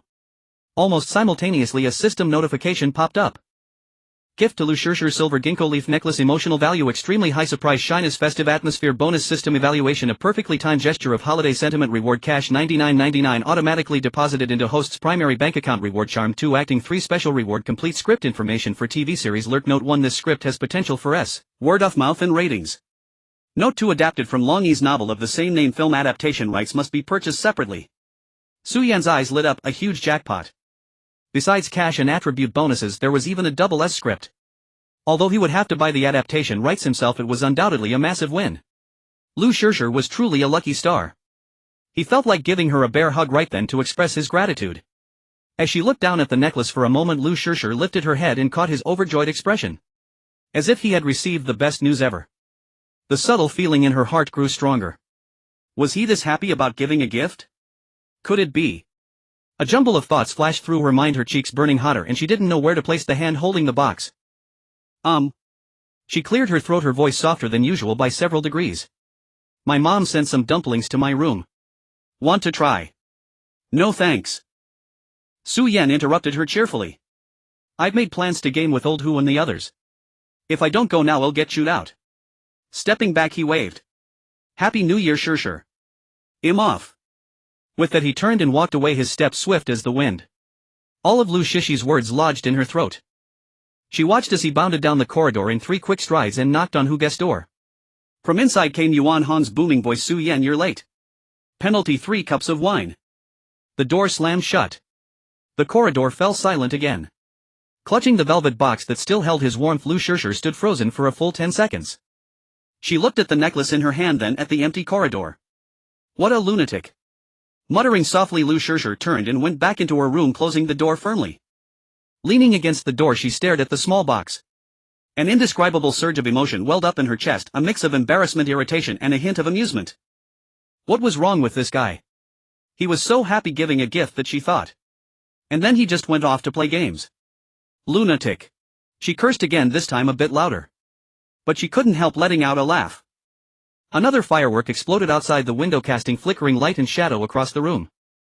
Walking to the window, she opened the velvet box, took out the necklace, and the silver ginkgo leaf glinted in the fireworks' glow. After gazing at it for a long while, she let out a soft hum and put it on. The cool metal touched her skin, quickly warming up. Oh well. She examined her reflection in the window glass and muttered, the necklace is pretty though. From afar, the raucous sounds of gaming drifted from Hu Guest's room, and she could vaguely hear Su Yan shouting, old Hu, can you even play? Liu Yifei rolled her eyes and drew the curtains. Lunatic. Liu Yifei hadn't spoken much to Su Yan in days. Ever since that New Year's Eve when he handed her the necklace, flashed that brilliant grin and then dashed back to his game, she felt there was something seriously off about him. Idiot. Every time she spotted Su Yan from afar on set, Liu Yifei silently cursed him. She wasn't exactly furious, just inexplicably frustrated. It was like she had mustered all her strength for a confrontation only to find he wasn't even playing the same game. Over the next few days during their scenes together, Liu Yifei's expression management was impeccable, tender when needed, concerned when required. The moment the camera shifted away, her face instantly reverted to a frosty, "Don't bother me" look. Su Yan of course noticed. He rubbed his nose, feeling a twinge of guilt. That day he had been too ecstatic. A $99.99 cash reward plus a double S script, anyone would have lost their mind with joy. In his excitement he had completely forgotten the ritual of gift-giving. "Old Su, what did you do to Yifei this time?" Yuan Hong sidled up during the break, winking. "The way she looks at you, it's like you're trash on the roadside." "Misunderstanding, all a misunderstanding," Su Yan said, his face full of guilt. "Yeah right," Yuan Hong chuckled. "Knowing you, you probably did something brainless again." Su Yan had no rebuttal. That afternoon, after filming a tense confrontation scene on the city wall, the crew broke for lunch. Liu Yifei, holding her boxed meal, found a sheltered corner to sit. She had barely taken a few bites when she heard some stagehands and lighting crew huddled together chattering over a newspaper. "Hey, have you seen this? The plot is really popular lately, airing on several satellite channels." "Yeah, I've seen it. My parents watch it every night. They say that a Bing is amazing. Chen Shu's Huang Yi is brilliant too, that vibe ha." Liu Yifei vaguely recalled Su Yan mentioning he had a role in that drama. As she pondered, the chatter shifted direction. A deliberately lowered voice said, "Look here, it mentions advisor Yang, that's Su Yan from our crew." "Really? Let me see." "It really is Su Yan," someone exclaimed. "This look. He's a completely different person from now." "Does he have many scenes?" "Not many, I watched it, just one episode. He grabs a gun, kills someone, then sacrifices himself. Pretty cool though." After a brief silence, a slightly sharp, envious male voice cut in, "If you ask me. Su Yan standing with Hu Gu and Pine Yu Yan just doesn't fit. The gap in stature is too big." Someone nearby murmured in agreement. To be fair, Xiao Su is a decent guy and has potential. But jumping from advisor Yang to Yan Xilang without riding on Fairy Sister's coattails. Who'd believe that? Exactly, the sharp voice piped up. "The chosen Yang Xilang, what a hype. Shoo. Keep it down." Realizing their voices had risen, they quickly fell silent, nervously glancing around. That glance landed squarely on Liu Yifei's raised eyes from the corner. Embarrassment flickered across their faces as they hurriedly ducked their heads and pretended nothing had happened. Liu Yifei pursed her lips and scanned the area. She soon spotted Su Yan sitting on a prop box nearby, eating and chatting with Chun Ji beside him. His face was turned, fingers gesturing in the air, expression focused, a hint of a smile on his lips. Had he heard? He must have. Right, those guys were such gossips. But he seemed completely unfazed, still grinning away. After staring for a few seconds, Liu Yifei set down her lunchbox, stood up and walked over. When she reached him, she organized her words and lowered her voice. "Hey, don't take it to heart." Su Yan caught the familiar fragrance and looked up to see Liu Yifei. The girl who hadn't spoken to him for days stood there, lips pressed together, eyes complex. Sure. Not mad at me anymore," Su Yan said a bit happily. Beside him, Chen Weidao smiled knowingly and stepped aside. Liu Yifei didn't reply, just kept looking at him. Su Yan scratched his head in confusion. Thinking he was putting on a brave face, her voice softened. "What those people said. They don't understand. I think you acted brilliantly. That role in the plot had few scenes, but it was memorable. You got the part of Yang Xilang because you were right for it, nothing else." She grew more earnest, her eyes sincere. "Really, don't be upset." Su Yan glanced thoughtfully at the staff hunched over their meals, then replayed her words. He understood. Touched, but a mischievous idea suddenly sprang up. The smile on his lips slowly faded, his shoulders drooped slightly and his voice came out muffled. Just one word, but the tone dragged a little, as if he was suppressing a sense of loss. Liu Yifei panicked. She raised a hand to pat his shoulder, then thought better of it, freezing midair before letting it fall gently on her own costume sleeve. "Look. It's really fine. You're born in 87, same as me, right? We're only 19, aren't we? The road is long. Take it step by step, what's the rush?" Su Yan's head dropped lower, his bangs covering his eyes, shoulders trembling slightly. Liu Yifei grew more anxious, stepping half a pace closer. But before she could utter another word of comfort, a suppressed laugh burst from Su Yan's throat. He jerked his head up. There was no trace of melancholy, only a face red from holding back laughter and a grin stretching ear to ear. "Ha ha ha. Oh, I can't take it. Yifei, the look in your eyes just now. Ha ha ha. Lu Shishir stood frozen, eyes slowly widening. Then her entire face flushed crimson from the tips of her ears to her neck. Su Yan. She gritted out each word, her voice squeezed through her teeth as she raised a hand to pound his arm. You tricked me again. How can you be so annoying? Why again? Naturally it included that New Year's Eve incident where he had fled after giving the gift. Ow. Easy easy. Su Yan dodged while laughing. Sorry. But you. The way you looked at me just now like I was a stray cat someone kicked on the street, I really couldn't help it. Stop it. Lu Shishir stomped her foot in fury and chased after him, pounding away. A few crew members sneaked glances torn between laughter and restraint. After the commotion died down, Su Yan caught Lu Shishir's still striking wrist and stopped laughing. Alright, no more jokes. I honestly don't care about those comments. But thanks for your concern, Sister Shishir. She pulled her hand back, still glaring. Who's your sister? I'm older than you. Call me Jia. Oh. What month were you born? March 10th, Lu Shishir shot back. You. Su Yan's smile froze for a split second. Catching the subtle change, her eyes lit up. What's wrong? Afraid to say. You're not really younger than me, are you? Su Yan coughed dryly, a bit awkward. Also March 25th. 15 days older. Lu Shishir lifted her chin, triumphant. Call me Jia. Su Yan's mouth twitched. Reluctantly he mumbled. Shishir Jia. Didn't catch that. Su Yan rolled his eyes and raised his voice. Shishir Jia. Happy now? Yes. Lu Shishir replied brightly, her eyes curving into crescents. After laughing enough, she looked at his carefree face and recalled the many legends about him. How he had switched jobs multiple times on set to get close to Liu Yifei, forcing himself to become a photographer, how he had gone undercover at Tangren for half a year to land a role in the Young Warriors, how he had held out against Boss Kai for months over a contract even if it meant giving up a coveted opportunity. This was a man with clear goals and terrifying execution. Would someone like that be bothered by idle gossip? Her concern just now had been unnecessary. Su Yan, you're really amazing. Lu Shishir said with genuine admiration. You only just realized. Su Yan beamed with unabashed pride. Lu Shishir was torn between laughter and exasperation, rolling her eyes. What a character. Your food's getting cold. Just eat. Roger that. The filming of the Young Warriors raced ahead and soon it was mid-March. The costumes had changed from thick cotton to thin padded jackets. The plot was veering toward tragedy. The young men fell one by one and the set was often heavy with an impending sense of boxed lunches. Yuan Hong's character, the enemy chieftain Yelu Xia, held on stubbornly, reportedly surviving until the finale. On March 15th, Su Yan arrived on set as usual. He immediately sensed something odd in the way everyone looked at him. Su Yan felt a wave of helplessness. He knew the reason. The highly anticipated The Return of the Condor Heroes had finally aired on local TV the night before. Having just changed into his costume, Su Yan overheard a stifled snicker. Oh, look who's here, our lovelorn extra. Yuan Hong strode over, winking and shouting. A few young stagehands tidying props nearby also burst into chuckles. Old Yuan, you talk too much, Su Yan said, shooting Yuan Hong a blank stare. What lovelorn extra? Chen Long emerged from the makeup room looking bewildered. He was playing Yan Wulong. You haven't heard. Pang Yuyan leaned in, his face alight with gossip. Last night The Return of the Condor Heroes just premiered and they've dug up old stories about our brother Su Yan going all out for the fairy sister back in the day. Working as a stuntman, a stagehand sneaking into the camera crew to shoot, and finally diving into the water to save someone. A textbook tragic romantic hero. Freaking awesome. Chen Long listened stunned, then turned to Su Yan. Seriously? Su Yan shook his head. Couldn't be more exaggerated. Exaggerated. How? Hugo walked over, script in hand, grinning. I watched 2 episodes last night on purpose. Say what you will, Su Yan, that shot of yours was really good. The one where little dragon girl descends on a white silk sash under the moonlight, screenshots are all over the internet now. He patted Su Yan's shoulder, a hint of teasing in his voice. With skills this good, why don't you shoot more for us?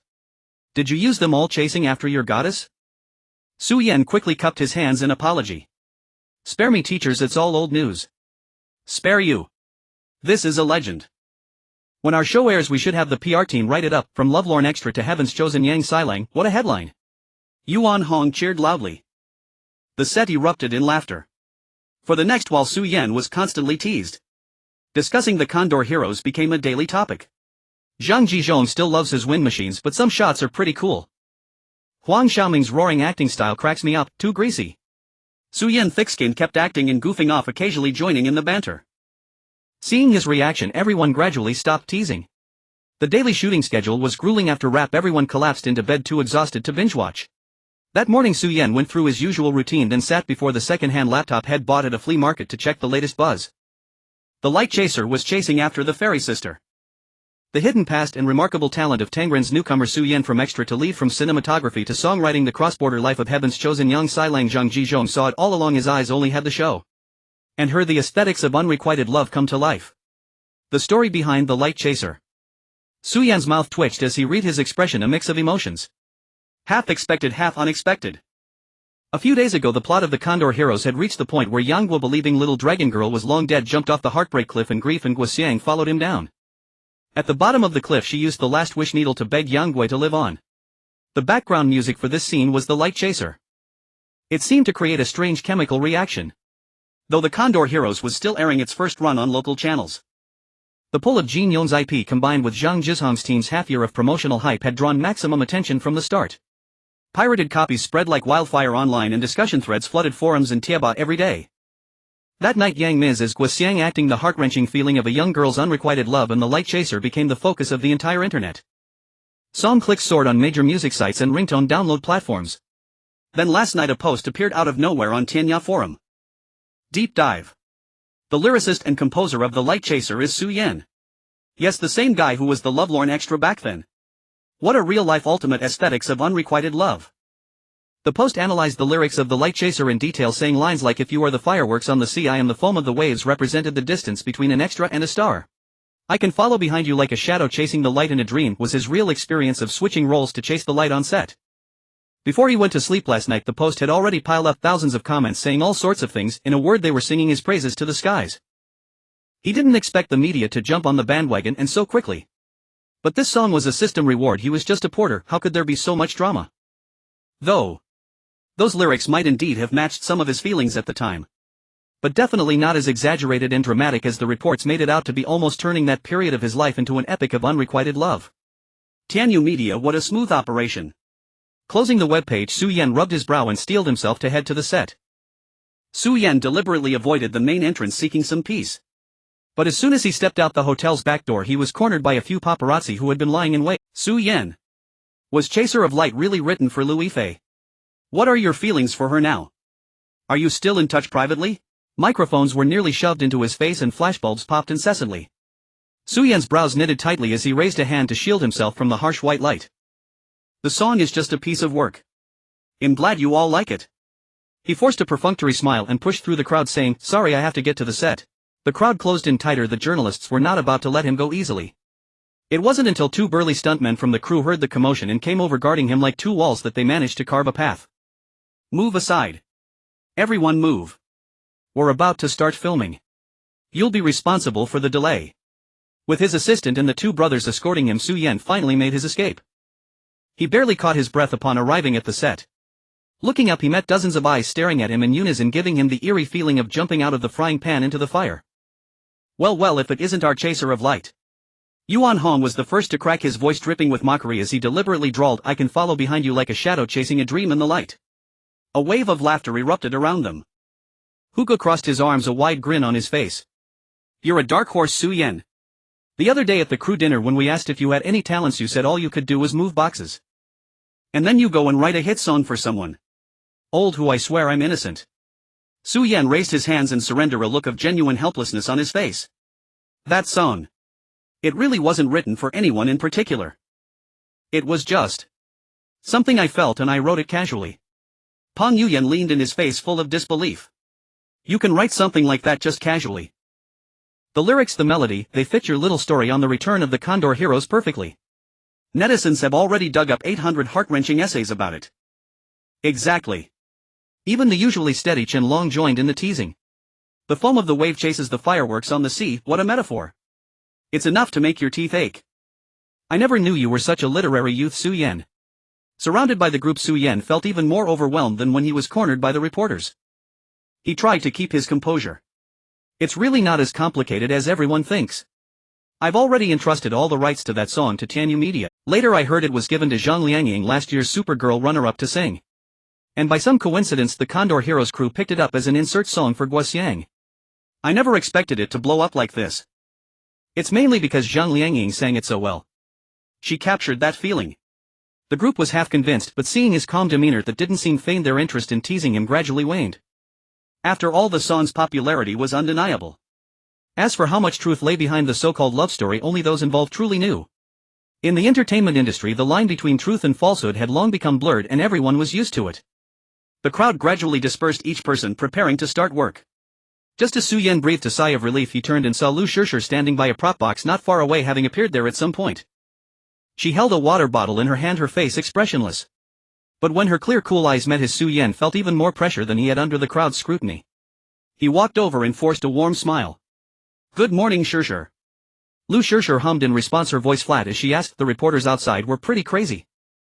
"Tell me about it." Like wolves that caught the scent of meat. After a few seconds of silence, Liu Yifei looked at him, her expression still indifferent. "Do you think that person will see these news stories?" Su Yan's brow twitched. He knew exactly who she meant by that person. Probably too busy to look. She's a massive star now, red hot. When would she have time to pay attention to idle gossip on the internet? Su Yan said with a forced lightness. "Is that so?" Liu Yifei gave a faint smile and turned to walk toward Lin Jiayu. Su Yan scratched his head at a loss for words because he was certain that Liu Yifei had definitely seen those news stories. At Tangren Entertainment, leaning back in her executive chair, Kai Yimong let out a long breath, her face beaming with unrestrained delight. "It's a hit. This is a real hit." She called out to Xin Xingxi, who had just entered, and jabbed a finger at the newspapers spread out on her desk. "See that? Entertainment headlines, 2/3 are about Condor Heroes and 1/3 is all about Su Yan. The drama hasn't even aired yet, but he's already famous." Xin Xingxi also wore a joyful smile as she placed a stack of freshly printed online traffic data on the desk. The search index has been skyrocketing.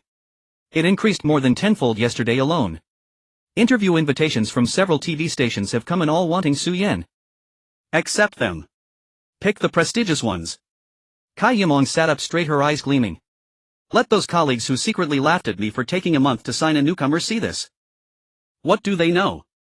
This is what I call investing in the future. Thinking of the sour gossip from the industry before, she now felt nothing but vindication. Before she had even begun to make her move, Su Yan had already handed her such a big gift. No Su Yan with his own talent and past had given himself a spectacular gift. This level of buzz was almost comparable to a sudden incident involving a top-tier A-list star. Though she knew this wave would soon pass, wasn't she best at riding the momentum? Xingxi. Kai Yimong tapped the table and instructed, "Strike while the iron is hot.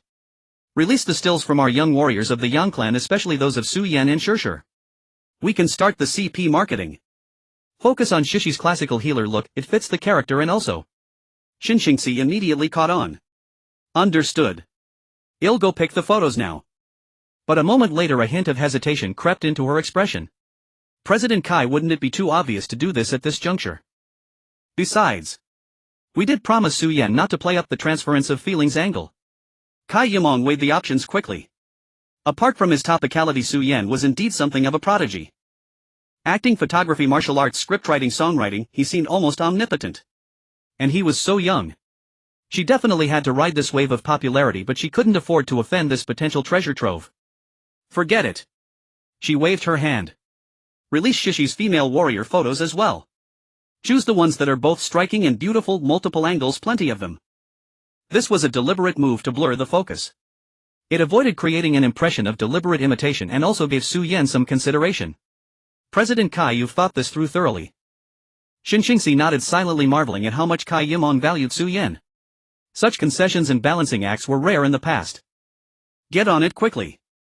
Kai Yimong waved her hand, a smile of control returning to her face. "Tangren is definitely riding this east wind." Kai Inua moved quickly, and within a few days a stack of stills from the young warriors of the Yang clan was uploaded online. The male actors were all heroic young men over 1.8 meters tall, paired with various weapons in cold gleaming armor.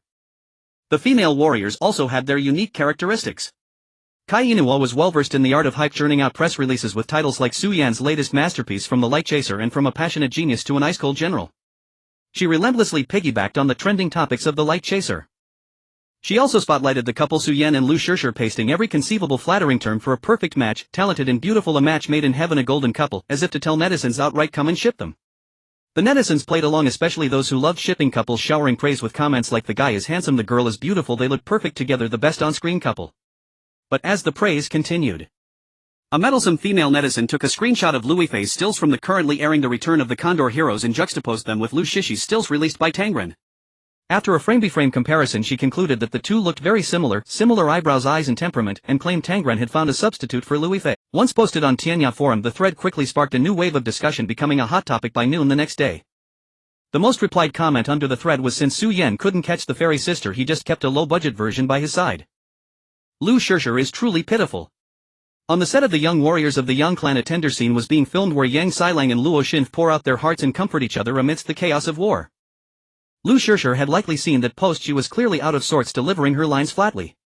When the camera zoomed in on her face, her eyes were complex: 3 parts grievance, 3 parts displeasure, and 4 parts one don't want to act anymore. Cut. Director Wei Hantao lifted his head from behind the monitor, his brow furrowed tight. "Luo Xin, what kind of expression is that? Xilang is your husband, not a creditor you're running away from." Hugo, waiting nearby, was the first to fail at holding back his laughter, quickly covering his mouth, his shoulders shaking like a sieve. Pretending to study the floor texture with his head down, Yuan Han's face was also flushed red from holding in laughter. Liu Yifei's face reddened instantly as she bowed her head and apologized softly. "Sorry, director, I need to find the feeling again." Find the feeling, how many takes is this now?" Wei Hantao waved his hand impatiently and wearily. "Take a 10-minute break, Liu Yifei. Adjust yourself."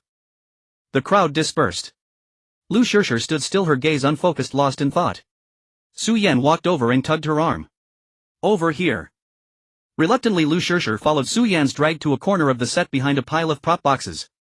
"You saw the comments online?" Su Yan asked bluntly. Liu Yifei pressed her lips together, staring at the ground in silence.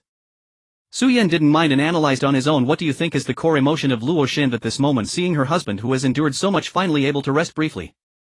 After a moment of silence, Liu Yifei still didn't lift her head, but a low voice emerged. "It's cherishing the one anchor in a chaotic world." "Exactly." Su Yan nodded affirmatively. "So does this cherishing have anything to do with those rumors about being a stand-in or a budget version of Liu Yifei?" Liu Yifei's head shot up. She hadn't expected Su Yan to be so direct, so sharply piercing this embarrassing topic. Meeting her gaze, Su Yan continued without changing his expression, "I don't know if those stirring netizens have something wrong with their eyes. Besides both being surnamed Liu and being excellent actresses, where exactly do you two look alike? She has an oval face, you have a pointed chin. Her eyes are like a deer's, yours are like the misty rain of Jiangnan. When she smiles, her eyes curve beautifully, very infectious. Your smile is more reserved, but the more you savor it, the more charming it becomes. Even your temperament's differ. She is an ethereal fairy with a touch of distance. You are the serenity that steps out of a scholarly family, making people feel comfortable and at ease."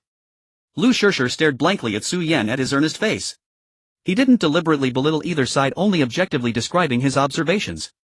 For some reason, the knot in her heart loosened considerably. Unexpectedly, Su Yan shifted his tone. "Of course, these are just appearances. In reality, comrade, Liu Yifei is as lively as a rabbit, and her laugh booms like thunder. You're the one who's as lively as a rabbit. You're the one who laughs like thunder." A burst of laughter escaped her, crisp and bright, a classic Liu haha laugh. The last trace of her gloom dissipated in the laughter. As she laughed, Liu Yifei recalled something. During the long video call before joining the crew, President Kai had hinted at giving her the label Little Liu Yifei. Later she heard from Sister Shin that Su Yan had argued against it in front of President Kai and had it dropped. At the time she was only slightly bothered but could accept it. But now, she was very bothered. Fortunately, it was just netizens stirring things up, and her own company hadn't branded her with that stamp. Otherwise the Little Liu Yifei hat would have been hard to shake off for a long time. "Thank you, Su Yan." Liu Yifei's voice was very soft, but she looked at him seriously. Su Yan's face still wore that insufferable smirk. "Just stop looking at me like I'm your enemy, and that's thanks enough." "I'm scared." Liu Yifei nearly laughed again and shot him a glare so talkative. But a voice echoed in her heart, "He is really a good partner." "Yes, a partner." Filming resumed. This time Liu Yifei's expression was finally right, cherishing with a hint of maidenly shyness. "Good. This take is a wrap." Wei Hantao's voice came through with a hint of joy. But Su Yan couldn't pay attention because a system prompt popped up in his mind. Comforting Liu Yifei, emotional value, high relief, gratitude, warmth of being understood, system evaluation, a delicate bombardment of words, reward, charm, 5 special item acquired, public opinion amplifier, 1 use, public opinion amplifier, 1 use upon use can quickly guide and amplify a specified public opinion topic. Effect depends on factors like the topic itself and the direction of public opinion lasting 24 hours. Looking at the reward, Su Yan's face showed a peculiar expression. A few days ago on the night the trending post went viral, he received a system notification.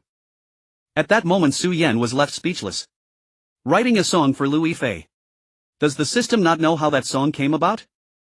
Despite his frustration with the system, this notification convinced him that Liu Yifei not only saw those news articles but also had developed certain misunderstandings just like the public. What struck Su Yan as even more peculiar was that creating a high emotional value for Liu Yifei resulted in a reward from the system that was nearly identical to that for Liu Yifei's extremely high emotional value. One can only say that Liu Yifei remained as generous as ever. The previous SS script was a testament to that. What a treasure of a girl. After returning to the hotel and taking a shower, Su Yan was still pondering how to unearth more treasures.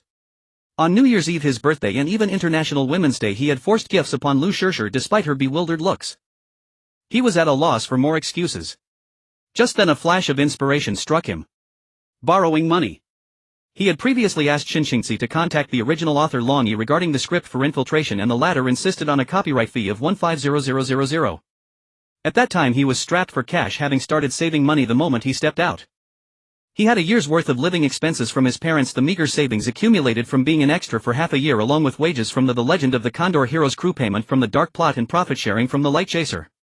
Adding it all together barely came to over 120000. Originally he planned to ask Xinxingxi for help, but when the Light Chaser unexpectedly became a hit, money started pouring in and he had enough.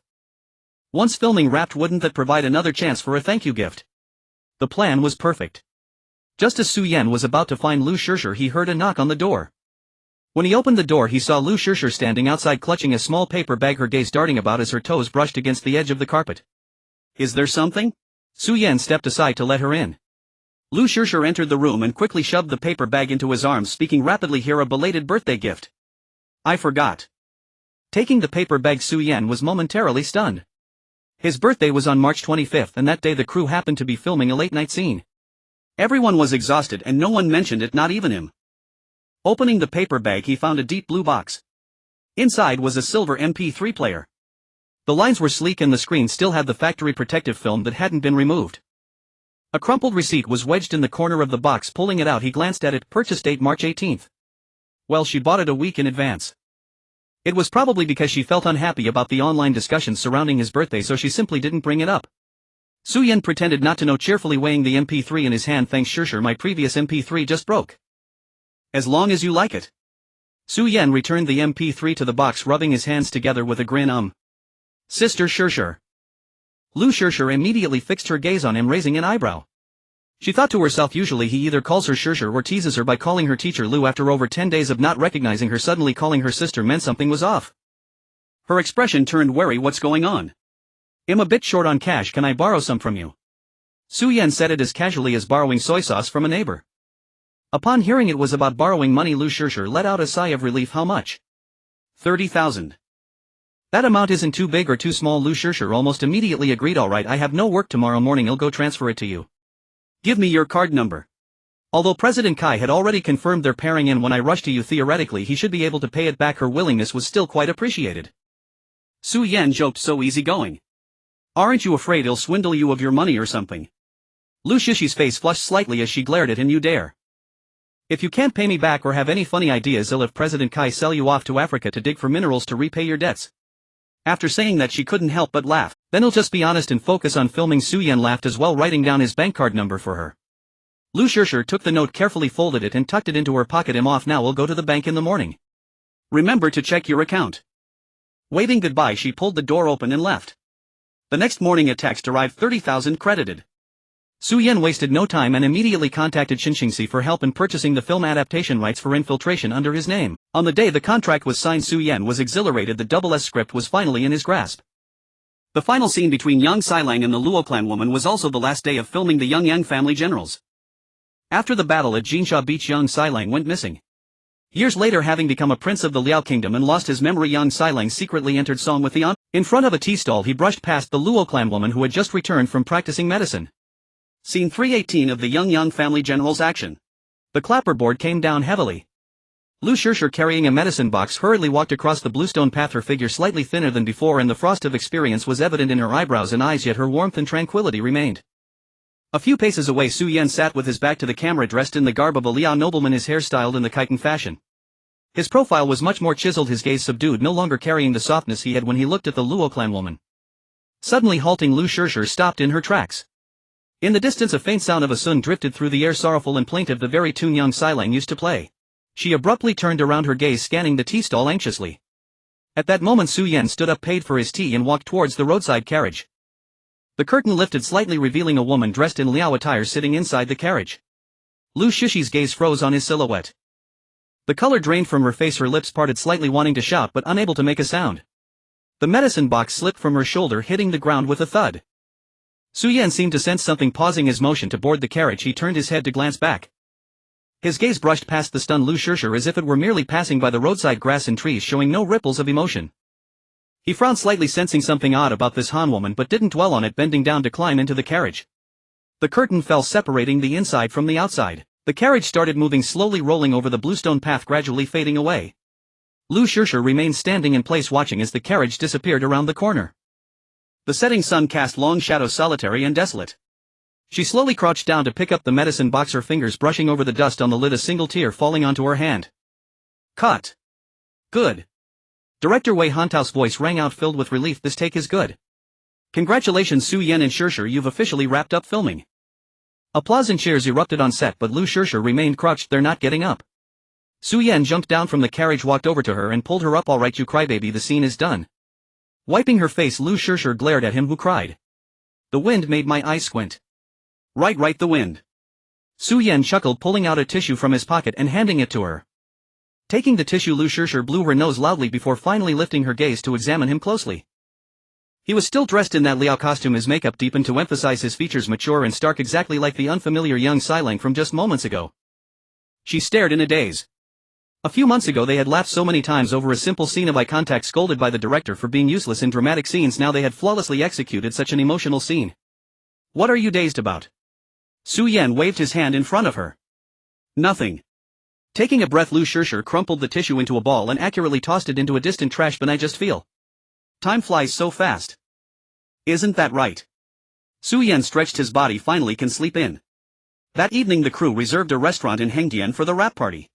The hall was set with dozens of tables. The main cast, director, producer and behind-the-scenes crew were all present, creating a lively atmosphere as if they were about to spill months' worth of pent-up words. Su Yan sat at a table with Hu Guopeng, Yu Yan and the others. As soon as he sat down he was handed 3 glasses of alcohol. Su Yan, you little rascal, how could you not invite us? Yuan Hong came over with a wineglass, pushing Pine Yu Yan aside and slapped his shoulder heavily. Tell me, did you secretly go to Korea? What do you mean by going to Korea? Su Yan was confused. Still pretending. Yuan Hong turned his face to examine him closely and clicked his tongue in surprise. Look at this skin, these features. You've become way more handsome than when you first joined the crew. If I hadn't been with you every day I would have thought you had plastic surgery. The others at the table leaned and Hugo stroked his chin. Now that you mention it. There is indeed something different. You used to look like a spirited young lad now. Tisk, you're almost more handsome than me. Pang Yuyan directly pinched Su Yan's cheek. You didn't get any injections, did you? Purely natural. Slapping away his hand, Su Yan scolded, get lost. I was born this way, the director just stressed me out too much before, that's why I looked bad. Now that filming is wrapped I'm glowing okay. This brought laughter from the entire table. However, Su Yan knew in his heart. His charm value had skyrocketed from 79 to 92, a qualitative change brought on by quantitative accumulation. His skin was smoother, his features more defined and clear, making him seem like a carefully polished gem, an undeniable presence wherever he stood, indeed far more eye-catching than before. Sure enough, after just 2 rounds of drinks several actresses came over with glasses toasting to young Silang teacher Su. Don't forget us when you get famous. Su Yan, let's collaborate again next time. He dealt with them one by one, wearing a polite smile. Once they left, Yuan Hong leaned and raising his eyebrows, well old Su, your charm is really on the rise. Su Yan rolled his eyes. You can't keep your mouth shut even when drinking. As the drinks continued the atmosphere grew more lively. Some people were laughing and crying while others hugged and sang songs. Lu Shishir sat at a slightly distant corner holding a glass of juice, quietly watching it all unfold. She hadn't drunk much but her face was slightly flushed, unsure if it was due to the heat or something else.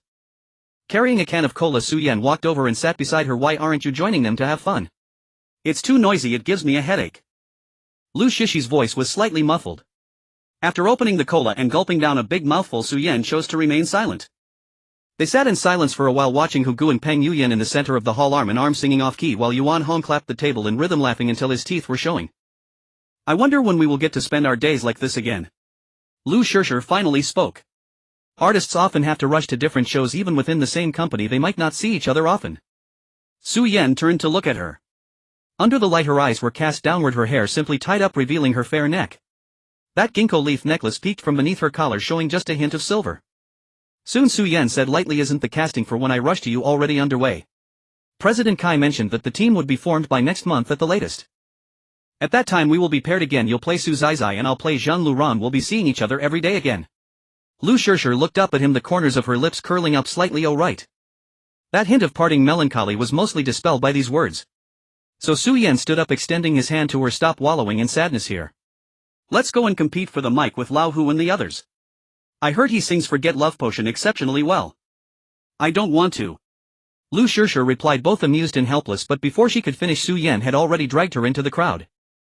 The rap party lasted until deep into the night before it finally dispersed. Su Yan had drunk a bit too much, completely forgetting when he slipped the bank card and thank you gift to Lu Shishir. Stumbling back to the hotel he encountered the equally inebriated Yuan Hong in the hallway. Upon seeing him, Yuan Hong came over slinging an arm around Su Yan's shoulders and slurring, bro. I've been holding back all night to tell you something heartfelt. Go ahead. Su Yan supported him, afraid he might fall. That. Liu Yifei, Yuan Hong hiccuped, with all the online rumors recently. She hasn't contacted you, has she? Su Yan remained silent. Yuan Hong patted his back expressing his experience, it's probably for the best. Let the past stay in the past. Look ahead. Our Shishir is great, she's beautiful and understanding and she matches well with you. Stop right there. Su Yan interrupted, old Yuan, you're drunk.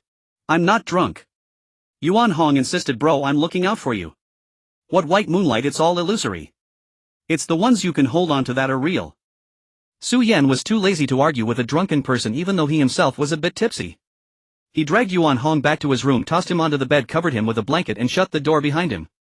After taking a shower back in his own room he lay back on the bed. Outside the night was deep and the neon lights of Hengyan were still shining, faint sounds of a crew wrapping up could be heard. Many scenes flashed through his mind. The waterfalls of Juzhega, the snowy night in Xiangshan, the bluestone roads of Anran ancient town, and the bits and pieces from these months with the young family general's crew. The green train clattered for over 20 hours journeying from Hengyan to Su Yan's hometown, a small county town in Hebei province. Kai Inong had been reluctant to grant him. She believed he should seize the lingering popularity of the light chaser to appear on a few TV interviews or variety shows, both to solidify his fame and to promote the young warriors of the young if nothing else he could take on a couple of brand endorsements, that was money too. Su Yan refused. First, he had no desire to ride this wave of hype, passive was one thing but actively seeking it out was another. Second, the moment Kai Inong brought it up his crisis premonition was triggered. He couldn't pinpoint the specifics but the warning was unmistakably clear. He was no longer a complete novice. After mulling it over repeatedly he concluded that the warning likely stemmed from public backlash. After all, he only had the role of advisor Yang to his name. The so-called buzz was just a novelty for people to hear as a story. To flaunt himself on TV or variety shows would surely breed resentment. Finally he was utterly exhausted. It had been over 2 years since he left home non-stop, even spending the new year on set. His body could still endure, his 95-point stamina stat wasn't for show, but his spirit was drained to the limit. His reasons were solid and neither Kai Inong nor Shin Xingxi could sway him. In the end, Kai Inong grudgingly approved his leave, stipulating that Su Yan must return to Shanghai in 7 days, not a day more. The county town had changed from his memory, a few new buildings had risen and the roads were better paved. He didn't call home for a ride, instead he hailed a tricycle. 10 minutes later the tricycle sputtered to a stop before a row of red brick houses. His family's courtyard door was ajar and from within came the clanging sound of hammering. Pushing the door open he saw his father Su Jingzhang hunched over, buried in repairing a nearly broken down pickup truck. His face was tanned, dark eyebrows thick enough to serve as brushes with a smudge of motor oil on his chin. Hearing the noise he turned, saw Su Yan and his eyes went wide. The wrench in his hand clattered to the ground. The next second he bellowed toward the housewife. Come out quick. We've got a big star here. Or did he take the wrong door? Dad, it's me, Su Yan said, barely keeping a straight face. Su Jingzhong stood up, circled him twice and reached out to touch the neatly tailored short jacket Shin Xingxi had picked for him. He clicked his tongue. You've changed so much. I barely recognize you. Are you really my son Su Yan? Not some movie star impersonating him. The door curtain parted and Li Xiulan walked out, wiping her hands. Seeing Su Yan, her eyes reddened instantly. She stepped forward and pushed Su Jingzhong. Stop teasing the kid. Then she took Su Yan's hand, examining him left and right for a full 3 minutes, finally managing. "You've lost weight." Su Yan laughed. "Mom, I've actually gained a few pounds." "Lost weight is lost weight," Li Xiulan insisted, scrutinizing him again from head to toe. Then with a note of pride she said, "But my son has grown into his looks, finally showing a bit of my youthful charm, not like your ugly father." Beside her, Su Jinghong's face flushed as he protested indignantly, "I was the most handsome lad in the village back in the day. How am I ugly? Su Yan's nose and eyes, every bit of him takes after me." Li Xiulan shot him a sidelong glance. "If he took after you, would he look like this? Go look in a mirror." Watching his parents bicker, Su Yan's lingering homesickness dissipated entirely, his shoulders shaking with laughter. This was his home, the vibe was unmistakable. At dinner there were 4 dishes and a soup, all Su Yan's favorites. Su Jingjong opened a bottle of liquor, poured himself a full glass and reached for another cup for Su Yan. Li Xiulan reached out to stop him. "The kid just got home, why make him drink? A man who doesn't drink, what kind of man is that?" Su Jingjong brushed her hand aside. "Come on son, have a drink with your dad. Let's see if your tolerance has held up out there." "Dad, let me pour it myself." "Drinking on set is no less intense than on a construction site," Su Yan said, grabbing the bottle and filling his glass, then clinking it with his father's. "Oh." Su Jingjong raised an eyebrow. "Picked up some experience, have you?" They both tipped their heads back and downed the drink. Su Jingjong smacked his lips, grabbed a piece of meat and tossed it into his mouth. Chewing, he stared at Su Yan, his gaze like that of an appraiser examining some unearthed artifact. After a long moment he spoke. "Spill it." "Spill what?" Su Jingjong took a sip of liquor. "Playing dumb. I always figured you'd end up sleeping under a bridge one day, rummaging through trash cans. Never thought you'd actually manage to make something of yourself. Dad, you're really my biological father." Was I really that hope? Su Yan nearly choked on his rice. Back when he was an extra, frustrating as it was, had been frugal enough to even save a bit of money. At worst, if things fell apart, he could always come home to his parents. How could he possibly end up like that? "Why not?" Su Jingjong glared. "Sure, you worked on construction sites with me, but that was all manual labor and I was there to watch over you. Is that the same as being an extra or an actor? The day you left, your mother and I didn't sleep a wink. All we could picture was you squatting on a curb gnawing on a cold bun." Li Xiulan kicked him under the table. "Talk nicely." Su Jingjong chuckled. Su Yan roughly summarized the past 2 years. He spoke lightly, skipping over the hardships and online rumors entirely. His parents still listened, dumbfounded. Su Jingjong even forgot to drink. After Su Yan finished, after a long pause, Su Jingjong raised his glass and downed it. "Good. You didn't starve and you've made something of yourself. Better than your old man. At your age I was still hauling cement buckets on site." Li Xiulan wiped her tears on the side, smiling. "My son is amazing." "Amazing what?" Su Jingjong poured another drink, his words dismissive, but a hint of pride flickered in his eyes. "Just lucky caught a break." He paused, then shook his head. "Too bad. About that college diploma." The words were vague, but Su Yan understood. His father had always harbored some resentment over Su Yan not taking the conventional college entrance exam route. As head put it back then, "I bust my ass at the construction site day and night just hoping you'd get a diploma so you wouldn't have to haul bricks. But an extra. Is that a proper job?" In hindsight, his father wasn't wrong. But back then. Su Yan shook his head. Even without the system, even if he hadn't made it, he wouldn't regret his choice. That was just who he was, stubborn, single-minded. At home for several days with no gigs or script, Su Yan fully embraced a useless life of being waited on hand and foot. He slept until the sun was high, then woke to a warm breakfast, usually leftovers from his parents, but Li Xiulan would always fry him an extra egg. Lunch and dinner varied with stewed chicken and braised fish, leaving Su Yan feeling his belt tighten a notch. He lounged on the sofa, flipping through TV channels from news to movies to local opera, as relaxed as a puddle of mud. At first Li Xiulan was delighted, thinking her son had suffered enough outside and deserved to rest at home. But by the 3rd day the tide turned. Su Yan slumped on the sofa holding half a watermelon and scooping it out with a spoon. The television was playing boring midday news. Su Jingjong came back from outside, glanced at him and snorted disdainfully. "Why are you lounging on the sofa all day? Young people should have some vitality." With his mouth full of watermelon, Su Yan mumbled, "Dad, I'm on vacation, aren't I?" "Vacation? When I was your age, vacation meant going to the neighboring village to work for extra money. Unlike you lounging around like a lord." Su Jingjong threw his tool bag into the corner, looking at Su Yan with disdain. Li Xiulan walked out of the kitchen, initially wanting to defend her son, but seeing Su Yan's lazy demeanor, she changed her words. "Exactly, get up and move around, the floor hasn't been mopped yet." Su Yan. "Well, my family status has plummeted." On the 4th day at 8 in the morning, Li Xiulan directly lifted his blanket. "Get up. The sun's already out. All you do is sleep." Su Yan, still half asleep, sat up. "Mom, it's only 8. Only 8. Li Xiaolan akimbo, don't act like an old man, hurry up and get moving. Su Yan could only laugh helplessly. How could it change so drastically in just a few days? From my son has lost weight to all you do is sleep, the contrast is too stark. He resigned himself to getting up, pondering as he brushed his teeth. This is probably the typical behavior of parents. When the child first returns they are a treasure, but after 3 days they become a lazy nuisance. On the 5th morning Su Yan was brushing his teeth in the yard. Su Jingzhong came out of the house wearing dusty work clothes. Don't just lie around at home today, the recent work is nearby, come with me to the construction site. Why go to the construction site? To show you how your dad works so you won't forget your roots while looking glamorous outside. Su Jingzhong spoke very seriously. Su Yan was left speechless. He knew his dad couldn't hold back any longer and wanted to show him off. But the problem is, he really had nothing to show off right now. The role of Yang in Dark Scheme was too minor to make a splash. Young Yang Family Generals hasn't aired yet. Chaser of Light was based on a special story, otherwise who cares about the lyricist when most people just listen to the song. Even Yumin said he only noticed later that the lyricist for this insert song was Su Yan. But seeing his dad's eager expression he didn't want to disappoint him too much. Fine, let me change my clothes. The construction site was at a newly developed property on the east side of the county where Su Jingzhong was in charge of tiling 2 buildings. When they arrived the workers were squatting in the shade eating breakfast. Seeing Su Jingzhong bringing a young guy they all looked up. Hey Lao Su, who's this? A dark-skinned man asked with a smile. My son. Su Jingzhong puffed out his chest, a proud smile on his face. He's been filming outside back home for a few days of rest. The workers exclaimed and sized Su Yan up. Today Su Yan wore a gray long-sleeve t-shirt and sports pants casually thrown on a jacket. But his face and that vitality were indeed out of place in the dusty atmosphere of the construction site. Someone joked a star.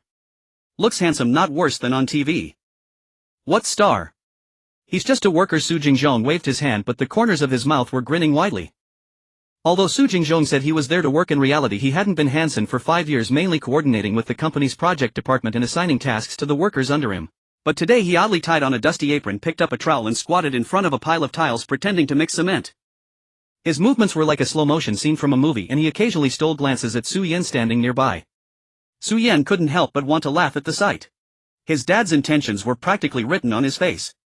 He just wanted his star son to take the initiative to help, showing filial piety and letting him save face in front of the workers. What could he do? Just go along with the act. He took off his jacket, draped it over an empty chair, rolled up his sleeves and walked over. Dad, let me do it, you take a break. Su Jingzhong's eyes lit up, but he still said sternly, you know how to do this. Don't lay the tiles crookedly. Come on, I helped you a lot during summer vacations. Mixing cement and passing tiles is still something I can do. Su Yan took the trowel without waiting for further discussion. He didn't actually lay tiles, as that required skill, he just moved bricks and mixed cement, putting on a show. But the workers who had just been laughing suddenly fell silent. Their eyes widened like copper bells, and one familiar with Su Jingzhong's jaw dropped. My goodness. Lao Su, your son. Does he have superhuman strength? That bucket of cement slurry must weigh over 100 pounds. How come he lifts it like it's a bundle of cotton? Another foreman happened to come over to check on the progress and saw the scene. He walked up to Su Jingzhong and patted his shoulder with surprise. Jingzhong. Not bad. Your son is not only handsome but his physique is impressive too. He gave a thumbs up. It's such a waste not to work on the construction site. With this strength he can outdo our old workers who've been at it for several years. Su Jingzhong, hearing this, couldn't maintain his facade of calm any longer. The corners of his mouth kept curling upward and the wrinkles around his eyes crinkled with laughter, though he still feigned modesty. He just has a bit of silly strength. With his delicate skin, if he really did this for 2 days he'd surely collapse from exhaustion. Su Yan also smiled in agreement, not saying much. They worked until evening when the construction site finished for the day. Su Jingzhong took Su Yan home, his steps noticeably lighter, looking at Su Yan with a gaze filled with affection. At dinner, when Li Xiaolan heard about the construction site, she complained, you old fool, your son finally comes home for a few days of rest, why drag him to the construction site to toil? Unfocused on proper work. After dinner she casually scooted next to Su Yan, pretending it was an accident. Son, Yaran Zhang, the one from my school's academic affairs office, has been saying she wants to meet the big star since she heard you were back. Tomorrow mom's school has nothing going on, how about? Su Yan quickly begged for mercy. He didn't want to be surrounded like a monkey in a zoo, forcing a bitter smile. It's not that I don't want to go and give you face, but I have to go back to the company tomorrow. Ha! Didn't you have 7 days off? This is only the 5th day. Li Xiaolan paused her dishwashing. Su Yan scratched his head, pretending to be helpless. The company has urgent matters, they're pushing me to return. Next time I promise to make time to visit you and Aunt Zhang at school, okay? Li Xiaolan looked somewhat disappointed. But seeing Su Yan's earnest expression that didn't seem like a lie, she sighed. Alright, work is important. But next time you must. Definitely. Su Yan quickly agreed, wiping the non-existent sweat off his forehead. Back in his room, he hurriedly took out his phone and sent a message to Shin Xingxi's sister Shin. I'm going back to the company tomorrow. Almost instantly he received a reply. The sun must have risen in the west. Didn't you say you'd never leave until you've taken all 7 days? You're 2 days short. Su Yan could almost imagine Shin Xingxi's wide-eyed expression on the other end of the phone. He also wanted to continue resting, but circumstances wouldn't allow. He typed back, hey, I can't help it, I feel uneasy if I don't work for a day. Shin Xingxi's message quickly came again, I won't believe you. But since you're voluntarily coming back early. Are you online on QQ? I'll send you a link to check out. Su Yan walked to his desk, opened the second-hand laptop and logged on. Shin Xingxi's avatar was bouncing, then a link was sent. He copied it, entered it into the browser and hit enter. After a while the page finally opened completely. A blaring bold red title of a forum post jumped into his view. Uncovering Chaser of Light. Su Yan, is he truly talented or a meticulously planned publicity fanatic? When Su Yan entered Shin Xingxi's office, Shin Xingxi was frowning at the computer screen. Upon seeing Su Yan, she was momentarily taken aback, then smiled. Oh, quite composed, aren't you? I thought you would come back in a huff, clamoring for clarification. Clarify what? Let them talk outside, I won't lose a piece of meat over it. Su Yan pulled out a chair and sat diagonally across from her. Did you finish reading that post? I did. What did you think? Su Yan answered honestly, it was quite logical. If I weren't the person involved, I might have believed it too. You are surprisingly objective. Twirling the pen in her hand, Shin Xingxi's smile faded as she said seriously, the post's sudden surge in popularity is abnormal. There must be competitors stoking the flames behind the scenes. Not bad, Su Yan, your potential is recognized by your peers. Even before you fully emerge, some people have already set their sights on you, seeing you as a threat. But it's also lucky that you were low-key before. When Chasing the Light was at its peak, President Kai wanted you to appear on talk shows and variety shows, but you refused adamantly. Even after the rap of Young family, you still wouldn't budge. Now others want to tarnish your reputation, but they can't find more dirt on you. If you had been jumping around back then and appeared on screen, it wouldn't be so simple with the current backlash. After a pause, Shin Xingxi looked at Su Yan with curiosity. Did you foresee this moment when you stubbornly refused to ride that wave of popularity? No, I was just lazy. After staring at him for a few seconds, Shin Xingxi burst into laughter. Alright, President Kai says you have a star's fortune, unwittingly avoiding a disaster. To be honest, neither President Kai nor I expected someone to focus on you so early. At this point it's actually just right. Oh. Shin Xingxi explained, controversy itself is also a form of popularity. She scrolled the mouse, pointing at the comments below the post where many were defending Su Yan. Many people are saying that if you really wanted to create hype you would have gone all out during the peak, but you didn't. That's the best rebuttal. Su Yan nodded. He had already seen this point on the train back to Modu. So the best strategy now is to remain silent. Do not respond, do not argue, just continue doing what you need to do. Currently this level of popularity is just right, balancing on the line of black and red. It maintains attention without causing your persona to collapse. Once Young family airs or when I Rush to You is released, speaking with strength, these rumors will naturally dissipate. Shin Xingxi summarized. This strategy was quite similar to what he had in mind. Those infatuated stories were merely the media and netizens' imagination, he had never acknowledged them. Now with someone jumping out to say this is hype, if he rushed to refute it, that would truly show his insecurity. Alright, I'll listen to the company. Su Yan nodded. Shin Xingxi smiled with satisfaction. You sometimes so stubborn, yet at other times surprisingly sensible. Closing the forum page, she opened another folder. By the way, the casting for When I has already started and the initial selections have gone through several rounds. President Kai asked me to ask you if you have any thoughts on the female and male second leads. After all, you wrote the script, you might have a better understanding of the characters. Su Yan leaned over to look at the screen. Female second lead candidates Xu Chang Lin Yan Yang Ni Jiang Yin. Male second lead candidates Ma Tianyu Zhang Xiaocheng Sun Jian Zhu Yuchen. Su Yan's expression turned strange. He thought of Yuan Hong, who he had seen idly playing Snake when he returned to the company. Why isn't Yuan Hong among the male second lead candidates? Isn't he just sitting there with nothing to do? His image fits the role. Su Yan asked. Shin Xingxi looked at Su Yan with a somewhat nuanced expression. Yuan Hong was one of the early signed artists at Tangren, but he had never really emerged. President Kai had given him opportunities, but for reasons unknown he had never made it big. This time for the male second lead in When I, President Kai and she indeed hadn't considered Yuan Hong. It wasn't that they had an issue with him, but rather they subconsciously overlooked Yuan Hong.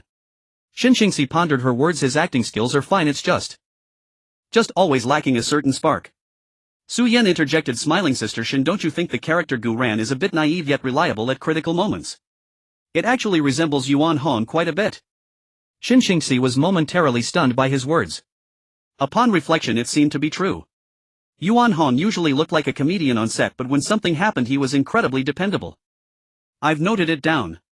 Shin Xingxi wrote a few notes in her notebook, looking at Su Yan with a smile. You kid really take care of your friends. Su Yan feigned innocence. I'm just promoting the worthy, not letting the good water flow to outsiders.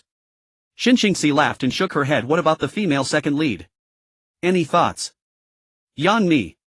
Su Yan blurted out. Shin Xingxi raised an eyebrow. Oh. Are you quite familiar with her? The fleeting interaction from the Divine Condor crew flashed through his mind, and Su Yan shook his head. Not really familiar, just know her. Gazing intently at Su Yan, Shin Xingxi seriously stated, I've noticed you seem to have a lot of fortune with pretty girls. All the girls you know are quite beautiful. Just a reminder, take it easy. Don't create any scandals, otherwise President Kai will be the first to deal with you. You're overthinking it. Shin Xingxi didn't delve deeper, writing down the names on her notepad. I'll recommend these to President Kai. However, I have to say up front, the final decision will depend on the audition results. For President Kai, I can only pass on the message. Understood, thanks Sister Shin. Su Yan nodded and walked out. As he opened the door, he heard Shin Xingxi add behind him, as for Yuan Hong, don't get your hopes up too high. Let's wait until President Kai decides. Su Yan replied with an acknowledgement and closed the door. At the end of April, in the magical city, there was already a hint of early summer in the air. The large conference room on the second floor of the Sugar People Company had been cleared again, with a sign at the door reading, casting call for When I Rush to You. The corridor was crowded with people. There were newcomers accompanied by agents or assistants, as well as young faces nervously clutching their resumes while waiting alone. Su Yan swayed over from the other end of the corridor, almost getting squeezed in. Inside the conference room, several people were already seated behind the long table, including the production supervisor, casting director Zhao, and the director of this drama, Lin Yifei, appointed by President Kai.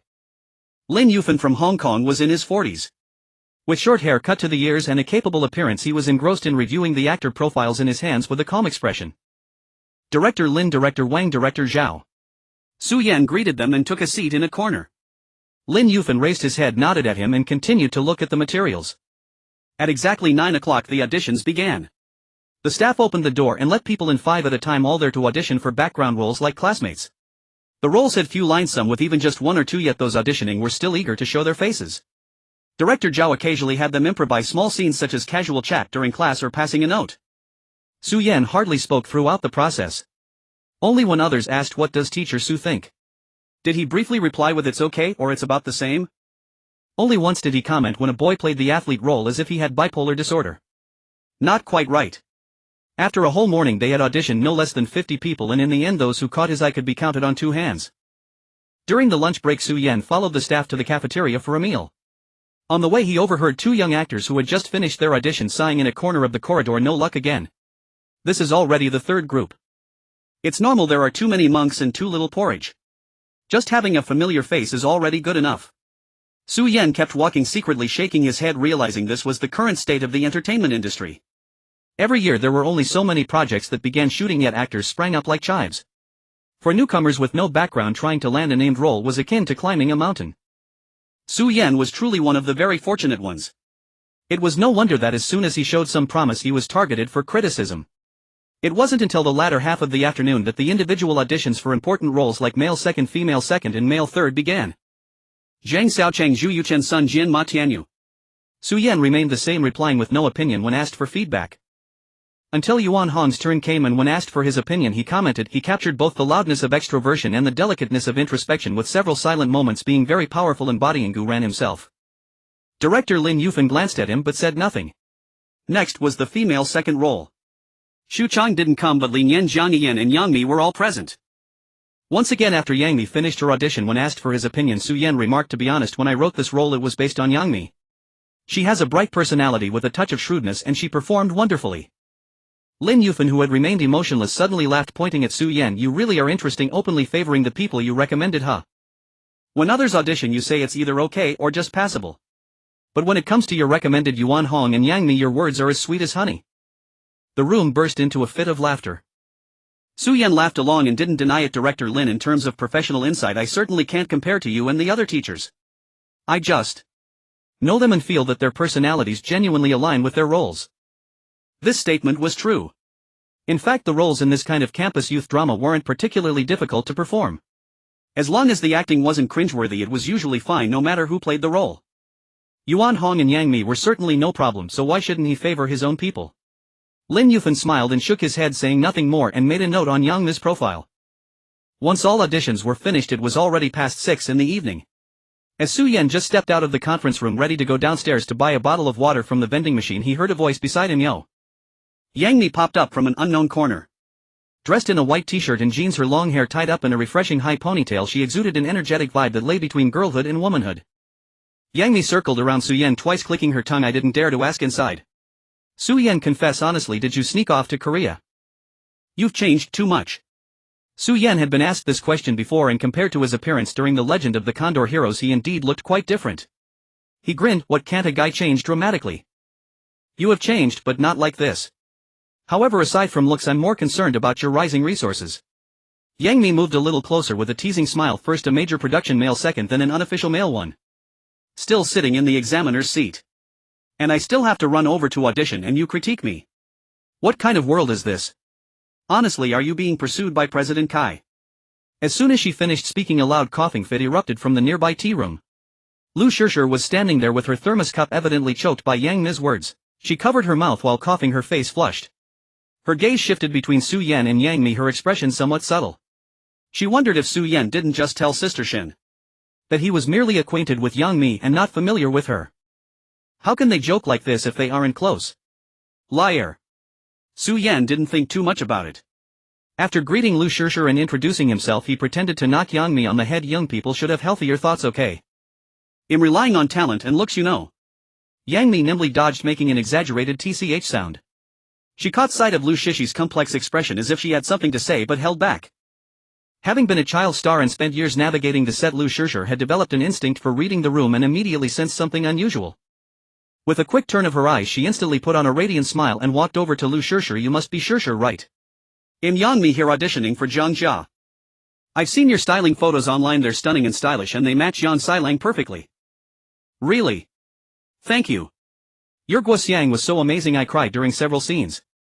Liu Yifei was taken aback by this sudden enthusiasm and instinctively responded. Really? I also feel that I did well in several scenes.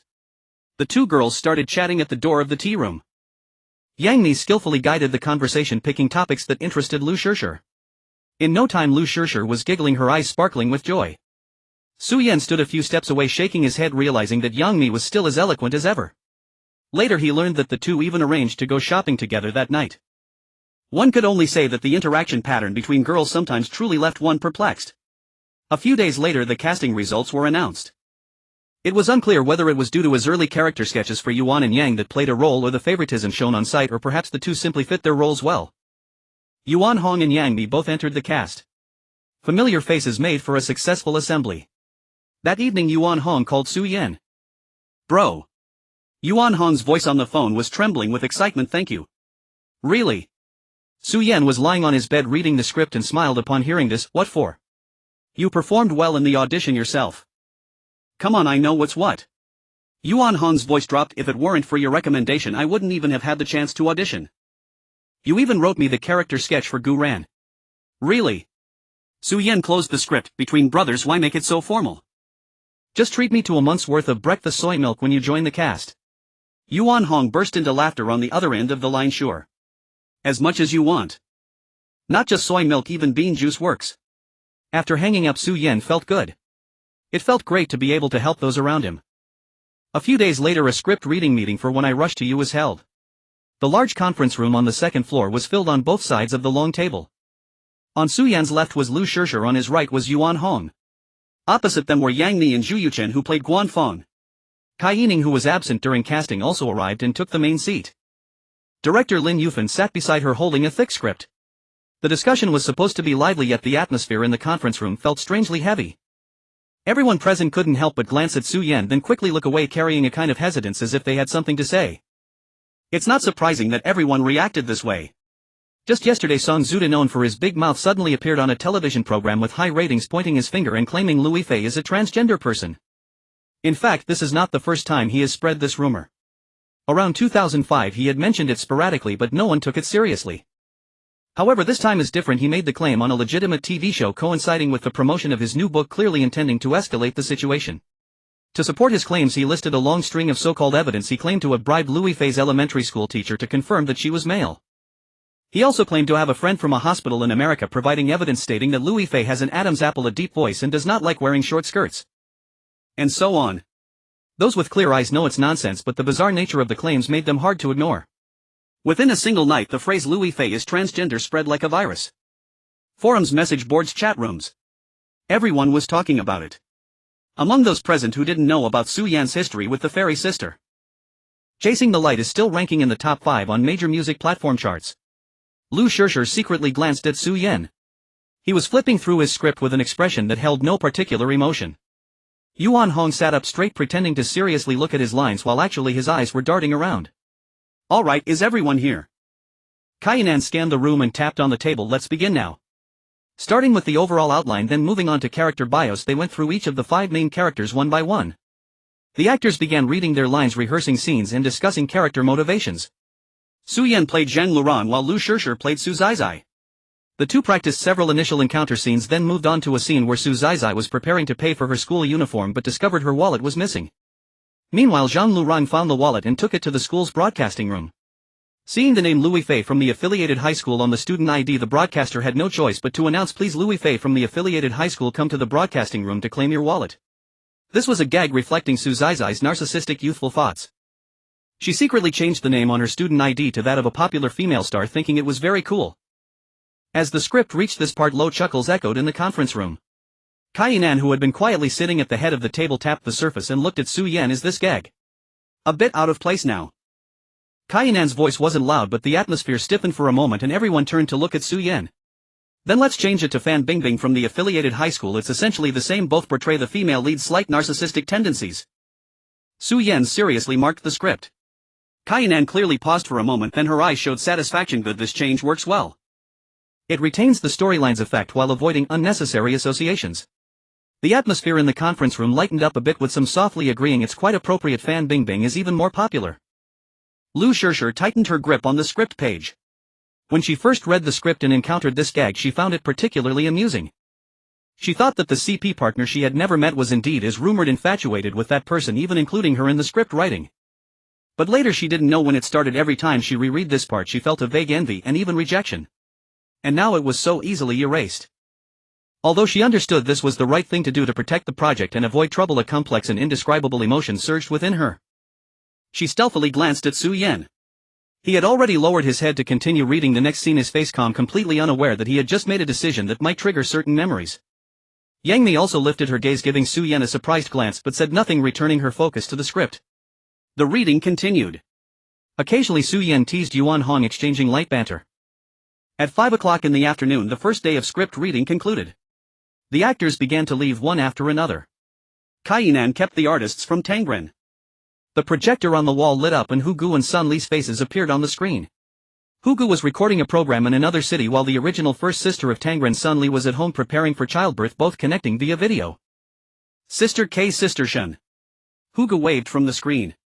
Kainan nodded, getting straight to the point. I asked you to stay for one thing. You all know about the situation with Liu Yifei, right? There are all sorts of chaotic rumors circulating online with every kind of speculation. She scanned the room, particularly focusing on Hugu and Su Yan.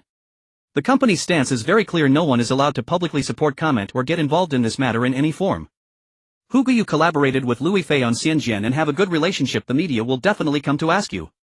On the screen Hugu scratched his head, looking a bit annoyed. Sister K, I know what's important. But what if reporters insist on asking? Kainan interrupted unequivocally. If they insist on asking, just play it cool. Say something like trust the law, the innocent will clear their names, or simply change the subject. Hugu fell silent for a few seconds, looking disheartened. All right, I understand. Kainan then turned to Su Yan. And you, Su Yan? There are definitely a bunch of people online waiting to see your reaction. If you say one wrong word, it could also affect the one I project. Understood, President Kai. Su Yan nodded decisively without a moment's hesitation. Kainan smiled with satisfaction. Good, as long as you all understand, the meeting is adjourned. The video disconnected and everyone began to leave. Xinxingxi followed Kainan out of the conference room. In the corridor, Kainan, in a good mood, said to Xinxingxi that kid Su Yan was quite sensible today. Watching Kai Yinan's relaxed figure, Shin Qingxi frowned. She always felt that President Kai's satisfaction was a bit premature. Su Yan, who had always been the #1 troublemaker among the artists, would actually be this obedient. Su Yan certainly would not be so obedient. However, he understood that it was meaningless to confront Kai Yining directly in the meeting. Back at his small rented room near the company, Su Yan opened the second-hand laptop. Scrolling through several entertainment sections, the screen was filled with discussions about Liu Yifei's gender change, with some exaggerated headlines making him frown. After quickly watching fragments of Son's show, Su Yan felt a bit amused. During the reading meeting, everyone seemed to think he should be angry. But he truly wasn't. When he saw the news yesterday, his first reaction was only absurdity and humor. Who would believe such a shameless news story? That was his thought at the time. He didn't expect public opinion to ferment to this extent. It was likely fueled by the competition. The cake is only so big. If you eat more, I can only eat less. When the walls fall, people will push. This is the entertainment industry. His time in the industry wasn't long, but Su Yan saw through it all nonetheless. The root cause was ultimately the troublemaker Song Dazue. Thinking for a moment, Su Yan skillfully connected to a VPN, switching his IP address to a small town abroad where no one would care. He moved his hands around. He opened the Tenya forum, registered a new account, and casually typed an ID: Senior Sweeping Monk of the Sidewalk Society. Opening the post-creation page, he directly typed the title: Rational Melon Eating, a step-by-step guide to dissecting teacher Dazue's logical magic, along with a critique of his work star's Sex Money Calm and its literary value 0. At the beginning of the post, Su Yan pretended and wrote, recently the melon fields are abundant, the wild boars are too busy to catch up. As a small editor passing by, upon seeing another surprising statement from a certain teacher in the spirit of seeking truth and pragmatism, let's play a game of finding faults together. First fault: about bribing elementary school teachers. This teacher Dazue said that he spent a lot of money to bribe Liu's elementary school teacher and obtained firm evidence that she was a boy. Wow, how impressive. May I ask what this teacher's surname is? Which elementary school does he teach at? How does he remember the gender of a student from 10 years ago? According to this logic, tomorrow I could also say I bribed the Martian embassy on Earth to prove that teacher Dazue is actually a Martian sent to Earth to sell trash books and dominate the cultural market. Second fault: about friends from American hospitals. This friend from an American hospital is even more mysterious, existing only in teacher Dazue's mouth with no other information whatsoever. Isn't this a typical I have a friend scenario? If he could just slightly reveal which state the hospital is in, I might trust teacher Dazue a little more. Third fault: about the Adam's apple and voice. Adam's apple. Come, let me give you a magnifying glass. Please specify exactly which frame, which photo, and which part it is. Could it be the shadow of the collarbone or the reflection of the microphone? As for the deep voice. Oh my, does teacher Dazue think all female celebrities must have a high-pitched voice to be authentic? By this standard, I see half of the entertainment industry needs to be eliminated. Perhaps teacher Dazue should first listen to his own voice. That pitch I think is more suitable for dubbing for Donald Duck, surely more promising than writing books. Fourth fault: about not liking to wear short skirts. This one is the best. Not liking to wear short skirts equals having hair on one's legs, which equals being a man. Such divine logic. Teacher Dazue should immediately call the police and arrest all the girls who don't like to wear short skirts, interrogating them one by one. Who knows, it might crack a shocking global case of gender disguise. Finally, let's give a strong commentary on star's Sex Money Calm. I read teacher Dazue's masterpiece thanks to online piracy, saving me the money for waste paper and also protecting my eyes. After reading through it, it felt like someone had cut out gossip tabloids from over a decade ago, glued them together with paste and sprinkled some seasoning of I heard and according to rumors. Literary value 0. Logic negative points. The only value might be as a negative teaching material, educating children. Look, if you don't study hard, you'll only be able to write things like this in the future. Simply rename it to How to Gain Maximum Attention at Minimum Cost, a beginner's guide to scamming in the entertainment industry. Or imagination: I am shameless, I want to sell books. After finishing this long rebuttal, Su Yan felt something was still missing. He rummaged through the encrypted folder on his computer and pulled out a few images he had collected long ago. Those were earlier photos of Liu Yifei from her roles as Bai Xiuzhu in the Golden Powder Family and Wan Yuyan in Demigods and Semidevils. The girl in the photos looked noticeably more innocent than now, her face brimming with collagen, her smile fresh, radiating youthful charm, completely unrelated to gender change or male characteristics. Su Yan selected 3 or 4 photos that best reflected her youthful traits and uploaded them at the end of the post, adding a note: the attached images are some of Liu's early public visual materials. For a girl who has grown up in front of the camera, is it possible to achieve such a difficult transformation? I believe everyone can have their own thoughts. Just as he clicked publish, his phone rang. It was Shin Qingxi calling. Hello, Su Yan. As soon as the call connected, Shin Qingxi's voice came through the receiver with a bit of background noise, seemingly outside. Have you returned to the dorm? Are you really planning to listen to President Kai without saying a word? Looking at the notification on the screen that the post was successfully published, Su Yan chuckled softly. What's this, Sister Shin? Are you dissatisfied with the lack of excitement and want to incite me to make some shocking remarks? I'm not inciting you. Shin Xingxi was speechless on the other end of the line and worried that you seem to agree on the surface but are secretly going to pull some tricks behind my back. Don't forget you're still being targeted. Jumping out at this critical moment isn't just handing out ammunition to others. At that point not only you but even your side will be dragged down to rehash old news. Got it. Responding casually, Su Yan's gaze swept over the screen where his post had just been published. With a thought, the icon of the public opinion amplifier 2 times lit up and the number 2 changed to 1. Sister Shin, rest assured I am an honest person who never causes trouble. After hanging up, the page refreshed. In the short span of a few sentences, the post he had just published already had dozens of replies. Hahaha, Martians selling trash books to conquer Earth. The poster really understands metaphors. The pictures are here. Such an obvious youthful appearance. Does Song Zuda have his eyes on the back of his head? Let's boost it. Let more people see it. Already saved. I'm going to use this to slap the face of that silly classmate who spread the rumors. After he took a shower, the post had already received over 1,000 replies. The moderator even pinned it to the top and highlighted it in red. By the time he went to bed, the gossip forum, news portals and emerging blog platforms were all abuzz with it, the heat not being low. The effect of the public opinion amplifier was even better than Su Yan had imagined. Looking at the screen filled with criticisms of Song Zuda, Su Yan turned off his computer. In a satisfying feeling of enjoying a thrilling experience, he fell into a deep sleep. It was still the same conference room the morning and the script reading continued. As soon as he plopped down, Yuan Hong couldn't help but blurt out, "Did you guys see that post last night? That thing about a Martian selling junk books and dubbing for Donald Duck. It was hilarious. I saw it, so satisfying. A scumbag like Song Zuda deserves to be cursed out." Yang Mi chimed in with a smile. Lu Shishir, sitting beside Su Yan, sipped her soy milk and pursed her lips in a smile as well. It was quite satisfying. Spreading such malicious rumors is really despicable. Yuan Hong winked at Su Yan. Old Su, someone's delivering justice. Song Zuda's personal blog got shut down by netizens. Aren't you moved? Moved. I'm more than moved. Su Yan smiled, then looked up with a deadpan expression. I almost went out last night to buy firecrackers and parade down the street beating a gong to celebrate. Put. Ha ha ha. The conference room erupted in laughter. Kai Inuwa, seated at the head, also smiled. Yet the complex emotions in her eyes were impossible to hide. Frankly, her feelings about Liu Yifei's situation were quite mixed. Of course, she was happy to see this former top actress face misfortune. She had never been able to let go of the mother-daughter duo's actions after Chinese Paladin, not to mention the potential competitive relationship between that actress and Shishir. On the other hand, yesterday's post had gone viral too quickly and fiercely. Its heat curve was highly abnormal. Several acquaintances in the industry had privately discussed it, but none could figure out who possessed the power to twist public opinion so drastically in just one night. In the end, they could only attribute it to a coincidence in internet information dissemination. Everyone focus, Kai Inuwa said, tapping the table. Less gossip about others. Let's just mind our own business. The room fell silent again. The reading went smoothly and they finished reviewing the entire plot just in time for noon. Director Lin Yifei was highly satisfied with the script. Closing the binder, she remarked with emotion, the completion level is very high. There's basically nothing that needs adjusting. The character arcs are complete, the pacing is comfortable and the dialogue feels natural. It's one of the best scripts I've seen in the last 2 years. She looked at Su Yan with genuine admiration.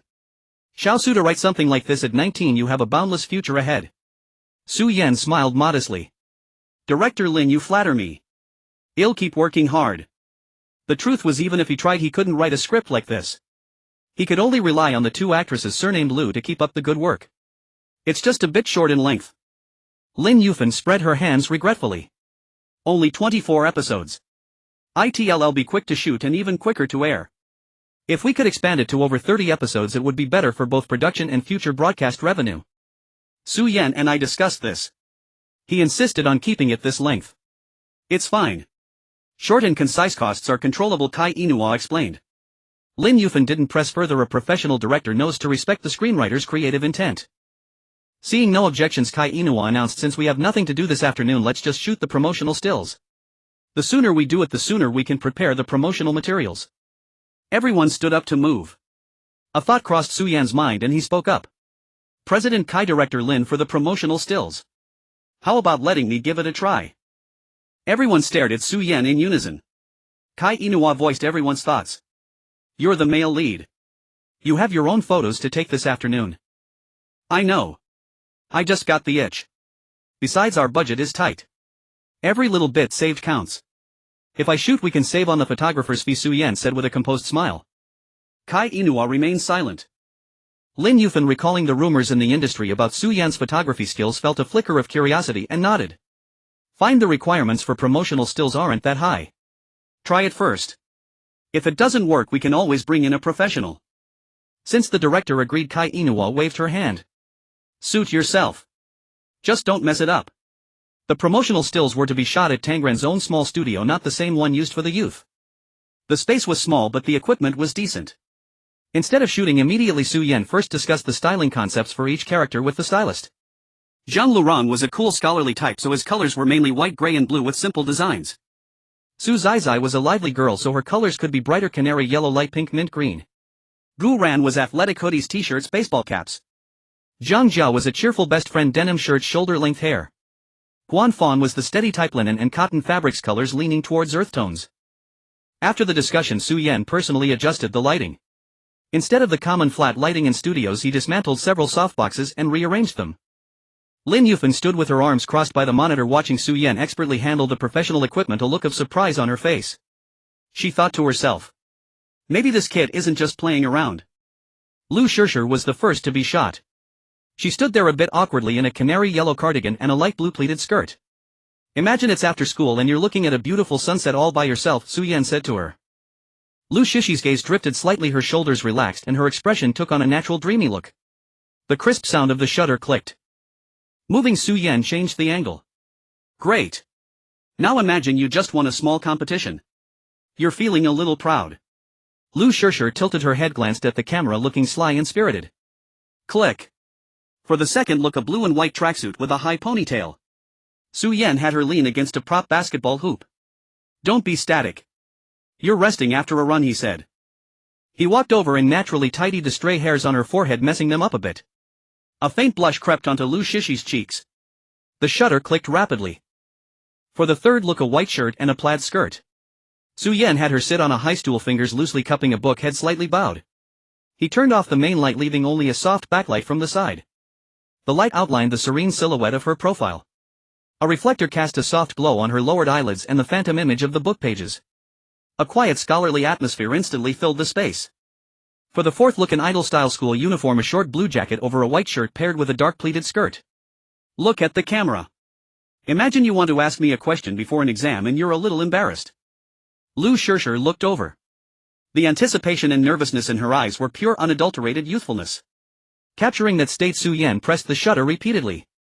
The shoot was over. The entire process took less than half an hour. When the photos were transferred to the computer screen, the studio fell silent. The first one, a girl in a canary yellow cardigan, stood in profile, her gaze drifting to an empty space outside the window. Her face was bathed in a soft halo, serene and beautiful. The second one, leaning against the basketball hoop in her tracksuit, a smile in her eyes, their brightness astonishing, overflowing with vitality. The third one, sitting on the high stool, head bowed, loosely holding a book, her profile sharply defined in the interplay of light and shadow, tranquil. The fourth one, staring directly at the camera, a wave of youthful energy washing over the viewer. Every single one looked like a film still. The lighting was perfect, the emotions rich.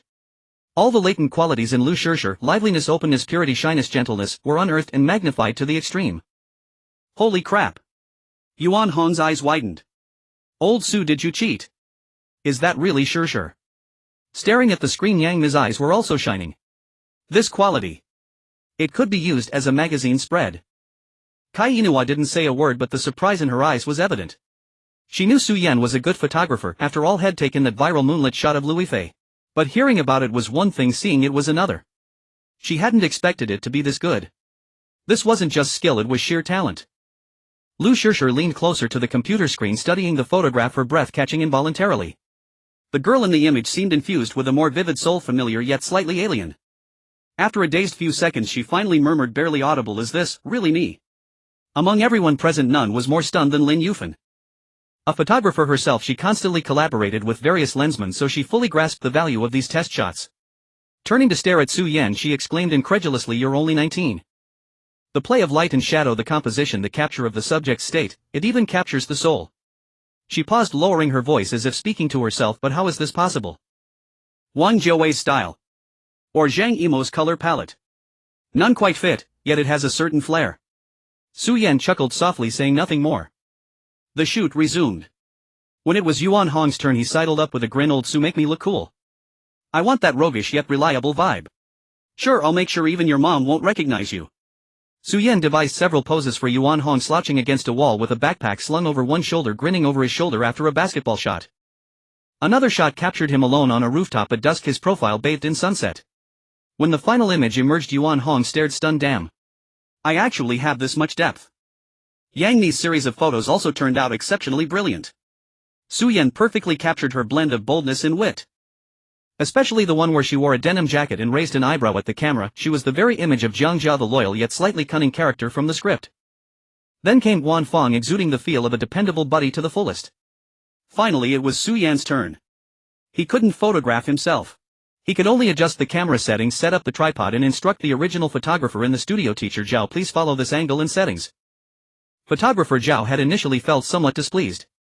But after seeing the results from the earlier groups, his displeasure vanished, replaced by a thirst for technical knowledge. He nodded eagerly. Yes, yes, teacher Su, whatever you say. Although the skill boost of lens aesthetics was absent, Su Yan's understanding of angles and lighting remained, and Zhao's own foundation was solid. The final images were still outstanding. The aloof detachment of the scholarly genius, the oppressive gloom from family burdens, and the hidden tenderness when looking at Su's eyes, all were captured. They also shot a few pairs of Su Yan and Lu Shishir, Yuan Hong and Yang Mi, along with a group photo of all five. Whether strolling side by side on a tree-lean path, one napping on a desk while the other sneaks a glance, passing notes across desks, or chasing each other in play, the frames were clean, the interaction's natural youthfulness practically spilling off the screen. With that, the main cast's test shots were essentially complete. Lin Yifei grew increasingly captivated. Approaching Su Yan, she asked casually, Su Yan, how much do you know about the work of a director of photography? He was just checking the photos he had taken. Su Yan felt a surge of delight. Director Lin was playing right into his hands, making his display of skill worthwhile, but his expression remained composed. The director of photography primarily oversees the overall visual style, communicates with the director on the visual expression for each scene, coordinates the camera crew, and ensures consistency in the final product. Lin Yifei's eyes lit up and she continued with a few professional questions which Su Yan answered fluently. After a moment of silence, she turned to Kai Yinong. Kai, hasn't the director of photography for this series been undecided? Kai Yinong, who had been reviewing the couple shots, felt a jolt sensing what Lin Yifei was about to propose. Lin Yifei pointed at Su Yan. I think we should let Su Yan give it a try. Kai Yinong was torn. She greatly admired Su Yan's photography skills, but photography and directing photography were different, and as the male lead his role was already demanding. Su Yan, what's your own opinion? Are you confident? Can you handle it? This isn't a game, delays cost money. Kai Yinong chose to ask Su Yan directly. This was exactly what he had been waiting for. Su Yan rarely looked so earnest. Kai, Director Lin, I wrote the script myself, I know best what kind of feel I want, and I'm truly confident in photography. Kai Yinong studied Su Yan, weighing her options. Hiring an experienced director of photography would cost at least 100,000. As a newcomer, Su Yan would certainly be cheaper, and if he could deliver, it would save money. It would also greatly benefit his future marketing as a prodigy. Slapping her thigh, she nodded. Fine, let's give it a shot. But fair warning, a 3-day trial period. If it doesn't work, we'll replace you immediately. The salary, a flat rate of 60,000, no split with the company after tax.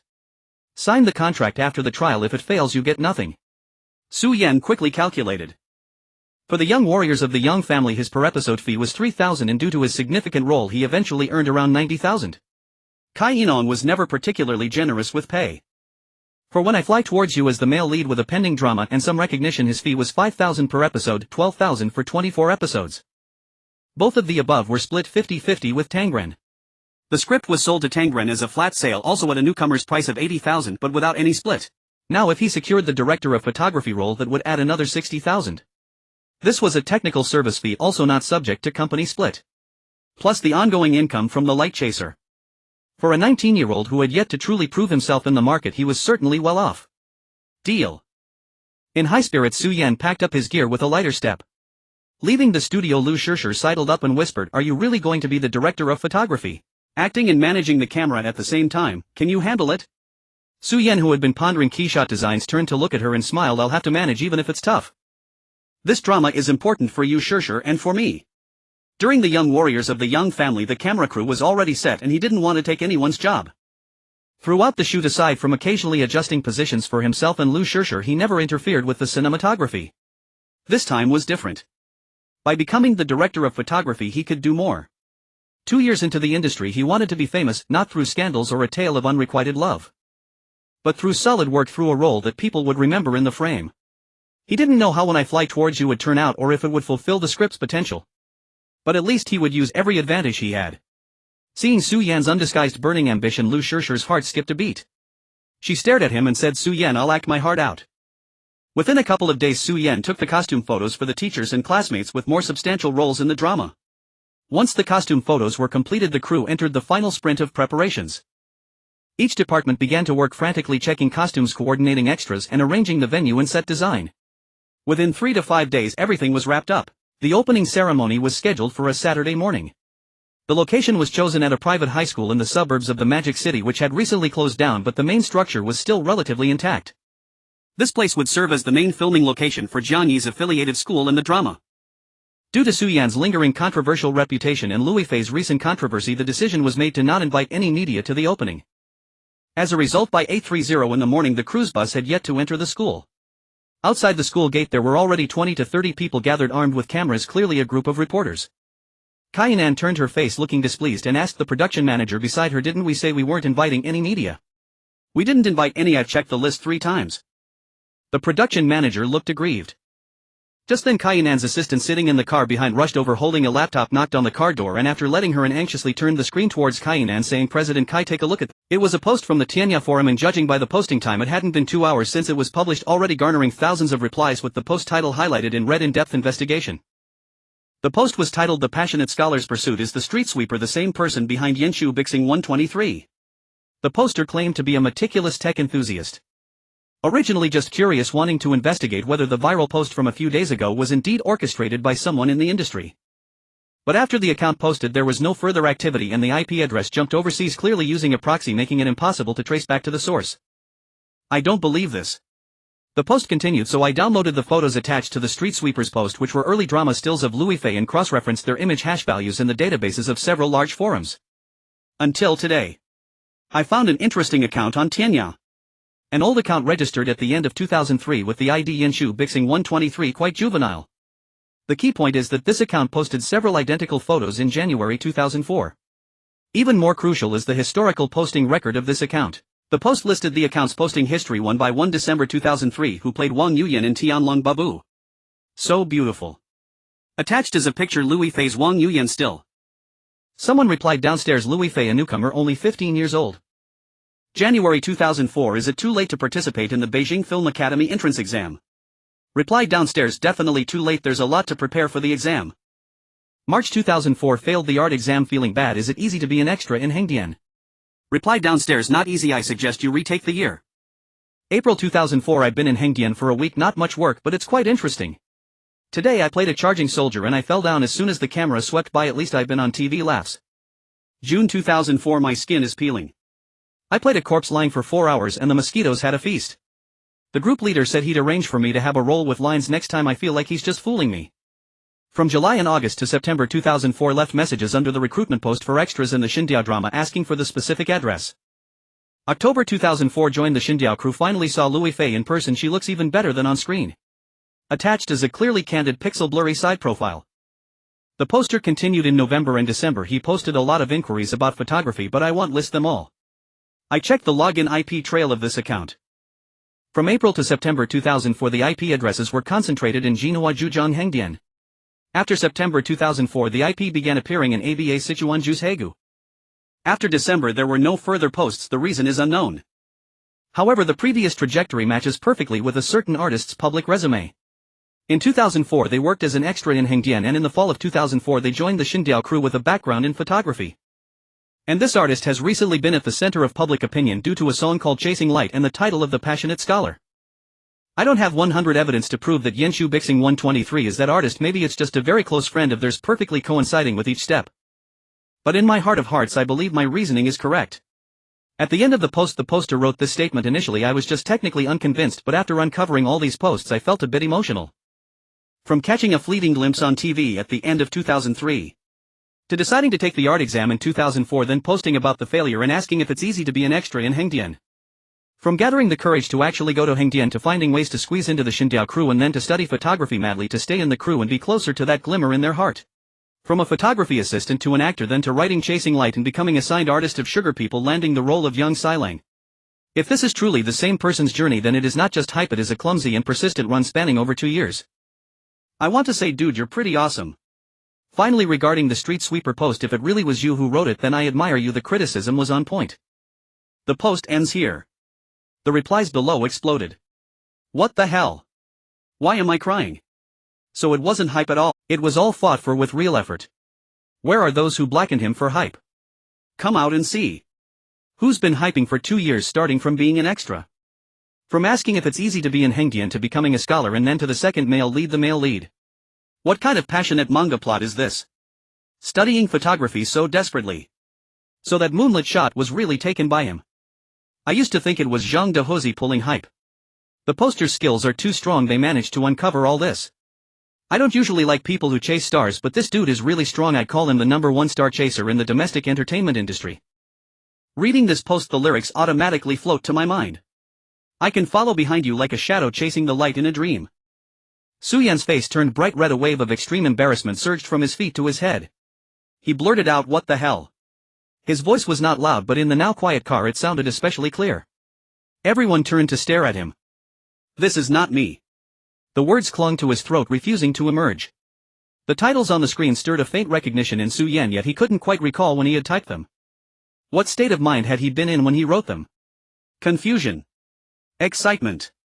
A silhouette flashed through his mind again. Damn it. These netizens were all reincarnations of Sherlock Holmes. Liu Yifei sitting beside him watched intently. She mused that this man usually wore an air of unflappable composure, even a touch of nonchalance. Yet now he was so mortified he wished he could crawl into a hole, a rare sight indeed. She found it oddly amusing, even a little satisfying. Let him be smug all the time now, he's been caught out, hasn't he? But this fleeting good cheer was soon swept away by a far more complex emotion. Holy crap. Old Sue. Yuan Hong's booming voice was the first to explode, shattering the quiet inside the car. He slapped his thigh, roaring with laughter. Yangxingbicha 123, that username so cringy and full of middle school spirit, you can tell he's been reading too many hot-blooded mangas. Suyan longed to punch him right then and seized the chance to yell, "That's not me." Is that the point? Liu Yifei seemed to ignore Suyan's protest, instead fixing Yuan Hong with a look as if he were an idiot. Yang Ni sidled up to Suyan with a grin. All cheerful and carefree during the day, then sneaking off at night to play the unsung hero, risking it all for a beauty. Well done, Suyan, you're the entertainment industry's #1 romantic fool. Her voice was pitched just right for everyone in the car to hear. Suyan recoiled like a cat whose tail had been stepped on. Stop right there. There's nothing romantic about it. I just couldn't stand Song Zud's smug face. Spreading such baseless rumors is downright despicable. Okay. If I kept my mouth shut, wouldn't that be like admitting I once admired a man? How could that be? The car erupted into even louder laughter. Even Kai Inong, who had been keeping a straight face, couldn't help but let out a chuckle. Liu Yifei wasn't sidetracked. She pressed her lips together and stared intently at Suyan. And what about the story behind the ID Yangxingbicha 123? After a few glances at her, Suyan began to defend himself slowly.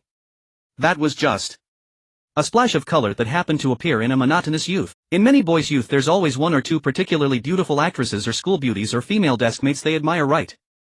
I just happened to put it into practice. Like Yuan Hong used to, didn't he constantly go on about Qiu Shuzhen being his goddess, even scrimping and saving to buy her posters? Right. Yuan Hong nodded like a chicken pecking at rice, chiming in. Who hasn't had a crush during adolescence? I even thought about going to Hong Kong to break into the entertainment industry for Qiu Shuzhen back then. Suyan breathed a silent sigh of relief, thinking the guy had finally said something sensible. Kai Inong tapped the edge of her laptop with her fingers, staring absently at the screen. When the laughter in the car subsided a little, she spoke. Suyan. Suyan frowned. What are you planning to do? Avoid the topic or strike while the iron is hot and agree to interviews with those reporters outside? Kai Inong fixed her gaze on Suyan. Before he could answer, she continued on her own. This post has dug up your past, but the public sentiment is favorable. In fact, you could say it's completed a new round of image redemption and inspirational promotion for you. Those previous accusations of you being a publicity stuntman have fallen apart on their own. Who would start laying the groundwork for a publicity stunt all the way back at the end of 2003, gradually transforming from a netizen into an actor? Now the focus of public opinion has shifted, from questioning whether you're faking it to marveling at how impressive you are. She swept her gaze over Su Yan and Liu Shizhi. And the timing is perfect. When I starts filming today. We wanted to keep a low profile, but now keeping a low profile is no longer an option. My thought is we might as well go with the flow. Su Yan sighed inwardly. He knew Kai Enon wanted to leverage this momentum and he truly didn't want to take advantage of such a situation. But things had already reached this point and there really was no better option. Forcing himself to calm down, Su Yan spoke. These reporters want an interview, don't they? Let them follow the entire filming commencement ceremony before we start the interviews. Su Yan, you've made me see you in a new light. Kai Enon looked him up and down. Just moments ago he was squirming as if his underpants had been exposed and now he was making the most advantageous choice without hesitation or awkwardness. With this mindset, even if you didn't go into entertainment you'd probably do well in anything else. Su Yan shook his head without responding.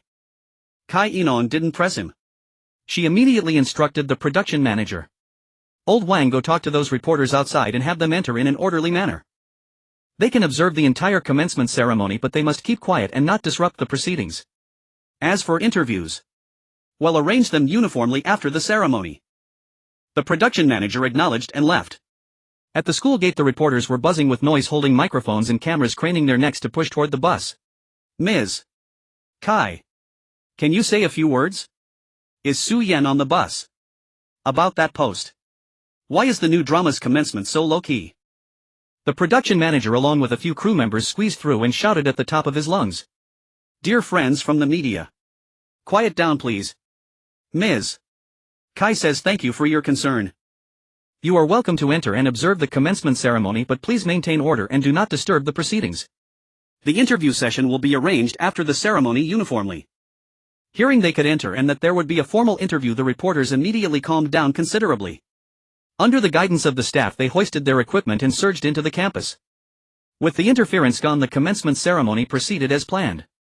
On the empty playground an incense table and altar had already been set up. The main cast stepped forward one by one. Holding 3 incense sticks, Su Yan bowed to the altar and inserted them into the incense burner. His movements were crisp and his face no longer showed any trace of the earlier embarrassment.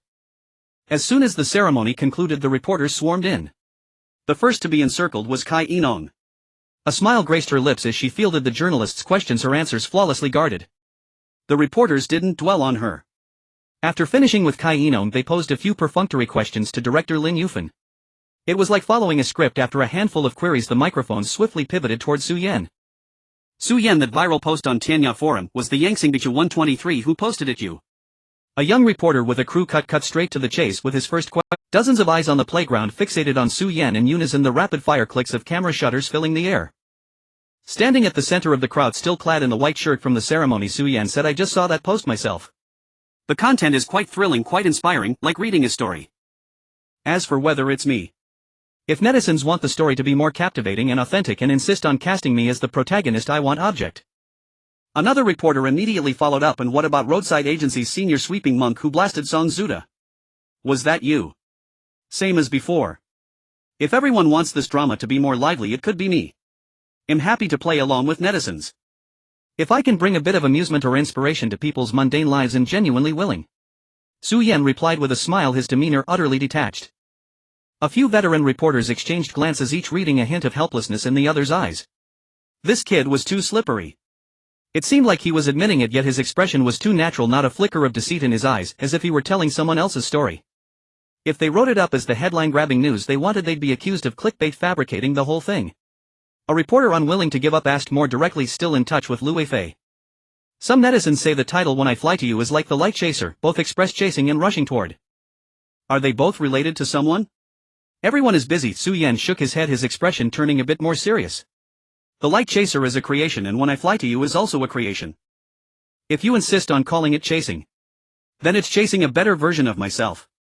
The reporters exchanged bewildered looks again. Was this kid only 19? How could he be as slick as a veteran who had navigated the industry for over a decade? He was a bundle of headline-worthy topics, yet they couldn't pry out a single explosive quote. Just then a bespectacled young reporter in the back row felt his phone vibrate.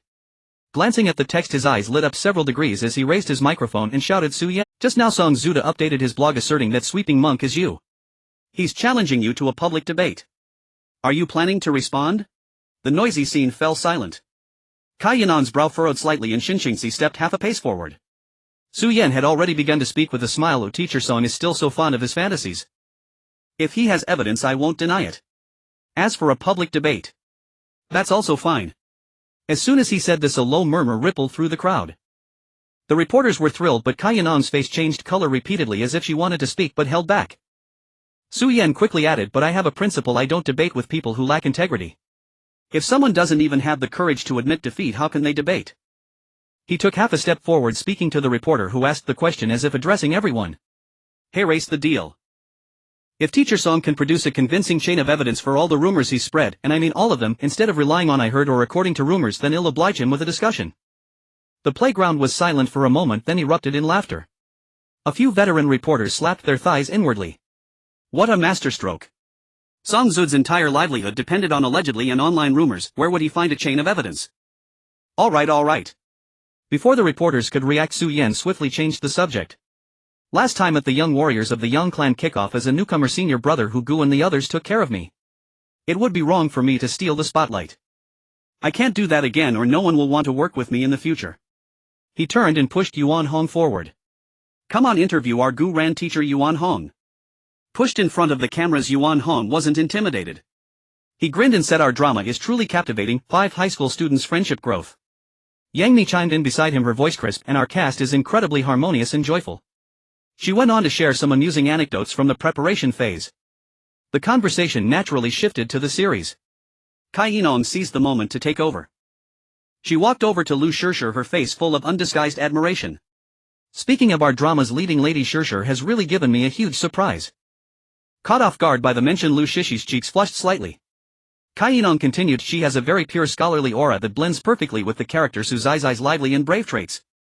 I believe she will definitely bring the audience an unforgettable Su Zai.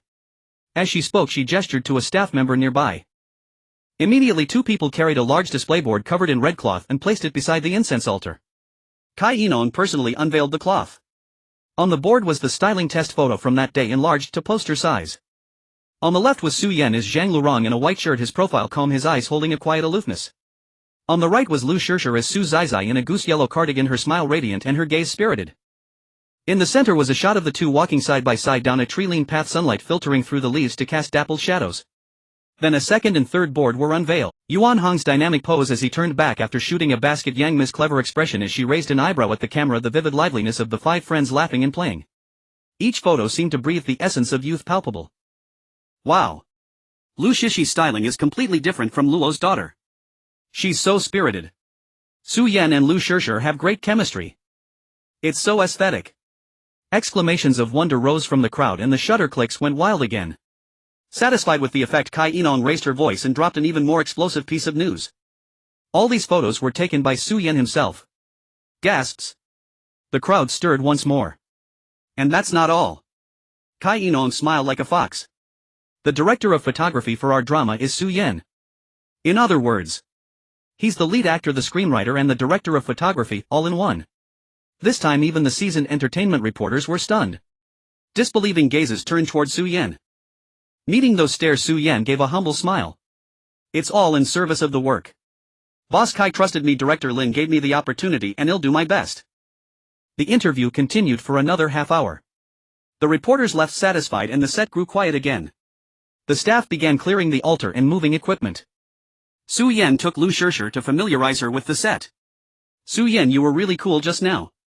Lu Shishir said, her eyes shining with admiration. Am I not cool usually? Su Yan turned to look at her. Be serious. You can't take a compliment. Lu Shishir tried to keep a straight face, but her eyes held a smile. After a moment of silence, Lu Shishir's voice softened. Can I ask you a question? Go ahead. She looked at him earnestly. Do you still like Liu Yifei? Su Yan instinctively wanted to joke his way out of it.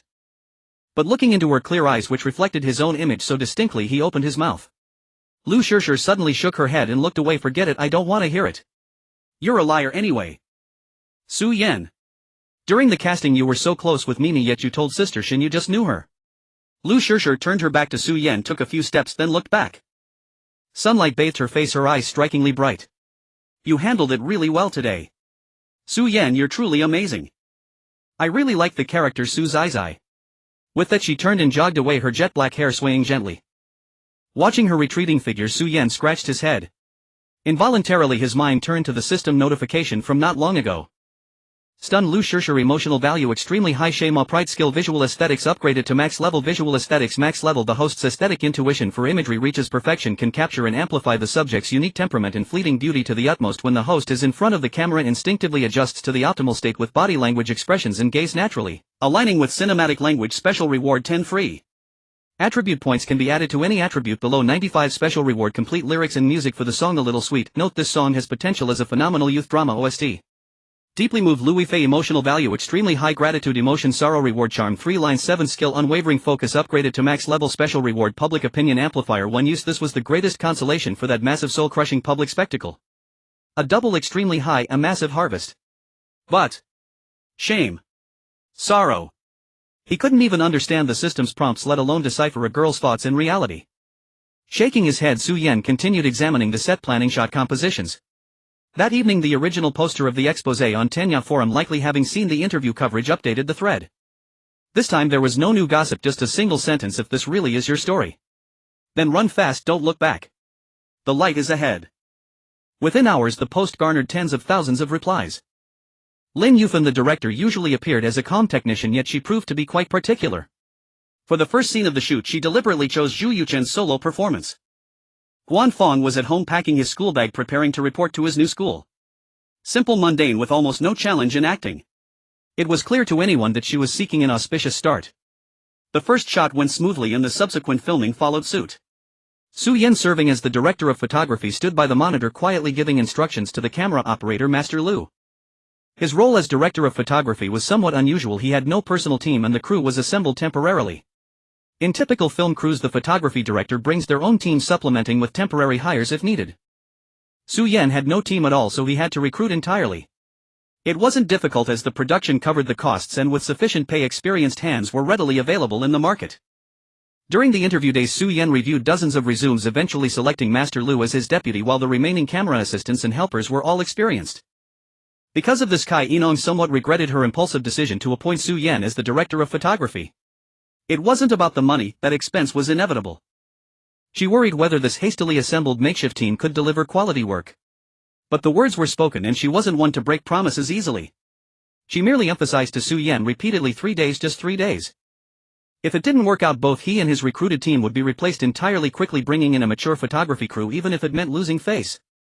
At that moment Master Liu was adjusting the camera position and Su Yan commented nearby, lower this angle a bit to highlight Guan Fang's sense of steadiness. Got it, Director Su, Master Liu replied promptly. He hadn't initially intended to come, after all, with 6 or 7 years in the industry working as a deputy under a 19-year-old would invite ridicule. Yet when Su Yan demonstrated his skill with a small display, Master Liu was completely convinced. Technical professionals harbored pride but respected technical prowess above all. After finishing his instructions, Su Yan stepped aside. Yuan Hong sidled up and nudged him with an elbow. Old Su, you're taking it pretty easy as director of photography, huh? All talk, no action. Su Yan shot him a sidelong glance. My scene is next, so I need to stand by.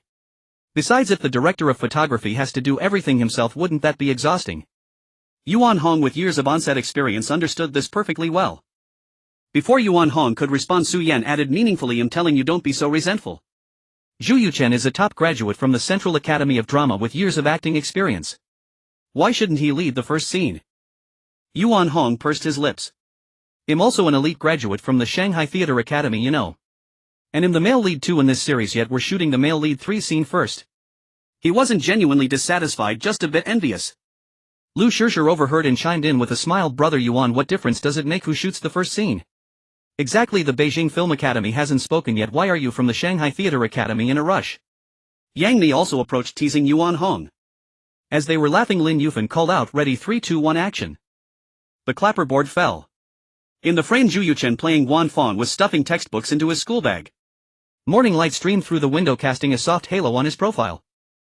The entire image was clean and pleasing. Liu Yifei stared at the monitor, nodding slightly. 2 minutes later. Cut. Good, this take is a wrap. A small cheer erupted on set. The smooth completion of the first shot brought a sense of relief. Zhu Yuchen stepped away from the camera with a smile. As he passed by Su Yan and the others, his gaze swept over them fleetingly. Yuan Hong rubbed his nose saying nothing. Su Yan patted his shoulder with a smile. Watching the subtle interactions among Su Yan and his group from behind the monitor, Lin Yifei shook her head inwardly. The camaraderie was good, perhaps too good, occasionally lacking the serious atmosphere needed for creative work. Prepare for the next scene, she called into the walkie-talkie. Su Yan, sure, you're up. This scene depicted the first encounter between Zhang Lurang and Su Zizai. The plot was simple. Su Zizai bought yogurt at a convenience store when a light rain began. She took shelter under the eaves and saw Zhang Lurang walking through the rain buying cola, then slowly heading back into the rain, sparking a flutter of heartbeats from this chance meeting. All departments ready. Lin Yifei's voice came through the walkie-talkie. Su Yan stepped into the rain wearing a white shirt and dark trousers, his hair neatly The rain quickly dampened the stray hairs on his forehead, plastering them to his skin. But his eyes gazed straight ahead, exuding a quiet aloofness. Liu Yifei in a goose-yellow cardigan and light blue pleated skirt stood under the eaves watching Su Yan approach through the rain. According to the script, she was supposed to mutter idiot and react with the appropriate expression. Yet for some reason, looking into Su Yan's calm eyes, she felt a bit out of character. This guy was usually carefree, but how did he transform into someone else on set?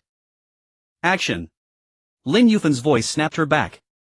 Liu Yifei quickly refocused, bit her lip and murmured softly, "It's raining and you're not running." "What an idiot." With a hint of girlish pout. Su Yan walked to the convenience store door and pushed it open. A few seconds later he emerged with 2 bottles of cola, pausing at the entrance. The rain continued to fall. He turned his head slightly, glanced toward the eaves, a very faint emotionless look, then stepped back into the rain, his pace quickening a bit, his figure gradually blurring in the curtain of rain. Watching this, Liu Yifei's heartbeat genuinely quickened. Cut. Lin Yifei looked up from behind the monitor, her expression complex. Before filming she made it a habit to understand the actor's foundations.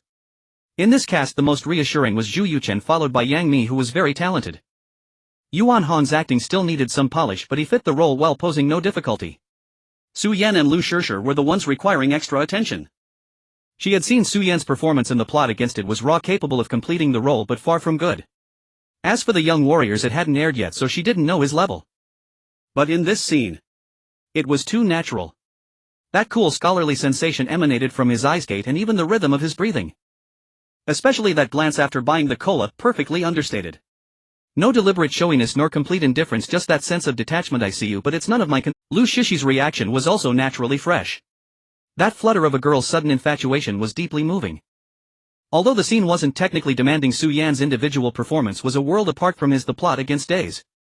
Could a person improve so rapidly? From a raw newcomer to this, she even perceived a near veteran actor level of naturalness. How long had it been? Perhaps it's just my illusion. I'll observe further. Shaking her head, Lin Yifei dismissed the thought and called out, "This take is good. Prepare for the next one." 7 days. Lin Yifei spent a full 7 days. Watching every single scene of Su Yan's performances over and over again. From Zhang Lurang's unhurried stroll in the rain to his quiet silhouette in the back of the classroom solving problems. Then to the subtle shifts in his expression, a mix of helplessness and affection when faced with Su Zizai's direct advances. Not a single take had more than 3 ng, most were wrapped up in 1 or 2. It was astonishingly steady. Compared to the slightly stiff green staff officer Yang from The Conspiracy, this guy was a completely different person. What the hell? Taking off her glasses, Lin Yifei rubbed her tired eyes. Having directed for over a decade, she had seen plenty of prodigies. But someone like Su Yan, who in just 1 year, with half of it spent sitting in an office as a clerk, saw his acting skyrocket from the ground to the heavens, was something she had never even heard of, let alone witnessed. Zhu Yuchen had noticed it too. Once subtly proud of his Central Academy of Drama background and a few years' seniority over Su Yan, the look in his eyes towards Su Yan had completely changed. After finishing a scene between Guanfang and Zhang Lurang in a corner of the playground, Guanfang vaguely mentioned his grandmother's constant worry for him. Zhang Lurang listened in silence, finally just patting him on the shoulder. The scene ended. Zhu Yuchen didn't leave immediately. He stood there thinking for a long while before walking over to the monitor. Staring at the playback, he gazed for a long time at Su Yan's quiet eyes that seemed to understand everything. Finally he shook his head and remarked to the crew nearby, "Awe-inspiring indeed. The way he takes the scene, it's satisfying and truly pressuring." These words reached Lin Yifei's ears and the last shred of doubt in her mind vanished. It wasn't just her imagination, this kid had become a prodigy. She stood up from her director's chair and strode over to Su Yan, who was resting in the break area. "Su Yan. Director Lin." Su Yan took the water bottle Liu Yifei handed him, unscrewed the cap and took a sip. Lin Yifei stared at him as if trying to find a flaw. "Come clean, how did your acting change so drastically from The Conspiracy?" It's like you're a different person. Did you take some miraculous pill? Nearby crew members including Liu Yifei and Yuan Hong all pricked up their ears. Seeing the curiosity in Lin Yifen's eyes, Su Yan smiled innocently. What if I said I'm just gifted, woke up one day and everything clicked? Would you believe me, Director Lin? Lin Yifei rolled her eyes in exasperation. Do you think I'd believe that? Don't give me that nonsense. Alright. Raising his hands in surrender, Su Yan's eyes darted slyly and he casually draped an arm over Liu Yifei's shoulder. Actually, it's all thanks to Yifei. Caught off guard, Liu Yifei nearly stumbled. Ha! What's that got to do with me? Of course it does. Su Yan declared with utter confidence. Acting opposite, you put so much pressure on me. I was terrified of not keeping up and dragging you down. So during those months on the Young Warriors set, I studied and practiced every single day. Before I knew it, I'd improved. His words were half-truth, half-fabrication, but his eyes were sincere. Liu Yifei, with his arm around her shoulder, felt her cheeks warm but didn't pull away. Instead, she played along, lifting her chin with a humph. Oh, so that's why I feel like my acting's been getting worse lately. You've been sucking all the talent out of me. Compensate me. I will. Su Yan grinned. I'll give you all my chicken legs from dinner tonight, deal? That's more like it. The two bantered back and forth like a comedy duo. The set erupted in laughter. Get out of here, stop clowning around. Lin Yifei waved them off with a mock scolding. Of course she didn't buy Su Yan's story. But if he didn't want to explain, she wouldn't press. As long as the acting was good and the shoot wasn't delayed, she couldn't care less about the how. She simply chalked it up to some people being terrifyingly gifted, the kind the heavens spoon-feed. At noon, lunch was served on set. Instead of joining Yuan Hong and the others for a chat, Su Yan sidled up to Liu Yifei. Seeing the script in his hand, Liu Yifei couldn't help but make a sour face. In the past she might have felt pleased by Su Yan's approach. But now she found his recent behavior particularly strange. He was already swamped, the male lead had a heavy load, and he also doubled as the director of photography, often stepping in to shoot himself when he wasn't satisfied with the camera work. He was the busiest person on set, always darting around. Yet despite all that, or perhaps even because of it, he would drag her into script studies at every opportunity even when he had none. Back on the Young Warriors set, had never been this passionate about discussing scripts. Liu Yifei's grandfather was a famous Shiha-dogu performer and her father was a businessman, so she had some cultural inheritance and wasn't entirely averse to text. But she had no great talent for it, she preferred expressing herself through body language. In short, she wasn't studying for an exam, so why did she have to bury her head in a script all? Looking at Su Yan's eager face, a thought sneaked into her mind. Could Su Yan like her and not know how to court a girl, so he used script discussions as an excuse to get close? The idea made her cheeks flush even more. Oh, still making Yifei study even during lunch. Screenwriter Su, isn't this abuse of power? Yang Mi strolled over with her lunchbox, glancing at them with a gossipy look. Su Yan didn't even lift his head. Yang Xiaomi. This is called dedication. With that he tapped a line on the script and shifted his gaze to Liu Yifei. Look here, Yifei. When Su Zizai secretly watches Zhang Lurong play basketball, she pretends not to care, but her hands keep twisting the bottle cap. You have to act out these little details. Liu Yifei hummed in acknowledgement, but thought to herself, even Nini thinks so. Alright, you're right. Yifei, you have my sympathies, putting up with our scholar Su's academic pursuits. Rolling her eyes, Yang Mi wandered off with her lunchbox. Su Yan ignored her and continued explaining with intense focus. Watching him look like he was conducting academic research, Liu Yifei wondered if she was overthinking things. He really did seem purely obsessed with the script. After dinner she returned to the hotel. Liu Yifei had just stepped out of the shower, her hair still waiting to be dried, when the phone on the bedside table lit up. She grabbed it and saw it was from Su Yan. He wouldn't ask me to go over the script with him again, would he? She murmured under her breath, tapping open the message. Yifei, my beauty, have you eaten? Are you asleep? Come to my room, let's go over the scenes we didn't finish discussing today. That guy Yuan Hong just asked for leave and went home, so no one will bother us. Liu Yifei's face flushed red and then pale. She suddenly felt an urge to let Su Yan taste what it felt like when her fists got hard. Is there something wrong with this guy? She grumbled with displeasure, poking at the phone screen as if she were poking Su Yan's face. Still, she quickly plugged in the hairdryer on the nightstand and started drying her hair. At least he called me beauty. Liu Yifei convinced herself this way. After drying her hair halfway, she checked herself in the mirror, tied it up, changed into her most fitting dress, and applied a lipstick that brightened her complexion. She grabbed her bag and walked to the door, then stopped. It suddenly struck her that in the industry, when a director or screenwriter called an actress over late at night to discuss the script, it often seemed to be about more than just the script. Her face inexplicably reddened. After hesitating for a few seconds she still pulled the door open. Su Yan wasn't that kind of person. She walked to his door, glanced around and saw the corridor was empty with no one in sight. She took a soft breath, looked down at her outfit and then knocked very lightly as she didn't want to invite gossip. The door opened. Su Yan was wearing a white t-shirt and sweatpants, his hair a bit messy, looking like he had just showered too. He invited her in, muttering, "You're just in time. I've thought of a question." In the rooftop scene between Su Zizai and Zhang Lurong, isn't the emotional transition a bit abrupt? The room was lit with ordinary incandescent light, the script spread out on the table. Looking at Su Yan's focused expression, everything seemed perfectly normal. Lu Shishir breathed a sigh of relief yet felt a twinge of disappointment. What had she been thinking so wildly just now? She walked over and sat on the edge of the bed. Su Yan pulled up a chair and sat across from her, flipping open the script and pointing a finger at one page. "Look here, Su Zizai was just angry a moment ago that Zhang Lurong was ignoring her, but the next second when she sees him being bullied by classmates she softens immediately. Is this shift enough with just lines and expressions?" He spoke earnestly, occasionally gesturing. His pace was steady, which was quite reassuring. As Lu Shishir listened, her mind began to wander. When she was little her father used to tell her fairy tales at night with the same focus and patience. Lu Shishi's cheek suddenly burned beyond control. Oh heavens! What was she thinking again? This was too strange. She quickly lowered her head, pretending to look at the script. "What's wrong? Your face is so red." Su Yan noticed her unusual behavior. "And nothing." Lu Shishir waved her hands in a fluster. "It's just a bit warm. Go on. I think we could add a small gesture here, like Su Zizai biting her lip or something."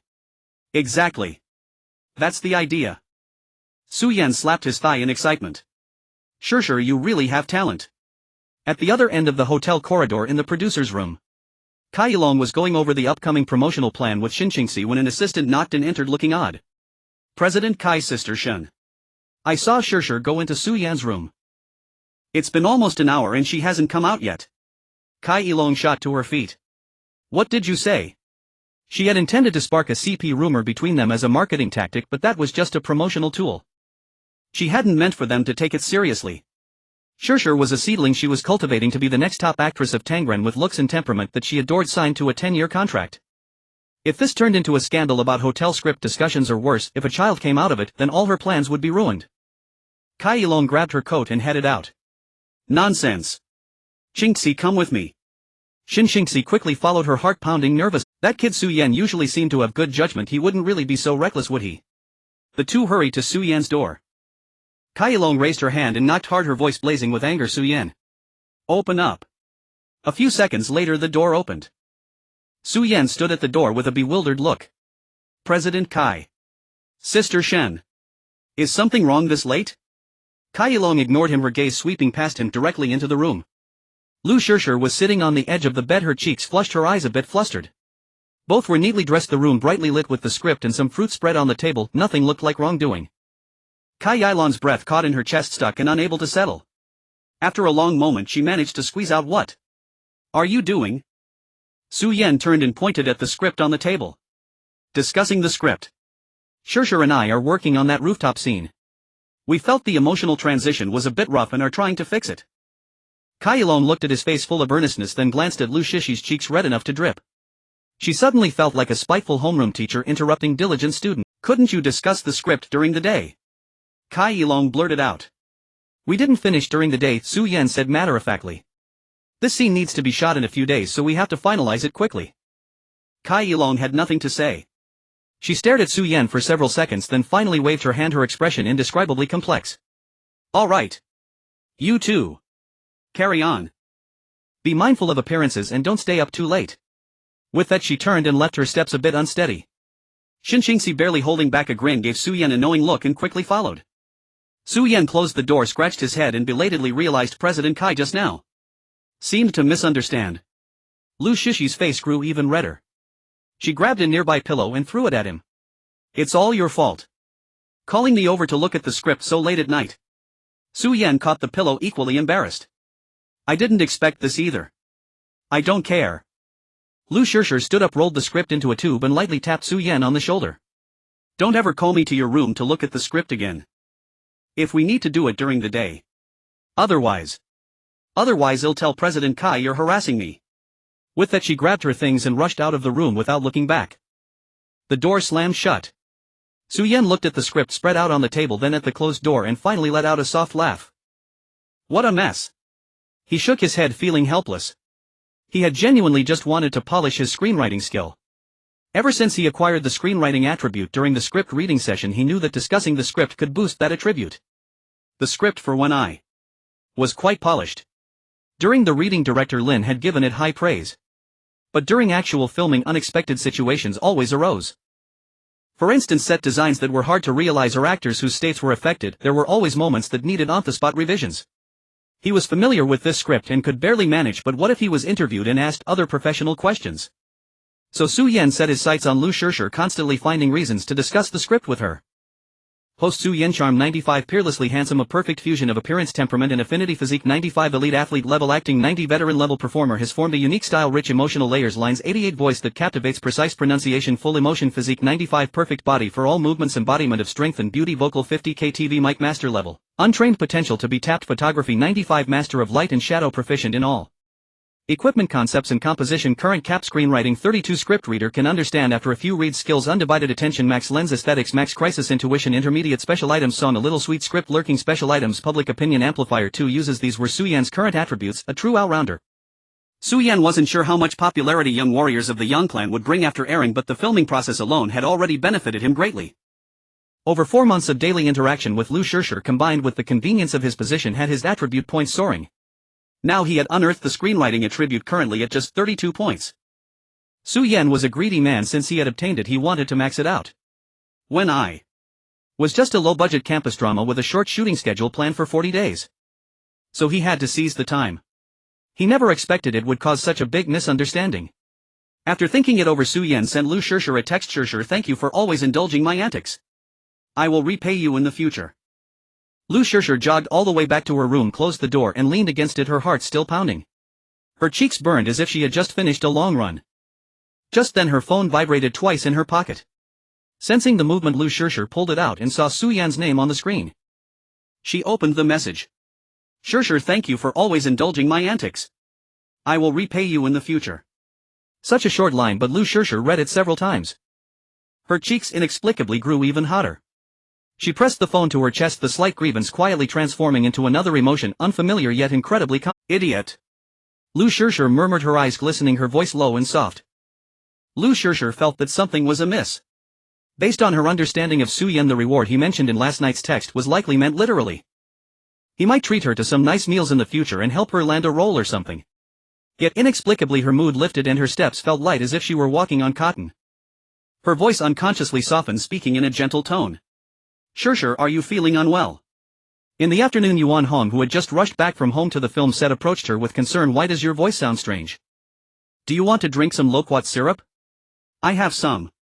Liu Yifei almost punched him on the spot. She forced a fake smile. Brother Yuan, I'm feeling great. Oh really? Then why does your voice sound like a mosquito? Yuan Hong scratched his head. Yuan Hong. Liu Yifei gritted her teeth. Just then Su Yan walked by with a cup of water and chuckled upon hearing this. Yifei, did you win 5 million? Why are you in such a good mood? Liu Yifei rolled her eyes. These straight men were truly hopeless. It was both infuriating and amusing. With a mischievous glint in her eye, she teased, yeah, I won. Want me to share some with you? Su Yan's eyes lit up at once. That would be great. Everyone gets a share. If you give me half, I'll buy a little motorcycle right away and ride you to the set in the future. How convenient would that be? Liu Yifei burst out laughing. What a character. She poked Su Yan's shoulder. You're always so ridiculous. After a brief pause, she tilted her head to look at Su Yan, her voice softening. So are we not discussing the script today? We must discuss it. Su Yan immediately responded. Liu Yifei quickly raised her hand to signal him to stop. No rush, let's shoot first and talk about it when we have time. Okay. In Lin Yifen's mind, the drama When I Rushed to You was a 24-episode campus series with a plan from director Kai to finish filming in 40 days. But in reality she felt it would take at least 50 days. After all, while campus scenes may seem simple, when it came to group scenes, if one actor made a mistake it could affect many shots, making it quite time-consuming. By the afternoon of the 39th day they were shooting the last scene. When she called out cut, she felt a bit dazed. Sitting in the director's chair, she watched the frozen image on the monitor, 5 people walking side by side on the playground under the sunset, their shadows stretching long. Then she looked up at Su Yan, who was checking the final footage with his assistant. This person was simply a monster in human skin. As an actor he rarely NG'd in his solo scenes, and when he did it never exceeded 3 times. His part-time role as a cinematographer, he performed better than professional cinematographers, shouldering the camera himself to shoot any unsatisfactory scenes, and the results were often even better than before. What was even more terrifying was his energy. He shot during the day and either dragged Liu Yifei to discuss the script at night or prepared for the next day's filming. The next day he still appeared on set looking spirited, his eyes bright like searchlights. The entire crew was energized by him, moving at a fast pace. 40 to 50 days of filming was completed in 13 days. Rubbing her temples, Liu Yifei seemed to understand why Kai Yining was willing to make concessions for a newcomer which had turned into a laughingstock in the industry. This wasn't just an employee, this was clearly a model worker, a perpetual motion machine of a model worker. At the evening wrap party, Kai Yining, glowing with happiness, stood up with a wine glass saying, "The filming went smoothly this time and we finished early. This is thanks to everyone's hard work. The money we saved will not be pinched, we'll give it all out as bonuses. When I rushed to you had a total investment of less than 4 million, which was considered a standard low-budget production. Finishing early saved countless expenses on hard costs like venue rental and personnel wages." Kai Yining was generous, handing out thick red envelopes to each main creator on the spot, and even the stage crew's assistant received half a month's salary extra. The scene erupted in cheers. Everyone was in high spirits except for Liu Yifei. She sat in a corner sipping juice, watching Su Yan drinking with Yuan Hong in the center of the hall, feeling emptiness inside. A ridiculous thought even crossed her mind. If she had known earlier, she should have NG'd a few more times before. "Your eyes are practically glued to him." Yang Mi had snuck over at some point and plopped down beside her, teasing quietly, "If you're so reluctant, just set a time and deliver yourself to his door." Liu Yifei's face flushed instantly and she elbowed her. "What nonsense are you talking about?" "I'm serious." Yang Mi leaned in closer, winking. "That guy Su Yan is a typical straight man. If you don't make it clear, he could discuss the script with you until the end of time." Biting her lip, Liu Yifei's voice was so soft it was barely audible. "I've tried before." Tell me more." Yang Mi looked curious. "It was during those script discussions. Liu Yifei's ears turned red a few times. "I deliberately loosened my collar, or when I bent down to pick something up, he would either warn me to be careful not to catch a cold or ask if I was feeling unwell, his eyes never flickering." Yang Mi was stunned for a few seconds, then burst into laughter. "Ha ha. This guy, either he's truly clueless or he's pretending to be thick-head to the bone." Wiping her eyes, she looked at Liu Yifei's embarrassed and angry expression and said seriously, "If it were me, I'd just use my method, set a time and deliver myself to his door. Let's see how he pretends to be clueless then." After a few seconds of silence, Liu Yifei shook her head gently. "But, since he chooses to pretend, how can I force him?" Yang Mi's eyes widened as she stared at Liu Yifei for a full 5 seconds. Then she covered her face, exclaiming, "Oh my goodness. I really can't with you This is the entertainment industry. What's with this pure love nonsense?" In another corner, Liu Zhangmu, the cinematographer assistant hired by Su Yan, clinked his glass with him. "Director Su, When I Rush to You is finished. Has Tangren arranged a new project for you yet?" He took a sip of his drink and continued, "There are plans, but I'm not necessarily interested." Liu Zhangmu nodded, hesitated for a moment and whispered, "I have a lead here, but I'm not sure if you're interested, Director Su." A friend of mine recommended me to join the crew of the Warlords as a group cameraman. If you're willing, I can also help recommend you for an audition for an actor role. A supporting role should be no problem." Su Yan's drink froze midair. "The Warlords?" He repeated. "The one directed by Qin Kurson. Starring Li Lianjie, Liu Dehua and Jin Shengwu." "Yes." Liu Zhangmu nodded. "It's a major production, reportedly with an investment of 2 billion. A rare opportunity." Looking him up and down, Su Yan felt like he was seeing him in a new light. "Master Liu, you're quite impressive." He had certainly heard of the Warlords. A 2 billion major production with top-tier stars gathered, directed by Qin Kurson. Such resources were beyond the reach of ordinary people. Liu Zhangmu chuckled awkwardly. "After working for so many years, I built up some connections. This time of cooperation has been quite pleasant. Your skills are evident and your acting is solid. You'd definitely do well." Su Yan quietly pondered. Last night Xinxingxi had just hinted to him that Kai Yining planned to have him and Liu Yifei star in The Legend of the Condor Heroes, with Yifei playing Munianci and him playing Yang Kong. Tangren truly resembled a production factory. While one project hadn't ended, the next was already in preparation. But the role of Yang Kong? Su Yan. Liu Yifei approached at some point. "Director Su, think of a time to give me a call." Liu Zhangmu, understanding, raised his glass and smiled before turning to leave. Looking at Su Yan, Liu Yifei casually asked, "What are your plans next?" Su Yan chuckled in response, "Are you all forming a team to plan my career?" Liu Yifei ignored his banter and glanced at Kai Yining, who was talking to Liu Yifei, and leaned in closer, speaking softly. "Director Kai plans for us to star in The Legend of the Condor Heroes together. I'll be Munianci and you'll be Yang Kong." "But," she paused, "the role of Yang Kong is purely a villain. It may not offer you much improvement." Her hesitation and genuine concern were evident in her eyes. Feeling warmth in his heart, Su Yan reached out to ruffle her hair. Got it, I'll think about it carefully. He squinted at her and Lu Shishir didn't pull away. As the rap party was winding down, Yang Mi left first with her manager Zhang Jia. Once in the car, Zhang Jia started the engine while glancing at Yang Mi in the rearview mirror, teasing how was the experience with the family-friendly crew this time. Did you enjoy working with that Su Yan? With her eyes closed, Yang Mi pulled her lips into a slight smirk. It was okay, the atmosphere in the group was nice without too much chaos. That's good. Zhang Jia nodded. The crew for the door is about to start filming soon, directed by Li Xiaohong. There are many rules you need to get your mindset back in shape. It's not a family-friendly production. Understood, Yang Mi casually replied. Is everything arranged with the school? Don't let them catch hold of anything. It's all sorted, leave no stone unturned regarding leave letters, notes or connections. Yang Mi hummed in acknowledgement, falling silent as she leaned back in her seat to rest. Yet some images involuntarily surfaced in her mind. During the Legend of the Condor Heroes shoot, that guy who only had eyes for Liu Yifei, so foolish that it made one laugh. During the audition for When I Rush to You, that fool had already been seated at the examiner's desk, calmly stating, I won't hide it from you teachers, I wrote this role based on Yang Mi. Yang Mi's lips curled up slightly before quickly suppressing it. This is the entertainment industry. What's with this pure love nonsense?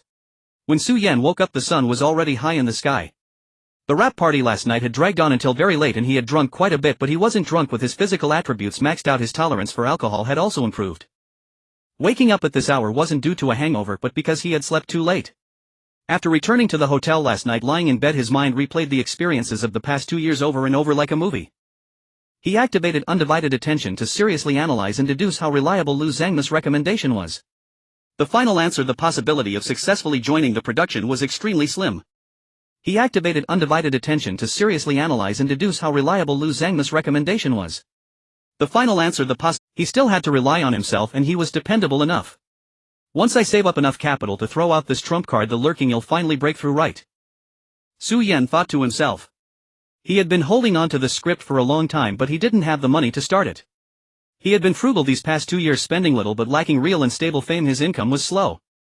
Now he had just over 300,000 in savings. For an ordinary 19-year-old this was undoubtedly a fortune worth bragging about, but wanting to use it to develop a project like the lurking was like using a toothpick to stir a vat. As for selling it, selling was out of the question. With a dual S system rating once made, it would bring unimaginable fame and fortune. Only a fool would sell. Xinxingxi had mentioned a few brand endorsements that had come knocking a few days ago, like being the spokesperson for a township shoe factory promoting a knockoff sports drink and a men's underwear with a mouthful of a name. Su Yan suddenly sat up in bed and vigorously rubbed his face. Forget it. Money could be earned slowly but face couldn't be lost all at once. It wasn't that he cared too much about his image, but he was mainly afraid that his parents back home would see him on TV twisting around in floral underwear in a commercial. That image was too beautiful to contemplate. After washing up, he headed straight to the Tangren company in Shanghai. When he arrived in the afternoon and pushed open the door to Xinxingxi's office, she looked up and spoke first. You still plan to go to Beijing for the Warlord's audition? Su Yan was taken aback, then laughed out loud without denying it. Sister Shin, how do you know me so well? Xinxingxi leaned back in her chair looking at Su Yan, who had relaxed into the sofa beside the desk, and a strange expression crept onto her face. Last night Su Yan had mentioned this to her over the phone. She had also told him over the phone that she didn't think it was a good idea. The Warlords was a project led by the Hong Kong Film Circle. Having spent a few years in Hong Kong, she knew very well how exclusive that circle was and how complex its networks were. Getting into the production would be difficult. But Su Yan. She shook her head with a wry smile, took a document from a drawer and waved it. This is a character list for the Warlords that I compiled last night after asking around. Take a look. Although I'm not optimistic about this audition, since you're going, it's better to prepare in advance than not at all. Su Yan's eyes lit up. He walked over, picked it up and flipped through it. Xiao Guzi Lu Dashan General Bandit. There were quite a few roles, all annotated with general character profiles and story backgrounds. Thanks, Sister Shen. Su Yan looked up from the document to thank Xinxingxi. His expression was a bit of his usual playful self, but Xinxingxi caught a hint of sincerity in it which made her feel a little embarrassed. Wasn't this what an agent was supposed to do? She waved her hand. Go on, go prepare. I still need to figure out how to explain to President Kai why you're not playing Yang Kong. Holding the document, Su Yan walked to the door and glanced back. Xinxingxi had already turned to look at her computer. A slight smile tugged at his lips as he pushed the door open and left. 3 days later, when Su Yan exited the Beijing airport, Lu Zhangmu was already waiting there. After some pleasantries, Lu Zhangmu led Su Yan into a taxi, heading toward the audition location for the Warlords. On the way, Liu Zhangmu briefly described the situation of the warlord's crew, his face full of confidence. Su Yan didn't dampen his goodwill. Based on Shen Qing's explanations and his own observations in the industry over the past 2 years, he also thought the chances were slim, but since he was here he would still give it his best shot. What if? Soon the two arrived at the meeting floor of a business hotel on the 3rd Ring Road East. The corridor was carpeted with thick rugs and about a dozen people were already waiting, all holding their breath, the air thick with tension. It's right here. Liu Zhangmu pointed to a slightly ajar door with a printed paper taped to it, the warlord's character audition room. He said in a low voice, "Wait here slowly. I need to report to the camera crew first." Su Yan nodded and patted Liu Zhangmu on the shoulder. "Thanks, Master Liu." After waiting for about an hour, Su Yan was called by a staff member. The audition room wasn't large, it seemed to be a converted small meeting room. Behind the table sat 3 men of varying ages. Following the standard audition procedure, Su Yan briefly introduced himself and handed over a printed paper resume. The man in the center seat was dressed flamboyantly, looking like a gangster straight out of an old Hong Kong film. He glanced at Su Yan's resume with a casual gaze, then, as if spotting something interesting, looked up at Su Yan a few times and spoke with interest. "You're the chosen one who got famous by chasing female celebrities. Seems like you don't have any works, huh? And you dare to audition for our the warlords." The chubby middle-aged man with black glasses to his left looked up from the magazine on the table, turned to the flamboyant man and said with a smile, "This is the trend in the mainland now, just stir up some topics and you can rise to the top." The flamboyant man snorted dismissively and didn't respond. "This is going to be trouble." Thinking this, Su Yan kept a calm smile on his face and said to the two, "I don't recall seeing a rule on your crew's audition notice that says people who became famous through gossip news are not allowed to audition. Does that exist?" The flamboyant man was momentarily choked, and as he was about to speak, Su Yan continued, "Of course I didn't become famous through hype, at least I didn't hype myself." "Quite sharp-tongued, aren't you?" The flamboyant man sneered a few times, tossed the resume onto the table and said, "Let's see if you have any real skills. Act out a scene of bandits robbing travelers." Su Yan nodded and walked to the center of the room. He slightly hunched his back and his gaze changed instantly, fixing on a spot ahead.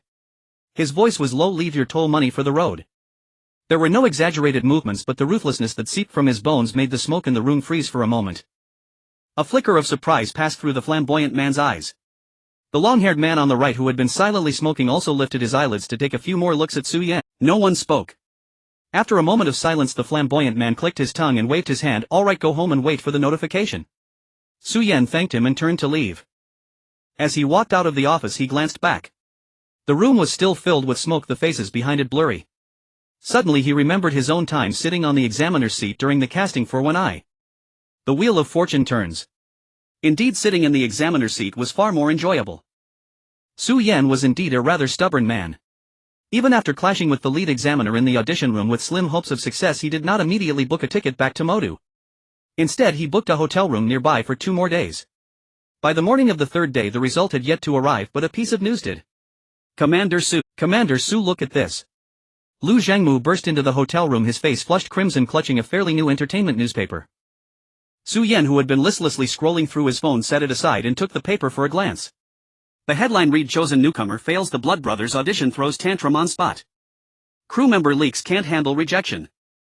The article didn't name names directly, only referring to a chosen male star who rose to fame by courting actresses and recently auditioned in the capital.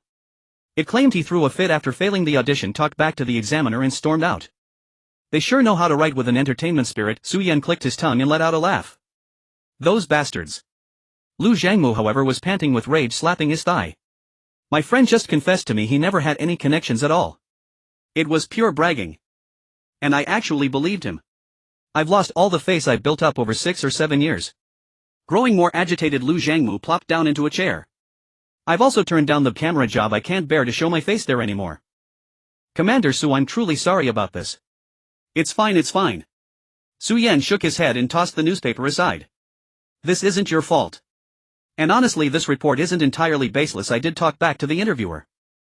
He wasn't exactly a magnanimous person. Faced with baseless accusations, he refused to swallow his pride and simply talked back. The other party clearly wasn't broad-minded either. Annoyed by being talked back to, they cooked up this news story. It was just a case of a petty me meeting a petty him. Su Yan's smile faded as he looked seriously at Liu Zhangmu. "I'm the one who should be apologizing. You lost a perfectly good job opportunity trying to pull strings for me." He didn't owe him anything. If the favor worked out, great. If not, gratitude was still due. "Oh, don't say that." Liu Zhangmu waved his hands frantically, his face turning even redder. It was my poor judgment that got you into this mess with the failed audition and all the trouble. Just then Su Yan's phone rang.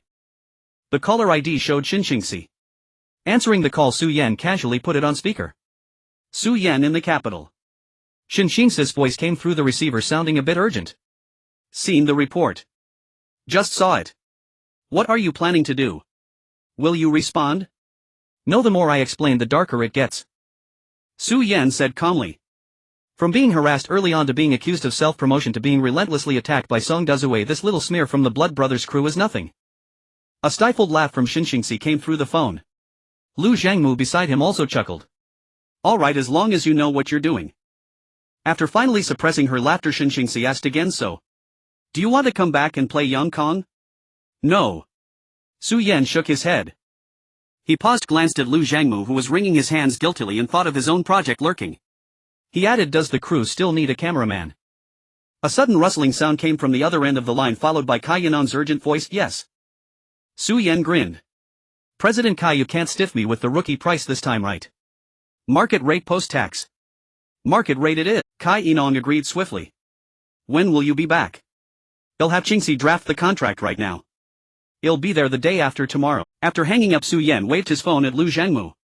Master Lu, we've got a job. Coming back to Modu with me. Lu Zhangmu's eyes lit up, but he hesitated. Commander Su, I just what?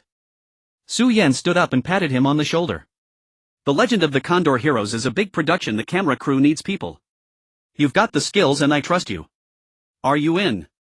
Lu Zhangmu stared at Su Yan for a few seconds, then nodded firmly. I'm in. 2 days later. The moment Su Yan stepped into Tangren Media, he saw Lu Shishir sitting on the lobby sofa playing with her phone as if she had been waiting for him. As soon as she saw him, she got up from the sofa and walked over quickly, a big grin on her face as she looked him up and down. Yo, back already. Quite an exciting trip to the capital, huh? The girl was wearing a light green dress today, her spirits seemingly high, the kind of high that comes with good news. Su Yan spread his hands and gave her a sidelong glance. Gloating, are you? Not at all. Lu Shishir blinked innocently. I just think. She leaned in closer, her voice low, smiling like a cat that got the cream.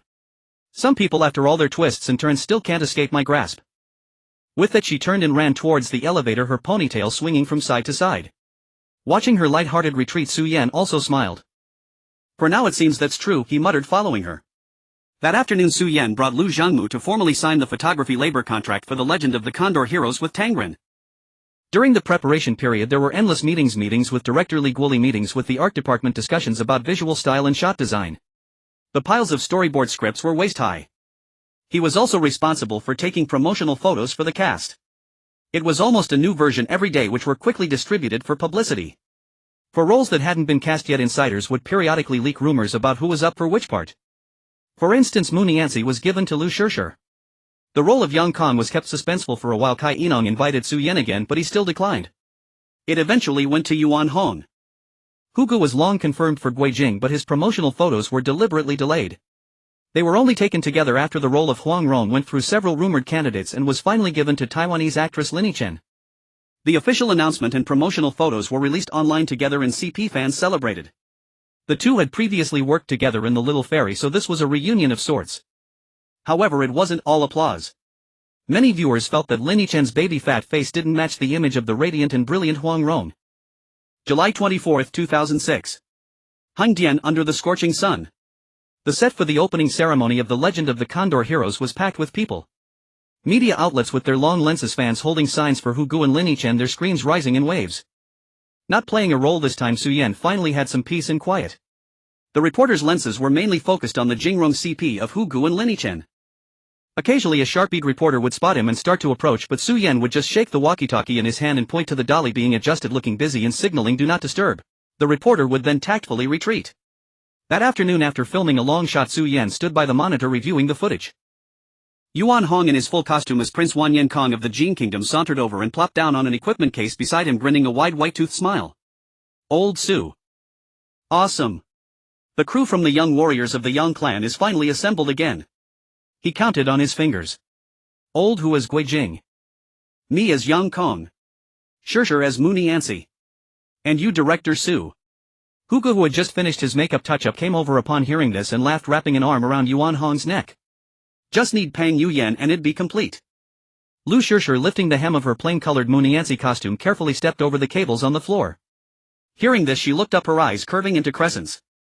Then next time let's get President Kai to put together a project and call Peng Yuyan too. Let's get the original cast together for another round. Su Yan lifted his face from behind the monitor. He squinted, looking at the familiar faces before him. After all these twists and turns, it seemed things weren't so bad. Sounds good, he laughed. But we need to get famous fast. Fame brings influence, then you can work with whoever you want. Not long after filming began, Lin Yichen would find any excuse to linger around the camera crew. On set, Lu Shishir stood nearby holding Muniance's sword, watching as Lin Yichen once again sidled up to Su Yan, whispering about something unknown. Her fingers unconsciously twisted the tassel of the sword. Beside her, Yuan Hong followed her gaze and teased Shishir, "That look of yours could kill." Lu Shishir shot him a glare. "Nonsense. I'm not talking nonsense." Yuan Hong chuckled. "Lin Yichen has been running to old Su more often than you these days. Do you think she? Shut up." Lu Shishir thrust the sword into the ground. After finishing the day scene, she emerged from the makeup room to find Su Yan crouched behind the monitor, fiddling with the equipment, seemingly engrossed in some task. A thought stirred within her and she walked over. Though his head was bowed in concentration, it was as if he had eyes on the back of his head. Just as she reached him, she heard him speak, "Shishir, could you pass me that softbox over there?" "Not even a thank you, and you're cozying up to Lin Yichen." Why should I help, she thought, yet her feet disobeyed, moving a few steps to the softbox and kicking it over. "Here." Su Yan finally looked up. He set aside the lens in his hands, glanced at her, then at the box she had kicked like a ball, and finally returned his gaze to her, speaking with a mix of amusement and exasperation. "What did this box ever do to you?" "Nothing," Lu Shishir said, her eyes fixed on the sky. "Then what's wrong?" "Nothing." After a casual reply and a long silence, Lu Shishir finally spoke with feigned nonchalance, her eyes darting around and just a little curious. "What does Sister Yichen come to you for every day?" "Horror. She says netizens claim her face is round, so she wants me to film her to look slimmer." Su Yan scratched his head, baffled. "She also asked me to teach her contouring. I told her I'm a photographer, not a makeup artist, but she won't give up and pesters me for advice every day." A sudden urge to laugh welled up in Lu Shishir. It felt as if the days of pent-up frustration had dissipated in his casual, bewildering explanation. But thinking of his bewildered expression, she couldn't help but roll her eyes. "Fool." Yet her tone involuntarily lightened. "Sister Yichen is a good person. You should take good photos of her." I know, Su Yan waved his hand. "Have I ever been perfunctory in my work?" Seeing his matter-of-fact demeanor, Lu Shishir felt both amused and irritated, but she didn't leave. After a moment, she gently nudged his calf. "Dinner together after work. Consider it an apology for my attitude earlier." "Apologize for what? It's just a battered box." "Even if you kicked it to pieces, there's no need to apologize." Su Yan waved his hand even more matter-of-factly. Before Lu Shishir's smile could fully bloom, he continued, "Let's call old Yuan and old Hu too. The more the merrier." "I know a new Sichuan place that's good." "I don't like Sichuan food." Lu Shishir shot him a glare, then turned and walked away. Reaching the entrance of the set, she looked back to see Su Yan still waving at her from afar, his smile as sunny and bright as ever. The man was hopeless. She stamped her foot and boarded the car back to the hotel. Filming progressed smoothly, and before they knew it, it was the end of August. Hongdian had turned scorching hot like a giant steamer. In a corner of the set, Su Yan was organizing the day's footage when the walkie-talkie on his shoulder crackled to life with Xinxing's voice. "Su Yan, come back to the hotel. Urgent." Without waiting for his reply, she hung up. "What's up?" asked Lu Zhangmu, who was nearby carrying a camera, puzzled. "No idea. Just that. This damn weather is sweltering." Su Yan looked up at the sky. Layers of dark clouds pressed down, heating the air. He wiped the sweat from his brow and hurried to the hotel. When he arrived, the meeting room was already filled with the core crew. Kai Yinong sat at the head, her face pale, with Xinxingxi standing behind her, her eyes red. "Everyone's here." Kai Yinong scanned the room and spoke, her voice hoarse. "Hu Go was in a car accident." The words hit like a thunderbolt. Su Yan was stunned, his mind blank, thoughts scattering. Kai Yinong continued, "He is still in emergency surgery. We can't film the Legend of the Condor Heroes anymore." Her voice choked with tears by the end. The words weighed heavily on everyone, as oppressive as the weather outside, making it hard to breathe. The room was silent for a long time. Yuan Hong slammed his fist against the wall, muttering a curse under his breath. Su Yan stood in the corner, his mind still in turmoil. The image of Hu Ge stealing chicken legs from him on the set of The Young Warriors was still vivid. Just days ago he had grinned and said, "Old Su, be an actor again next time. Photography is boring." Lu Shishir had somehow come over looking up at him with her small face. Su Yan will seen your brother Hugu. Before she could finish, tears streamed down, leaving tracks through her foundation. It's okay. Hell, pull through. Old who is tough, Su Yan said, his own voice sounding hollow. Lu Shishir lunged forward, burying her face in his chest, her muffled sobs reverberating through his torso. Su Yan's body stiffened, his hand hovering uncertainly in the air. The person in his arms trembled, her warm tears soaking through his t-shirt. Slowly he lowered his hand and gently patted her back. Once, twice. As the saying goes, bad news travels fast. That very evening the news of Hugue's severe car accident topped the headlines on major websites. Headlines grew increasingly sensational. Tangren's top actor fears disfigurement. Condor Hero filming halted, losing hundreds of thousands daily. Tangren faces massive contract penalties from TV stations on brink of bankruptcy.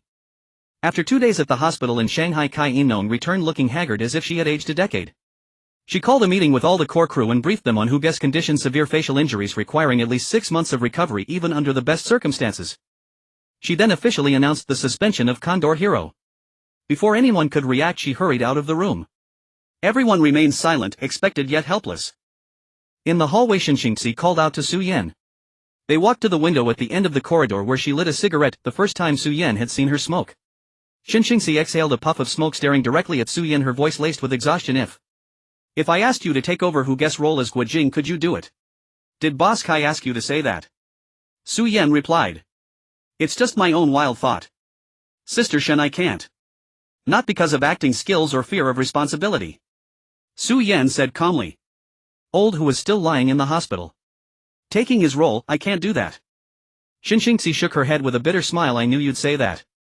I really don't want Tangren to go bankrupt. Rumors are already spreading that Tangren is about to fall. And those old scandals of yours are being dredged up again with talk of a chosen one who brings down his peers. Damn it all. Su Yan interrupted her. What if? The crew pivots to a new drama. Shinshingsi was taken aback. What do you mean? Stopping Condor Hero is unavoidable. But if we switch projects and start shooting immediately with the same team, can we recover some of the losses? Shinshingsi's eyes gradually lit up. That's an idea. Su Yan, you have a sharp mind. I'll go tell Sister K right now to find someone to write a script. No need to write a script. Su Yan stopped her with a smile. I have one ready. Shinshingsi's eyes widened. You've written a new script. Not exactly new. Su Yan pulled a USB drive from his bag and handed it over.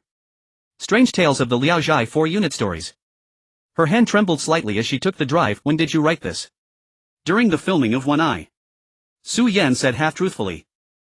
In reality, it was a reward from Lu Shishi's extreme emotional feedback system on the night Kai In-nong had caught them in the act. This script was one of them. At the time he had silently quipped, was the essence of Liao Zhai just midnight trysts? Shinshingsi took a deep breath. I'll go find Sister K right now. Su Yan, this USB drive. It might just be a lifesaver. She turned to leave but stopped, looking back at him. Thank you. For what? I'm part of Tangren too. Su Yan waved his hand, then added, just don't forget to pay me. Don't worry about that. Seeing his money-grubbing expression, Shinshingsi let out a few laughs. After her laughter faded, she clicked her high heels and went to find Kai In-nong. In Kai In-nong's office. 2 contracts lay spread across the desk. One was a screenplay purchase agreement for Strange Tales of the Liao Zhai and the other was an employment contract. The contract was to hire Su Yan as the new drama's director of photography and also to have him serve as the male lead for one of the segments. I read through the script overnight. For segments the quality is quite high. It's not some hastily thrown together work. Kai In-nong's face still bore the exhaustion of a sleepless night, but her spirits were good. To have this at a time like this. It's like you've saved Tangren and saved me too. She tapped a finger on the figure in the purchase agreement. By industry standards, even though this is your second script, you haven't proven yourself in the market yet. It should still be considered a newcomer's work. I'm paying you at an experienced hands rate 8,000 per episode. 38 episodes, that's 300,000. I'll add another 200,000 as a token of gratitude. The money can be transferred to your account this afternoon. Without any false modesty, Su Yan picked up the pen and signed both contracts. Thanks, President Kai. I really need this money. Once the sum hit his account, combined with his previous savings, he'd have nearly $1 million. He was one step closer to the startup capital for developing Lurk. I should be the one thanking you. Kai In-nong let out a long breath as if an immense burden had been lifted from her shoulders. I'll remember this favor. Don't. Talking about favors is so tacky. Let's talk money. Just don't squeeze me and Shishir dry in the future. Oh, and Yuan Hong too. Su Yan pushed the signed contracts back. Deal. A faint smile tugged at the corner of Kai Yinong's mouth. She immediately turned her attention to the follow-up plans already drafted, not even noticing when Su Yan left the office. In the days that followed, Kai Yinong personally took command, practically living at the company. The entire Tangren studio was wound up like a spring spinning into a frenzy of activity. The meeting room was packed every day. Even through the door, Kai Yinong's voice could be heard barking orders. Costumes. Modify the existing period costumes we have, use whatever we can. Art department. I need the scene transition plan by tomorrow morning at the latest. Actor coordination. Get on the phone with their agents to lock in schedules. Tell them we might not be able to pay the full fee up front, but Tangren isn't going under. If they shoot, there's hope. The corridors were filled with people rushing about, clutching folders. Phones rang incessantly. The very air was thick with a blend of anxiety and fervent energy. At a private hospital in Shanghai, Su Yan, Lu Shishir, Yuan Hong, Linichen and Xin Xingxi had snatched a moment of free time. Carrying a fruit basket and flowers, they stood in the corridor outside a VIP ward. Xin Xingxi knocked on the door. A hoarse voice came from inside. Who is it? It's me, Xingxi, she said softly. Su Yan and the others have come to see you. There was a few seconds of silence, then Hu Guess muffled voice spoke up. Tell them to go back. I don't look good right now. Lu Shishi's eyes reddened instantly. Su Yan took a step forward and spoke to the door panel. Lao Hu, listen to yourself. We've known each other for so long. Since when have you ever looked good? A very soft laugh came from behind the door, followed by the sound of him sniffing. Su Yan, you bastard. I'm like this and you're still giving me a hard time. What else should I do? Su Yan continued his verbal assault on the door. When you're better, you'll have to take a number to get a piece of my mind. I'm giving you a VIP pass now. Don't be ungrateful. Another laugh came from inside, louder this time. All right. I appreciate the thought. But I really don't want anyone to see me like this. Let's talk when I'm a bit better, okay? Su Yan didn't insist. Placing the fruit basket and flowers by the door, he said to the door panel, Lao Hu, get well soon. The crew is waiting for you. Without you, Yuan Hong can't liven things up on his own. Hugo was outgoing and easygoing, getting along with everyone. He and Yuan Hong had always been the comic relief on set. Yuan Hong chimed in, Lao Hu, your brothers are all waiting for you. Hugo didn't reply, but Su Yan heard a very soft The atmosphere was a bit heavy on the way out of the hospital. Lin Yichen returned to the hotel first. Yuan Hong was called away by Kai Yinong for a costume fitting. Xin Xingxi was busy with something else. In the end, only Su Yan and Lu Shishir were left walking slowly along the tree-lined path outside the hospital. In the early September evening, the breeze already carried a hint of chill. Lu Shishir kept her head down, staring at the ground. It was a long while before she spoke. Su Yan, will senior brother Hugu pull through? He will, because he's Hugu. Su Yan nodded with certainty. Lu Shishir thought for a moment, and the image of Hu Guess' usual carefree, jovial demeanor floated into her mind. Indeed, how could someone like that be easily broken? She lifted her head and looked at Su Yan's profile, which appeared exceptionally clear and gentle in the sunset. She asked softly, I feel like nothing can ever stump you. Her tone carried genuine admiration along with an indefinable nuance. I'm just lucky. Lu Shishir looked utterly unconvinced. You call this luck? It really is luck. Su Yan turned his head to look at her, his gaze turning serious. Throughout this journey, I've always caught the right opportunities at the crucial moments. Even this thing with Lao Hu. It's bad luck. Lu Shishir fell silent. She knew what lay behind that luck. The most obvious example was during the filming of One Eye, when Su Yan averaged less than 5 hours of sleep a night. Oh right. Su Yan remembered something important. We're both going to be swamped soon. Liao Zhai is starting production in a rush and we have to shoot. Also, The Young Warriors of the Young Family is scheduled to premiere on local TV on September 26th. Lu Shishi's eyes lit up but then dimmed again. The promotional tour. Senior brother Hugo was supposed to be the main pillar. So now we're the main pillars. For the next month it's going to be a non-stop cycle of shooting, interviews and publicity appearances. Su Yan spread his hands. Lu Shishi's face paled slightly. She wasn't afraid of hard work, but the thought of those reporters inevitably pestering them with all sorts of messy questions. Just thinking about it gave her a headache. Seeing her anxiety, Su Yan habitually ruffled her hair. What's there to be afraid of? I'm here. I'll handle the tricky questions. You just nod, smile and say that's right. Lu Shishir felt a surge of calm, but her attitude was defiant as she slapped his hand away. Who needs your help? Yes, yes, yes. Teacher Liu is the most formidable. Su Yan laughed heartily. Let's head back. Starting tomorrow morning there won't be any time for sentimentality. With him out front leading the way there really doesn't seem to be anything to fear. Lu Shishir stole a glance at him, the thought naturally surfacing in her mind. What she didn't realize however was that the real test was coming and it would be swift and brutal. On September 22nd. When she and Su Yan were picked up by Xinxingxi from the Liaozhai set they still had half-removed makeup on their faces. Well, do it on the way. Xinxingxi handed the makeup bag to her assistant and flipped open the itinerary herself. You've both memorized the talking points right. Pang Yuyan and Lin Jiayu are also on their way. By afternoon the car drove into the East TV compound. Lu Shishir touched up her lipstick in a small mirror, her hand trembling slightly. Su Yan scraped the last few grains of rice from his takeout box, swallowed and said to her, nervous. A little. She glanced at him, honestly admitting, I'm afraid of saying the wrong thing. What's there to fear? Su Yan packed away the box. If you say something wrong, so what? It's recorded, they can cut it out. The director only shows the audience what they want to see. Xinxingxi turned around from the front seat. Crude words hold truth. Sure, take it easy, just treat it as fun. Xia Lei and Nini are seasoned hosts, they'll have your back. The variety show they were about to go on was called Star-Studded Sky, which had been airing for less than a year. By precisely aligning itself with the promotional periods of hit dramas and leveraging the improvisational interactions of celebrity guests, it had quickly secured impressive viewership ratings in Shanghai. The dressing room was in a state of cheerful chaos. Pang Yuyan was going over the script with Lin Jiayu. Seeing Su Yan and the others enter, he grinned broadly and waved. Yo! Finally here. Su Yan walked over to greet them. Traffic was bad. Understandable, understand you busy man. Pang Yuyan winked. Heard you're the center of attention today. I'm just here to be your green leaf. Su Yan laughed and cursed. Cut it out. When have you ever not bounced around and become the starflower yourself? They exchanged a few more jabs before being urged by the makeup artists to sit down. Half an hour later everyone was ready. A staff member knocked on the door. Everyone were ready for you to enter. The studio was brightly lit and the audience seats were already full. Most were fans of the young warriors of the Yang clan, holding up light-up signs for Hu Gopang Yuyan, Su Yan and Lu Shishir. A constant buzz of chatter filled the air. A sofa and coffee table were set up in the center of the stage with a giant promotional poster for the young warriors of the Yang clan hanging on the backdrop.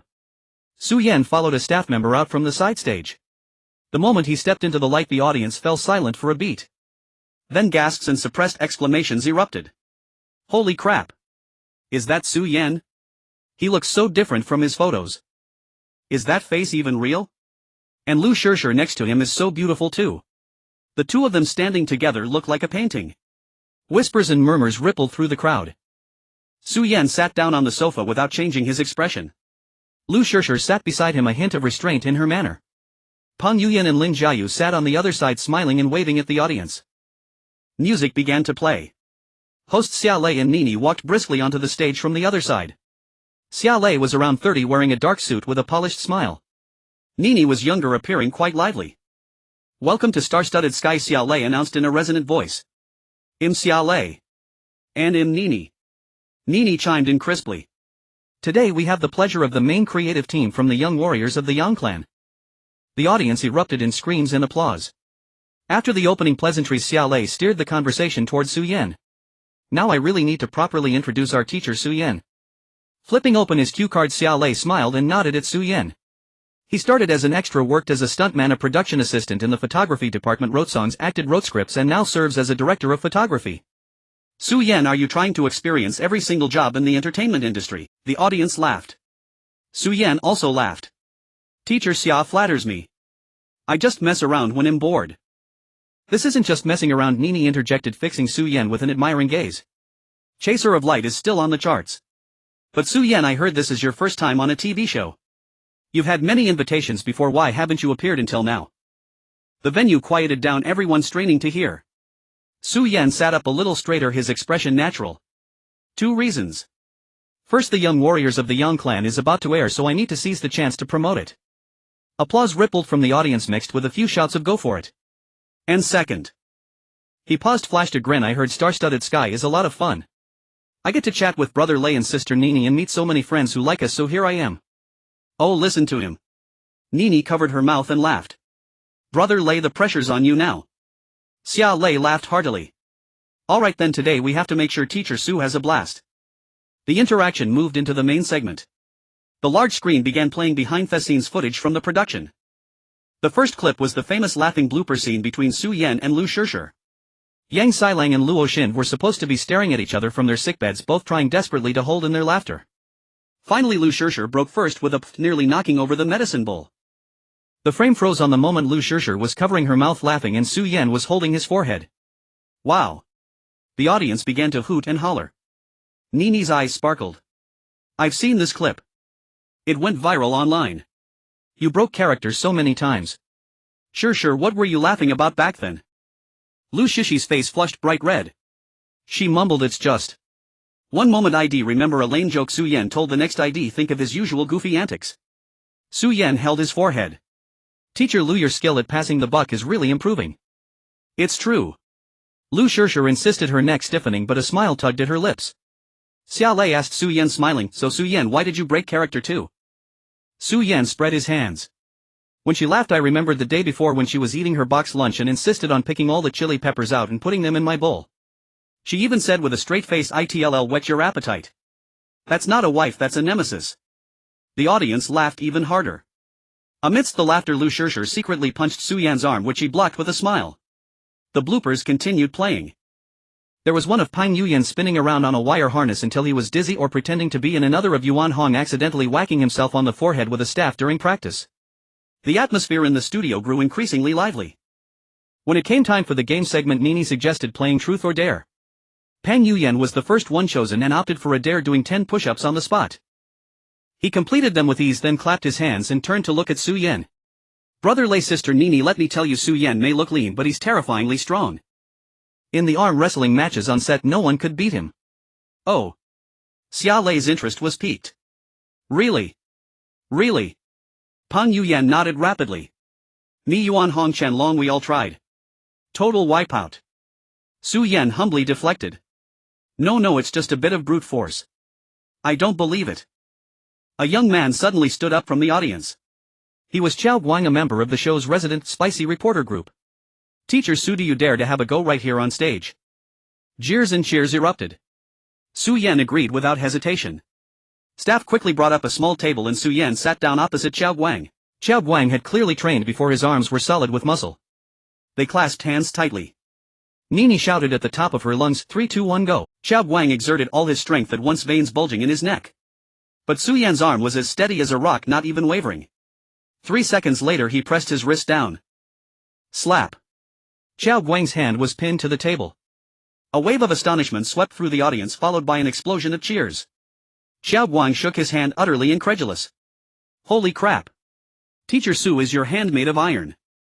Su Yan smiled and released his grip. Thanks for the match. Nini dramatically patted her chest. Good thing I didn't challenge him, or I'd have lost in a second. Xia Lei skillfully steered the conversation to the other guests. Pang Yuyan recounted an embarrassing story about falling off a horse while learning to ride for the drama, and Lin Jiayu shared her insights on playing the role of Commandery Princess Chai. When Lu Shishir was asked about her action scenes later in the show, she mumbled, flying on wires is pretty scary, but it's worth it when it looks good on screen. As she spoke, her gaze unconsciously drifted towards Su Yan. Su Yan naturally picked up the thread. Shishir's action scenes are stunning. She has that foundation from the Beijing Dance Academy. Lu Shishi's tense body visibly relaxed. The show entered its second half and the atmosphere gradually became more subdued. Xia Lei looked at the script, the smile that had been constant since the opening fading slightly.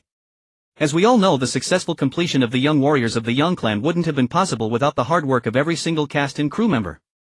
But recently there have been some unexpected events. He paused, his gaze shifting to Su Yan. Everyone is very concerned about Teacher Hu's current situation. Su Yan, have you two been in contact lately? Su Yan sat up straight and nodded. Yes, in fact today. He turned to look at the side stage and nodded to a staff member. The large screen went dark. A few seconds later it lit up again, showing a video call interface. Hu's face appeared on the screen. He was wearing a hospital gown, half reclining against his headboard with gauze still taped over the corner of his right eye. His face was a bit thinner, but his smile was still bright. He waved at the camera. Hello everyone. I'm Hugo. The venue was silent for a second. Then screams and sobs erupted simultaneously. Some female fans were covering their mouths, tears streaming down their faces. Several guys also had red-rimmed eyes, clapping with all their might. Su Yan met the screen's gaze and smiled.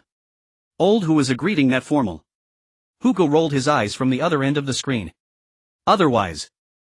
You director Su arranged this call personally. How could I not be serious? A wave of suppressed laughter rippled from the audience. Su Yan picked up the microphone, his expression odd. It's mainly because if you're too serious, someone will definitely say I'm just grandstanding, not even letting an injured person off the hook. So I'm declaring right now. Yes, that's right. Old Who was the pillar of our young warriors of the Yang clan. How could I possibly let him off? The venue erupted in laughter. On the screen, Hugo also broke into a grin. You'd love it if I didn't show my face so you could steal my thunder like you did at the kickoff ceremony, right? You bet. Su Yan said with a perfectly straight face. With you not around, who else would be the male lead? They volleyed words back and forth just like their usual banter on set. The atmosphere in the studio instantly shifted from sorrow back to warmth. Hugo then looked at Lu Shishir, Pang Yuyan and Lin Jiayu. Shishir, Yuyan, Jiayu and everyone else on the crew, take care of yourselves. Wait for me to come back. Lu Shishir nodded, her eyes red. Brother Hugo, get well soon. Pang Yuyan shouted at the screen. Old Huan waiting for you to come back for a drink. Lin Jiayu also said softly, have a good rest. Nini took over the conversation, asking Hugo about his recovery. Hugo's smile remained unwavering. I'm working on it. The doctor says I'm recovering well. I just missed the cruise box lunches. Su Yan, make sure to bring me one next time you visit. No problem, Su Yan agreed readily. At the end of the video call, Hugo spoke seriously into the camera. Thank you to all my friends for your concern. The young warriors of the Yang clan is the labor of love of our entire team. I hope you all enjoy it. And please believe that I will get better as soon as possible and come back to you all. Thunderous applause erupted from the audience. The video was cut off and the large screen lit up again with a promotional clip for the show. Some in the audience were crying, some laughing. Even after the show ended, many lingered for a long time, unwilling to leave. Su Yan stood up from the sofa and stretched his stiff shoulders. Lu Shishir sidled up to him, her eyes still red. She whispered, "Seen your brother Hugo. He's in such good spirits. He's Hugo, it's normal." Su Yan replied. Pang Yuyan and Lin Jiayu also came over. They patted each other on the shoulder without saying much. As they were leaving the stage, Nini chased after them and handed Su Yan a business card. Teacher Su, come play again sometime. You're so funny. Xia Lei also nodded with a smile. Great performance, very authentic. It's all thanks to you two teachers for being so accommodating, Su Yan humbly replied. Back in the dressing room, Xinxingxi was waiting for them.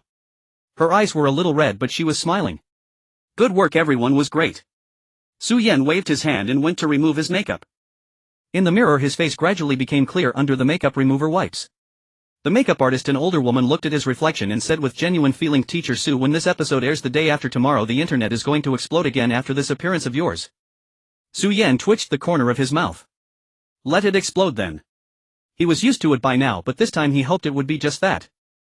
On the set of Strange Tales of a Strange Woman, Lu Shishir nibbled at a steamed bun, dark circles faintly shadowing her eyes, clear signs of a sleepless night.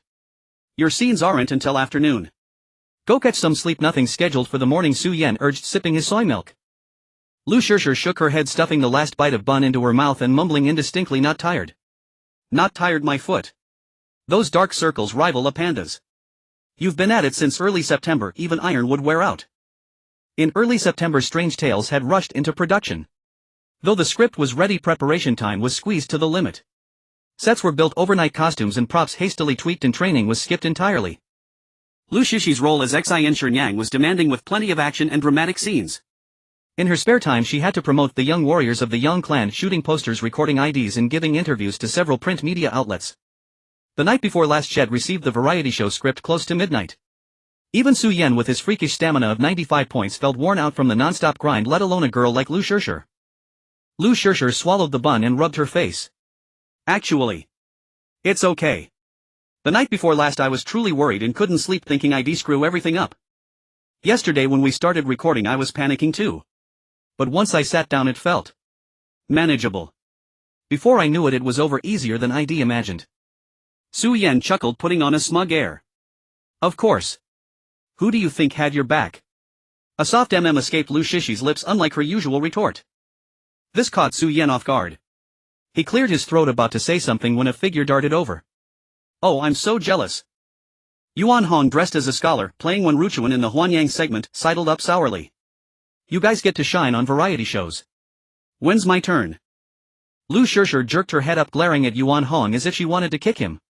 Oblivious, he continued boasting, I heard yesterday's show was a blast. Old Huss video call had the audience in tears. Su Yan seemed to recall something and smiled. It went well. Mainly because old Hu did me a favor. Yuan Hong asked curiously, how'd you convince him to call in? Last time we visited the hospital he wouldn't even open the door. Lu Shishir also turned to look at him. Su Yan's grin turned mischievous. Simple. I texted him if he didn't call an ID, call him a coward for life. An ID tell every media outlet that Hugo was too scared to face the camera. Yuan Hong and Lu Shishi's eyes went wide. Yuan Hong opened his mouth in awe. Damn, that's ruthless. Lu Shishir was caught between laughter and tears. And senior brother Hugo actually fell for it. What else? Old Huss all about saving face, Su Yan said with a grin. If you reason with him nicely he gets fussy. But hit him where it hurts and he straightens right up. Yuan Hong shook his head, sighing. Old Huss' sacrifice is huge. Hope tomorrow's ratings are decent. Watch the episode together tomorrow night. Su Yan nodded. Sure, and see how the internet rips me apart. Lu Shishir laughed. Who would trash you? Plenty. They'll say I'm hyping leeching fame or good-looking but talentless. Su Yan counted off seriously. Put. Lu Shishir latched onto the key point, shoving him. Narcissist. But her eyes sparkled with laughter. Yuan Hong watched enviously. Anyone calling Su Yan a straight guy would face his opposition. The guy seemed honest but was full of tricks and smooth moves. Had tried Su Yan's tactics on Xiana, who played Hua Zhengyan, the legend of the Condor Heroes, and nearly got shut down. Him not bad looking either. Yuan Hong pulled out his phone to check his photo, utterly baffled. The next evening just before 8, the suite on the 7th floor's corner was as lively as a market. On the sofa sat Su Yan. Lu Shishir and Yuan Hong. Lin Jiayu pulled up a chair beside them. Sun Li arrived late, dragging a beanbag to sit by the coffee table. The coffee table was piled with chips, cola, duck necks and 2 boxes of cut fruit, all bought by Yuan Hong during an afternoon run to the supermarket. Sun Li had joined the cast a week ago, playing Zhao Huanyang, the lead in the Huanyang segment. She'd given birth half a year earlier, her figure not yet fully recovered, her face carrying a soft roundness. Kai Inua had called her away from home to save the day, thrusting her into the crew without even discussing her fee. The first time Su Yan saw Sun Li in the makeup room, a thought flashed through his mind like a reflex. Kai Inua had a type. Delicate, clean, with a scholarly air in her brows. Not stunning at first glance but increasingly pleasant. From Sun Li to the ensign Liu Yifei and then Lu Shishir, a consistent, subtle, pure elegance. It's on. Starting now. Yuan Hong grabbed the remote and jabbed at the TV. The Dongfang TV Arts channel logo appeared and the theme music began. The words dazzling stars splashed across the screen. Hey Su Yan, you look great on camera. As the opening flashed a profile of Su Yan, Yuan Hong exclaimed, that face, that build. Su Yan tossed a chip at him. Shut up and watch the show. The show moved quickly, opening banter behind the scenes clips and the laughing blooper aired in full. Seeing herself cover her mouth as she laughed until the medicine bowl tipped over, Lu Shishir let out an ah and buried her face in a pillow. Shishir, your laughter threshold is way too low. Lin Jiayu patted her shoulder, laughing. Exactly. Yuan Hong chimed in. Look at Su Yan holding it in so hard his face twisted. On screen Su Yan sighed, holding his forehead with a look of utter despair. The live audience roared with laughter. The TV laughter mingled with the room's. Sun Li covered her mouth, giggling. Your crew has such great vibes. During the game segment, Pan Yuyan did push-ups and Xiao Guang challenged Su Yan to arm wrestling.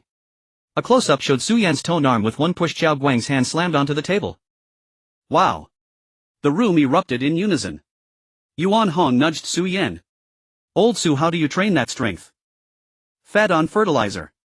Born with it. No use being jealous. Su Yan didn't look away from the TV, answering casually. As the show reached its second half, Huge's face in a hospital gown appeared on the big screen, their banter playing on TV. The room fell silent. These two. Yuan Hong shook his head, eyes reddening. Still bickering even now. The call ended and the show wrapped with applause and music. Huge's in better shape than I thought, Sun Li said, letting out a sincere sigh of relief. As her words faded, Su Yan's phone rang. The caller ID Shinxingsi. He answered and put it on speaker. Shinxingsi's voice burst through, brimming with excitement. Are you watching? The ratings just came in, peak at 3.1. Everyone in the room looked up. Higher than Hugu and Linichen's The Little Fairy episode. Xinxingxi continued rapidly. It's broken the show's all-time record. The station just called viewer hotlines are blowing up. Yuan Hong's eyes widened. Holy crap. That awesome. Lin Jiayu covered her mouth, suddenly smiled and shook her head, and Lu Shishi's eyes sparkled as she looked at Su Yan. Su Yan was overjoyed inside but kept his cool. Standard performance. Don't get cocky. Xinxingxi laughed and scolded. But you did a great job this time, especially the Hugu call. Boss Kai said this episode restored a lot of public confidence. She paused, her voice lowering. The internet's buzzing too. Check it yourselves. I've gotta go, still need to coordinate follow-up promo with the station. The call ended. Yuan Hong lunged at the laptop, fingers gliding over the touchpad. Seconds later he gasped. Holy moly. He stared at the screen, mouth agape. Old Su You've really blown up this time. Everyone crowded around. The screen showed Tianya Forum's entertainment section with 7 or 8 red-hot posts on the front page, each title more outrageous than the last. Yuan Hong clicked on the topmost post titled Review of Dazzling Stars. Is Su Yan's face really real? The main post had just one sentence and going crazy, absolutely crazy. After watching the show I couldn't snap out of it for ages, my mind was filled with that profile shot of Su Yan. Can anyone tell me if this is really the same clean-cut handsome guy from the behind-the-scenes footage of The Legend of the Condor Heroes? The replies below scrolled rapidly. OP, you're not alone. I was dumbfounded the moment he walked out. What kind of a mortal pill did he take? I dug up the old footage in the Condor Heroes BTS. He was just moderately good-looking, clean and spirited. But now. Damn, I'm at a loss for words. With that face, that physique, that aura, it's no exaggeration to say he could outshine half the male stars in the entertainment industry. More than half. I dare say there are few in the domestic scene who can compete with him now. That blend of freshness with a hint of youthful vigor yet a steady presence, it's divine. Whispering, I almost licked the screen last night. A face fan instantly fell into the pit. Any group willing to take me in? Soon dissenting voices emerged. Come on, such a drastic change, but believe no knives were involved.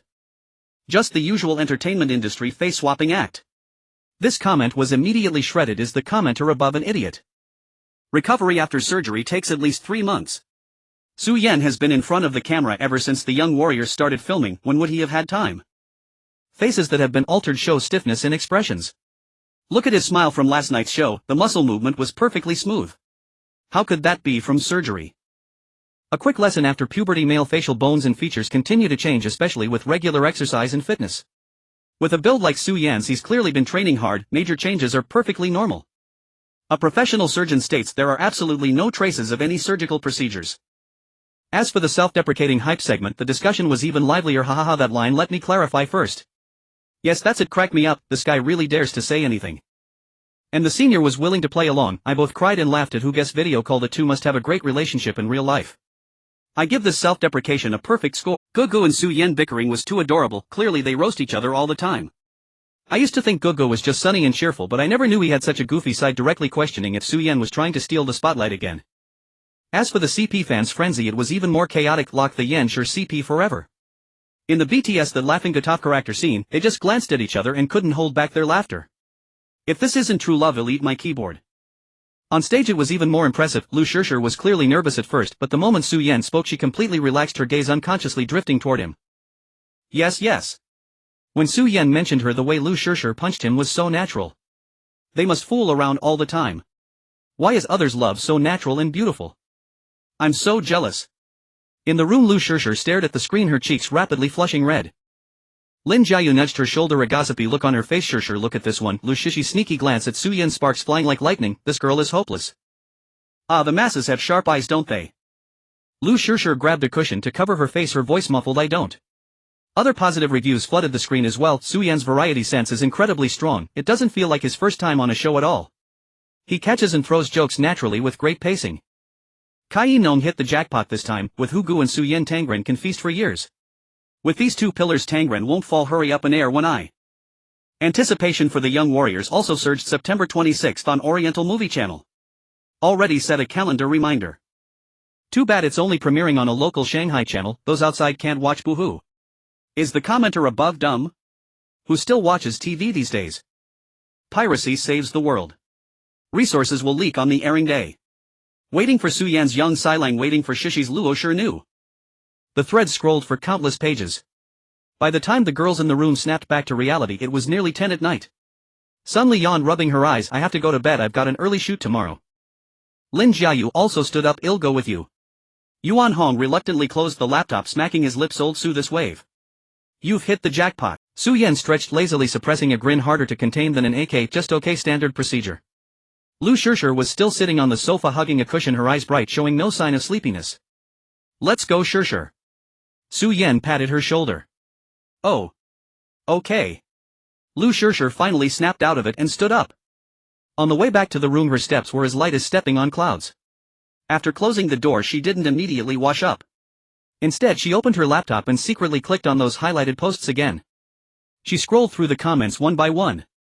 When she saw compliments about Su Yan's handsomeness, she pursed her lips in a suppressed smile. When she saw praise for his variety sense, she nodded. When she saw comments saying the Yenshur CP was a perfect match, she curled up in her chair, her face red, her eyes curving into crescent moons. She read for who knows how long until the sky outside the window began to lighten with the first hints of dawn. She jolted awake. Daybreak was almost here. She hurriedly shut down the computer and climbed into bed, but the comments still swirled in her mind. As she drifted off into a hazy sleep, she suddenly recalled Yang Ni's suggestion about showing up naked at his door.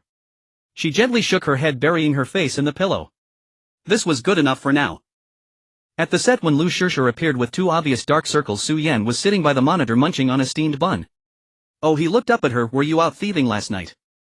Lu Shishir guiltily averted her gaze. I lost track of time reading the script. So diligent. Su Yan gave a thumbs up. No wonder your acting keeps getting better, Shishir. Lu Shishir.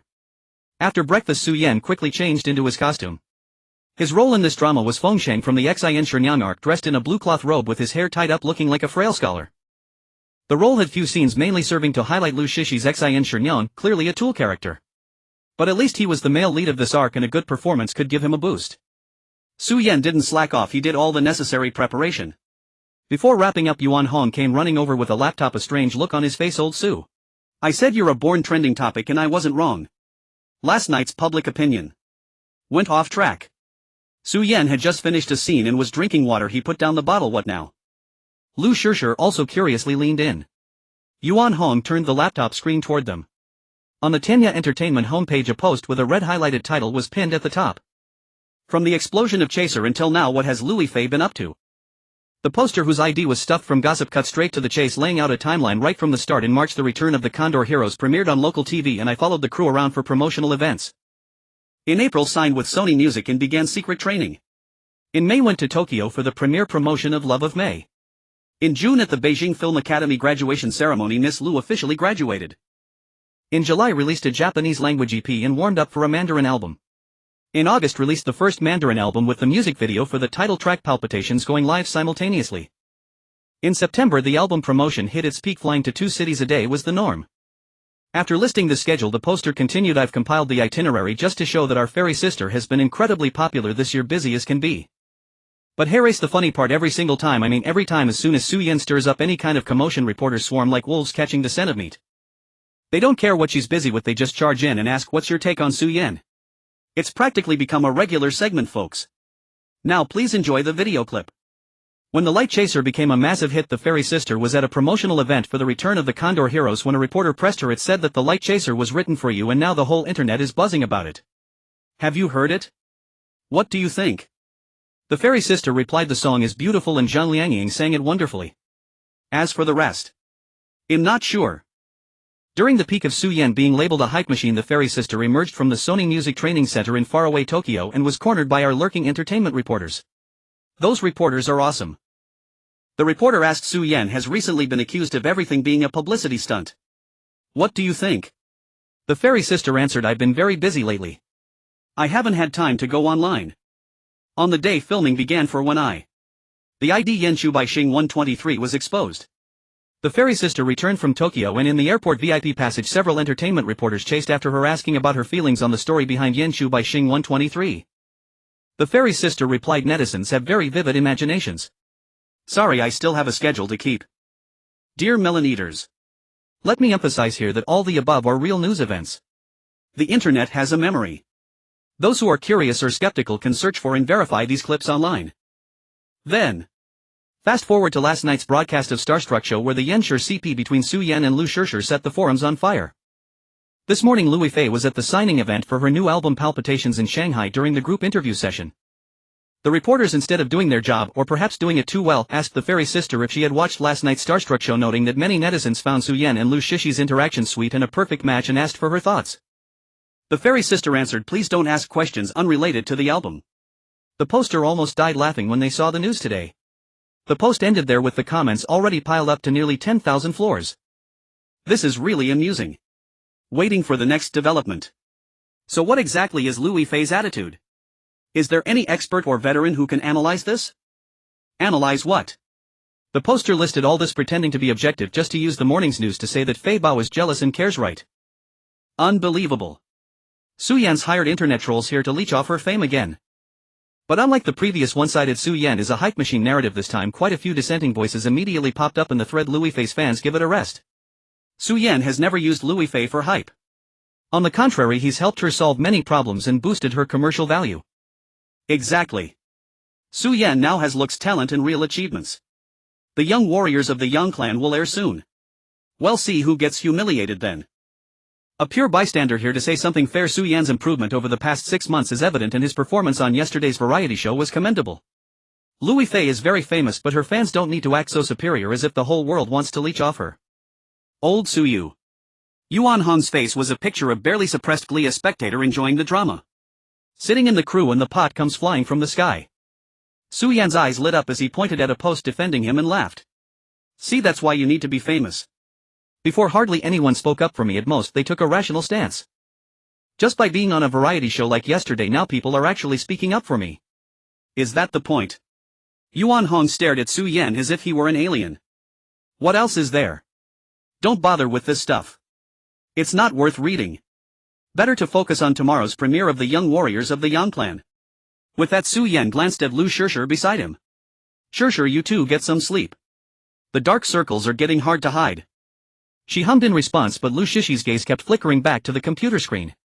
In that fleeting glance she had spotted several comments in the forum speculating about mutual feelings and unfinished business.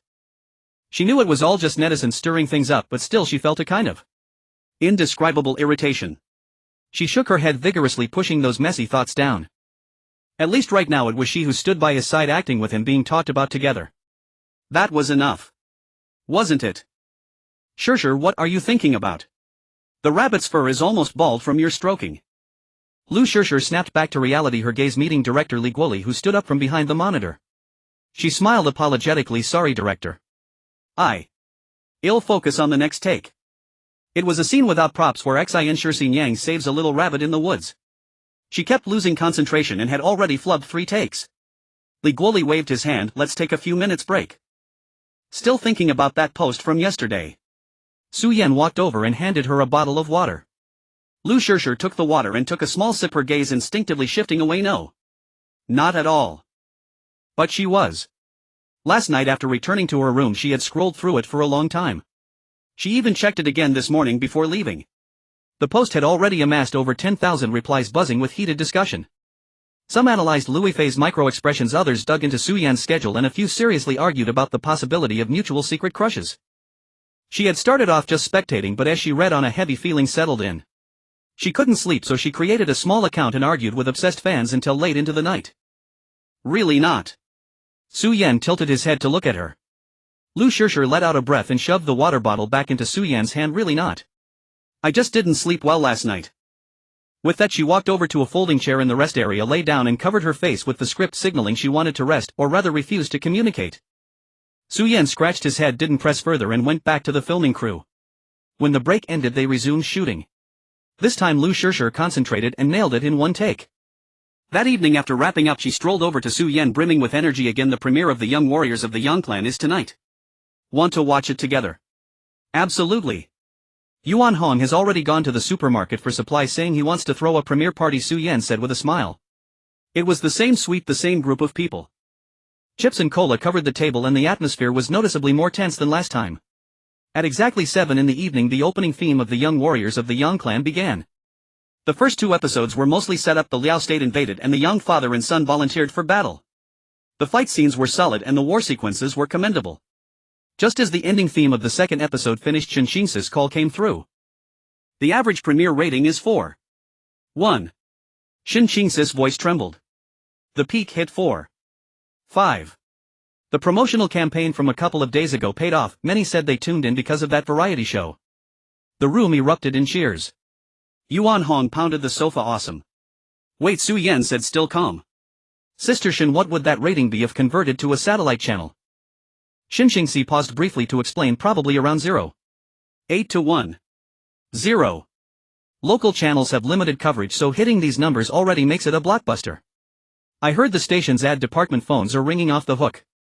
Lu Shishir suddenly stood up, threw her arms around Su Yan and hugged him. We made it. This is just the beginning, right? Su Yan leaned back slightly from her impact, patting her back with a smile. Lu Shishir shook her head, overjoyed. Ooh la la, Yuan Hong teased from the side. Hugging that long. Shishir, are you taking advantage of old Su? Lu Shishir let go as if shocked. She had never wanted to kick her senior brother more than at that moment. Grabbing a snack from the table, she threw it at him, looking for a beating. Huh? Yuan Hong caught it with a grin. Hit the nail on the head, didn't I? All right, Su Yan said with a wave. We're celebrating today. My treat, let's go out. Yuan Hong jumped up. The tightwad who always made me pay is finally loosening his purse strings. Rare. Today I'm going to eat you broke. Su Yan, whom Yuan Hong called a tightwad, treated everyone for several days straight as the young warrior's ratings soared. By the end of the first premiere week it had steadily climbed to 4.8, capturing nearly 30% of the market share in its time slot. One morning Lu Shishir walked into the set carrying soy milk and steamed buns, her face beaming with joy. She sidled up to Su Yan, who was adjusting equipment. Today when I bought the buns, the shop owner actually recognized me. She asked, aren't you Luo? Sure knew. And even gave me an extra tea egg. As she spoke she pulled out the tea egg and offered it to Su Yan like a treasure. It's the first time I finally feel a bit like a star. Su Yan peeled it for her and handed it back. Right now it's only airing in the Shanghai area. If it gets picked up by a satellite channel the whole country will see it. That's when it'll really be awesome. Lu Shishir clenched her fist with confidence. It'll definitely go satellite. With ratings this high, won't the channels be fighting for it? That's true, Su Yan nodded. But often things don't go as planned. On the afternoon of October 12th. After filming a rain-soaked scene between Xian Shixin Yang and Fengsheng, Su Yan was wiping water from his hair when Shin Qing's call came in. Her voice was unusually low. The young warriors of the Yang clan might be taken off the air. Lu Shishir, who was sipping ginger tea nearby, jerked her head up at the words. What's going on? Su Yan asked incredulously. Wadi's negotiations with the TV station over revenue sharing fell through, Shin Qingxi said rapidly, her voice laced with suppressed anger. The Hui rep was too aggressive and slammed the table at the station executives. The station got furious and decided to air only tonight's 2 episodes. As for when it resumes, no one knows. Yuan Hong, who had just come out of the makeup room, froze upon hearing this. Are you kidding me? Pulling it when the ratings are at their peak? Is there no other way? Su Yan asked. There was a few seconds of silence on the line, then a sigh. Tangren situation. Hugo is in the hospital and President Kai is running back and forth every day. The legend of the Condor Heroes is on hold. Liu Yifei is being rushed. As for Huai, our words don't carry weight. If there were a way to keep it on, who would willingly stop it? The call ended. Lu Shishi's eyes slowly welled up with tears. She bit her lip and stayed silent for a long time. Yuan Hong kicked a nearby water bottle which clanged against the wall and bounced back. Damn it, he cursed. Seeing Lu Shishir on the verge of tears, Su Yan composed himself, walked over and had already put on a smile. Don't be sad. It's just a show being pulled, what's the big deal? Lu Shishir looked at him, her voice still nasal. Am I too fragile? It feels like I'm always like this, always needing your comfort. Su Yan thought for a moment. Let me see. Lu Shishi's fragility level is about this high. He gestured at his waist. Then he raised his hand to his chest, and Su Yan's fragility level is about here. He dropped his hand and grinned. See? You're only a little shorter than me. Lu Shishir burst out laughing, but as she laughed tears started to fall. She wiped her face and glared at him. You're the short one. Yes, I'm short, Su Yan agreed readily. So don't worry. Remember, we still have When I Fly Towards You, the legend of the Condor Heroes once old who recovers. He paused, looking into her eyes. Even if all of that disappears, we still have a long future ahead. Lu Shishir looked up at him. And suddenly she felt there was nothing to fear. What the hell? My Si Lang and Luo sure envy. I was just getting into it. And now it's gone. Chinese arts and the TV station are fighting. Why do we, the audience, have to suffer? Is there anyone on the inside who can give us a hint when it will be back? The news of young warriors of the Yang clan being pulled from the airwaves soon caused a chorus of lamentation on the drama fan forums. But after all, it was just a TV series. People expressed their regret, debated it for a few days, and then dropped the topic. Su Yan's old acquaintance Song Zuda jumped out again. This time he appeared on a fairly popular online talk show. Before the camera he held a string of prayer beads in his hand, looking like a sage detached from the world, and spoke slowly. I've been studying the fortune trends in the entertainment industry lately, and I've found a rather interesting phenomenon. Some people are born with calamity. He paused, then cast a benevolent smile towards the camera. For instance, that recently very popular Su Yan. The host's eyes lit up. How so? Let's trace the timeline. Song Zuda twirled his beads. In 2004, during the filming of The Return of the Condor Heroes, Liu Yifei fell into the water and almost had an accident. Who was nearby at the time? Su Yan. This year, shortly after the Legend of the Condor Heroes started filming, Hugo was severely injured in a car accident. Who was the director of photography for that show? Su Yan. The Warlords was shut down for a while not long ago. Su Yan went for a screen test, didn't get it, but still got involved. And now Young Warriors of the Yang clan was airing perfectly fine, then suddenly got pulled. Who is the male lead? Still Su Yan. Spreading his hands, his face was full of an inscrutable expression. Every single one of these incidents is related to him. I'm not saying he does it on purpose, but some people are just born with calamity. Wherever they go, trouble follows. In metaphysics, this is called a jinx entering one's fate. As soon as the program aired, the public opinion that had just settled down for a few days exploded even more fiercely than before. Now that you put it that way, it is a bit eerie. Mark my words, anyone who believes Song Zuda is an idiot. But the entertainment industry is full of idiots. Those nouveau riche bosses mostly have shady sources of funds, are superstitious, and believe in this stuff. A neutral observer thinks that although Song Zuda is foul-mouthed, his angle this time is very novel. He hit the nail on the head. On the set of Strange Tales from a Chinese studio, Yuan Hong, lying on a folding chair while munching an apple, had his eyes wide open. Suppressing a laugh, he carried his laptop and trotted over to Su Yan and Liu Yifei. Old Su. Sure. Look. Song Zuda is stirring up trouble again. Su Yan had just taken a big gulp of cola. He leaned over to glance at the screen. The next second. Put. The brown liquid sprayed out, splattering all over Yuan Hong's arm. Holy shit. Su Yan choked and coughed, finally managing to get the words out. This angle. I really didn't see that coming. Liu Yifei was so angry her cheeks puffed out. Why is this person so annoying? He blames everything on Su Yan. For the warlord, Su Yan just went for a screen test. What did the internal conflicts in the crew have to do with him? Exactly. Yuan Hong chimed in but couldn't suppress the grin on his face, clearly finding the whole thing hilarious. Old Su, your constitution is truly miraculous. Which crew would dare to hire you in the future? Won't they have to go to a temple to burn incense first? Su Yan kicked him in annoyance. Get lost. But inwardly he found it a bit amusing and frustrating.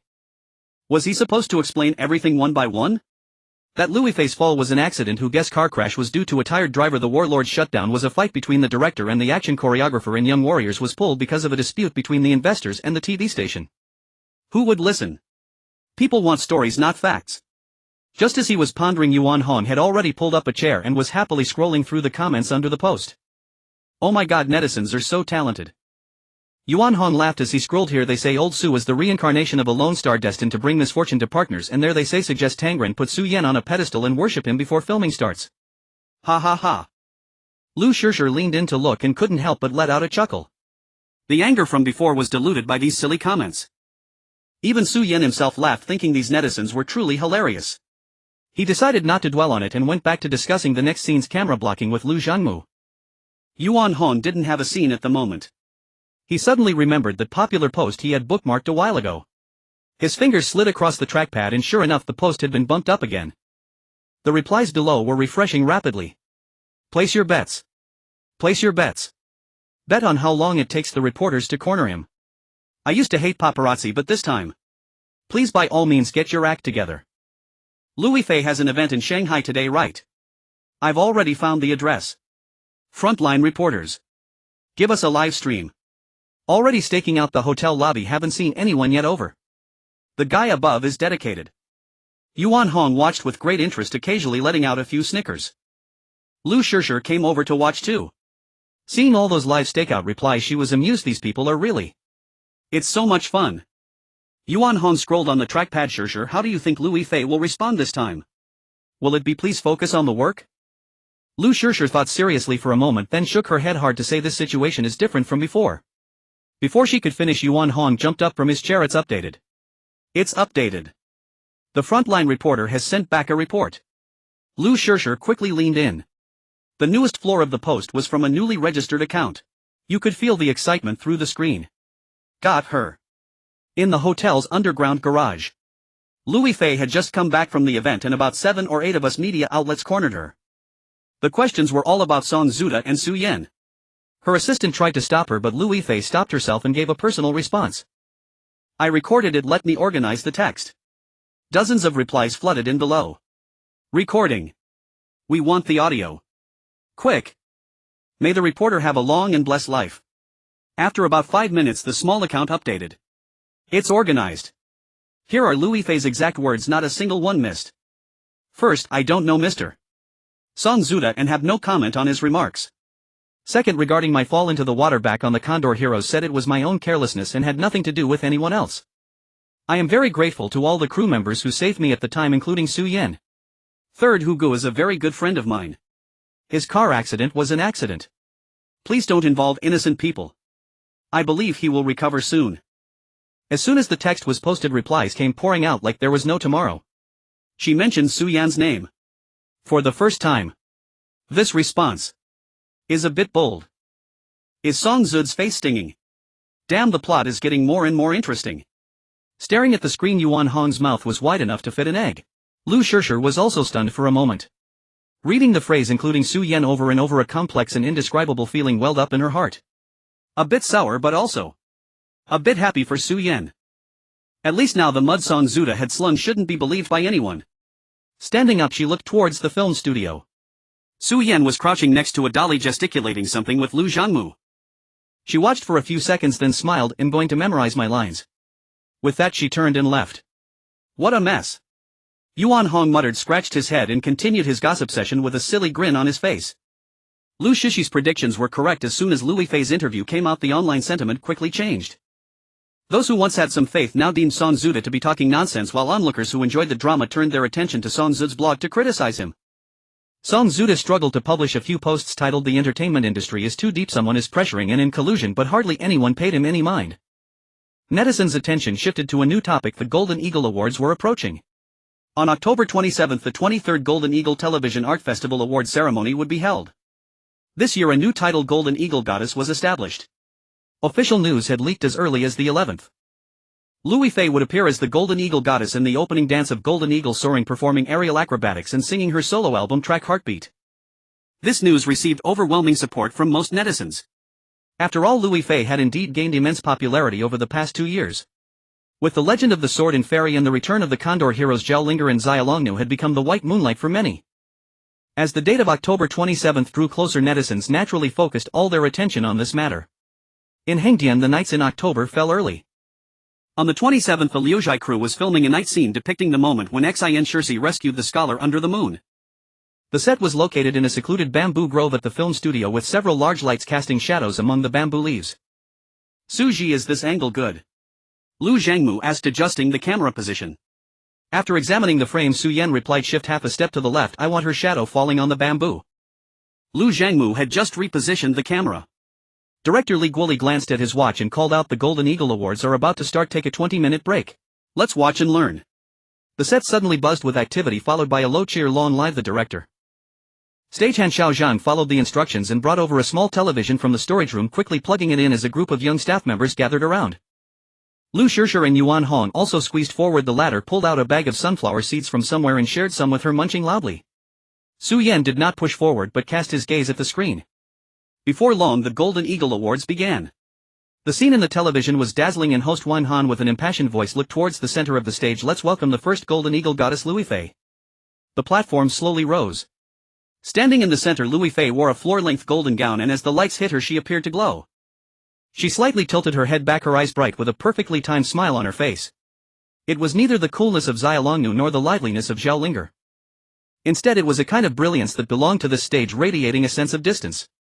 As the platform fully ascended, Liu Yifei slowly opened her arms and the large screen behind her displayed golden feathered shadows. Wow! This look is impressive, Yuan Hong said, wide-eyed. Liu Yifei was also staring intently at the screen. Liu Yifei twirled on stage to the rhythmic music, her skirt billowing as the crystals refracted countless points of light. It was breathtakingly beautiful, like a princess stepping out of a fairy tale or a goddess. Liu Yifei watched with shining eyes and whispered, "So beautiful." Yuan Hong's gaze remained fixed on the screen. "I mean, she is truly beautiful." Liu Yifei repeated softly yet sincerely, "This stage, this moment, belongs to her. One day I will also stand on this stage wearing the most beautiful gown, making sure everyone sees me," she continued, her cheeks slightly flushed with excitement, her eyes shining brightly. "Wow, why did you suddenly get so fired up?" Yuan Hong asked, looking at her with surprise and curiosity. With a chuckle, Liu Yifei's tightly wound excitement instantly relaxed. Grabbing a handful of Yuan Hong's sunflower seeds, she cracked one open and popped it into her mouth. In the words of Stephen Chow, "If a person has no dreams, what's the difference between them and a salted fish?" Chewing on the seed, she added with a hint of self-deprecation, "Although I'm still just an 18-line small artist, barely touching the edge of any serious awards." "You will stand up there," a voice suddenly came from behind. Liu Yifei turned her head.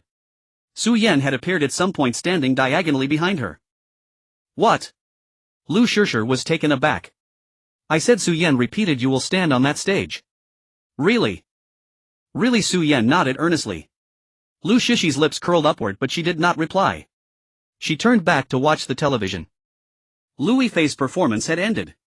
She stood in the center of the stage, breathing slightly heavily with beads of sweat forming on her forehead. Wan Han stepped onto the stage, handing her the microphone. "Yifei, as the first Golden Eagle goddess, do you have anything to say to everyone at this moment?" Taking the microphone, Liu Yifei steadied her breath. She looked at the audience below and then at the camera, her voice clear as she began, "Thank you to the organizing committee for this honor, and thank you to all the friends who love Zhaolinga and Zilongnu." Pausing for a moment, her gaze swept across the audience and a gentle smile appeared on her face, more genuine and lively than during her performance. "Along the way I have met many people and experienced many things. I especially want to thank the fans who have continuously supported me like a lighthouse in the dark night. It is your light that illuminates my path forward. I will continue to work hard and live up to your expectations." After finishing, she bowed deeply to the camera. The audience erupted in thunderous applause. On the set of Liuxia, Yuan Hong was the quickest to react, striding over to Su Yan, elbowing him and whispering with a mischievous laugh, "Your light. That phrase sounds familiar. Why does it remind me so much of a certain song?" A low chuckle arose from those around as several young crew members exchanged knowing glances. Rolling his eyes in annoyance, Su Yan responded, "With your imagination, why are you still shooting films? You might as well study Dream of the Red Chamber." Yuan Hong laughed meaningfully, "You can silence me, but you can't silence the voices of the masses. Tomorrow the online reaction is bound to be lively, hey?" Clearing his throat, director Li Guoli clapped his hands. All right, 20 minutes should be enough, everyone settle down." Lighting and filming positions were set, actors touched up their makeup and they continued to film the bamboo grove scene with Xin Shirsi. The night shoot wrapped up past 11. On the way back to the hotel, Liu Yifei walked in front humming an unknown tune, her steps light. Yuan Hong leaned closer to Su Yan and quietly asked, "Old Su, do you really think Yifei can stand on the Golden Eagle Awards stage?" "She can." The filming of Strange Women of Liu Yifei. Whoever is free and has a ready scene will shoot first, focusing on seizing every opportunity. Some actors who are not used to this chaotic rhythm are secretly complaining. However, Yuan Hong adapts quite well, like a cactus, not complaining at all, possibly because his role is not significant. Every day he sits in the folding chair of the break area surfing the internet on his old laptop, occasionally wearing a silly smile. That morning he slumped in the folding chair, laughing so hard that his shoulders shook, and shouted to Su Yan, who was checking the camera, "Old Su, come quick. The netizens are so talented. They say the light in your song Chasing Light is the same light Liu Yifei mentioned last night. They even say it's a dialogue of light spanning 2 years. Wow, these people really should write novels." Su Yan continued to busy himself without looking up, casually replying, "Bored." In fact, he had already glanced at the news that morning, which was quite absurd. Less than half a day had passed since last night and the headlines of the entertainment gossip section had completely changed to reflect Yuan Hong's situation. "At a certain moment your light illuminated me. Who is the light behind the Golden Eagle goddess?" Across time and space, the romantic dialogue between the chaser of light and light, why Su Yan could win the favor of the Golden Eagle goddess. An in-depth analysis. Learn this trick and you too can embrace beauty. Not only were media and netizens going crazy, but the crowd on set also looked at him strangely today. However, Su Yan was thick-skinned and did not care about these things, focusing on what he needed to do. He felt a bit speechless internally as Liu Yifei's heartfelt message of gratitude to her fans was being interpreted by outsiders as a call-out to him. The only thing he cared about was whether Liu Yifei would think he had deliberately hired internet trolls to stir up trouble. Yuan Hong, however, was enjoying himself tremendously. Clearing his throat, he began reciting the post with the tone of a radio-emotional program host, his voice rising and falling as his gaze shifted between the screen and Su Yan. Perhaps in a certain unknown deep night she finally heard the song written for her. That line about following behind you like a shadow chasing light, did it also quietly touch her heartstrings? Last night on stage she wore a golden gown and was the center of attention, yet offered her sincerest gratitude to the light that illuminated her path. What exactly is this light referring to? Is it the countless fans in the audience, or that person who silently chased the light? He recited it passionately, making several nearby crew members chuckle, covering their mouths to stifle their laughter. Su Yan walked over irritably and kicked his folding chair. If you're really so bored, help me move those reflection boards over to Group B. Yuan Hong, holding his laptop, nimbly shifted to the side. Moving things isn't as interesting as watching gossip. Look at this analysis, this writing. I almost believe it. He then spotted Liu Yifei sitting nearby and reading a script, calling out, Yifei, why are you so quiet today? Give some reaction. Don't you think these netizens are hilarious? What reaction? It's clearly overinterpretation. Liu Yifei lifted her eyes from the script and paused before lightly adding two words, bored. This was exactly the same as Su Yan's earlier response. Yuan Hong scratched his head, glancing at Su Yan and then back at Liu Yifei. At that moment a notification popped up in the lower right corner of the computer screen. The ID he was particularly interested in, eating melons until full, had updated. Without a second thought he clicked it open, and after a moment he slapped his thigh excitedly. Wow! This poster is a genius. Liu Yifei was attracted by his commotion and shifted her gaze. Yuan Hong excitedly read aloud, this poster says every time there's commotion on Su Yan's side, the entertainment reporters fixate on Liu Yifei, asking her all sorts of questions. This time the tide has turned with Liu Yifei's deep remark. Shouldn't the reporters be blocking Su Yan as usual? He calls for the media to be fair and just not to treat them differently. Ha ha ha. After finishing he laughed so hard he nearly fell over. Liu Yifei, however, was a bit worried. What if reporters really come to the set? What if it affects Su Yan's filming? That won't happen. Yuan Hong waved his hand. Our crew is deep within the film city and reporters generally can't. Even if they really come, it would only increase Su Yan's topic relevance. That's a good thing. Liu Yifei, with a thoughtful expression, let out a sigh of relief and then revealed a slightly mischievous smile. Then, how about we register a small account and stir the pot in that thread? Yuan Hong. He widened his eyes, looking at Liu Yifei as if she were an alien. Was this the same Liu Yifei who used to shy away and feel uncomfortable at the mention of Liu Yifei? Why was she suddenly so generous? Even a bit eager for chaos. Yifei, you. Yuan Hong opened his mouth, but before he could finish, the noise from the entrance of the set started to grow. A cacophony of shouts could be heard, along with the sounds of security guards reprimanding. They are filming inside. Unauthorized personnel, please leave. We just have a few questions. Is teacher Su Yan here? Sorry, this is a restricted area for the crew, no interviews allowed. Yuan Hong's ears perked up and he stood on tiptoe to peek over, his face lighting up. They really came. Did the netizens' mouths really speak the truth? Nearby Su Yan frowned and said to Liu Zhangmu, I'm going to check it out, and walked toward the entrance. Yuan Hong immediately followed, running with his laptop and laughing gleefully. Old Su, it's time to test your on-the-spot reaction. Are you ready to be asked what you think of that light? Su Yan ignored him. At the entrance of the set, two security guards were blocking 3 or 4 young reporters. Upon seeing Su Yan come out, the reporters' eyes lit up and they shouted over the security guards, Teacher Su Yan, can you say a few words? Did you see Liu Yifei's comments from last night at the Golden Eagle Awards? What are your thoughts? Netizens are saying her words are a response to you. What do you think? Su Yan stood a few steps away from them, his expression unchanged. He glanced at the eager reporters. He also looked at Yuan Hong, who was stifling his laughter nearby, and the concerned Liu Yifei, who had followed him. He spoke. I saw it. Her comments were very appropriate. Congratulations to her. As for the rest, please don't overinterpret. After speaking, he nodded to the security guard and turned to walk back. The reporters wanted to ask more, but the security guard stepped forward and politely escorted them out. Yuan Hong chased after Su Yan, teasing him, don't overinterpret. Old Su, your response is too official. There's no explosive point at all. The netizens will be disappointed. Su Yan shot him a sidelong glance. What else should I say? Should I say yes, that light is me? Then the headline tomorrow would be Su Yan admits he is the light in Liu Yifei's life. Yuan Hong laughed even harder. Liu Yifei was also smiling. That evening the three of them went to a Sichuan restaurant outside the film city where they often ate. Yuan Hong seemed to have his laptop glued to his hand, even bringing it to dinner. While Su Yan was chatting with Liu Yifei, he was still grinning at the computer screen. When he got excited, he would even read it out loud. When the dishes were served, Su Yan took a few bites and glanced at Yuan Hong across the table. You can't even put down your broken laptop during dinner. Old Yuan, have you completely transformed into an internet addict? The gossip is way more appetizing than food, hee hee. Your response from earlier got uploaded online and the netizens are discussing it, saying all sorts of things, and the most said that you're just playing dumb, begging you to open a class. It's hilarious.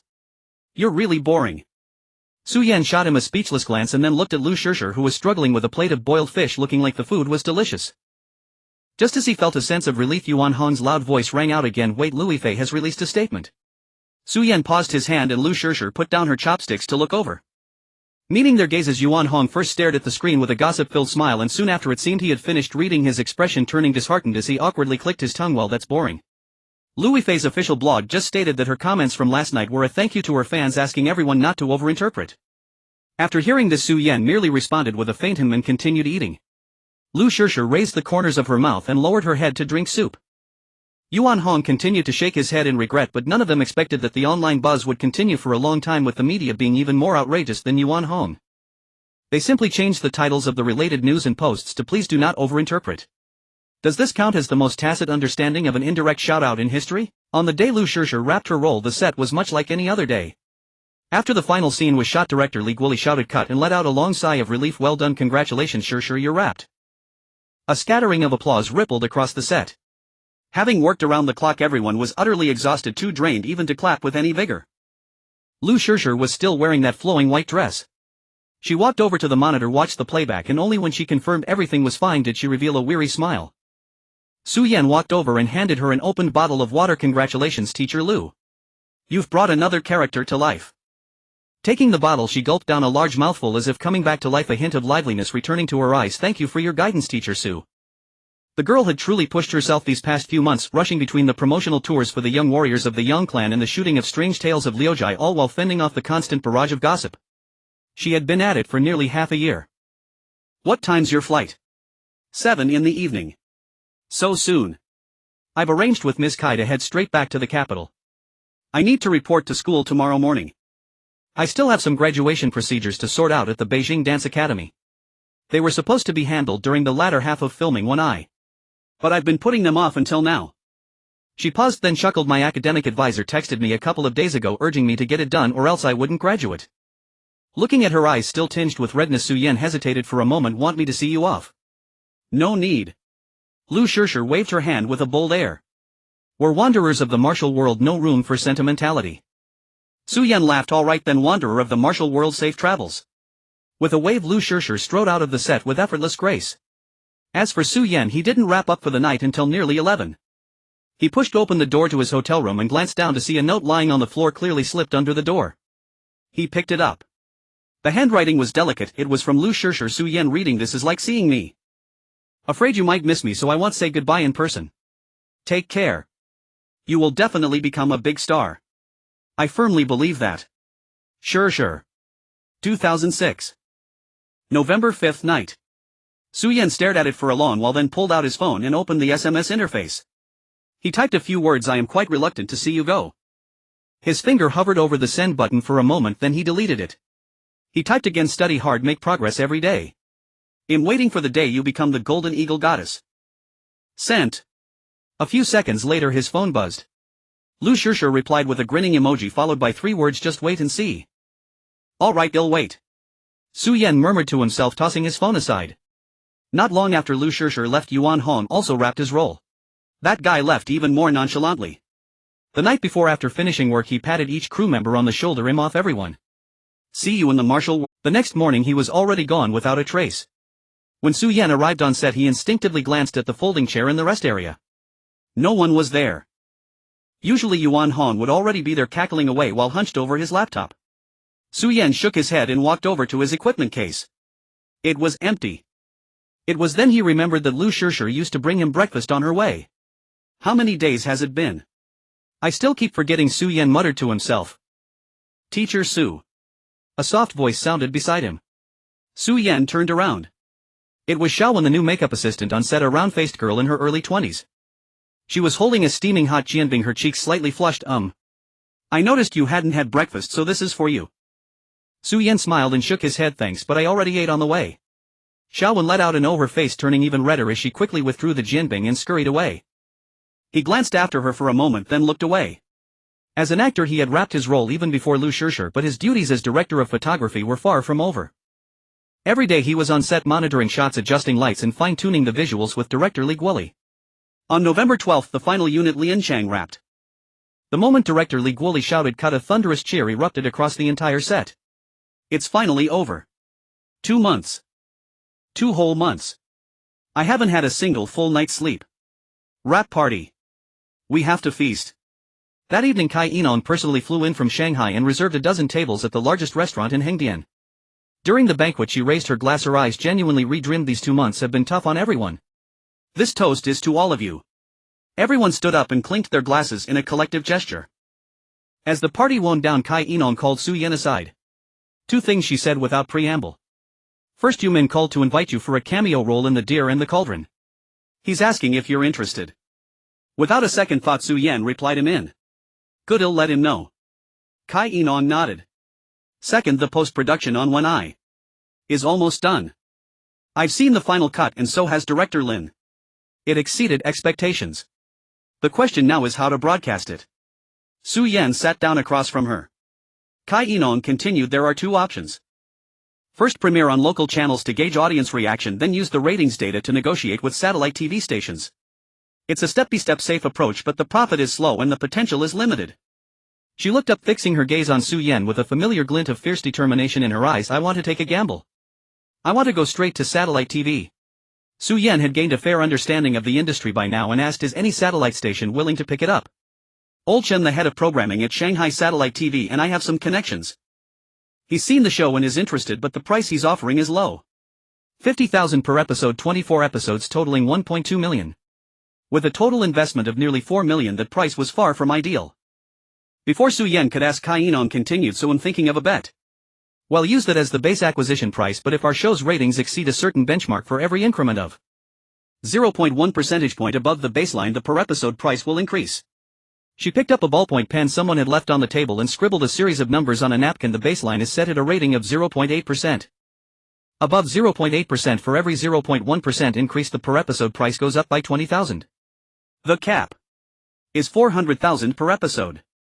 A rating of 0.8% was not low for a campus drama with no major stars and a niche genre. In other words, if the ratings were poor, the show would be sold for just 1.2 million. As for the cap, under normal circumstances it was virtually unattainable. The average primetime rating for Shanghai Satellite TV last year fluctuated between 0.9 and 1.2%. Cai Yinong added. Old Chen dared to propose this bet, which shows he has some confidence in our show, but not enough to be fully certain. The risk is shared by both sides. She put down the pen, her eyes burning with intensity as she stared at Su Yan. You wrote the script for the show, you shot the footage, you acted in it. I don't think anyone understands it better than you. Tell me honestly, do you think it's worth taking this gamble? From outside the door came the faint din of the party dispersing. Closing his eyes, Su Yan's mind flashed through the 13 days and nights of filming One Eye. He had poured his entire heart into it, meticulously refining every character and every frame.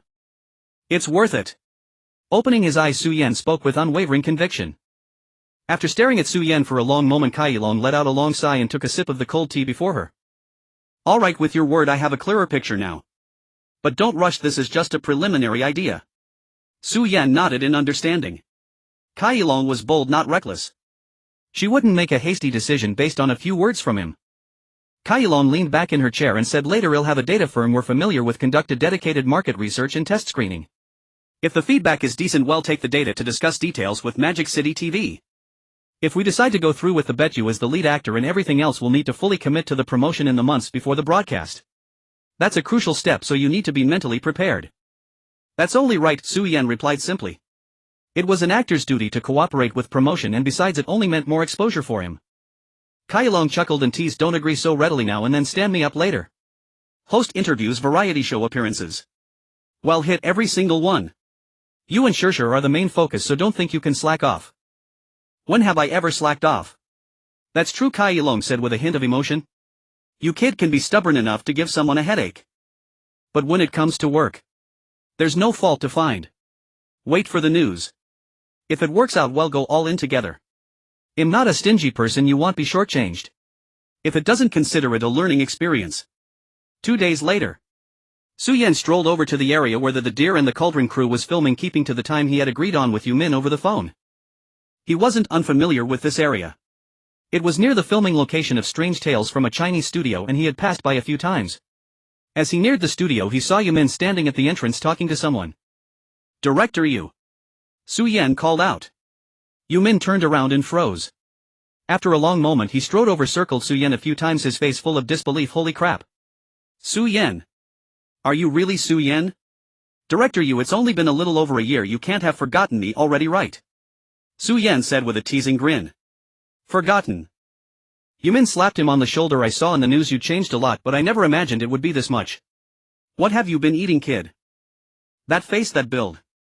He squeezed Su Yan's arm. "You've got muscle definition now.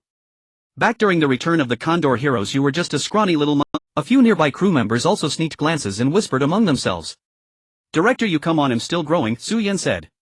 "Growing?" Yumin rolled his eyes. "You've practically swapped bodies." Just then a voice came from behind. "Director Yu, who's got you chatting so lively?" Su Yan turned to see Huang Xiaoming approaching, dressed in a Qing dynasty eunuch costume, a warm smile on his face. "Brother Xiaoming."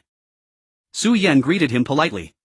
As Huang Xiaoming drew near he also paused for a moment at the sight of Su Yan, then his smile widened, his tone even more exaggerated than Yumin's. "Wow.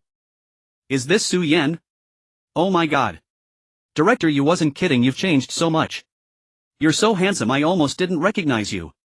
He looked Su Yan over carefully and added with feeling, "Truly a scholar who has been away 3 days must be looked at with new eyes." Su Yan felt a bit embarrassed by the praise. "Brother Xiaoming, don't flatter me. I've just grown into my looks a bit. Your Duke Wei costume is still as impressive as ever." "Save it," Huang Xiaoming said with a dismissive wave. During the months on the Condor Heroes said he had some interactions with Su Yan and they had a decent relationship, so his tone carried a genuine familiarity. "I hear you're quite formidable now, handling acting, photography and scriptwriting all by yourself. You're Tangren's prized treasure. So what role are you here to guest star as?" Before Su Yan could answer, Yumin interjected, "Mu Jianqing. Just a few scenes." "Mu Jianqing, huh?" Huang Xiaoming nodded, then a sly glint appeared in his eyes as he gave a meaningful smile. "The role doesn't have much screen time, but you've got a few scenes with our Princess Janning." "Princess Janning?" Su Yan recalled the plot. It seemed there was something like that. "That's right. The actress playing Janning is Xu Chang. She's a pretty sharp young lady," Huang Xiaoming said, glancing in a direction inside the studio. Following his gaze, Su Yan saw a girl in a Qing dynasty princess costume sitting on a rest chair, seemingly sizing him up. The girl had a small delicate face and clear eyes. When she noticed Su Yan looking back she quickly averted her gaze. Su Yan was a bit puzzled. He didn't think he knew her, did he? Catching Su Yan's expression, Huang Xiaoming leaned in and lowered his voice teasingly. "Look, that young lady is secretly checking you out. Maybe it's love at first sight." Su Yan laughed. "Brother Xiaoming, don't kid me. I'm just here for a cameo. It'll be done and gone. Where does love at first sight come in?" "You never know," Huang Xiaoming said with a wink. "You're this handsome now, it wouldn't be strange for a girl to fall for you at first sight." "You're handsome too, Brother Xiaoming." "If it were love at first sight it would be for you first," Su Yan replied smoothly. After chatting a bit more, Huang Xiaoming's tone turned slightly suggestive. "I heard that girl has always been good friends with Yifei. They've known each other since the days of the story of a noble family." Then Su Yan understood.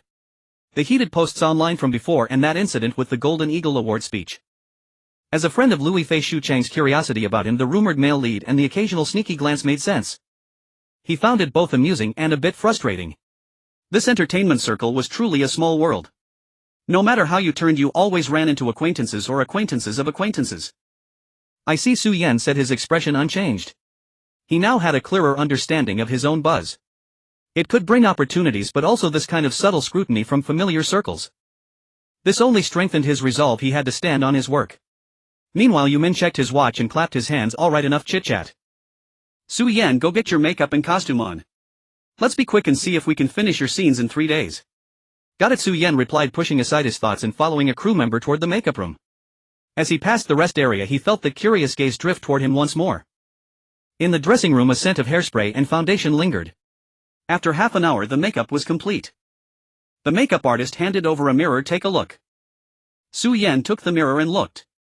The person in the mirror wore a moonwhite long robe with a deep blue overcoat on top, hair tied into a bun and a small hat inlaid with jade. His features were still his, but his entire demeanor had transformed. The refreshing vitality he usually had was diminished, replaced instead by an air of elegance. Between his brows there was a hint of the deliberate dignity unique to fallen nobility. Adjusting his sleeves he stood up and pushed open the door to leave the dressing room. In the studio another scene was being filmed. Yumin sat behind the monitor while Huang Xiaoming stood beside him speaking about something. Hearing the noise they both turned their heads. Then they both froze. What the hell? Huang Xiaoming opened his mouth struggling to utter a couple of words. He stepped forward and circled around Su Yan, his eyes wide open. You completely give off a different vibe from young Xilang. Yu Min also stood up from his chair, stroking his chin and sizing him up. It does seem fitting. Mu Jianqing, this character comes from a fallen family harboring resentment while maintaining the facade of a nobleman. You've captured that essence quite accurately. Su Yan humbly replied, it's all thanks to the makeup artist and costume designer. You're too modest. A heavy slap landed on his shoulder as Huang Xiaoming said, makeup can change appearances but it can't alter one's aura. The way you walk a few steps and the gaze you hold while standing there. It's simply divine. He smacked his lips. I've really watched a few episodes of Young Family Generals and your Yang Xilang is completely different from this refined nobleman persona now. You kid. Not bad. This must be the effect of full charm. No matter the style or character, you can find the most fitting way to present it, making the audience feel comfortable thinking this is how it should be. Su Yan smiled and said, it's all thanks to Director Yes' guidance. Enough with that. Yu Min laughed and scolded, I haven't said anything yet and you're already putting the credit on me. Just then the assistant director ran over. Director Yushu Chang's side is ready, we can start filming. Alright, all departments prepare. Yu Min clapped his hands. Su Yan, the first scene is your confrontation with Shu Chang. You've memorized the part where Jianing is captured by your Mu Manor, right? I've memorized it. Then let's go. This scene would be filmed in the constructed dungeon set. Shu Chang played Princess Jianing bound to a chair, her hair slightly messy but her gaze was quite defiant. Su Yan playing Mu Jianqing stood in front of her, his expression dark. As the clapperboard fell, Su Yan recited his lines, the lives of dozens in my Mu Manor have perished because of your Qing court. Today you falling into my hands is also fate. He stared at Jianing, his eyes filled with rage. Although she was bound, Jianing's presence was not diminished as she raised her chin. If you want to kill me, go ahead. Why are you rambling? Do you think this princess is afraid of you? He suddenly stepped forward, gripping her chin with a firm hand. Do you think I wouldn't dare? Jianing frowned in pain, but her words were even harsher. Of course you dare. People from Mu Manor are only capable of this. If you can't beat Wu Sangue, you take it out on a woman. These words struck at Mu Jianqing's sore spot. His face turned pale and the hand gripping her chin trembled slightly. Anger slowly dissipated, replaced by a more complex emotion. A mix of hatred, unwillingness and the embarrassment of being called out. Behind the monitor, Yu Min watched the scene and nodded slightly. Standing beside him, Huang Xiaoming also watched intently, then felt that Su Yan's emotional transition was remarkably natural. From anger to the awkwardness of being hit where it hurts, there wasn't a hint of awkward pause in between. The trembling hand gripping Shu Chang's chin along with the rich and delicate eye expressions. All were just right. This kid has really become a genius. Huang Xiaoming murmured softly. Cut. Yu Min smiling called for a stop. Good, the emotions are spot on. Shu Chang's response was also great. Let's do another take just to be safe. After filming another take, the scene was successfully completed. Next was the scene where Mu Jianqing stops his sister Mu Jianpain from releasing Jianing. After going over the lines with the actress playing Mu Jianpain a few times, Su Yan again nailed it in one take. He portrayed the stern yet helpless affection of an older brother very well. Then came the final scene. Xuanga rushed in to rescue Jianing and Mu Jianqing was subdued, lying on the ground with a gaze filled with unwillingness and despair. Equally smooth and astonishing. Cut. That's a wrap. Yu Min clapped his hands vigorously, withdrawing his gaze from the monitor to rest on Su Yan. You kid, in several scenes you haven't had an NG more than twice. I was thinking this would take 3 days and you finished it in 1. Getting up from the ground, Su Yan dusted off his costume and grinned. It's all thanks to Director Yes' training. Stop buttering me up.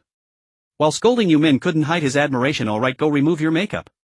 Once the final cut is out, I'll have someone send you a copy. Thank you, Director Yu. Turning around, Su Yan walked toward the dressing room. Passing by the break area, he sensed that gaze once again. Shu Chang was sitting in a chair sipping water, but her eyes were glancing this way. Their gazes met briefly in the air and Shu Chang quickly looked away. Su Yan found it a bit amusing, shook his head and didn't think much of it, directly entering the dressing room. After finishing his makeup removal, Huang Xiaoming was still in the studio talking to Yu Min about something. Seeing Su Yan, he walked over and threw his arm around his neck. Let's go have dinner together tonight. Brother will treat you, consider it a welcome for you. Though it seems your welcome is a bit quick, leaving after just 1 day. Su Yan was almost choked by him. Xiaoming, I still have to return to the company tonight, there's something with Manager Kai. Alright then. Huang Xiaoming reluctantly released his grip. Next time for sure. Seriously Su Yan, your progress speed. It's not enough to say it's impressive, it has to be described as a rocket-like rise. Su Yan was amused by his metaphor. Is it really that exaggerated? It is. Looking at him, Huang Xiaoming's expression was somewhat complex. I've been in this industry for many years, seen talented people, seen hard-working ones, but someone like you, shooting up like a rocket, I've hardly seen anyone like that. Keep it up, your future is limitless. After saying that, he patted Su Yan's shoulder and turned to leave. Su Yan stood there touching his nose. Su Yan had only been back at Tangren Entertainment for a few days when Xinxingxi called him one afternoon asking him to come to her office. Her cheerful mood was unmistakable even over the phone.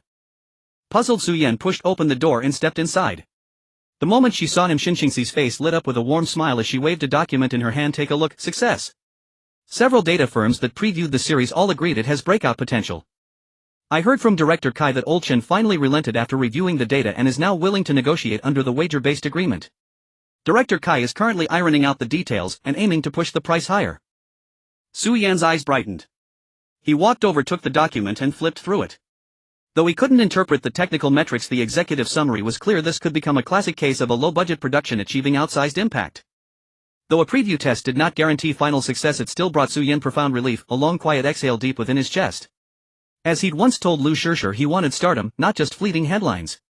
2 years had passed, he no longer wished to be defined solely by controversy. Then let's wager, Su Yan said, setting the document aside with an easy smile, yet his gaze drifted far, contemplative and distant. Xinxingxi studied him, half teasing yet wholly earnest. You'd better give it your all. If it flops in the end, that jinx label clinging to you would finally be sealed in stone.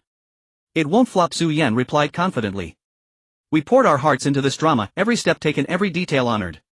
I trust it won't fail. He said it with a playful grin. Xinxingxi recalled her infrequent visits to the set. Each time, however, she'd sensed in him an indescribable intensity, a quiet fire burning beneath calm composure. Each visit left her with a single unwavering conviction: this man would rise to fame, it was only a matter of time. She smiled and nodded. Good, confidence is vital. Director Kai plans to launch an intensive promotional campaign around January, hitting both online and offline channels hard. Understood, I'll fully cooperate. Su Yan agreed without hesitation. Then with quiet resolve he added, there's something else you should know, I plan to take the National Arts Entrance Examination next year. What? The arts exam? Why on earth would you do that? You're already booked solid. Xinxingxi stared at him, baffled. Is education merely about landing a job? Su Yan declared it with unshakable conviction. Without pause, Xinxingxi retorted, yes. Su Yan blinked, then shrugged helplessly. Fine. Let's call it fulfilling a dream. His words held both truth and irony. His father Su Jingzhong had spent decades laying bricks and carried an almost sacred reverence for academic credentials, a lifelong unresolved longing. And hadn't Su Yan himself harbored the same quiet yearning? For over a decade his entire world had revolved around schooling and exams, until destiny abruptly shifted course. Beyond sentiment there was a sharper, more pragmatic motive: reclaiming autonomy over his own life. Being controlled by others was unbearable. The Hawaii incident stood as stark, undeniable proof. Ultimately he would leave Tangren, and an elite academy offered precisely the kind of influential network he needed. Since he could secure admission effortlessly, why wouldn't he seize it? Xinxingxi's expression softened into concern. When the Light Falls premieres in April, won't its promotion period clash directly with your exam preparation? No need to worry, the arts exam is child's play for me now. Xinxingxi rolled her eyes, but knowing Su Yan's nature she yielded swiftly. Fine. Arts exam it is. But you must promise me one thing. Before he could speak she leaned forward, locking eyes with him intently. Launch a blog, register it now, immediately, without delay. Su Yan chuckled. Senior sister Xin, you've mastered the art of quid pro quo. No idle chatter, she replied, arms crossed. I've been urging you to start one since Chasing Light went viral. You've stalled for months. Pausing she added gently, it truly takes little effort, just occasional posts about behind the scenes moments or photos. Just enough to maintain visibility. Done. To Xinxingxi's surprise Su Yan agreed instantly, his face open and unruffled. Staring at his calm expression she suddenly wondered, had he already planned to launch the blog, waiting patiently for her to propose this very exchange? Yet upon reflection, passing the arts exam would undeniably strengthen his image as a cultivated, intellectually grounded artist, adding substantial credibility to his public persona. Given his current mastery of craft, gaining admission to a performance program truly was effortless. Fine, do as you please. Waving a dismissive hand, Xinxingxi dropped the subject and tapped her keyboard, pulling up another web page. One more thing, take a look. Breaking news just came in. Su Yan leaned in. The headline read, is he a devoted scholar or a dashing playboy? Su Yan's new romance exposed his alleged flame as Liu Yifei's best friend. Beneath it sat a photograph, captured 2 days earlier on the set of The Deer in the Cauldron, showing Su Yan in Mai Shang's costume rehearsing a scene with Xu Chang. In the frame they stood close, Xu Chang tilted her chin upward, Su Yan bent slightly toward her. The angle was cunningly intimate, lending the image an unmistakable aura of quiet chemistry. The article painted the story vividly, first underscoring Xu Chang's long-standing friendship with Liu Yifei, dating back to the story of Jean Powder, then tracing Su Yan's supposed romantic trajectory from Liu Yifei to Liu Shishir, now extending even to Liu Yifei's inner circle. It concluded with a sly self-congratulatory flourish. The dashing scholar reveals his true colors. And throughout, the deer and the cauldron was mentioned repeatedly, subtly priming audiences for anticipation. After reading, Su Yan exhaled, half irritated, half amused. The photo clearly shows us in costume. How can they spin that into gossip? Old Zhang Jizhong. Is he so eager to hype the deer and the cauldron that he's abandoned subtlety entirely? Xin Qingxi shrugged. The execution may be crude, but the effect is undeniable. Liu Yifei, Xu Chang, and the deer and the cauldron itself generate exceptional buzz. Look at these comments flooding the screen. Su Yan glanced briefly, predictable clichés, heartbreaker image collapse. Xin Qingxi watched him unperturbed, even faintly entertained, and asked curiously, "You don't seem angry at all." Su Yan smiled, an odd enigmatic curve of his lips. "Truth be told, I've grown weary of that devoted lover persona. This shift suits me better. Dashing scholar sounds infinitely more dignified than devoted fool." "I might even thank Zhang Jizhong." Xin Qingxi paused, then realized with quiet clarity that he was absolutely right. The devoted lover trope had weighed on him like invisible chains. Now shattered, however clumsily, by this manufactured scandal, it liberated him in ways he hadn't anticipated. Su Yan rose and headed for the door. "Don't forget what I said, blog." Xin Qingxi called after him. "Understood." Back in his modest rented apartment, he powered on his second-hand laptop. He logged into Sina Blog, the nation's most popular platform, registered an account and chose his real name Su Yan as his username. After a moment's thought, he typed the title "Crime Without Evidence." Much had transpired over the past half-year, and Su Yan's system inventory had once again been generously replenished. First, on the night Kailong caught her husband cheating after sending the message, he received an extremely high emotional feedback from Liu Shishir, which rewarded him with 2 scripts, Liao Zhai Qi Nu Zi and Gu Xiang Si Chu. After failing the audition for the Warlords, he joined the cast of The Legend of the Condor Heroes, where high emotional feedback granted him the song Jian Xin. Following Hu Guess car accident, his comforting words elicited high emotional feedback, rewarding him with Ci Shangbu 1. His first variety show appearance brought high emotional feedback, a detailed plan for Running Man. When The Young Warriors was pulled off air, his consolation efforts yielded high emotional feedback, the full novel Wu Zhang Jizue. On the night of the Golden Eagle Goddess ceremony, extremely high emotional feedback rewarded him with the script for Bu Bu Jing Xin, which required purchasing the copyright. Not counting attribute points and other rewards, he had already harvested so many projects. Liu Shishir was truly a treasure trove. Su Yan now held a collection of ace projects just waiting for a spark. Kailong wanted to gamble, and so did Su Yan, or rather he wanted to accelerate the pace.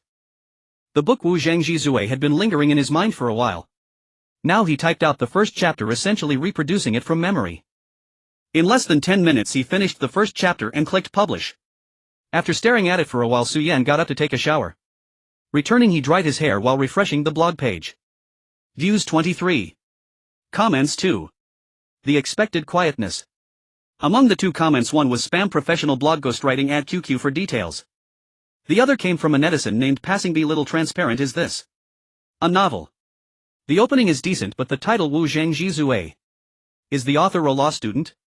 Without replying, Su Yan clicked another link in his browser bookmarks, the Su Yan Baidu Tiaba. This fan-created forum had sprung up when Zhui Guangzhe first became popular. Over half a year later it had 250,000 followers, mostly curious onlookers drawn by the devoted love story. Initially, posts were filled with persistent inquiries about Su Yan's relationship with Liu Yifei and how much of the Zhui Guangzhe story was true gossip-driven curiosity. But after his scandal with Xu Chang surfaced a couple of days ago, the tone shifted from gossip to a battlefield of insults. Su Yan is a scumbag flirting with everyone, wasting such a good story as Zhui Guangzhe. I've unfollowed his devotion, was all marketing. Give me back my tears. It's not worth it for the fairy sister, she responded at the Golden Eagle Awards, but it was all in vain. Honestly, the song Zhui Guangzhe is good and his acting isn't bad, but his character is lacking. It's pure hype. Who knows if he even wrote Zhui Guangzhe himself. Occasionally a few voices defended him, claiming the scandal was fake, but they were quickly drowned out by the mainstream criticism. This is all the firepower they've got. Su Yan chuckled, comparing it to the storm around the return of the Condor Heroes crew. Back then these relatively casual critics posed no real threat. Still, the buzz was undeniable. He quickly created a new account with a random ID and posted a new thread on the forum. Hurry! Su Yan started a blog. Come and criticize him now. Below he pasted the blog link. Within a minute replies appeared. Is this for real? Let me check it out. The link doesn't work. Did you miss a letter? You're just dumb, I've already checked, it's real, and he posted some weird article. Damn, I saw it too, it's true. Is this guy daring to blog at a time like this? Let's go give him a piece of our minds. Watching the reply count climb, Su Yan nodded with satisfaction. He repeated the tactic on Tianya forum, dropping similar ads under popular posts about his scandal with Xu Chang. Afterward, Su Yan switched back to his blog page. In less than 10 minutes the stats had changed to 427 views and 38 comments. The traffic flow was impressive. He clicked on the comments and scrolled through. Scumbag. How dare you blog? Came from Tieba, heard I can curse here. Explain the Xu Chang thing. Playing dead. What's this crap you wrote? It's actually pretty good, update fast. But you're still a scumbag. Watching new comments pop up, Su Yan grinned. A public opinion amplifier wasn't easy to come by, and he wouldn't waste it on trivial matters. This manual traffic diversion was effective enough. Just as Kai Yilong had turned a month of casting delays for the young warriors into promotional resources, he could transform the current backlash into blog traffic. By 10 in the evening the blog's view count had surged to 23000 with comments exceeding 1,000. Then his phone rang. It was Xinxingxi. As soon as he answered, her voice came through. Su Yan, did you start the blog? Yes, Su Yan laughed. Alright, I'll get some entertainment accounts to promote it tomorrow. Tell me your ID. It's just my real name. You probably don't need to bother with the accounts. Su Yan replied casually. What do you mean? He briefly explained his self-directed traffic strategy. There was a long silence on the other end, broken only by the sound of mouse clicks, likely as she searched on her computer. Then he heard her inhale, sounding somewhat exasperated. So you directed people from threads criticizing you to come to your blog and insult you? Exactly, free attention, why not take it? Su Yan answered matter-of-factly. You're really damn brilliant. Xinxingxi enunciated each word clearly before hanging up. Listening to the dial tone, Su Yan shook his head with a smile. The comment section was still refreshing and he turned his attention back to the screen. A new comment appeared, but honestly it's quite engaging. A snowy night murder case plus come and catch me, update faster. Su Yan flexed his fingers. Su Yan didn't return to the set and finally enjoyed a rare period of leisure. By leisure he only meant it in contrast to the frantic pace on set. In reality his daily schedule was still quite packed. In the morning he went to the vocal coach assigned by the company to practice singing, spending the entire session preparing for the theme song recording of When I Fly Towards You. The only remaining weakness in Su Yan's artist profile was his vocal skills. Other aspects, including the screenwriting attribute he later unlocked, had reached 86 points through his relentless efforts with Liu Yifei, with most other attributes even maxed out at 95. In the afternoon he returned to his rented apartment and dug out his long-buried 5 years of college entrance exam, 3 years of simulation practice books, diving into intense problem solving. Once he activated his undivided focus it was like he'd taken a stimulant. He never tired of solving problems and his accuracy was remarkably high. Back then his failure in the art college entrance exam was due to his professional courses. Cultural subjects were never an issue. In the evenings he stuck to his unshakable schedule of updating his novel, writing exactly 2,000 words each day, no more no less. Yet his blog's readership skyrocketed as if on fast forward, leaping from an initial 20 or 30,000 to over 100,000, then to several 100,000. The comments section grew increasingly lively. The voices calling him a jerk gradually faded, replaced by a flood of requests for updates and discussions about the plot. Who is the snowman? Is it Li Fengtian? I think so. Yan Liang is such a gripping cop, rough yet sharp. Update. Even the donkey at the production team wouldn't dare rest this long. I followed you here from the forum. I never expected Su Yan to be such a great novelist. Am I the only one still waiting for Su Yan to explain the Xu Chang incident? Don't bother waiting upstairs. That photo is obviously a still from a drama. It's clearly a publicity stunt for the deer in the cauldron. The rumor about Xu Chang, as Su Yan had predicted, was utterly baseless. It stirred up a fuss for about a week, then faded away as the novelty wore off. The label-devoted genius finally acquired a layer of ambiguity, no longer so pure but no longer so burdensome either. That was fine. On January 1, 2007, New Year's Day. Around 8 in the evening, Su Yan uploaded the next chapter of Burning Ice as usual. The plot had reached the unsolvable equation section. Yan Liang stared at the clues on the whiteboard, his brow furrowed into a knot. After typing the final period he clicked publish and stretched his arms. Hundreds of comments had already piled up below, most of them lamenting. Stuck at the crucial part again. Is the snowman Li Fengtian or not? Give us a straight answer. Su Yan, do you dare to write 10,000 words a day? This update speed, my grandma knits faster than you. Looking at these comments, Su Yan felt he had built up enough suspense. He created a new blog post, left the title blank and began typing directly. I'm stuck writing Burning Ice here. Not a plot block. but an author block. Since burning ice is about a crime without evidence, I've decided to go get myself a certificate. Art college entrance exam, wish me luck. P.S. The TV series When I Fly Towards You, starring and co-written and co-hosted by me, is confirmed to air on Magic City Satellite TV's primetime this April. A youth campus romance, pure love and healing, a story about 5 high school students. The exact premiere date is to be announced, I'll let you know then. Updates for Burning Ice will be suspended until I finish the above matters. Wishing everyone a happy new year in advance. He checked it once for typos and clicked publish. Within a minute the read count exceeded 1,000. The comments exploded. What the hell, a crime without evidence? Can't you come up with a worse excuse? Doesn't Su Yan have films to shoot? Why take the art exam? You dare to stop updating. When I Fly is airing. Can't wait. April. That's 3 months away. Waiting. So is the snowman Li Fengtian or not? Answer who the snowman is before you leave, you bastard. An art exam overlapping with the promo for When I Fly. And you're stopping the novel updates. Su Yan really timed this perfectly, what a true publicity maniac. The read count went wild. 5,000, 10,000, 30,000. Su Yan watched the number break through 100,000 and then his phone started buzzing non-stop. The first text was from Yumin, you're filming just fine, why the art exam? Got nothing better to do. Su Yan replied, chasing a dream. The second was from Wang Baoxiang, his words brimming with simple excitement, bro. I don't get the novel, but I think it's awesome. You're gonna take the art exam. That's so cool. If I had your skills, I'd go get a certificate too. Su Yan laughed and replied, bro Baoxiang, your acting is the best certificate. The third was from Hugo, who had been discharged from the hospital for a while and was now staying in a service department for further recovery. Kid, you always manage to come up with something new. Treat us to a meal if you get in. Su Yan replied, definitely. The fourth was from Yuan Hong, a long string, damn old Su, that's not cool. Stopping updates. I was really into it. And what's this about an art exam? You've got fame and roles now, why compete with high schoolers?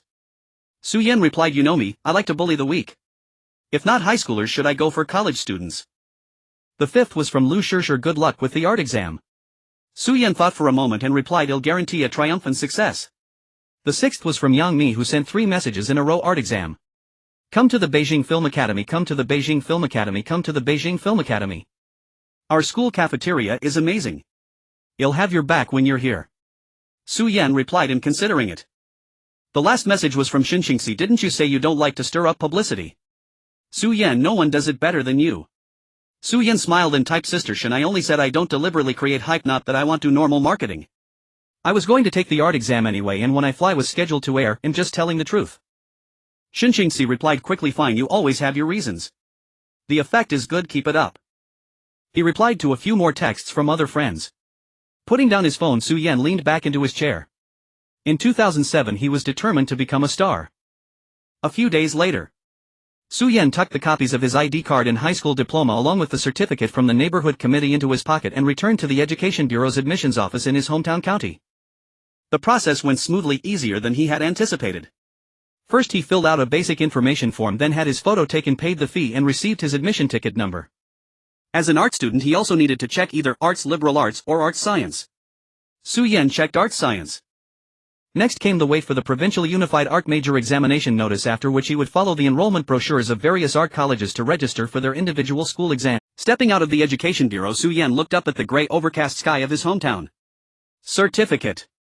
He muttered, feeling a strange sense of wonder. Having come full circle, he found himself back on this path, yet his spirits were high. The moment he returned to Shanghai, the promotional machinery for When I Fly Towards You officially began to turn. The warm-up period was drawn out starting from around January 5, gradually releasing tidbits of information. First, Tangren Film and Television's official blog posted several high-definition stills. Su Yan and Lu Shishi's silhouettes walking side by side in the rain, Yuan Hong's brilliant smile as he looked back after a shot, young Miss clever expression as she raised an eyebrow at the camera, and the vibrant group photo of the 5. The youthful energy almost overflowed from the screen, instantly sparking a wave of reposts and discussions. Then about once a week a 10-second clip was released. The pacing was just right, whetting the appetite without causing aesthetic fatigue. Online discussions about When I Fly Towards You gradually heated up. Many drama fans had already begun to form fan forums and dedicated threads analyzing costumes, guessing plots and shipping couples. The banner of the Yenshur CP was raised high once more, with hundreds of new posts appearing in the forum daily. Mid-January. Shenxingxi gathered Su Yan, Lu Shishir, Yuan Hong, Zhu Yuchen and Yang Mi, who happened to be in Shanghai for another gig, all at Tangram Company. Inside the small conference room, Lu Shishir, wrapped in a white down jacket, had her cheeks flushed from the heating. Seeing Su Yan enter, her eyes curved into crescents. Great talent, long time no see. Su Yan returned her smile. He knew this girl had been incredibly busy these past few months, juggling her graduation, promoting the reruns of The Youth on local channels, and apparently taking on a low-budget digital film. Yet she showed no signs of fatigue. She seemed energetic and in good spirits. Yuan Hong bounded over enthusiastically as soon as he entered old Su. You really know how to play, using a novel to promote the drama. You even tricked me. I was just getting hooked when you stopped updating. When are you picking it up again? What's the rush? I'm waiting for the right moment, Su Yan replied casually. Yang Mi, dressed in a sharp black short down jacket and jeans, had just finished a round of promotions for the film The Door. There was a slight weariness from the roadshow on her face, but her eyes were still bright. Seeing Lu Shishir, she let out a yelp and pounced on her. The two girls hugged, laughing and jumping. Sure. I missed you so much. Yang Mi patted Lu Shishir's back vigorously. Me.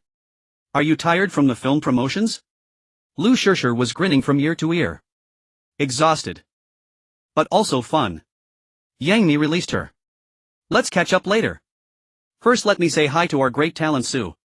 Turning to Su Yan, she gave him an appraising look and clicked her tongue. Not bad, Su Yan. You're starting to look more and more presentable. How's the art exam prep going? Seriously, come to our Beijing Film Academy. I'll have your back. Su Yan laughed it off. Sister, me is formidable, but I haven't decided on the school yet. I'll take the exams first. Shenxingxi tapped the table and handed out promotional plan sheets to everyone. Focus up, let's get down to business. When I Fly Towards You is scheduled for April 2nd in the prime time slot on Dragon TV. From now until March is the warm-up period. We'll release some materials every week. Remember to coordinate when you blog or give interviews. She pointed to the plan. Once March hits, the promotional intensity will ramp up. Posters will be widely distributed, trailers will air heavily, and interviews with the main cast will follow. The period right before and after the premiere in April is the most critical. Everyone must clear their schedules to participate in roadshows and shows. She looked at Yang Mi. Your promotions for The Door should wrap up around March, right? That'll line up perfectly with the concentrated promotional period for When I Fly Towards You. Yang Mi gave an okay gesture. No problem, I've already talked to Sister Jia. The schedule is all cleared. After the meeting, Yang Mi insisted on dragging Lu Shishir out for a meal together. Su Yan, Yuan Hong and the others were naturally pulled along. The five of them found a quiet private kitchen restaurant. While waiting for the food, Yang Mi took out her phone and said, oh, by the way, the premiere for my film The Door is on the 18th in Beijing. You're all in Shanghai, so I can't invite you to the premiere. The venue is small, only the film's main crew and a few key media outlets are invited. She paused, her eyes twinkling with a sly smile. But after the premiere there's a regular preview screening at 7:30 p.m. I've saved a few tickets. If you're free, want to come and watch. Just a friendly viewing, no red carpet, no interviews. Afterwards we can grab a late-night snack and chat. She looked at Su Yan, then at Lu Shishir, Yuan Hong and Zhu Yuchen, adding, think of it as an early check on my professional skills as the female lead of When I Fly Towards You. See how I perform on the big screen. The words were well put. It explained the limitations of the premiere while turning the invitation into a private gathering among friends. She also tied it to work, making it hard to refuse. Lu Shishir was the first to respond. I'm in. Definitely. I've never seen Mimi on the big screen. Yuan Hong nodded. Sure, I happened to have a magazine shoot in Beijing around that time. Su Yan and Zhu Yuchen nodded as well. You guys are the best. Yang Mi clapped her hands together joyfully. On the evening of January 18th, in a small theater of a Beijing cinema, Su Yan, Lu Shishir, Yuan Hong and Zhu Yuchen squeezed into the middle row, seats Yang Mi had specially reserved for them. The film The Door began. Before arriving, Su Yan had already watched the trailer and read the synopsis. The movie roughly told the story of a young man plagued by insecurity, suspecting his girlfriend of infidelity, leading him to stalk, spy and indulge in fantasies, ultimately resulting in tragedy. Director Li Xiaohong's cinematography was indeed beautiful, with light and composition exuding artistic flair. But the pacing of the story. How to put it? It was too affected. It was clearly a commercial suspense thriller, yet it was shot like an art film. Long takes, extensive inner monologues, and a jumble of reality and illusion made the plot crawl like an ox pulling a broken cart. Half an hour in, Yuan Hong began to fidget restlessly. Unable to leave, he could only glance around occasionally as if afflicted with hemorrhoids. Zhu Yuchen sat upright, but his eyes seemed vacant. Lu Shishir, however, was truly engrossed, unconsciously clutching the hem of her down jacket. An hour and a half later the film ended. Credits rolled, lights came on. A few polite claps echoed sparsely in the small theater. Besides them there were about 20 or 30 film critics and media reporters attending the preview. So what do you think? Any feedback? Yang Mi walked over from the front row and sat in the empty seats ahead of Su Yan and the others, looking at them expectantly. Liu Yifei spoke first. Nini, you acted wonderfully. That scene where you were dragged in the abandoned stairwell, both terrified and despairing, it made my heart clench. Her words were sincere, not mere politeness. Yang Mi's eyes curved into crescents. Really?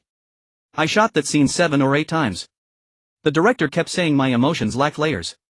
It was more than enough, truly. Liu Yifei nodded repeatedly beside her. Yuan Hong scratched his head. The acting was impeccable, but the plot was a bit convoluted. Xu Yuchen coughed, muttered something, yet said nothing substantial. Yang Mi's smile remained unchanged, but her gaze drifted toward Su Yan. Su Yan pondered for a moment, then spoke. The overall color palette of the film was quite sophisticated, but the story's pacing was a bit slow, and as old Yuan said, the plot was somewhat confusing, shifting between fantasies and memories. Ordinary audiences might get lost. Even I felt a bit dizzy. Below, Liu Yifei lightly kicked his shin. Su Yan didn't stop and continued, but Nini, you really stood out in it. Several scenes had strong emotional delivery. Maybe it was the script's fault. He paused, then grinned. For an old friend, Sake'll grit my teeth and help promote it. Yang Mi burst into laughter and punched Su Yan's shoulder. Can't you say something nice? I'm just being honest. Su Yan put on an innocent face. I do have nice things to say.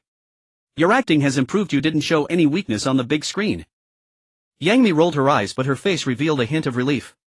She clapped her hands. All right, message received. Let's go grab a late-night snack, my treat. After returning to Shanghai, Su Yan's blog updates became more frequent. On January 25th he posted a still from When I Fly Towards You showing Liu Yifei sleeping on a desk, her long thick eyelashes strikingly visible in the light. The caption read, "Doesn't she remind you of that girl you secretly admired in high school?" Hundreds of comments flooded in below. No. Not unless you update your novel. The still is pretty, but please update Burning Ice first, thanks. Su Yan, have you forgotten something? Scanning the comments, Su Yan didn't reply. On February 3rd he shared an official post about The Door with the caption supporting old friend Yang Mi's big screen debut as the lead. The film is a bit mentally taxing, but Sister Mi's acting is on point. The comments section was as lively as ever. Not watching unless you update. Su Yan, you have time to promote others' movies. When will the novel resume? Give us a straight answer. A bit mentally taxing. Then I'm not watching unless you update your novel. February 14th, Valentine's Day. He posted a still from the drama showing Zhang Rangrang explaining a problem to Su Zizai, whose eyes sparkled. The caption read, "The love of youth is pretending to be calm when your heart is racing." The comments section as usual was rebellious. Who wants your drama promos? I want to see Yan Liang. It's almost New Year's, can you update one chapter? Otherwise I'll curse here until next Valentine's Day. The still is sweet, but where's my blade? Reading these comments, Su Yan chuckled slyly. He didn't reply to a single one, nor did he update a single chapter. Yet his blog's daily readership remained steady at 60000 to 70000.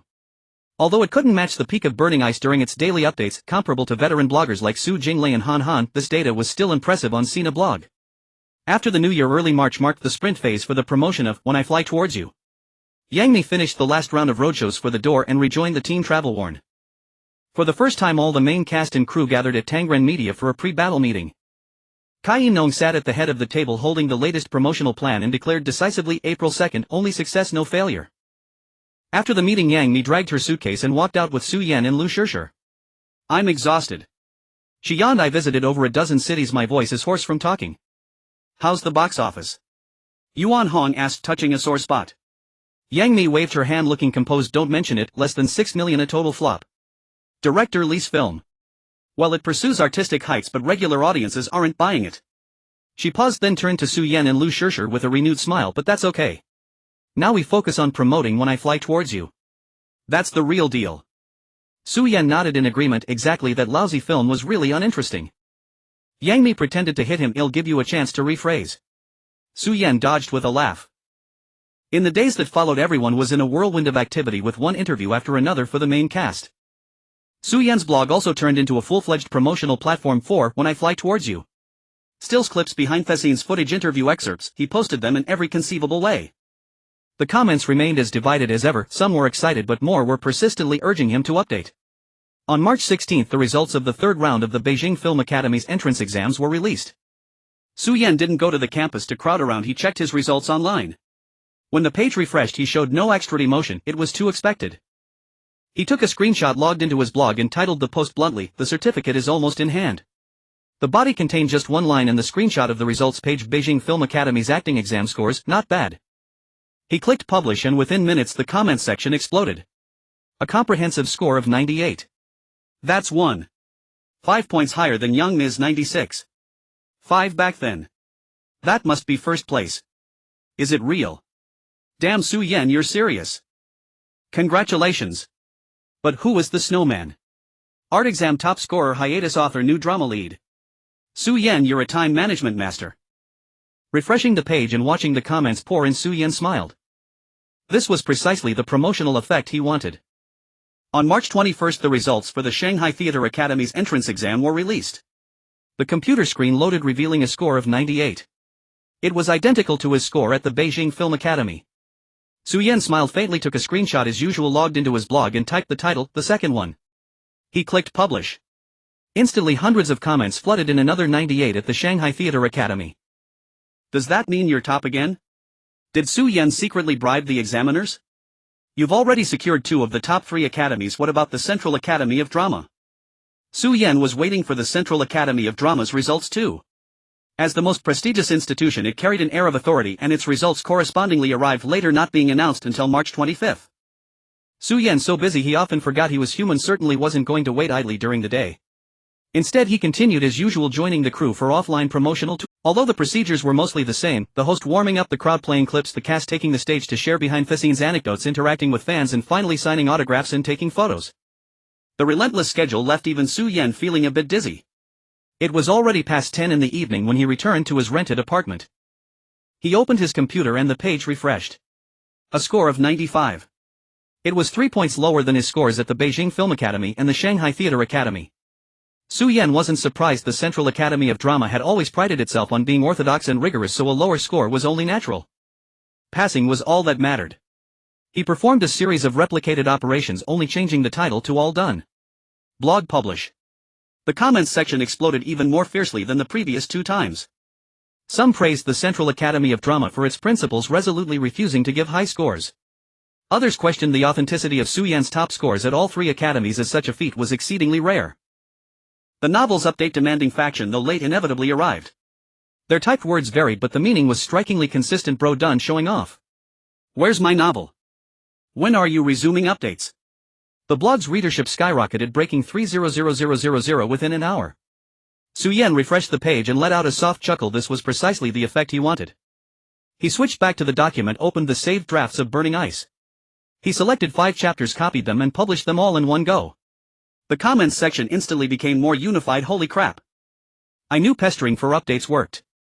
Su Yan, you finally acted like a human. Read first, comment later. Who is the snowman? I'm going to read it now. Su Yan showed off and casually updated the novel. Just basic moves, nothing to see here.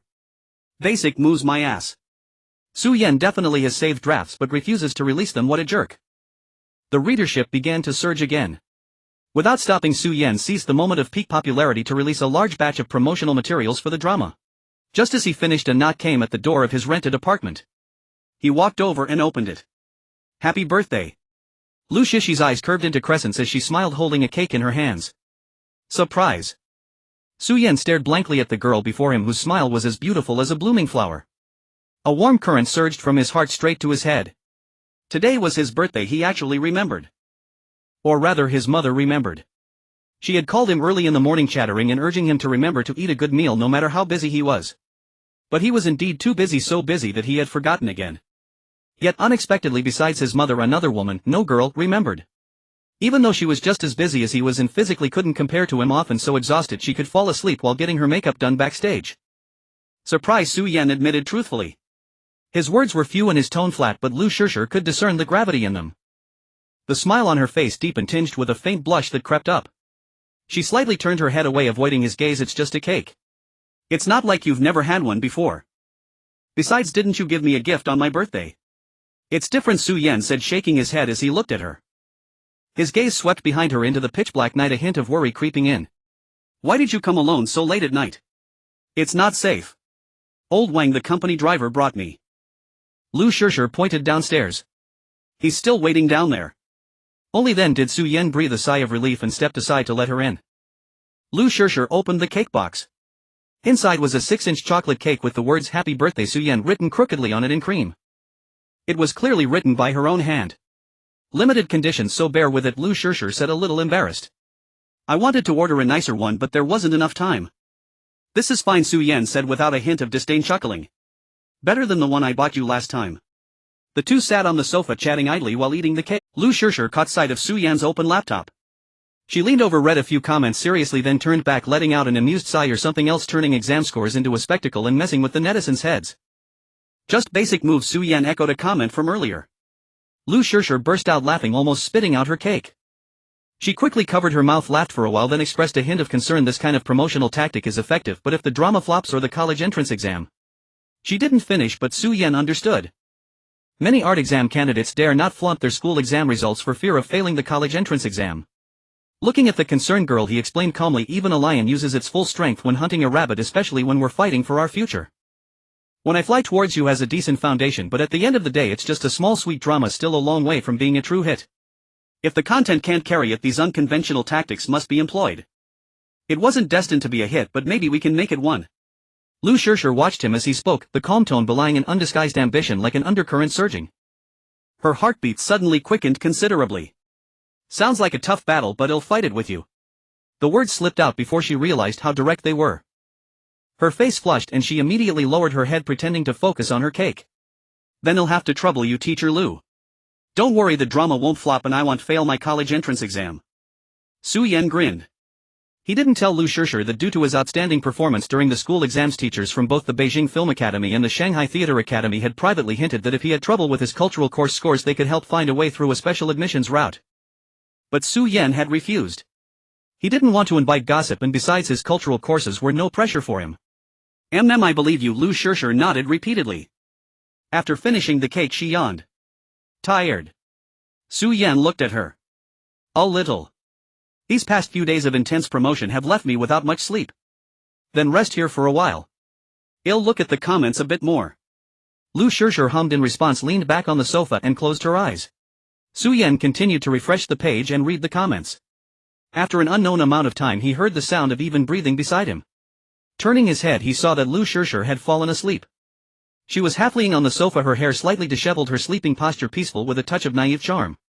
He tiptoed over and carefully lifted her up. Liu Yifei stirred, letting out a vague sound, but didn't wake up. Su-Yan carried her to the bed and covered her with the blanket. After doing this he stood by the bed looking at Liu Yifei's sleeping form. Some strange thoughts popped into his head. Luckily he usually kept things clean, the sheets and pillowcases had just been changed, or else he would have been too embarrassed to let her sleep there. Another thought was, wasn't this girl a bit too light? Carrying her felt like holding a feather. He shook his head, trying to banish these random thoughts from his mind. He walked back to the computer and continued to monitor public opinion. After another hour or so he too grew sleepy. He glanced at Liu Yifei, who was sleeping soundly on the bed, then took a blanket from the cabinet and lay down on the sofa. Seems like I forgot something. He muttered, his eyelids growing heavier and heavier. Never mind, it wasn't important. Drowsily opening her eyes, Liu Yifei rubbed them. The unfamiliar ceiling and the strange decor of the room made it clear that this was not her own room. All traces of sleep vanished instantly as she sat up abruptly. She quickly looked down at her clothes, relieved to find that she was still fully dressed. She let out a sigh of relief, her mind fully clearing as memories of the previous night slowly surfaced. She had delivered a birthday cake to Su-Yan and had started to doze off while eating. Not wanting to leave, she thought about closing her eyes for a moment, and then there was nothing after that. She had slept soundly until now. As she recalled this, her face flushed red. She truly had not intended to make a move on Yang Mi by delivering herself naked to his door. But upon seeing that her clothes were perfectly intact and showed no signs of having been disturbed, she felt a bit indignant. Am I really that lacking in charm?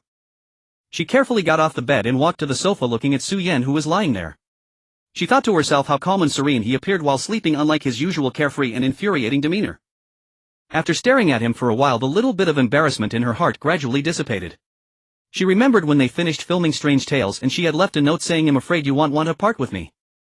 In truth, it was she who found it hard to part. Even before the car reached the airport she had been crying uncontrollably in the back seat, which had startled the driver. Later she realized how dangerous this was. She intentionally made herself busier taking on digital films and doing promotions. Though whenever she thought of him her heart raced like it had a rabbit inside. But at least on the surface she felt that the dangerous fervor had cooled down quite a bit. Their reunion had even started off with a hint of awkwardness. While recording the theme song A Bit Sweet with Su Yan recently, she had inexplicably laughed out loud several times. But she didn't expect that just a few days into their interaction she would once again. That dog of a man. I wonder if he secretly hexed me. After looking at him for a while longer, Liu Yifei shook her head and decided to wash her face. Just as she took a few steps, a voice behind her said good morning. She paused mid-step, her mind racing with relief that she hadn't spoken her thoughts aloud. Gently inhaling, she turned around with a smile on her face and looked at Su Yan, saying, "Good morning, how did you sleep?" Su Yan pulled back the covers and sat up, stretching his shoulders. "Not bad, and you?" "I'm okay." Su Yan glanced at Liu Yifei, who looked a bit dazed and feeling a bit awkward. He cleared his throat and quickly pulled out his phone to check the time. "It's getting late, we should get ready and head to the company." Liu Yifei responded with an "oh" and walked a few steps toward the bathroom, her face slightly flushed as she looked back, asking, What should I use?" Su Yan rummaged through the cabinet and handed her an unopened toothbrush along with a new towel. "Just some spare ones, make do with these." After receiving the items, Liu Yifei looked down at them. She then looked back at Su Yan and suddenly found the scene a bit strange, like they were living together. Startled by her own thought, she quickly turned and dashed into the bathroom, closing the door with a bang. Watching the closed door, Su Yan scratched his head. 20 minutes later, the two of them went downstairs. Driver Lao Wang's car was still waiting below. He saw Su Yan and Liu Yifei exiting the building one after the other. Lao Wang's gaze lingered meaningfully over the two of them. President Kai had asked him to keep an eye on Liu Yifei, especially to guard against Su Yan. But could a girl truly have that kind of intention? How could he guard against it? Last night he fell asleep waiting in the car, so this matter would have to be treated as if it never happened. Liu Yifei caught that ambiguous look and her face turned red again. She held her breath as she got into the car and closed the door. Finally unable to hold back, she shot a fierce glare at Su Yan beside her. It was all his fault. The key was that nothing had really happened. They had just slept. Purely sleeping. Confused by her glare, Su Yan asked softly, "What's wrong?"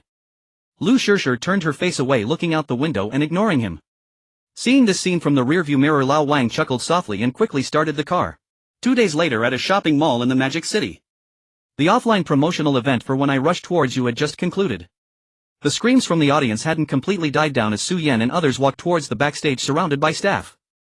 While walking, Yang Mi rubbed her somewhat stiff cheeks and complained, "Oh my, there were even more people today than yesterday. I almost went deaf from the screams." Of course, old Su has been hopping around on his blog these days like a monkey. How could the hype not be high? Yuan Hong chimed in, tugging at the tight collar of his sweater. Before he could finish his sentence, Xinxingxi hurried in, holding a laptop, her expression not looking too good. "Everyone take a look at this." She placed the laptop on the makeup table, poking the screen with her finger. Several people gathered around. The screen displayed a post from a Tianya forum, the title in bold red letters, "A Farce of Two Crazy Gamblers." An in-depth analysis of When I Rush Towards You and its promoters. The poster's ID was Old Oil Stick in the Circle. The post began by affirming the quality of the promotional materials for When I, but then quickly shifted the tone. But just because the quality is good, does that mean it can go straight to prime time? Let's review the patterns of dramas that have gone prime time in recent years. Dark Scheme first tested the waters on ground channels, only going prime time after a great reputation. The Legend of the Condor Heroes, a grand production with a star-studded cast, also first aired on local stations. Soldier Assault had decent production and reputation, right? It's still struggling on ground channels. Dramas that go directly to prime time are either major themes commissioned by CCTV or large productions directly invested in by satellite TV. What is When I Rush Towards You? A low-budget drama with only 24 episodes made by Tangrun with an investment of less than 5 million. How could it skip ground channels and head straight to prime time on Magic City satellite TV? There's been talk in the industry that Tangrun suffered significant losses due to the halted production of The Legend of the Condor Heroes, and Kainan is in a panic. This time When I going straight to prime time likely involved unconventional channels. Otherwise it's hard to explain how a drama without any big names and a non-popular subject could secure such a schedule and promotional resources. Now let's talk about another gambler, Su Yan. In the past 6 months this newcomer has really pulled out all the stops, writing novels to maintain hype, ranking first in the art exam from 3 schools, and binding Liu Yifei to stir up a couple's narrative. He played the blog marketing game splendidly. All his actions pointed to one goal: to make When I popular. He has gambled his reputation. His college entrance examination, though his school entrance scores were impressive, everything resets if he fails the college entrance exam, and the audience affinity he has painstakingly built up. If When I flops, or if he fails the college entrance exam, the carefully constructed talented youth image will collapse in an instant. Kainan is gambling with the company's survival while Su Yan is gambling with his future. One operates behind the scenes while the other charges forward. Their cooperation is seamless, making them the crazy duo. But gambling is gambling. Where there's a win there's also a loss. When I will premiere in April and the college entrance exam will be in June. In just over 2 months we will see the conclusion of this farce. Will they both become legends or will it end in chaos? The post had already accumulated thousands of replies below, causing an uproar. The original poster has revealed the truth. I've always felt something was off about this. Su Yan's art exam results can't be fake. He ranked first among 3 schools. You think you're great? Go ahead and prove it. The results are real, but the high-profile hype definitely has an element of gambling. I'm waiting for the April premiere. Let's see if it's a donkey or a horse. After finishing the post, Su Yan grinned and said, "Isn't this just perfect for adding more heat?" Beside him, Yuan Hong suddenly slapped his thigh, his eyes lighting up. "I have an idea. Why don't we hold a ceremony? Let's worship Su Yan and pray for a bit." This guy is a disaster star. Wherever he goes it's never peaceful. Maybe praying will dispel some bad luck. The makeup room fell silent for a second before bursting into hearty laughter. Liu Yifei laughed so hard she couldn't stand up, tears streaming from her eyes. Yang Mi patted Yuan Hong's shoulder, laughing so hard she was out of breath. "How did you come up with that? We can give it a try." Desperate times call for desperate measures. "I second that," Zhu Yuchan added. Get lost, get lost."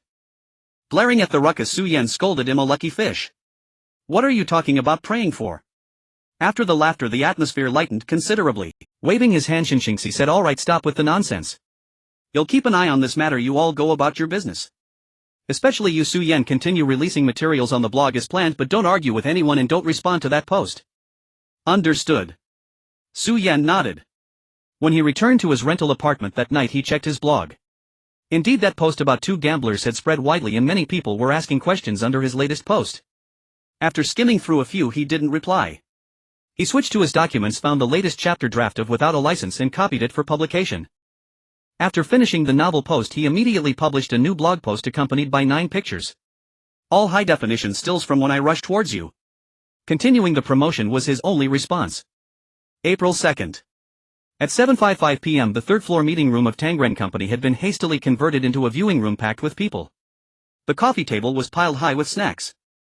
Liu Yifei and Yang Mi squeezed together on a 2-seater sofa, sharing a blanket over their knees. Su Yan pulled up a chair and sat by the side of the coffee table. Xinxingxi remained standing, arms crossed, as she leaned against the wall, her gaze occasionally flickering to the silenced phone on the coffee table. The air was thick with an indescribable excitement. 5 more minutes. Glancing at the clock on the wall, Yuan Hong, sitting cross-legged on the carpet, grabbed a bag of chips and tore it open. "Why do I feel kind of nervous?" "Nonsense. This drama is the fruit of everyone's labor." Yang Mi shot him a glare.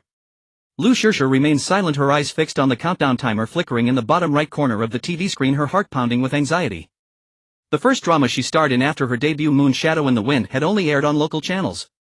Lacking buzz and iconic scenes, it naturally failed to break into the main. It had brought her almost zero benefits.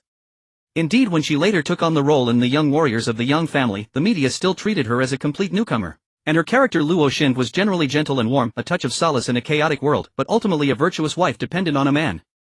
Even so, the show was pulled mid-airing. It later re-aired on other local channels, but its impact had waned significantly and a national broadcast seemed an eternity away. Su Zizai was different. She was lively, brave and a little narcissistic. She would pursue her crush directly, yet also feel so embarrassed by her own blunders that she wished she could crawl into a hole. This was a role entirely her own. More importantly, this was her first true full-fledged collaboration with Su Yan. From script readings to filming, a total of 13 days and nights, every single shot was infused with their hearts and souls. If it succeeded, she could finally stand before the audience as herself, as Liu Yifei, not as someone's shadow. Just then Su Yan beside her handed her a can of cola. "Don't worry, we've got this." The cool metal can against her palm steadied her slightly. She turned to him and asked softly, "Aren't you nervous?" "Nervous, yeah." Su Yan admitted it without hesitation. "But we've done everything we could. Now it's up to the audience." He paused, then broke into a grin. "I think they'll like it though." "That confident?" Yang Mi raised an eyebrow from the side. "Gotta be confident," Su Yan said matter-of-factly. "I directed it, wrote it and acted in it, how could I not be confident?" Yang Mi scoffed, but a glimmer of anticipation appeared in her smile. The recent disastrous flop of The Door had cast a shadow over her burgeoning career. Although she was only the second female lead, she had plenty of screen time and her character was likable. If the show became a hit, it would be a solid boost for her. Moreover, this drama meant a lot to Su Yan and Liu Yifei. As their friend, she truly hoped it would succeed. Xu Yuchen sitting in the corner held a cup of hot tea looking the most composed. He still had a trump card up his sleeve. Director Zhao Baogang's struggle was about to air. That show had a bigger budget, a stronger cast and a more popular theme. It practically screamed hit. In comparison, One Eye felt more like a dessert, tasty but not quite a full meal. Still, since he was part of the creative team, he glanced up at the TV. At the same time, in an old residential complex in Shanghai on the 3rd floor, high school sophomore Lin Xiaowei sat cross-legged on the living room carpet, her eyes locked onto the TV screen. Sis, can you not be so tense? Her younger brother Lin Xiaolei, a 9th grader, rolled his eyes from the sofa. He couldn't understand why his sister got so worked up over a stranger. You wouldn't get it, Lin Xiaowei replied without turning her head. This is Su Yan's new drama. I've been waiting for almost half a year. That guy who's always in the news for stirring up drama. Lin Xiaolei pursed his lips. One minute he's chasing Liu Yifei, the next he's chasing Xu Chang. He even stops updating his novel. Total player. Shut up. Lin Xiaowei grabbed a throw pillow and threw it at him. That photo was obviously a still from a drama. Can't you see it's hype for the deer and the cauldron? Catching the pillow, Lin Xiaolei scoffed. I don't like him anyway. But Yangmi is pretty cute. She played Guo Xiang well in The Return of the Condor Heroes. Lin Xiaowei glared at him. You just think she's pretty. So shallow. Su Yan is the amazing one, acting, filming, writing songs, writing novels. And now he got first place in the art exams at 3 schools. He still has to pass the college entrance exam first, Lin Xiaolei muttered. As the siblings bickered, the commercials on TV ended. The opening theme song began, a light cheerful guitar intro followed by Su Yan's clear voice. I picked an apple waiting for you to pass by my door to hand it to you and quench your thirst. Lin Xiaowei immediately sat up straight. Lin Xiaolei also put down his game console, his eyes drifting toward the TV. A silhouette in the rain, a profile in the classroom, a jump on the basketball court. The song is pretty good and the opening montage is interesting. Feels like ordinary high school life. Lin Xiaolei gave his honest assessment. Of course. Su Yan did it all. Lin Xiaowei said proudly. The opening credits ended and the main feature began. The first scene was a DV recording, a daily vlog by the female lead Su Zizai. It instantly pulled the viewer back into the memories of youth. Then the main storyline unfolded, the first encounter between the hero and heroine. When Su Yan turned his head and looked down at Lu Shishir from under the eaves, Lin Xiaowei covered her mouth in front of the screen. Oh my god. Su Yan's eyes. They're so swoon-worthy. Lin Xiaolei was about to mock what's with the cool act. But looking at the face on screen so distinct against the misty rain, the words got stuck in his throat. He silently grabbed another handful of chips. The plot moved at a brisk pace. On the first day of school, Su Zizai and Zhang Zhao were late. Su Zizai dropped her wallet and Zhang Lurong picked it up. In the broadcast room, the announcer opened the wallet. The name on the student ID read, Fan Bingbing of the affiliated high school. Would student Fan Bingbing of the affiliated high school please come to the broadcast room to claim your wallet? In the drama, Su Zizai's class burst into laughter. A classmate teased, and I'm Daniel Wu of the affiliated high school. Put. Lin Xiaowei and Lin Xiaolei burst out laughing at the same time. Ha ha ha. Fan Bingbing. What the heck? Su Zizai is so full of herself. Lin Xiaowei laughed, pounding the sofa. This gag is hilarious. Lin Xiaolei grinned too. The humor is pretty decent. Military training began. Su Zizai mistook Zhang Lurong for Gu Ran, leading to a series of mix-ups. Mistaking Zhang Lurong for a teacher in the infirmary, an awkward eyelock in the cramped space under the stairs, singing to the wrong person at the military training gala.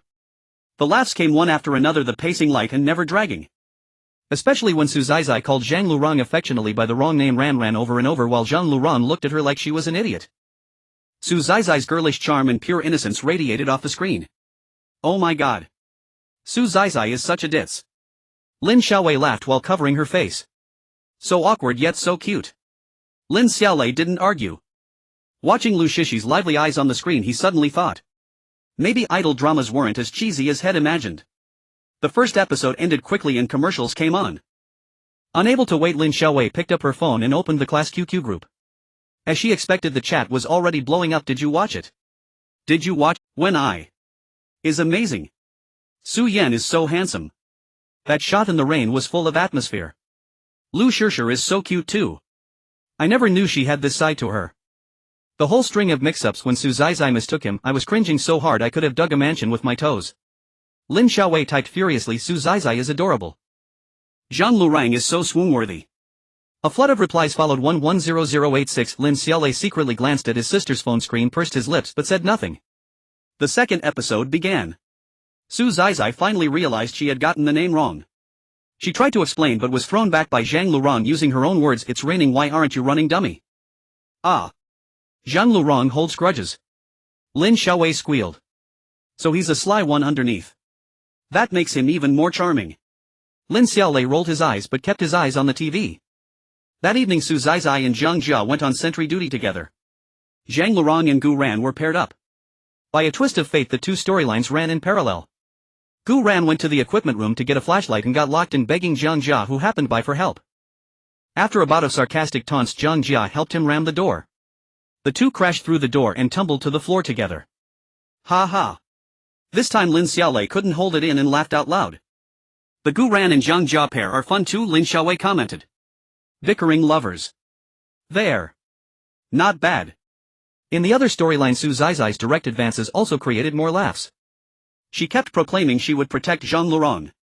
But then he easily scared her with a simple prank and she earned the nickname Scaredy Cat. Throughout there was no melodrama or heaviness, only the vivid carefree essence of youth. When the ending theme played, Lin Xiaowei smacked her lips in lingering satisfaction. That's it. I haven't had enough. She picked up her phone and continued her passionate commentary in the QQ group. The visuals are incredible. It's like a movie. The plot is full of laughs, no dragging at all. Liu Yifei acted so well, that youthful vibrancy and spark, it's electrifying. It makes you laugh and feel touched. This is exactly our youth. Seeing her excitement, Lin Xiaolei initially wanted to pour cold water on it. But he opened his mouth and what came out was it. It is pretty good. It's different from Meteor Garden with the rich guy falling for the poor girl, or the Sky of 18 where the teacher saves the students. It feels like a really authentic portrayal of school. Lin Xiaowei turned around in surprise. You actually complimented it. She knew her little brother had been devoid of romantic sensibility since childhood and was allergic to idle dramas. I'm just calling it as I see it. Lin Xiaolei's face reddened as he grabbed the remote. Can we watch My Own Swordsman now? Fine. Well, continue when I. Tomorrow. In the Tangren meeting room, the TV had been muted. No one spoke, all eyes were fixed on Xinxingxi. The phone in her hand was buzzing violently. Taking a deep breath, Xinxingxi pressed the answer button and put it on speaker. Kai Yanang's voice, trembling with excitement, exploded in the silent room. The real-time data is in. The average rating for the first episode is 1.2. The second episode shot up to 1.5. The peak hit 1.8. Cheers nearly lifted the roof off. Holy crap. Awesome. Yuan Hong was the first to bounce up from the carpet, punching the air forcefully. Yang Mi let out a long sigh of relief, collapsing into the sofa. She looked at Liu Yifei, then at Su Yan. Xu Yuchen sat up straight, his face full of disbelief. These numbers were far higher than he had anticipated. As for Liu Yifei, she froze for a moment, then whipped her head around to stare at Su Yan. The next second she leaped off the sofa, arms wide open, and threw herself into Su Yan's embrace. We made it. Her voice was a mix of sobs and laughter. Su Yan. We made it. Su Yan staggered back slightly from the impact, instinctively opening his arms to hold her. The person in his arms was trembling all over her, warm tears soaking into his clothes. Su Yan tightened his arms, giving her a firm hug. Then he loosened his grip and patted her back, feigning calmness. Alright, don't wipe your snot on my shirt. Liu Yifei looked up, tears still glistening in her eyes, but her face was beaming like a flower. She gave him a playful punch. You're the one with snot. She gazed steadily at Su Yan. Even counting the path she hadn't been part of before, this man had truly walked a long road. She had seen his stubbornness when arguing with the cinematographer, seen the burning fire in his eyes when he spoke of his desire to become famous. Now that fire had finally ignited. At 10 p.m. for a satellite TV station that needed to provide programs around the clock, quite a few departments still had staff on duty. Departments like the Broadcasting Control Center, News Center, and Technical Department. In the technical department of Magic City's satellite TV tower, the person on duty tonight was Zhang Peng. He had been staring at the viewership ratings curve on his computer screen for quite a while. The first episode of When I averaged 1.2, the second surged to 1.5 with a peak exceeding 1.8. This data wasn't particularly extraordinary for Magic City TV's prime time slot. The strange part was that this drama had a very ordinary cast and its theme wasn't particularly broad in appeal. Could the statistics be wrong? The moment this thought surfaced, cold sweat broke out on Zhang Peng's forehead. As soon as the ratings came out, he had excitedly informed Old Chen and reported it to his superiors. If it turned out to be a mistake, Old Chen would have been excited for nothing and his supervisor would definitely give him a scolding. He grabbed the cold coffee from the table and took a big gulp.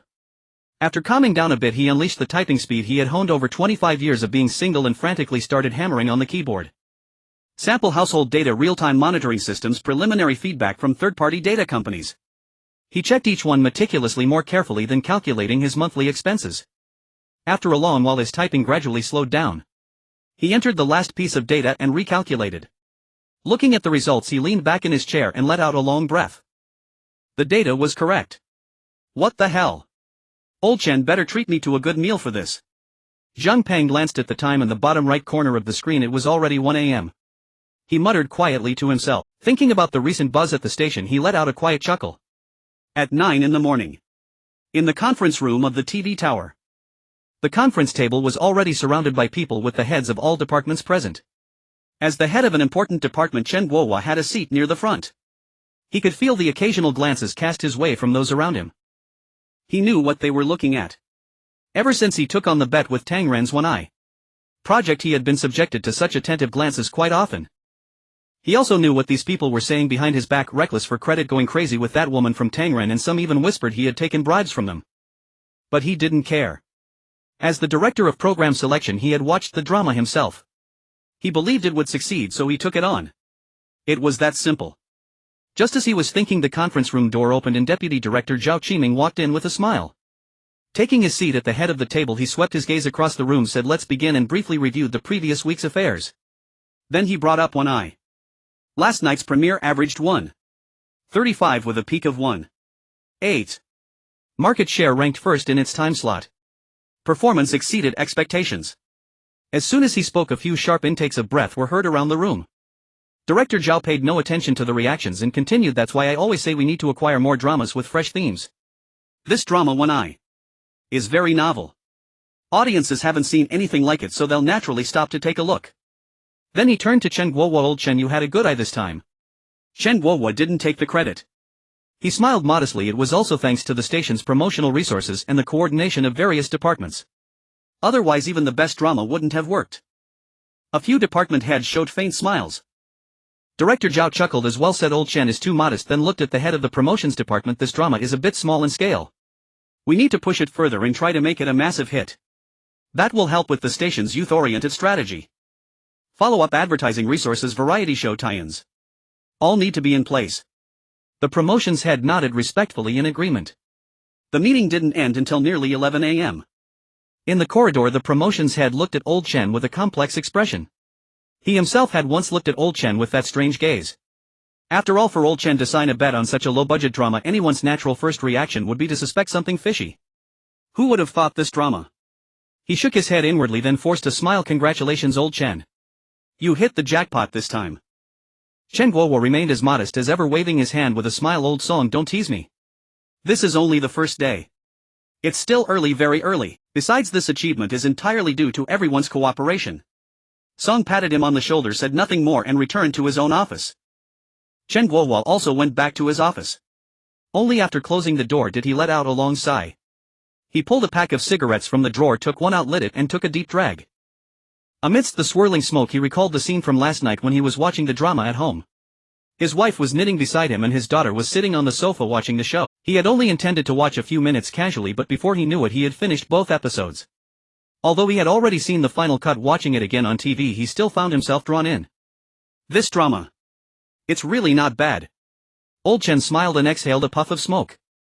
For the entire creative team of One Eye, today was an excruciating day.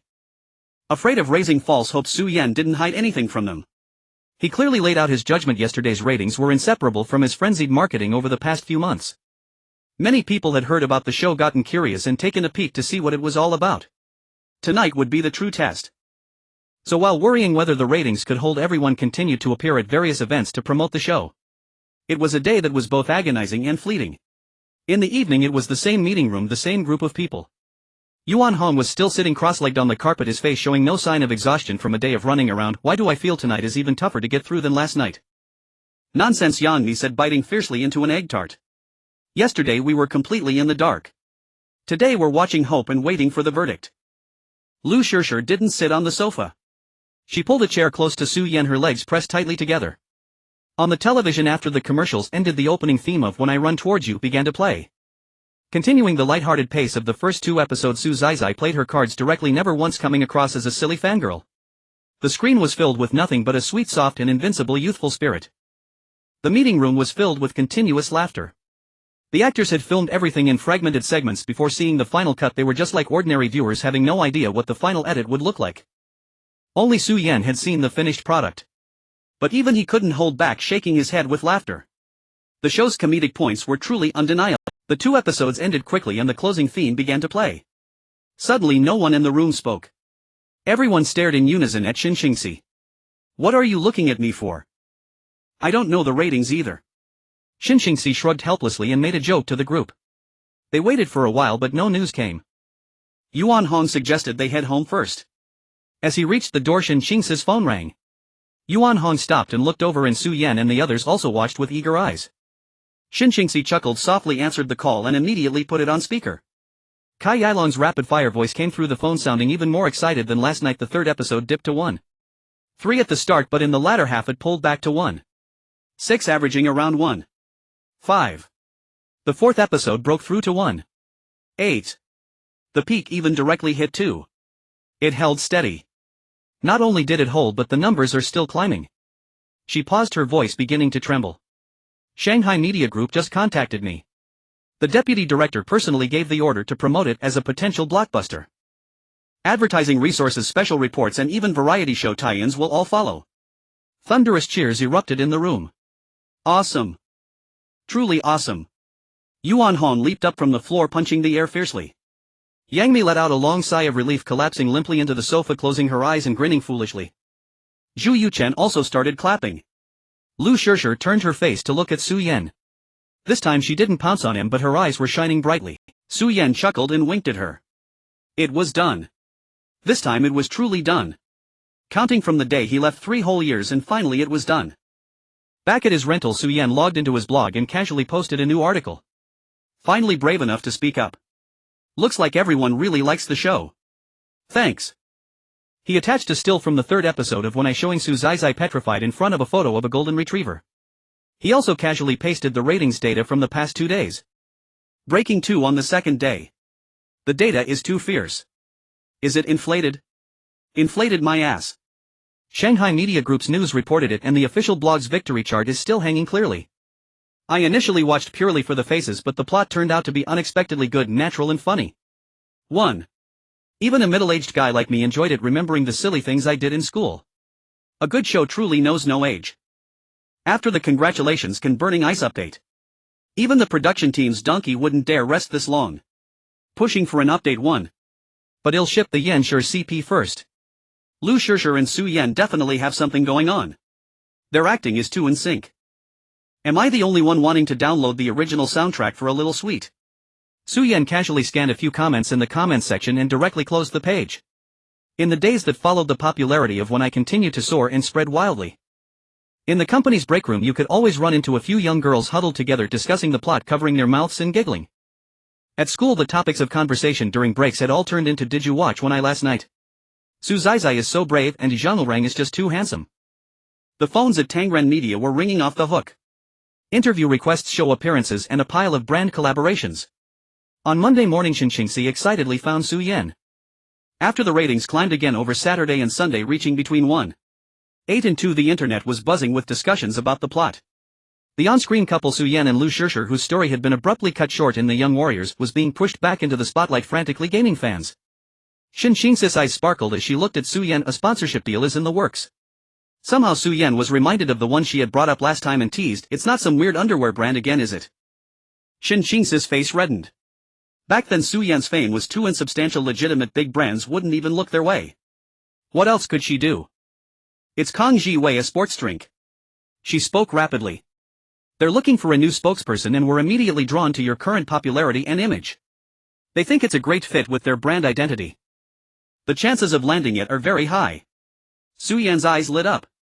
He had a vague impression of it. It was somewhat of a well-known brand, pretty good. He was in desperate need of money. He had a bunch of projects like Lurk and an Ancient Love Song on hold, all of which required investment to get started. This endorsement deal came at the perfect time. Great sister should get it finalized as soon as possible. Rest assured. Xinxingxi was full of drive. As they say, fame breeds trouble. That same evening a post suddenly appeared on an entertainment forum. The poster, claiming to be a former Tangren screenwriter, vividly recounted an old incident in their post. During the script read-through for when Kai Ilong suggested changing the female lead student ID name from attached middle school Liu Yifei to attached middle school Fan Bingbing, and Su Yan agreed, using this as proof that Su Yan's love story was all for hype. Within just an hour of being posted, the thread had been shared over 10,000 times and the comment section was buzzing with activity. At Tangren Entertainment in the CEO's office, Kai Inouye slammed a stack of freshly printed forum screenshots onto the conference table. Her chest heaved violently, clearly seething with rage. Weiss is playing this game, huh? They just poached one of our screenwriters and now they're leaking this kind of dirt. They're dead set on sabotaging when I fly towards you. Xinxingxi, standing nearby, spoke with a worried tone. CEO Kai, we can deal with Weiss later. The real question now is, what do we do? The drama is on the rise. This post is spreading like wildfire. It's been shared everywhere overnight. Kai Inouye was well aware of the gravity. She forced herself to calm down, furrowed her brows and thought for a moment and said, my idea is to deny it. Just give a simple response saying the script was written for Fan Xiaopang from the very beginning. That screenwriter was fired and held a grudge, so he made it all up. Any response at this critical moment could backfire and make things worse. Once the buzz dies down, people will naturally forget. Su Yan, standing behind her, stared at the constantly refreshing comments on the computer screen and shook his head. I'm afraid that won't work. This time is different. What's different about it? Kai Inouye asked. The past scandals, like being a publicity-hungry monster or a jinx, were all vague without solid proof. This time there are photos. They look real and hold up to scrutiny. Back when Song Zuda was slandering Liu Yifei, it would seem highly plausible to outsiders that we altered the script. If we don't respond or just give a weak denial, netizens will assume we're guilty. The internet might still be a relatively new medium, but its influence is absolutely not to be underestimated. If we don't handle this well, the backlash from public opinion could ruin everything. Kai Inouye stared at him for a long moment, her eyes complex, and asked, how? Do you know all this? Su Yan smiled as if it were only natural. Since I'm a gambler, I have to get a clear picture of every chip I can grab right. I've racked my brains to make When I Fly Towards You a massive hit. There was another thought he left unsaid. He had used single-minded focus countless times, all for the sake of deduction. Alright then, tell me, what do we do now? Kai Inouye tapped the table in irritation. Get in touch with Dragon TV. They don't want When I Fly Towards You to crash and burn either. Have them arrange an in-depth interview, live if possible. Xinxingxi hesitantly interjected, isn't a live broadcast too risky? What if he says something wrong? He won't. It has to be today, the sooner the better. Su Yan cut her off, his expression full of certainty. Kai Inouye studied Su Yan for a long while before finally nodding. Xingxi, contact Dragon TV.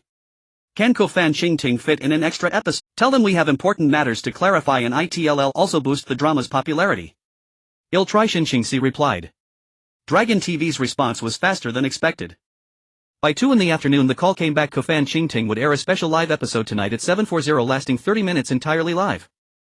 At the live broadcast of Kofan Qingting, Chao Kefan, dressed in a dark suit, sat on the sofa with a warm smile.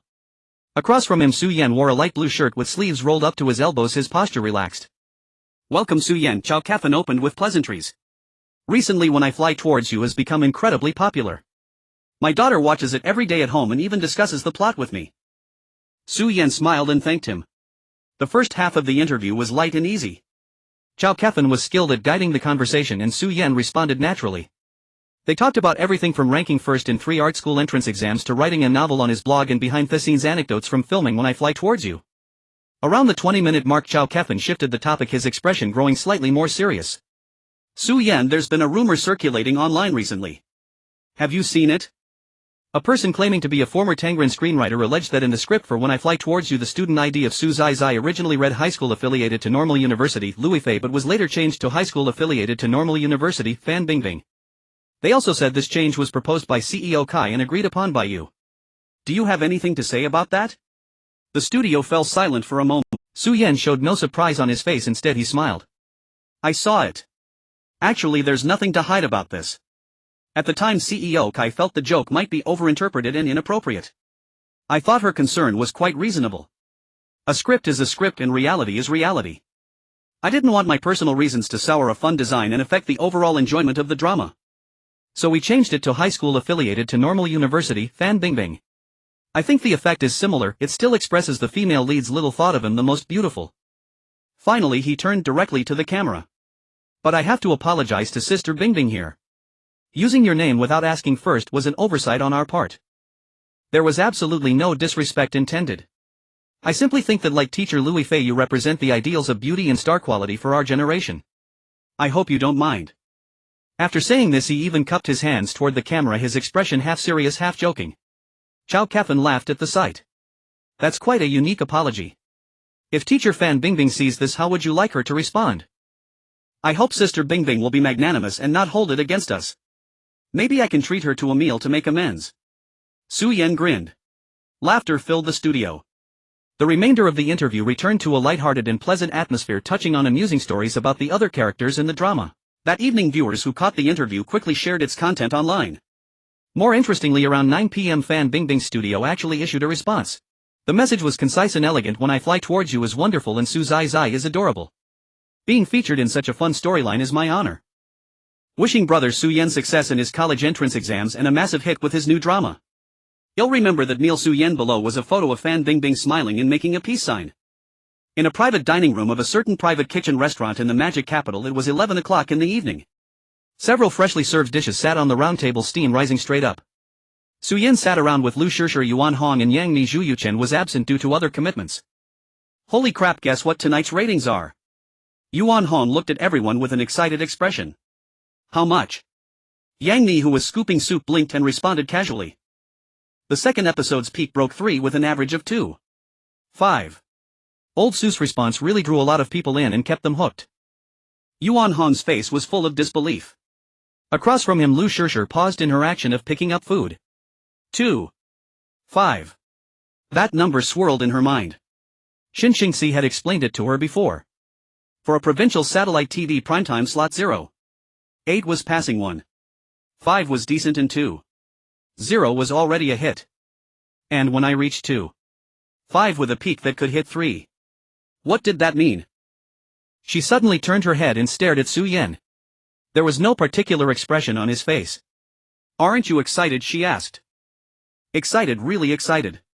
But after the excitement I still have to eat. Su Yan took a sip of wine and gave a smile in return. Lu Shishir let out a soft laugh and nodded. By the way, take a look at this. Yuan Hong pulled out his laptop from his bag, turned it on and opened a forum page. Saw this before I came, the comments cracked me up. He turned the screen toward everyone. From Liu Yifei of the affiliated high school to Fan Bingbing of the affiliated high school, I give this move a perfect score. The post on the screen laid out the whole incident and concluded Su Yan's response was too awesome. No denial, no melodrama, he just admitted the change frankly and even flirted with Fan Xiaopang on the side. This EQ, this on-the-spot reaction. I heard he just turned 20 this year. I don't believe it. The comments below ran for hundreds. Yesterday I was cursing Su Yan for being heartless, but after watching the live stream today, I'm convinced. This guy is truly open and honest. Fan Xiaopang's studio actually responded and called Su Yan little brother. This interaction is fun. So who does Su Yan really like? I'm confused. Wake up buddy, they're just working. Whatever, one eye is great anyway. Su Zai Zai and Zhang Lurong are locked. Yang Ni's eyes sparkled as she responded sincerely. Fan Xiaopang's reply, you'll remember that Neil is so magnanimous. Lu Shishir also stared at the screen for a while, then turned to Su Yan. How did you know Fan Xiaopang would respond? At these words Yuan Hong and Yang Ni also looked over. Indeed, what status did Fan Bingbing hold now? One of the mainland's 4 Dan and 2 Bing, a red-hot A-list actress. Though Su Yan was currently popular, his foundation was still shallow. What if she ignored him or felt offended and gave a cold response or even issued a statement to distance herself? Then Su Yan's shout-out during the livestream would have been quite awkward. I wasn't sure. The three were taken aback. Just took a gamble based on her personality. I figured she'd respond. After all, we have no grudges with her. A response would be a good story and it would benefit her popularity too. Not responding might make her seem petty. As he spoke, Su Yan smiled wryly. I wonder if this counts as moral blackmail. Oh, come off it. Yuan Hong rolled his eyes. Moral blackmail. Fan Bingbing's been in the game for years, how could you blackmail her? She definitely took it on because she thought it was fun. That's true. Su Yan nodded. It's a gamble, so I said so. Lu Shishir didn't speak again, lowering her head to nibble on the fish in her bowl. But a thought arose in her mind. This guy says gamble, but he's probably calculated every step pretty clearly, hasn't he? After eating and drinking their fill, Yuan Hong wiped his mouth. Come on, let's go sing karaoke. My treat tonight. Not going. Lu Shishir was the first to shake her head. Too tired, I want to go back and sleep. Yang Mi also waved her hand. I have an early call tomorrow, spare me. Yuan Hong looked at Su Yan. Su Yan raised both hands. I'll go with Shishir. Fine fine. Yuan Hong put away his wallet sullenly. You guys are no fun. After the party broke up, Su Yan took a cab back to his rental apartment. The car stopped steadily downstairs and he pushed the door to get out. Looking up, he saw Lu Shishir standing under the street lamp at the entrance of the alley, still wearing the white dress she had on at dinner, a few strands of hair fluttering in the night breeze. Why are you here? Su Yan walked over. Suddenly felt like singing again. Want to go? Lu Shishir smiled, her eyes curving sly and spirited. For a moment Su Yan seemed to see Su's eye. He chuckled. Didn't you say you were too tired? So much nonsense. Lu Shishir glared at him. Are you coming or not? There was a hint of threat in her eyes and something else. Su Yan quickly nodded, coming of course. The two found a nearby KTV, booked a small room and ordered some drinks and fruit platters. Lu Shishir curled up in a corner of the sofa hugging a cushion, silent for a long time. Su Yan didn't rush her, he leaned back on the other sofa idly pressing the remote to switch songs. Lu Shishir suddenly spoke. Actually, I noticed something imperfect in your livestream response. Su Yan raised an eyebrow. What? You said I feel that you like teacher Liu Yifei are representatives of beauty and star quality in the hearts of our generation. Lu Shishir repeated it verbatim. That sentence could easily annoy Fan Bingbing, right? Although teacher Liu was very popular, there's still a gap compared to the 4 Dan and 2 Bing. Saying that might seem like tying her down or lowering Fan Bingbing's status. You're way too observant. I just said it off the top of my head, I didn't think that much. Su Yan replied casually. Lu Shishir just looked at him. Only the background music from the MV played in the room. After a few seconds Su Yan raised his hands in surrender. All right. I just didn't want to play favorites. Liu Yifei's fans already see me as their #1 enemy. If I only mentioned Fan Bingbing, wouldn't they tear me apart? Are you really someone who's afraid of being criticized? Lu Shishir wanted to ask but didn't. She changed the question. Then why did you change that joke in the first place? It definitely wasn't because of Song Zuda, right? Someone turned into a sweeping monk that night and fired back fiercely. They don't seem like someone who fears trouble. Su Yan was silent for a moment. When he first took out the script, he hadn't thought that much. The original script had Liu Yifei of the affiliated high school. But during the table read that day, as soon as Kai Enong mentioned it, he suddenly realized that joke would definitely be overinterpreted after airing. Especially since the person playing Su Zai was Lu Shishir. For Lu Shishir that was too unfair. So he went along with Kai Enong's suggestion and changed it. Looking at Lu Shishir's eyes, which were especially bright in the dim light, Su Yan finally just smiled. Anyway, it's good that it's changed. Now it's turned out to be a blessing in disguise, hasn't it? Lu Shishir stared at him for a few seconds, then also smiled, her eyes curving into crescents. She sank deeper into the sofa, hugged the cushion and let out a soft That was enough. When I Fly Towards You became a massive hit. The scoop about Liu Yifei of the affiliated high school turning into Fan Bingbing of the affiliated high school. Paired with Su Yan's frank response during the livestream and Fan Bingbing's brilliant follow-up, it became the hottest topic on the internet. What made it even better was that netizens linked Su Yan's real-life chasing the light experience with Su Zai's straightforward pursuit of Zhang Lurong in the script, creating countless memes. Su Yan in real life: I'm timid, in the script I go all out. This is a publicly funded dream, folks. Fan Xiaopong so immature. Hilarious. Is Su Yan making up for his real-life regrets in the drama? The Douban rating also soared from 8.0 at the start to 8.7 with over 50,000 ratings. Posts discussing When I Were everywhere online, completely on par with the craze from last year's The Return of the Condor Heroes and even surpassing it. And the more tangible manifestation was the ratings. For 3 consecutive days the average rating stabilized above 2.5 with peaks repeatedly hitting 3.0. For a campus drama with an investment of less than 5 million, no big stars and a niche theme, this was nothing short of a miracle. Consider that for provincial satellite TV primetime 2.0 was already a hit. 2.5. That was a breakout-level blockbuster.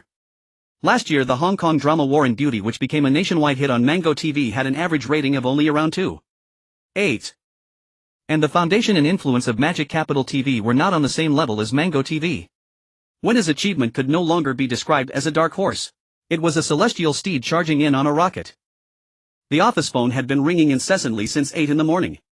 Inquiries about rerun rights and secondary broadcast rights came flooding in. When I Fly Towards You had become the darling of major television stations. Kai let out a soft sigh, fully aware of the reason behind the station's frenzy. On her desk lay the latest ratings report with last night's data showing an average of 2.6 peaking at 3.1. The gamble had paid off completely and utterly. The bet agreement signed with Dragon TV had set a baseline of 0.8 with an additional 25,000 per episode for every 0.1 increase. At these numbers, the per episode price had already hit the capped maximum of 400,000. 24 episodes amounted to 9,600,000. And this was only for the first run rights. When I Fly Towards You publicly claimed an investment of 5 million, but the actual cost was squeezed to under 4 million. This wave was an absolute triumph. Ever since the halt of the Legend of the Condor Heroes production, Tangren had been mired in a quagmire, stumbling from one pitfall to another, nearly facing bankruptcy. Now at last they were on the verge of a comeback. For a fleeting moment she even regretted not pushing the cap higher when signing the bet agreement. Yet upon reflection, securing the condition of a 25,000 increase for every 0.1 rise was already a tremendous favor from Dragon TV.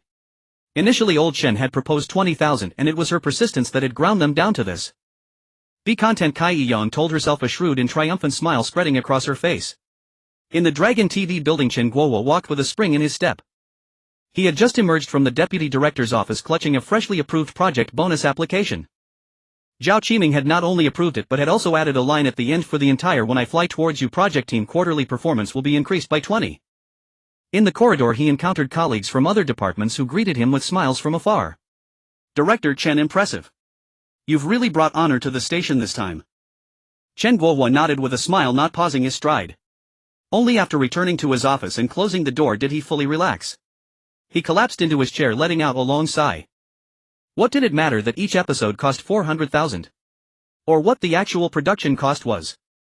For 960,000, securing a hit drama with a steady rating above 2.5, which station wouldn't fight tooth and nail for it? He recalled last year's The Legend of the Conqueror, purchased by Zhujiang TV for 32 million with a star-studded cast and high production values. Yet its ratings had flopped disastrously, failing to even break one on average. In comparison, the cost-effectiveness of When I Fly Towards You was sky-high. It wasn't just about making money, it had genuinely boosted the channel's overall ratings, ranking, and public perception. Young people now associated Dragon TV not with the station that always airs family melodramas but with the station that broadcasts When I Fly Towards You. This wave was a massive win. He picked up the ratings report on his desk, examined it once more, then carefully tucked it into the deepest drawer. This was his Medal of Honor. On the third floor of the Tangren building, in the break area, Yuan Hong pulled the tab on his soda can, took a large gulp, and said to Yang Mi, who was browsing a forum nearby, "Mimi, do you think if I went out now would I be recognized?" Yang Mi replied absently, "Yes. You're supposed to say no." Yuan Hong's face fell slightly before he continued, "It's just. The other day I went for a haircut and the barber kept talking about whether Gu Ran and Zhang Jia ended up together while cutting my hair. I told him to keep watching, but he insisted I spoil it. And then Yang Mi finally looked up, raising an eyebrow at him. So? Yuan Hong scratched his head. It just feels strange. Before walking down the street, who knew who Yuan Hong was? Now people actually talk to me because of the character I played. Yang Mi smiled and went back to scrolling the forum. She had heard from Sister Jia that quite a few scripts had come in recently. Most were low-budget productions, but it was still far better than the desolate period after The Door had flopped.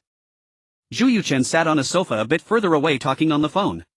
Yes, I was involved. Thanks for liking it. Guanfang is a very grounded character. Hanging up, he turned to find Yuan Hong and Yang Mi staring at him. What's up? Zhu Yuchen asked. Who was that? Yuan Hong leaned in. A magazine editor wants to set up an exclusive interview to talk about the role of Guanfang. Zhu Yuchen spoke calmly, but the hint of a smile at the corner of his mouth was unmistakable. Old Zhu, you're moving up. Yuan Hong walked over and patted his shoulder. Someone's actually requesting a special interview with you. It's all thanks to the drama's success, Zhu Yuchen humbly deflected. Indeed, the show's popularity had brought every character and every actor, including teachers and classmates, into the spotlight. As the male and female leads, Su Yan and Lu Shishir naturally reaped the greatest rewards. The endorsement contract for Kang Siwi had officially been signed. It had evolved from initially only seeking Su Yan to a dual endorsement featuring both Su Yan and Lu Shishir. Su Yan received 1.5 million and Lu Shishir 1 million. When Shin Xingxi brought over the contract, her hands trembled slightly. Kang Siwi said they're capitalizing on your current high popularity and also want to promote their own brand image of being generous and willing to spend money. Su Yan glanced over the contract terms. They were reasonable with no hidden pitfalls. He picked up a pen and signed. Liu Yifei hesitated for a moment then quietly asked Xinxingxi, isn't this price a bit high? Previously when filming the Young Warriors of the Yang Clan her salary per episode was only a few thousand yuan.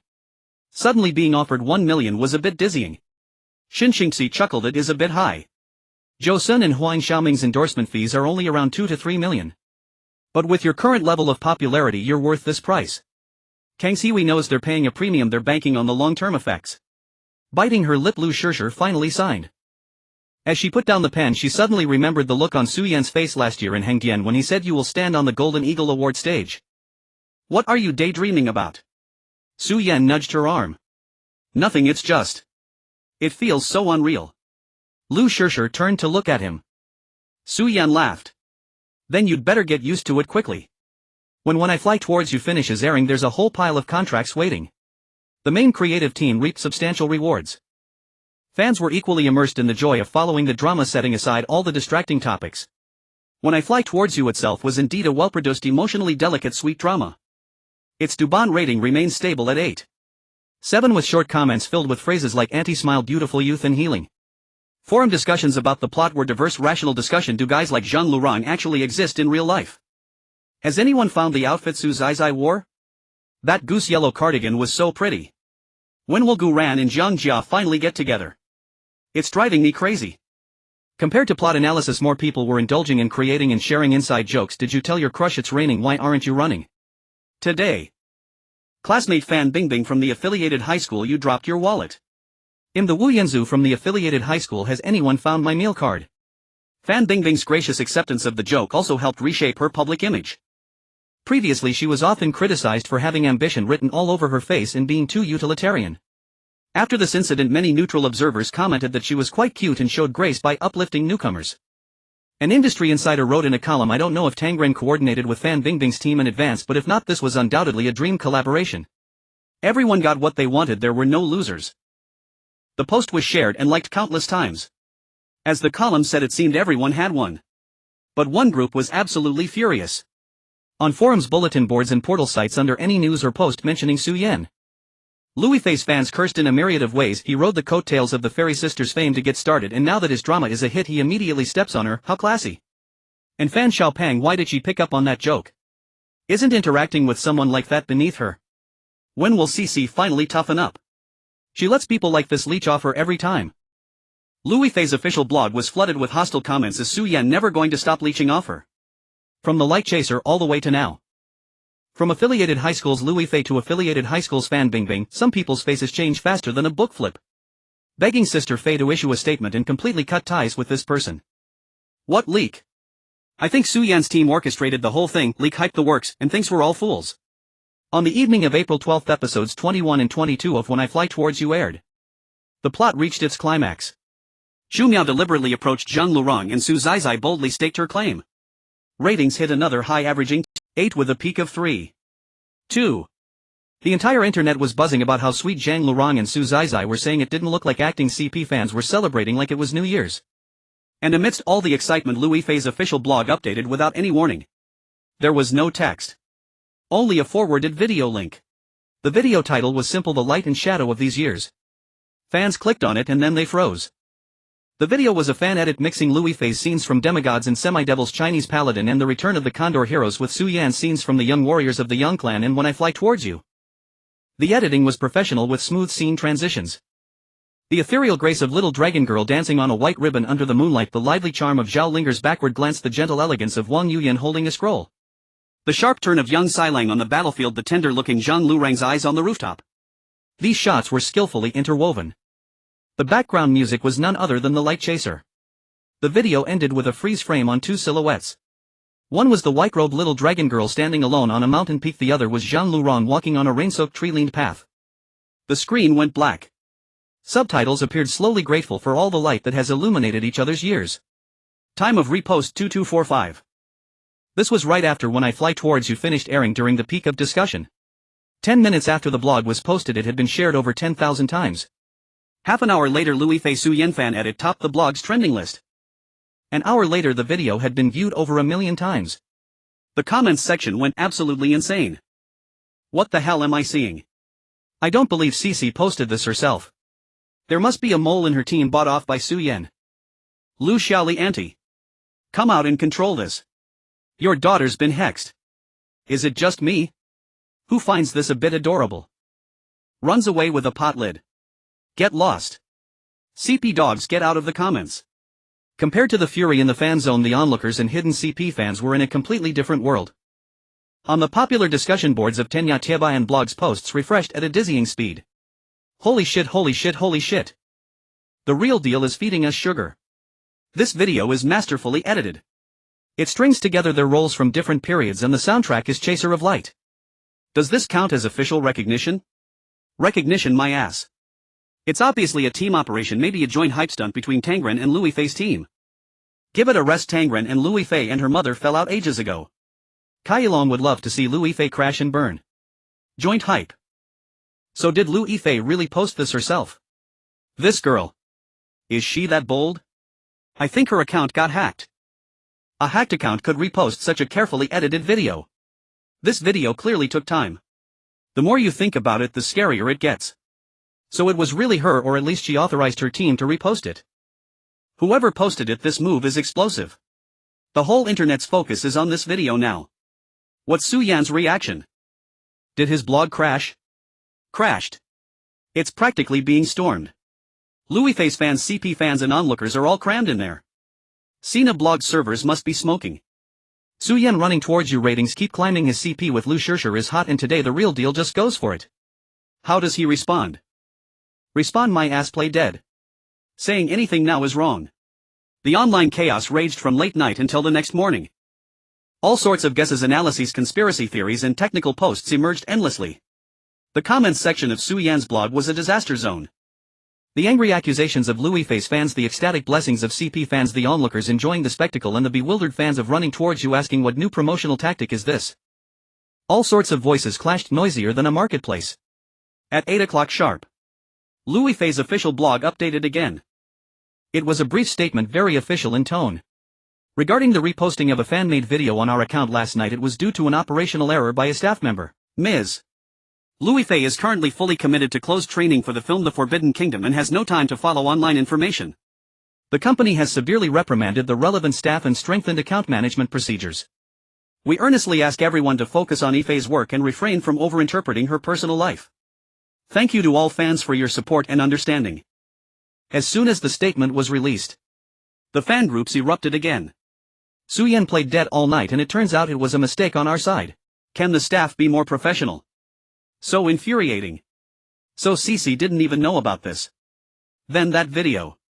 It must have been a fan edit. A staff member saw it, thought it was good and reposted it by accident. True, CC is busy with the big budget film The Forbidden Kingdom now, no time to go online. Fans breathed a long sigh of relief, a feeling of false alarm. The onlookers, however, expressed disappointment. What was that about? Got excited all night for nothing. Let's go, nothing to see here. The public heat was about to die down. At 2 in the afternoon. On Tianya Forum's entertainment section, the ID Eaton Tilful that had disappeared for months suddenly resurrected. The title of the new post was exceptionally eye-catching. Annual deep dive: the love, hate and entanglements of Su Lu and Lu, a popular actress, a rising star and the man who climbed from the dust. The opening post was already explosive.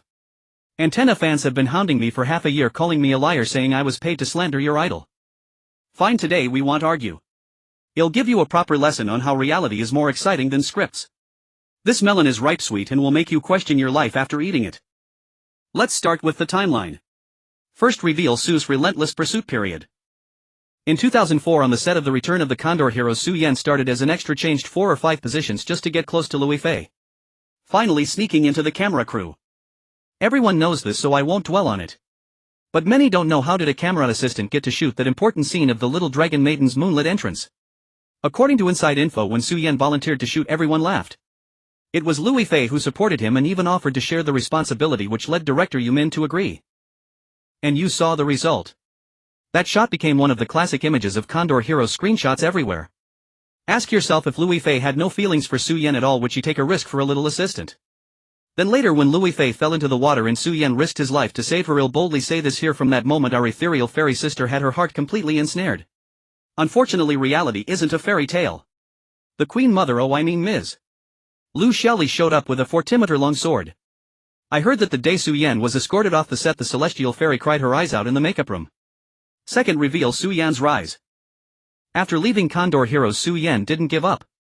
A stunning cameo in the plot. Second male lead in the Young Warriors Chaser of Light became a massive hit, and his self-written and directed Running Towards You is a smash success. Ratings are now stable above 2.6, a bona fide rising star. During this time when the celestial fairy was slandered by Song Zuda, Su Yan stepped up again to defend her, and his past experiences were also dug up. The ID Yenshu Baixing 123 can still be found on the forum. His posting history. Tisk, even a tough guy like me almost cried reading it the first time. Could the celestial fairy remain unmoved? She must have been touched. So on the night of the Golden Eagle Awards, the speech was profound. The next day reporters cornered Su Yan, who responded, "Don't overinterpret it." Then Liu Yifei immediately issued a statement refuting overinterpretation. Why not release it that same day? Why wait until the next evening? Who was she giving time to? Su Yan didn't take the bait. This was like the first chase and burn, and with the celestial fairy's pride she could only withdraw the hint. Third reveal: last night's mashup video incident. Running Towards You exploded. Yenshur CP fans celebrated, the whole internet was shipping.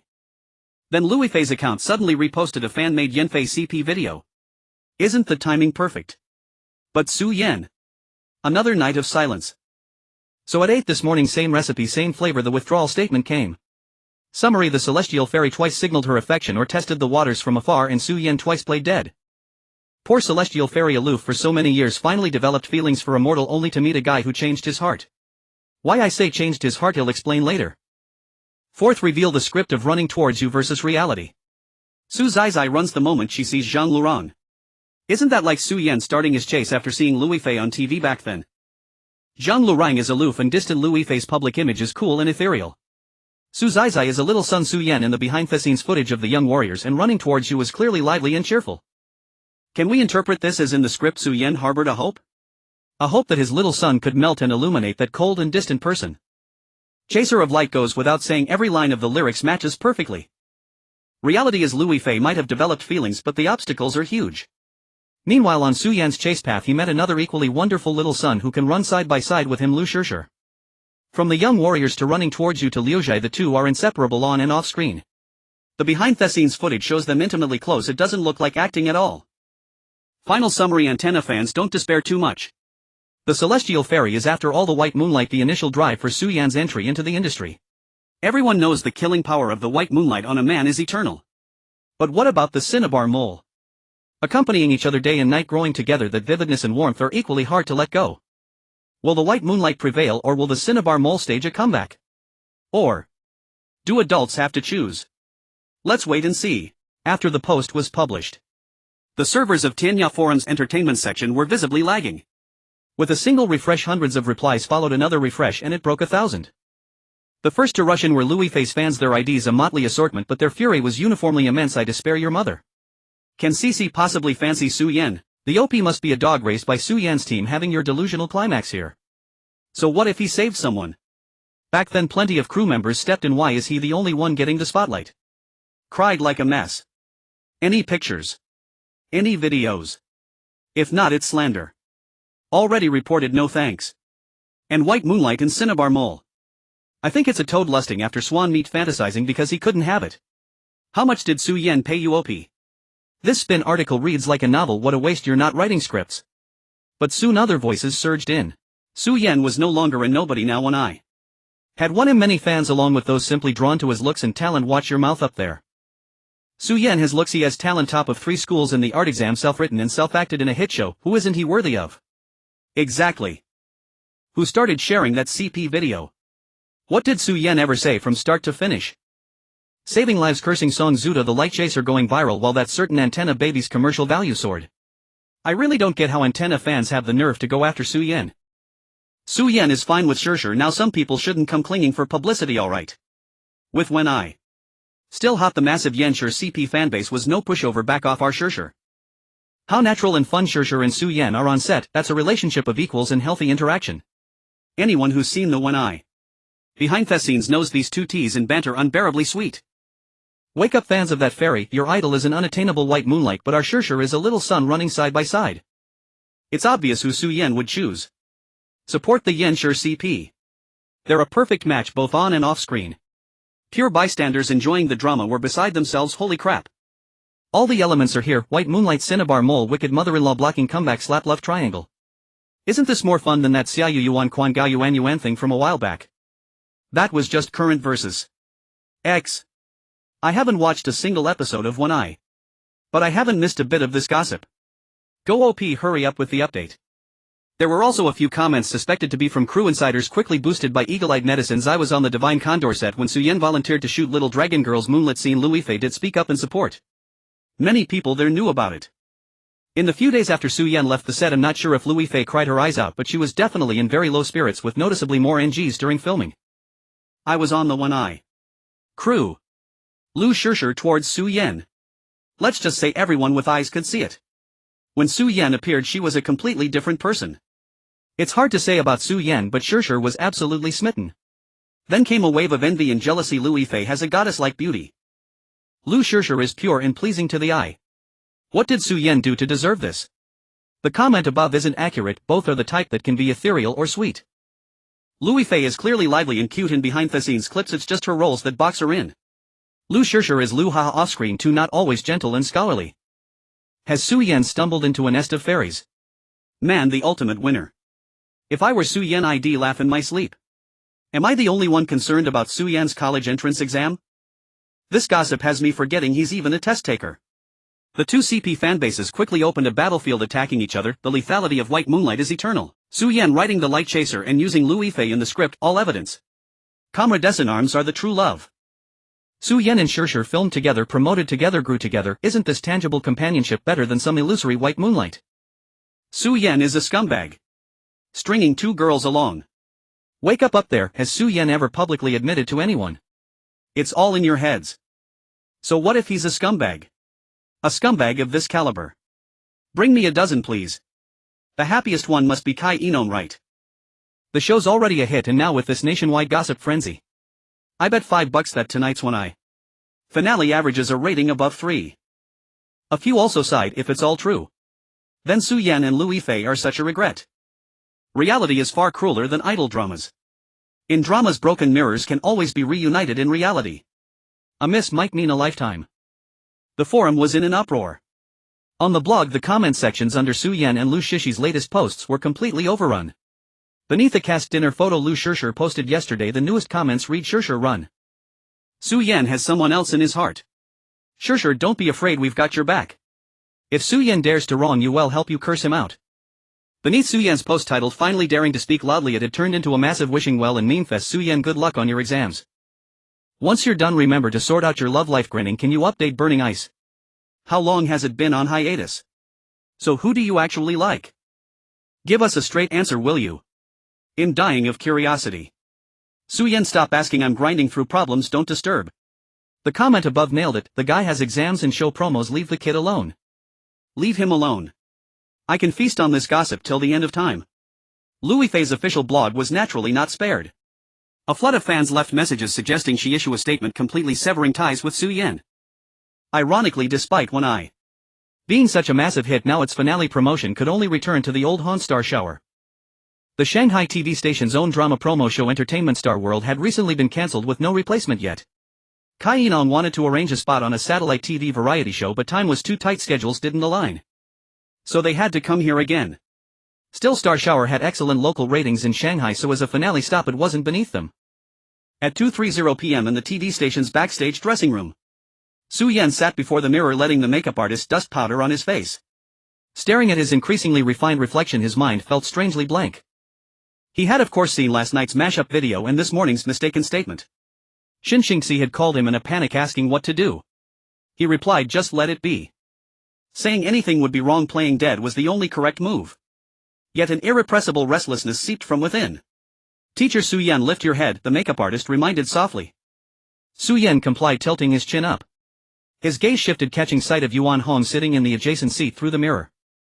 The guy was unusually quiet today. He wasn't, as head claimed, determined to light up the variety show on his first appearance.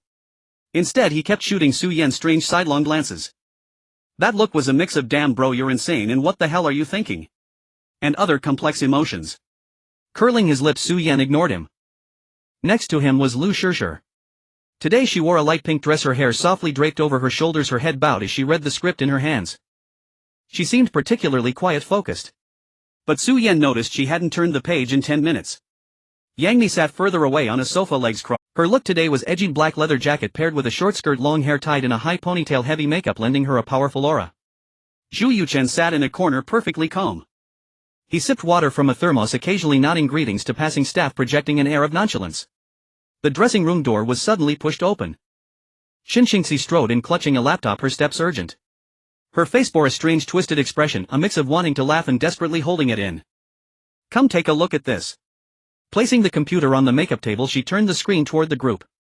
On the screen was the viral Tianya post titled "Annual Expose the Love and Hate Saga of Su and the Two Lius." Yuan Hong was the first to lean in, stretching his neck as far as it would go, his expression quickly shifting to one of bewildered amusement, like a spectator savoring gossip with barely suppressed laughter. Liu Shishir also watched, her cheeks flushing crimson in seconds. When she leaned forward, she accidentally knocked the script onto the floor but didn't bother picking it up. Not far away, Yang Mi reclined in her chair, quietly sliding it closer to the laptop screen. After glancing a few times, a playful smile tugged at her lips, and her gaze flickered repeatedly between Liu Shishir and Su Yan, rich with quiet amusement. Su Yan himself grew increasingly stiff-faced the longer he watched. No wonder.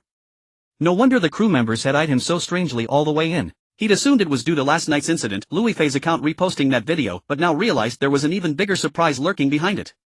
Instinctively he glanced toward Xinxingxi. As if reading his thoughts, Xinxingxi hurriedly waved her hands. It wasn't us. A soft mischievous chuckle escaped her lips as she spoke, then she swiftly composed herself, adopting a stern, serious expression to add, all we can say is, the people's eyes are sharp indeed. Su Yan withdrew his gaze, inwardly convinced it wasn't Tang Ren's doing, mainly because it would serve no purpose. He forced a hollow laugh and muttered with disdain, who on earth wrote this nonsense? His own voice sounded feeble, drained of energy. No one responded. The studio lights for Jushuan Man Tianxing shone even brighter than before. Hosts Xiao Lei and Nini wore their trademark polished smiles, but their eyes held quiet curiosity, repeatedly flickering over Liu Shishir and Su Yan. The audience below was even more overt, waving lightboards, shouting enthusiastically, yet those hundreds of eyes kept darting back and forth between Su Yan and Liu Shishir. Their gazes brimmed with unspoken understanding. I get it, come on, spill the tea. The recording proceeded with flawless, unhurried precision. They discussed filming anecdotes screened behind the scenes footage and played interactive games. Xiao Lei tried several times to steer conversation toward a collaborative chemistry or offset rapport, only for Su and Liu to smoothly deflect each time with inside jokes from the drama. Beside them, Yuan Hong brimmed with eagerness to jump in, until Yang Mi stepped hard on his foot beneath the table, making him wince and clamp his mouth shut. Su Yan's demeanor was markedly subdued compared to usual, responding half a beat late, his smile strained, even zoning out once during a game segment until Nini gently reminded him with a laugh. Liu Shishir, seated beside him, spoke even less than usual, occasionally glancing sideways at him, then quickly looking away. Once, just as she stole another glance, the director caught it live, cutting instantly to the big screen, where her profile appeared in soft focus, lashes lowered, eyes shadowed with silent unspoken concern, magnified and unmistakable. A muffled collective "oh" rose from the audience. Nini swiftly interjected, looks like Shishir truly cares about Su Yan's condition. Liu Shishir blushed deeply and bowed her head, speechless. That very clip aired that evening in the official preview, adding yet another brick to the already sky-high thread on Tianya Forum. At 7 p.m. Having declined Yuan Hong's dinner invitation, Su Yan sat alone in his rented apartment, staring blankly at his blog's comment section, which scrolled endlessly. His mind churned, chaotic and unsettled. Enough. Let's stick to the plan. Frustrated, he rubbed his temples and shook his head sharply, then opened his manuscript file, copied the latest chapter of Unproven Guilt and published it. This time he added a line at the end. When I Run Toward You concludes tonight, with an average viewership rating exceeding 3. All remaining breath of Unproven Guilt is released now. The comment section erupted more fiercely than ever. Holy hell, Su Yan. The entire internet is losing sleep over your love life, and you're still updating novels. Spill it. Who do you actually like? Get lost upstairs. I'm here for the novel. Gossip addicts, go to Tianya. Book fans, unite. Turn on your TVs tonight for When I Run Toward You. For the novel, charge. For Unproven Guilt, I'm rallying my WeChat group right now. In moments, the comments devolved into a battlefield between gossip hunters and devoted readers. Su Yan, are you the Greek god of quarrels? Wherever you go, chaos follows.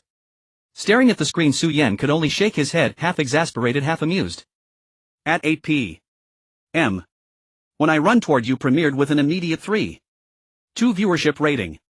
In its final episode, Zhang Lu Rang and Su Zai Zai progressed seamlessly, from school uniforms to wedding gowns, and stepped confidently into marriage. Time slipped quietly by, they welcomed a child. At their alumni reunion they donned their old uniforms once more as though returning to the very beginning of their story. Fade to black. Hangdian, the VIP hotel housing the Kung Fu King production team. In Liu Yifei's luxurious business suite the television replayed the closing scenes of When I Run Toward You. She wore a simple white t-shirt and athletic shorts, her hair casually tied back, no makeup, no styling. Yet her delicate harmonious features and the poised graceful bearing honed by years of dance training made her magnetic whether seated or standing, effortlessly captivating without trying. She looked away from the screen, hopped off the sofa and walked straight to the desk beside her, where a laptop sat open displaying Su Yan's blog page. His most recent post bore a blunt, arresting title 3.5. Beneath it a screenshot of the official Shanghai TV Weibo account announcing the ratings victory. Immediately following were successive new posts, all chapters of unproven guilt. He really finished it. Liu Yifei's eyes brightened. She clicked eagerly into the latest chapter and began reading, utterly delighted. Just as she reached the moment when Yan Liang uncovered the crucial clue and her brow furrowed in concentration, the door swung open.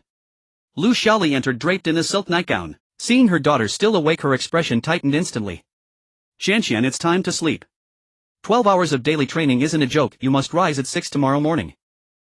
I'll sleep after finishing this chapter, Liu Yifei replied without turning. Standing in the doorway watching her daughter's rapt absorption, Lu Xiaoli felt a sudden suffocating tightness in her chest. That accursed Su Yan. She cursed inwardly again. Her daughter used to be so obedient, dancing when told, acting when asked, keeping strict distance from boys just as instructed. Now for that boy she'd rewritten her acceptance speech mid-ceremony at the Golden Eagle Awards. Last night was even worse, she'd reposted fan-edited couple videos, then brushed it off as a staff error. But who in the industry didn't see through that? She'd gone utterly mad. Truly irreversibly mad. Feeling that gaze linger unrelentingly at the doorway, Liu Yifei finally lifted her eyes from the screen and met her mother's hesitant, conflicted expression with a gentle, knowing smile. Mom, you're unhappy again. Her voice was soft, teasing yet tinged with quiet resignation. Lu Xiaoli choked on the word, swallowed hard, then burst out, voice low and smoldering. Xianxian, is this absolutely necessary? Look at what's happening now, the entire internet is talking about you.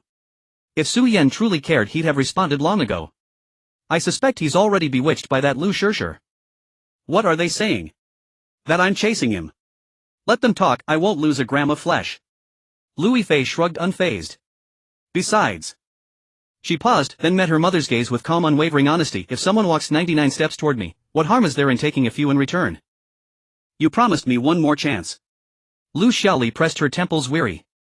That night at the Golden Eagle Awards, the line "You are my light" hadn't been scripted. Her team hadn't prepared it at all. It had been pure improvisation, by her daughter. Sitting in the audience, Lu Xiaoli's heart had nearly leapt from her chest. Afterward she'd rushed to issue a clarifying statement, only for Liu Yifei to stop her cold. Mom, I want to try. Try what? Try taking the lead. She'd nearly fainted on the spot. Perhaps it was her daughter's stubborn, pleading gaze that softened her. Or perhaps, a quiet regret had taken root in her own heart. Back on the Condor Heroes set she'd seen Su Yan merely as a clever, ambitious young man from humble origins eager to climb. Of course she'd intervened. How old was her daughter? Her career was soaring, why let some unvetted outsider entangle her? Yet she never imagined he'd soar so high so fast. She knew full well how many in the industry smirked behind closed doors. Lu Xiaoli chased away a golden goose, Kai Yinong reaped the rewards. Poor judgment, she let potential slip through her fingers. Each whisper lodged like a thorn in her chest. What if she'd loosened her grip just slightly? Allowed her daughter to interact normally, or even lent subtle support? Would things be different today? In the end she relented. 3 chances, I grant you 3 acts of recklessness. After that, if he still gives no sign, you must let go completely. Agreed. Liu Yifei nodded. The Golden Eagle speech was the first. Last night's repost, the second. One remained. But watching her daughter now, so tenderly absorbed, so quietly resolute, Lu Xiaoli suddenly wondered, was this truly giving her daughter freedom, or pushing her deeper into heartbreak? You? Lu Xiaoli sighed, deeply moved beside her daughter, and gently tousled her hair. Finish this chapter, and sleep. Understood. Yes, Mom. With that Liu Yifei turned back to the screen. Lu Xiaoli stood behind her, gazing first at the dense text scrolling across the display, then at her daughter's slender, softly curved silhouette. In her decades of navigating boardrooms, film sets, and intricate social currents, she'd weathered every storm. Yet with her daughter for the first time she felt the quiet, undeniable weight of age. She couldn't control it anymore. And perhaps, no longer wished to. Liu Yifei stared at Su Yan's blog, her fingers idly scrolling the mouse wheel. Unbidden memories flooded her mind. During the explosive success of Chasing Light, the internet overflowed with Su Yan's devoted love story, and she unwittingly became its heroine. She listened to the song again and again, locked inside her hotel room, heart pounding wildly, aching to send even a single text to that number she'd secretly saved for so long. The song is beautiful.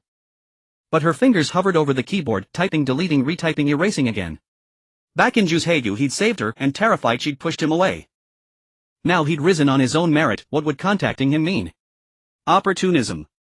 Absolutely not. She refused.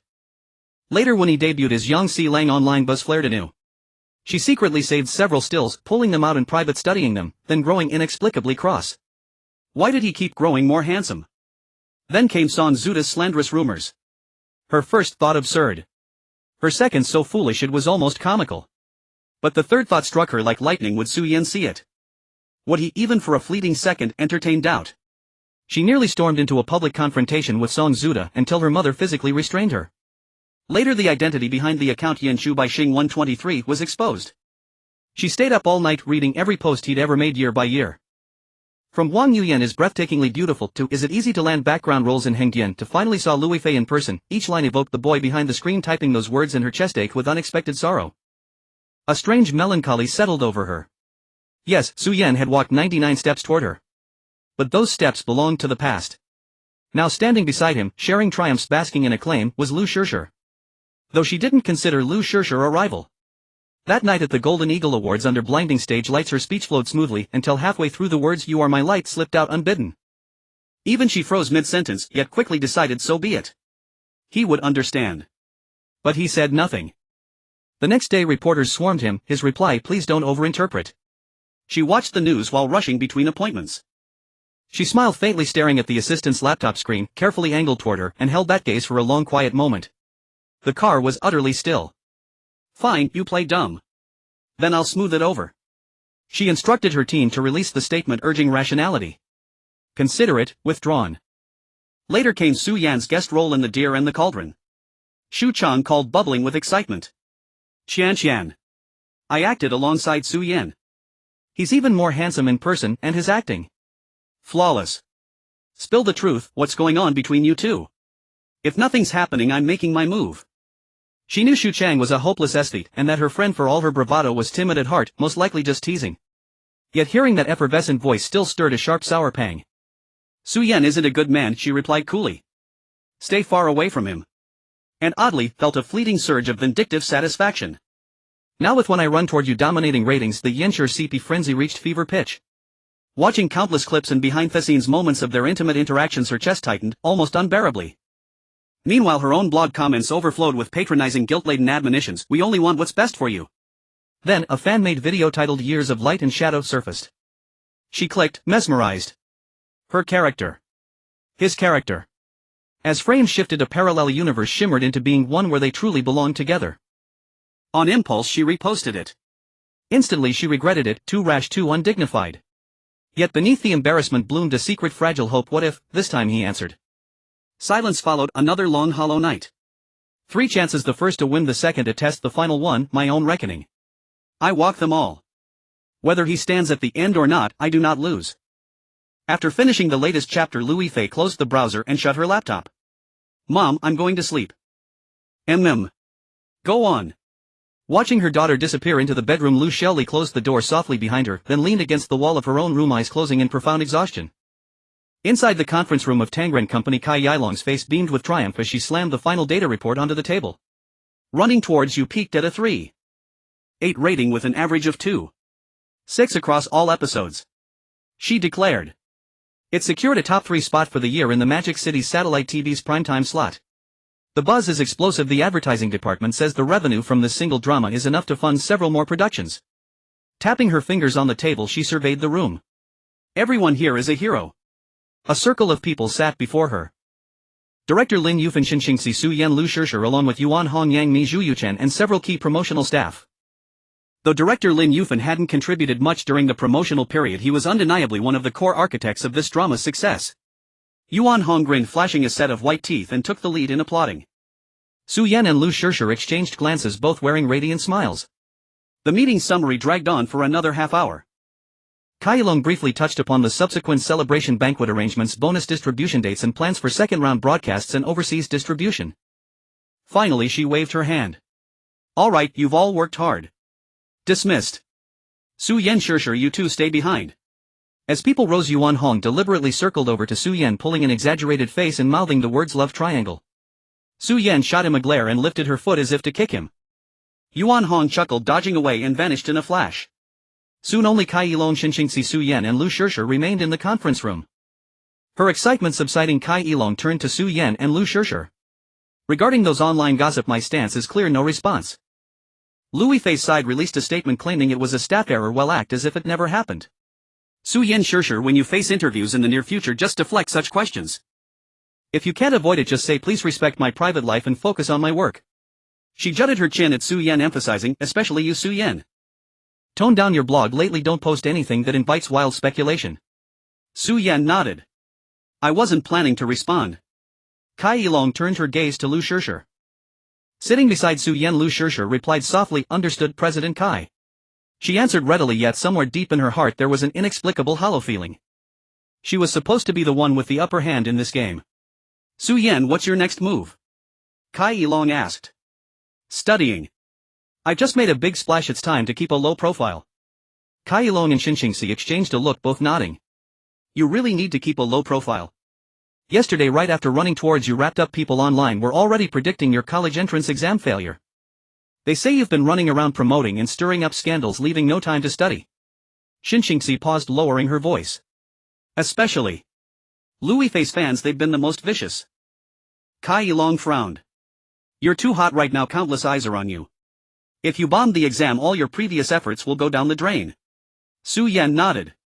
Don't worry, I know what I'm doing. Then it's settled. Standing up, Cai Yilong decided. Su Yan goes into seclusion to study. Shirshir keeps up the publicity to maintain momentum. Just be careful not to touch on sensitive topics. Lu Shirshir agreed. In the days that followed, Su Yan focused on his studies, going completely off the grid. Following Cai Yilong's instructions, Lu Shirshir maintained her public exposure but never voluntarily mentioned Su Yan. When reporters pressed her, she deflected with, "I'm not comfortable discussing personal matters." It was similar for Liu Yifei. The training camp for the Forbidden Kingdom was closed and reporters couldn't get in. The once viral love triangle gossip gradually faded from the mainstream spotlight due to the principal's silent agreement. Only in certain corners of Tianya Forum did diehard netizens persist in analyzing various clues, fabricating stories about Su Yan's late-night rendezvous with his first love and the Red Rose's hidden sorrow. Yet Su Yan's personal popularity never waned. Or rather, it shifted direction. The narrative that Su Yan will definitely fail the college entrance exam spread like wildfire across major forums. He's been on variety shows and doing promotions every day, how could he have time to study? So what if he was top of the school 3 times? The exam tests real academic knowledge. Wait for June to see him slapped in the face, his genius persona will crumble. Liu Yifei's fans here, if Su Yan doesn't pass, he'll set off fireworks to celebrate. Among the naysayers, Liu Yifei's fans were the most vocal. With their fairy caught up in a love triangle scandal, they had a belly full of anger and finally found an outlet. On an ordinary Wednesday afternoon in late April, Lu Shirshir was at home reading a script when she received a call from Su Yan. Come out with me to a place. Where? Lu Shirshir asked, puzzled. The 4S dealership. Lu Shirshir was stunned for 3 seconds. You're buying a car. No, buying one for you. Su Yan paused, then added, consider it an apology for dragging you into the love triangle mess.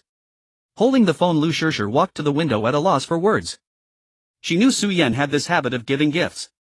For birthdays, holidays, or even making up random excuses. She'd received necklaces, cosmetics, classic literature, a pet cat. And now a car. If it were an expression of affection, she might have felt happy. But she was sure it wasn't.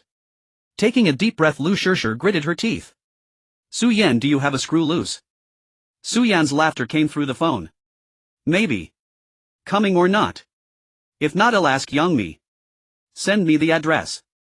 Give it to me. No way. Half an hour later, at a certain brand's 4S dealership, Lu Shirshir stood in the showroom wearing a mask and baseball cap. She looked left and right but didn't see the person she was looking for. Over here. A familiar voice came from the lounge area. Turning, Lu Shirshir saw Xinxingxi standing up from a sofa holding a glass of lemon water. She walked over. Sister Shen. Where's Su Yan? Xinxingxi stared at her, a meaningful smile on her lips. What, disappointed not to see the person you wanted?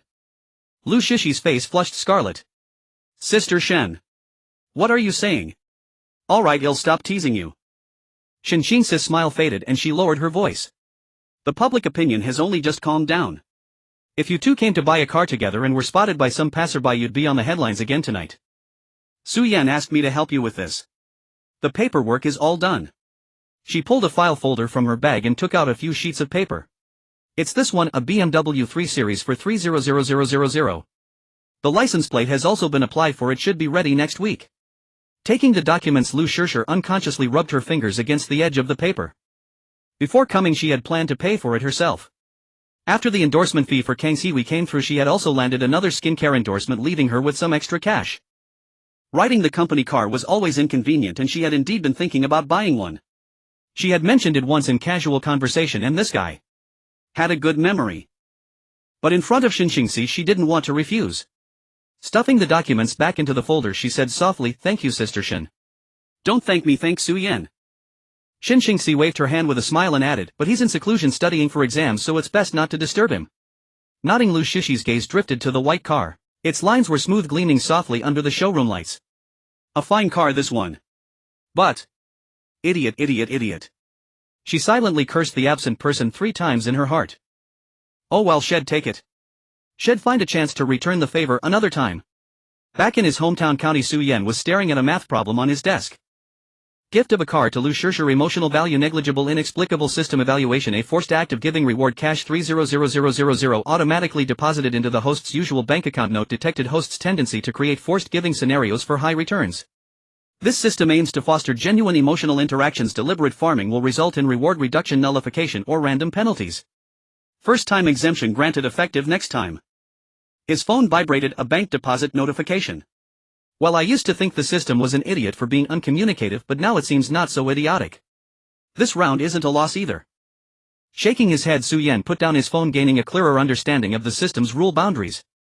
He refocused his attention on the math problem. The college entrance exam was drawing ever closer. On May 2nd, the Master of Kung Fu commenced filming in Hengdian. With a budget of 70 million, the production marked the first collaboration between 2 legendary martial arts stars, Chung Long and Jet Li, while Liu Yifei and Li Bingbing joined as leading actresses, representing both established stardom and rising fame. For over half a month before filming began, news of the project saturated every corner of the internet and dominated entertainment tabloids. On opening day, the frenzy intensified. Legions of reporters descended on set. Live updates flooded social media, and the event erupted into a full-blown carnival of celebrity culture, immediately seizing top headlines across all entertainment platforms. Yet the most fervent participants were not general fans, but Liu Yifei's devoted personal fanbase. They viewed the film as definitive proof that recent triangular rumors had finally been dispelled, flooding related articles with comments, and some more hot-headed even stormed Su Yan's blog to leave impassioned messages. "Look! This is what true international blockbuster cinema looks like. How dare some fledgling newcomer compare themselves to RCC? So what if when I scored high ratings? That's just small screen fare. RCC has already broken into Hollywood." Su Yan. Liu Yifei. Who are they? Never heard of them. Su Yan issued no response. Liu Yifei remained equally silent. And Liu Yifei, the sole authentic party at the heart of the matter, uttered not a single word. Within days, the Talents How Arena ignited anew. Mango TV's Superboy collided Hedon with Shanghai Media Group's Good Boy, their rivalry so fierce it rendered even their own mothers unrecognizable. Each fandom swiftly organized itself into a full-scale combat system, fundraising, chart manipulation, airport pickups, and comment moderation. Terms like BBF, VIP, and Popsicle exploded beyond fan circles, leaving casual observers utterly bewildered. Then came May 12th, the Lily Awards ceremony. 2 reigning divas shared the stage. Cameras zoomed in, both smiled, nodded, and then exchanged not a single word. The moment photos surfaced, analysts spun 800 interpretations of covert star warfare. By late May, the triangular affair involving Xiaoyu Yuan Quan and Gao Yuanyuan reached its fever pitch. 1 hour brought whispers of Xiaoyu meeting Gao Yuanyuan secretly at midnight. The next, reports of Yuan Quan walking away in sorrowful silence. Rumors spiraled wildly. Paparazzi scrambled to keep up.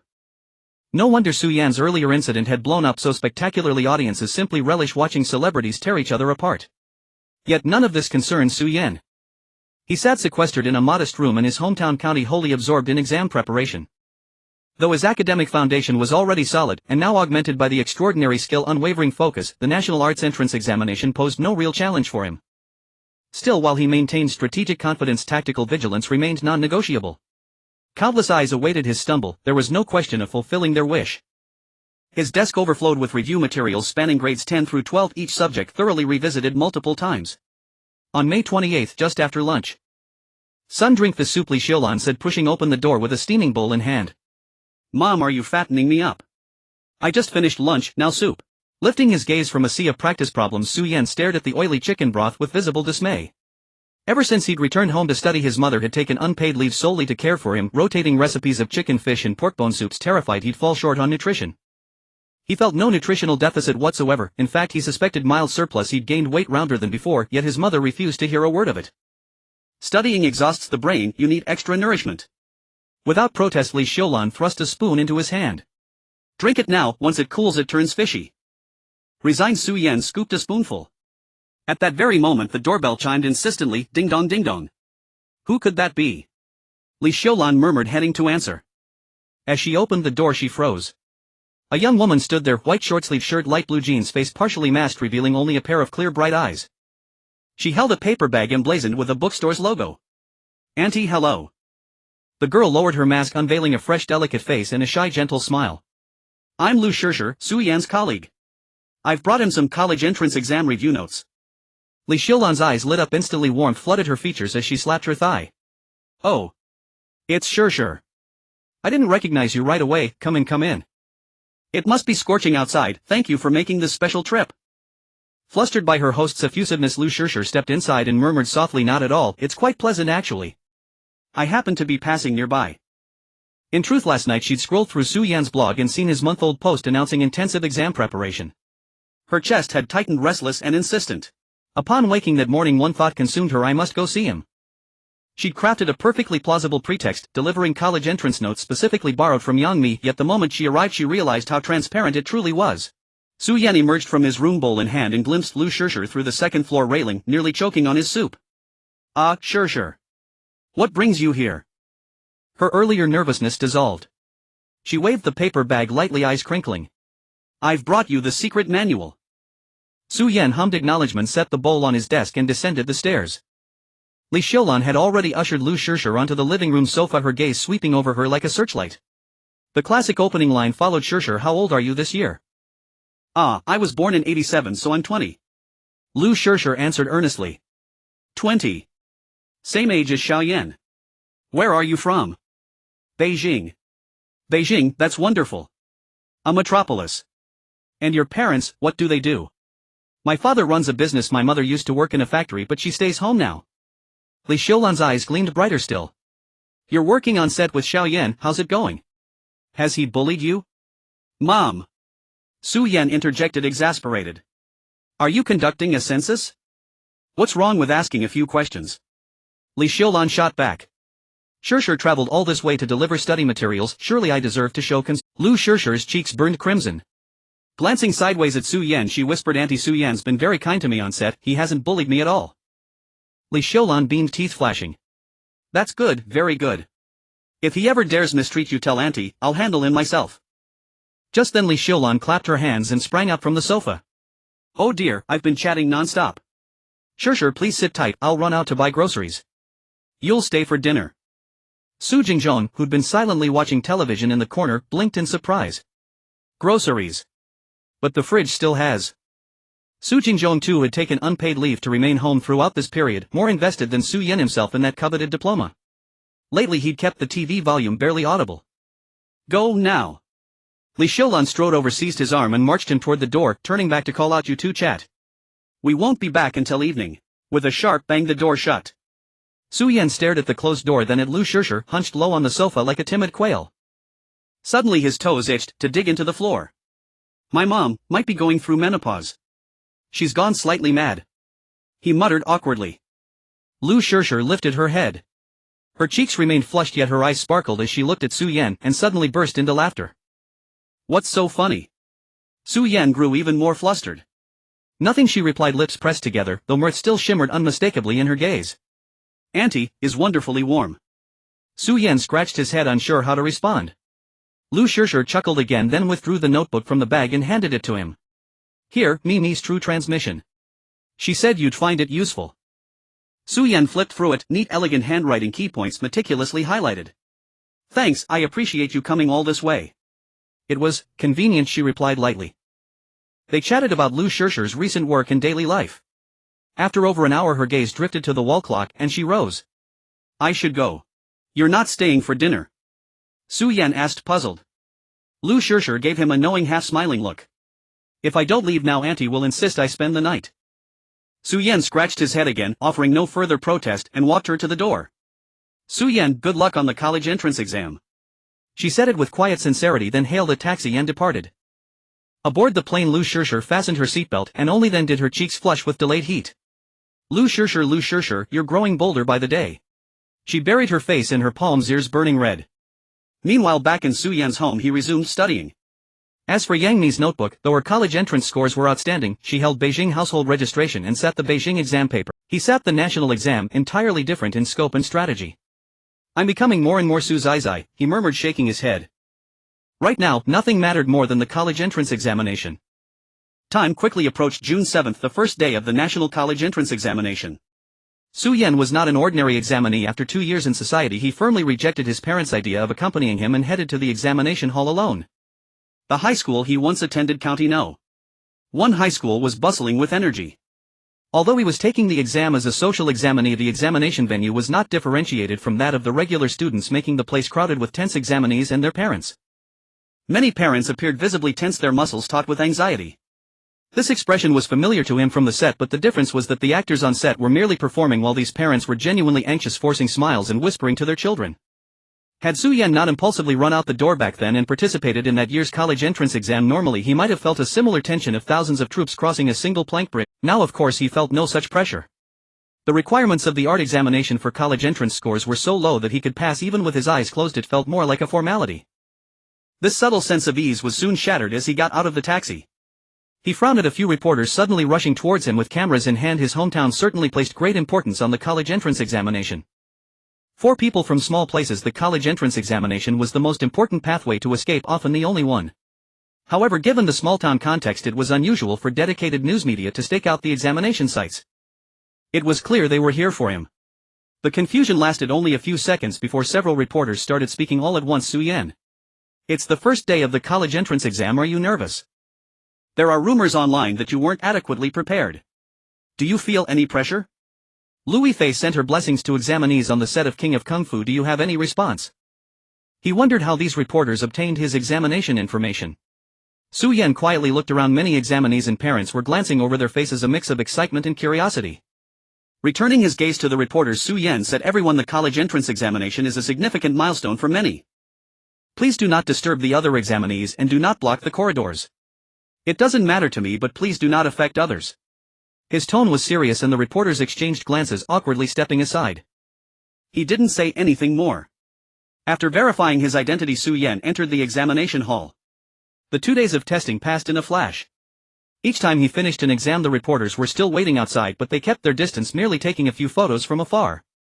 Su Yan couldn't be bothered to engage with them and simply walked out with his head down after finishing the last exam, which was English. At 5 o'clock in the afternoon, the bell indicating the end of the exam rang punctually. After submitting his paper and packing his stationery, Su Yan walked out with the crowd. As he reached the school gate, he furrowed his brow, recalling the exam he had just completed.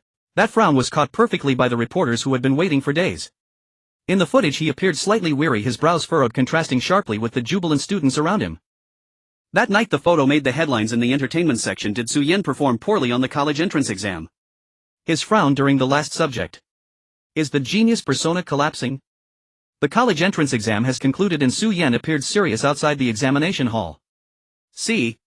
I told you, with all that hype, when would he have time to study? On the first day he pretended to be serious, asking reporters not to disturb him, just to wait for the results to slap him in the face.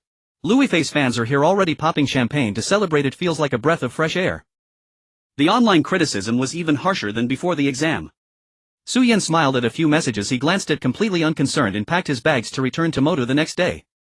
On the afternoon of June 9th at Tangren Company. When he pushed open the door to Kai Yining's office, she was busy verifying an endorsement contract with Xinxingxi.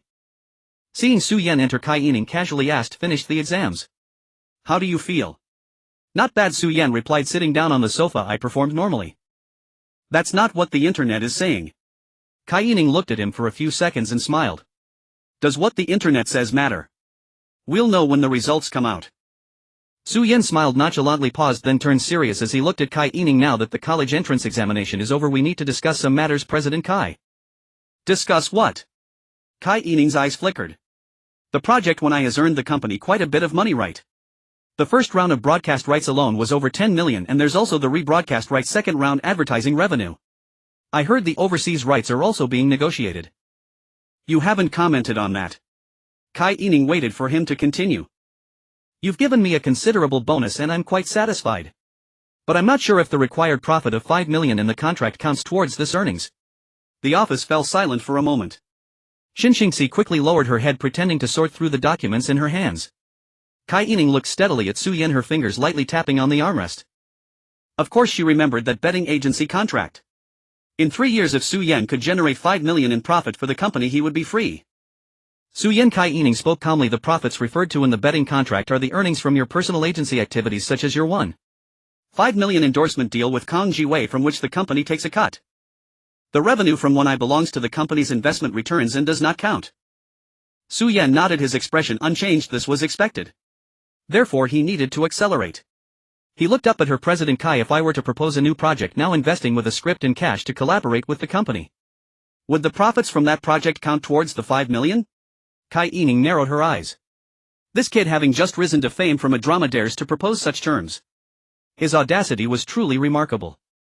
Do you have a new script? I do, Su Yan answered decisively. What genre? Period drama with elements of time travel. After a moment's thought he added, it's also low budget but has the potential to shine. After a few seconds of silence staring at Su Yan's youthful yet composed face, Kai Yining suddenly realized, this kid had likely been waiting for this day ever since when I exploded. But as long as there was money to be made, who cared about his schemes? How do you want to cooperate? Su Yan pulled out a document from his bag and pushed it towards Kai Yining. I'll provide the script, invest an additional 500,000 in cash for 50 of the project share. The company will cover the remaining portion and handle production and distribution, retaining 50. If the project is profitable, my share will not be divided with the company, and the profits the company earns must count towards that 5 million. His terms were clear and logical. Kai Yining didn't think much, casually flipping through the document, quickly scanning it.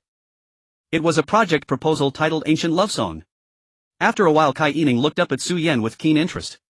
I have to admit, this is another good script. I'm a bit interested. After your evaluation I'll let you see the complete script. Only if I find it feasible will we proceed with the project. No problem, I'll get it to you within a week. Second, you will continue playing the male lead. The salary will be calculated at market price but included in the costs, and the profit sharing proportions will need to be discussed further. That's fine. Third, Kai Yining said with a hint of a smile, if the project loses money your 500,000 will be a sunk cost. The company will not compensate. Of course I understand that investments carry risks. Su Yan nodded nonchalantly. Su Yan, you. Kai Yining didn't finish her sentence, exhaling slowly. When she looked at Su Yan again, her gaze held a more complex appreciation. He dared to bet, to strive, and remained clear-headed. Such a person would either soar high or crash spectacularly. But from the current perspective, shaking her head, Kai Yining returned to the main point. Once your complete script is ready, we'll hold a project meeting immediately. Thanks, President Kai. Su Yan grabbed the proposal, waved it, and stood up to leave. As the office door closed, Xinxingxi, who had been playing the role of an invisible person, finally spoke up. President Kai, are you really going to agree to him? Why wouldn't I agree? Spinning the pen in her hand, Kai Yining replied, he has talent, ambition, and knows how to make money. He's bound to be restless. It's better to tie him to Tangren's ship now. After all, even when he regains his freedom we still have a few years of project investment priority rights, which is a win-win. Xinxingxi nodded thoughtfully, saying no more. Just as Su Yan stepped out of the Tangren building, his phone vibrated in his pocket. He pulled it out to see a message from Liu Yifei back in Modu. Let's have dinner together tonight. Remembering that girl's clean smile, which he hadn't seen in a long while, Su Yan couldn't help but smile back, typing a reply, sure, I have something to tell you. A new project, a new beginning. As for the college entrance exam results, they were simply not on his radar. On June 15th at 9 a.m. in the lobby of Magic City Bookstore, the signing event for Unlicensed Crime is taking place. Even before when I finished airing, several publishing houses had approached. Unlicensed Crime itself is a solid work and its system evaluation is at the level of a bestseller. When it was serialized on the blog it attracted countless fans, and with Su Yan's rising popularity, the top score in the art examination and the triangular rumors, along with the hot airing of 1i, the publishers were not fools. Such a hot author was worth the investment. Negotiations finalizing the edition, printing and promotions, all were handled by Xinxingxi. At that time Su Yan was busy with drama promotions and exam preparations. Even the contracts were directly handed to him by Xinxingxi for signing. The first print run of 10,000 copies sold out in less than half a month. The publisher was overjoyed and urgently printed an additional 30,000 copies. Today's signing event is the first wave of promotion after the reprint. Most of the attendees were young girls packed tightly together resembling a bustling street during the New Year, chaotic yet lively. As soon as Su Yan appeared, the screams nearly blew the roof off. Su Yan! Look at me, husband! We want a sequel to Unlicensed Crime. The signing event proceeded as normal, and soon the designated host, a young girl with a smile, took the stage to ask Su Yan, Mr. Su Yan, does the character Yan Liang have a prototype? No, he is just the kind of old detective I imagine, rough yet sharp. How did Mr. Su Yan come up with such intricate crimes? First, I eliminate the possibility of personally committing the crimes, Su Yan joked. A light chuckle erupted from the audience. Su Yan continued, actually it's about scattering some news and social events and recombining them with a new logical thread. For example, a famous unsolved case combined with details of an obscure profession plus a segment of real emotional entanglement. After chatting for about 10 minutes, the atmosphere was pleasant. Subtly glancing at his watch, the host moved to the next segment. Next, we will open up a few opportunities for on-site questions. Before she could finish, a boy in the front row wearing a baseball cap suddenly raised his hand. Mr. Su Yan, how did you do on the college entrance exam? The internet is saying you flunked. The entire venue fell silent, all eyes focusing on Su Yan's face. Raising an eyebrow, Su Yan smiled softly at the person. I did alright. If I really flunked, I would set up a stall outside the bookstore selling signed copies, buy one get one free. Everyone come support me, okay? Ha ha ha. The audience exploded in laughter. The earlier tense atmosphere dissipated. The host quickly chimed in, let's wish Mr. Su Yan success in his exams. The next questioner was a man in a plaid shirt looking to be in his 30s. After taking the microphone from the staff, he asked Mr. Su Yan, I am a reporter from Entertainment Pioneer. There have been rumors online that the script for When I Rush to You was originally tailored for teacher Liu Yifei. Is that true? As soon as the question was posed, the venue fell silent again. Many fans whispered with unfriendly expressions, who is this guy? However, Su Yan remained smiling, and with a hint of teasing in his tone, he replied, did you lose internet connection or did I? What an old rumor. Today is the signing event for Unlicensed Crime, and I am here to communicate with everyone as the author. If you want to gossip, we can chat about it another day, alright? A few suppressed laughs erupted from the audience. The man awkwardly smiled, I'm a fan too. Will this book be adapted into a TV series? There are plans for that, it's in preparation, Su Yan gave an official answer. The host quickly took over, alright, next reader. The following questions were finally from regular readers asking about unresolved plots in the book and whether there would be a sequel, among other things. Afterward, they entered the signing session. The fans present, guided by the staff, lined up in long rows. Sitting behind the table, Su Yan took each book handed to him, signing them while occasionally looking up to smile at the fans and thanking them for their support. The attendees were diverse. Shy young girls blushed as they handed over books. An older woman said, my daughter loves you so much. A boy held up Unlicensed Crime and asked him to sign it, saying, to my girlfriend XX, she adores this book. Su Yan responded to all of them. When it was the turn of a woman in a mask and baseball cap, she walked up covering herself thoroughly and gently placed the book on the table. Su Yan habitually took the book, opened the front page, and without looking up asked, how should I sign it? The woman slightly leaned forward, her voice very low, to Qianqian. The pen abruptly stopped and Su Yan made a small mark on the front page. He suddenly raised his head. The mask obscured much of her face, but those eyes and the familiar tone, even when lowered, were somewhat recognizable. It was Sister Yun, Liu Yifei's assistant. He had seen her several times during the Legend of the Condor Heroes filming, so he recognized her instantly. A cold sweat broke out on his back and his throat felt a bit dry. Instinctively turning to glance at the side, Xinqingxi was engrossed in her phone, not paying attention to this side. Turning back, the masked person had already pushed the book toward him, tapping her finger twice on the front page, signaling him to hurry and sign. Taking a deep breath, Su Yan forced himself to calm down. He lowered his head and quickly wrote, to Qianqian, wishing you all the best. Signed, Su Yan. He then closed the book and handed it back. The entire process took no more than 5 seconds. The masked person took the book, said nothing, and turned to leave. Su Yan stared intently at the back of that person, watching her weave through the crowd and disappear at the bookstore entrance. His mind was in chaos. What the hell is going on? Isn't Liu Yifei filming Kung Fu King in Hengdian? Did she send her assistant all the way to Magic City just to buy a book? And she chose this signing event. Shaking his head, Su Yan suppressed all those chaotic thoughts. He raised his head, looking at the next reader with eager eyes. He forced a smile and took the book. Signing. Continuing to sign. But that inexplicable restlessness inside him just couldn't be calmed down. At the set of Kung Fu King in Hengdian, the air in the studio shimmered under the light, distorted by the heat. The fan roared, sending clouds of dust swirling. Chen Long donned a tattered beggar's outfit and was sparring with Li Lianjie. Both were skilled martial artists exchanging blows with a force that sent the wind rushing. Behind the monitor, director Rob Minkoff was fixated on the screen, occasionally calling out cut to adjust the details. Liu Yifei, dressed in a purple outfit with her hair neatly tied back, stood at the side waiting for her turn. Li Bingbing sat beside her on a folding chair holding a small fan to her face while the two exchanged hushed words.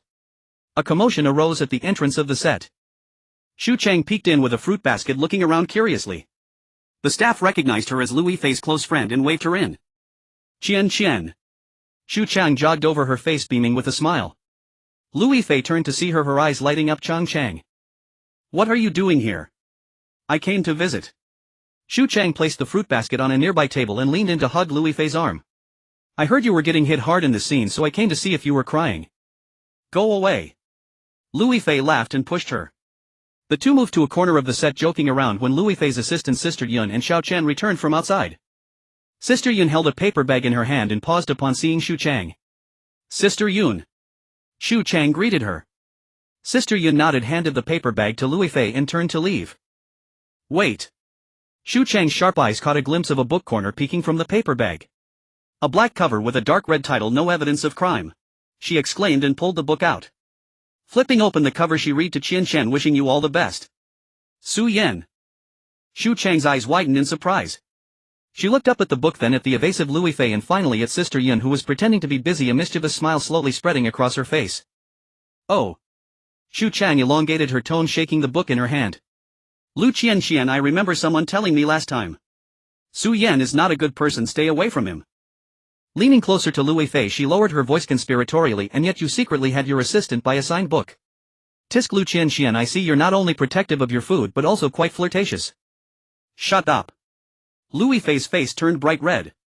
She reached out to snatch the book back. Xu Chang agilely jumped back, hiding the book behind her, not giving it back. I want to study this book. Well, what kind of magic does it hold that makes our goddess so obsessed? Xu Chang.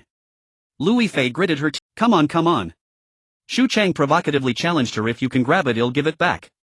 Liu Yifei narrowed her eyes. In the next second, she made her move.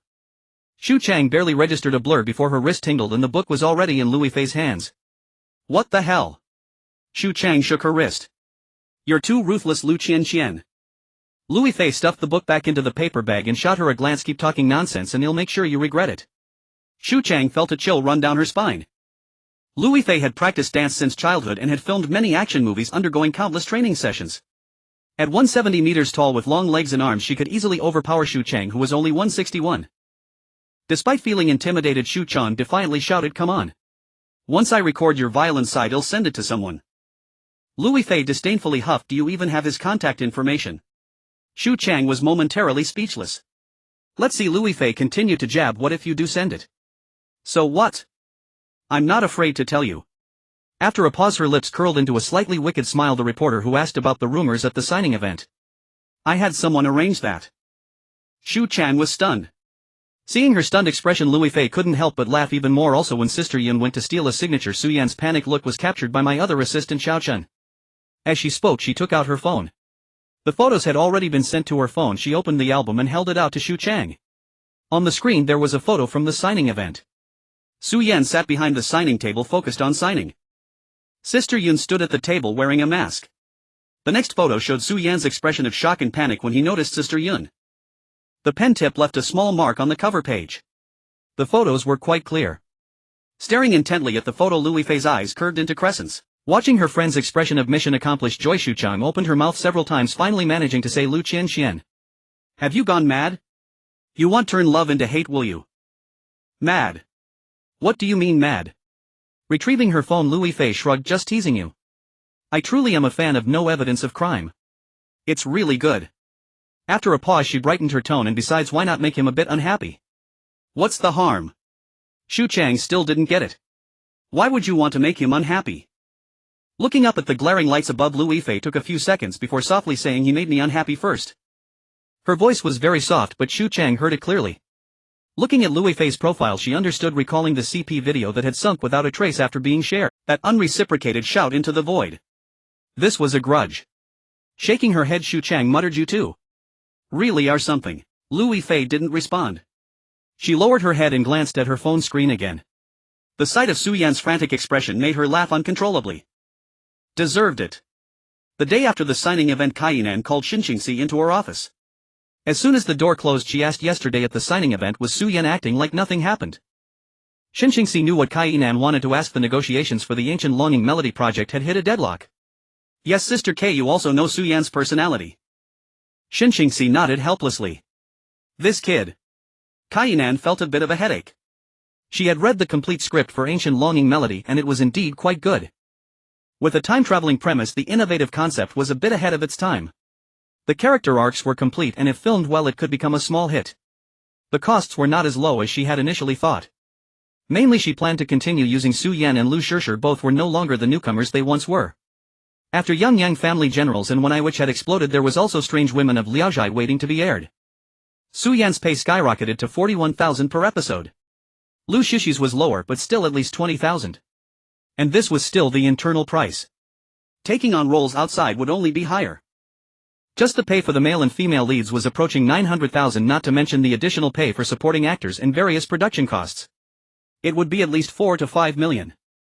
The profit-sharing ratio she proposed was 70% for the company, 30% for Su Yan. Su Yan, however, retreated a step, firmly insisting on 40-60.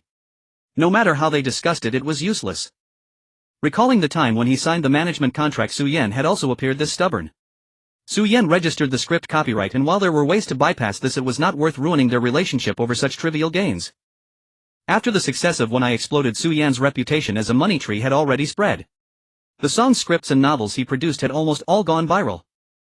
In the industry it even began to circulate that Liu Yifei missed out on a golden son-in-law and Kainan picked up the scraps. Every time she heard this, Kainan felt as if she had drunk ice water in the sweltering heat of summer. She even suspected that Su Yan's previous refusal to share the complete version was calculated, knowing she wouldn't tear their relationship apart this time. Sister K, Xinxingxi cautiously spoke up, I think. Let's just go with Su Yan's suggestion. 40-60 is fine. This kid may be stubborn, but the prices he suggests are generally not too unreasonable. Fine then. Letting out a long sigh, Kainan waved her hand, letting that kid win again. Call him to sign the contract and prepare for the project meeting. Xinxingxi breathed a sigh of relief. Okay, I'll contact him right away. She really didn't want Sister K to fall out with Su Yan. That afternoon, Tang Ren officially launched the project Ancient Longing Melody. Su Yan also posted a short announcement on his blog. The new project Ancient Longing Melody is starting and I will star in it. It's a historical time travel drama coming to meet everyone soon. Accompanied by a conceptual sketch. A young man in modern attire stood in an ancient marketplace, his back facing the scene, appearing lonely. The comments section exploded. New drama. Can't wait. Another self-written and self-acted project. Amazing. So did the college entrance exam go well or not? I'm so anxious. Liu Yifei was applying a facial mask at home when she came across this blog post. Staring intently at the computer screen, the corners of her mouth couldn't help but curl up. The mask paper had become misshapen. Her fingers quickly sent a text to Su Yan. I saw your blog, looking forward to working with you, Shin classmate. She added a playful emoji at the end. Su Yan replied quickly, looking forward to a pleasant collaboration, Liu Yuan classmate. But only 14 episodes, is that too little? It's a small budget, I understand. Liu Yifei replied, thinking for a moment before adding, and the script is great. Sent successfully. Pressing the phone to her chest, she sank into the sofa. There were only 14 episodes, but they could shoot together again. How wonderful. At the VIP building in Hengdian, it was 9:40 p.m. Liu Yifei curled up on the sofa, clutching the remote and flipping through channels, but none of them held her attention. She finally stopped on CCTV 6, which was airing an obscure black and white old film. Tossing the remote onto the coffee table, she turned to look beside her. Shu Chang, munching on an apple with her legs crossed, asked, Aren't you planning to go back yet? Biting into the apple, Shu Chang mumbled indistinctly, It's rare that Auntie isn't around. What are you, sick of me? Who's sick of you? Then there you go. Tossing the apple core into the trash, Shu Chang pulled a tissue to wipe her hands. How long is Auntie staying in New York this time? 7 days. That's plenty for us to hang out properly. Without responding, Liu Yifei picked up the remote again and switched to another channel. Shu Chang shot her a glance and pursed her lips. Since the afternoon this girl had been acting like this, quiet, staring into space, her mouth drooping. Just yesterday she had been enthusiastically showing off a candid photo from a signing event. Then this afternoon she heard some news. Tangren's new drama Ancient Love Song had been greenlit with Su Yan as screenwriter and lead actor and Liu Yifei playing the female lead. After that she had wilted like a plant hit by frost. Miss Liu Yifei, Shu Chang leaned in, waving her hand in front of her face. Where's your soul? Liu Yifei irritably slapped her hand away. I'm watching TV. You're watching the shopping channel. Xu Chang pointed at the screen and laughed. A middle-aged woman was holding up a thermal underwear set enthusiastically describing its far-infrared heating technology. Liu Yifei silently turned off the TV. Xu Chang studied her for a moment and smiled. You have Su Yan's contact info, don't you? Liu Yifei's head snapped up, her eyes wide with alertness. Why? Seeing her defensive stance, Xu Chang barely held back a laugh. I'll help you text him directly and tell him you want to be an ancient love song too, so you don't keep moping around like a jilted lover. Liu Yifei's face flushed bright red. Who's a jilted lover? Xu Chang said nothing, just looked at her. Uncomfortable under her gaze, Liu Yifei turned away, staring at the empty fruit bowl on the coffee table. After a few seconds her voice dropped low. Back then I was the one who chose to step back. Now that his career is taking off and I suddenly reach out, what would that look like? Xu Chang's eyes lit up with understanding. She slapped her thigh and shook her head, stifling a laugh. No wonder you've been so shy playing these long-distance games.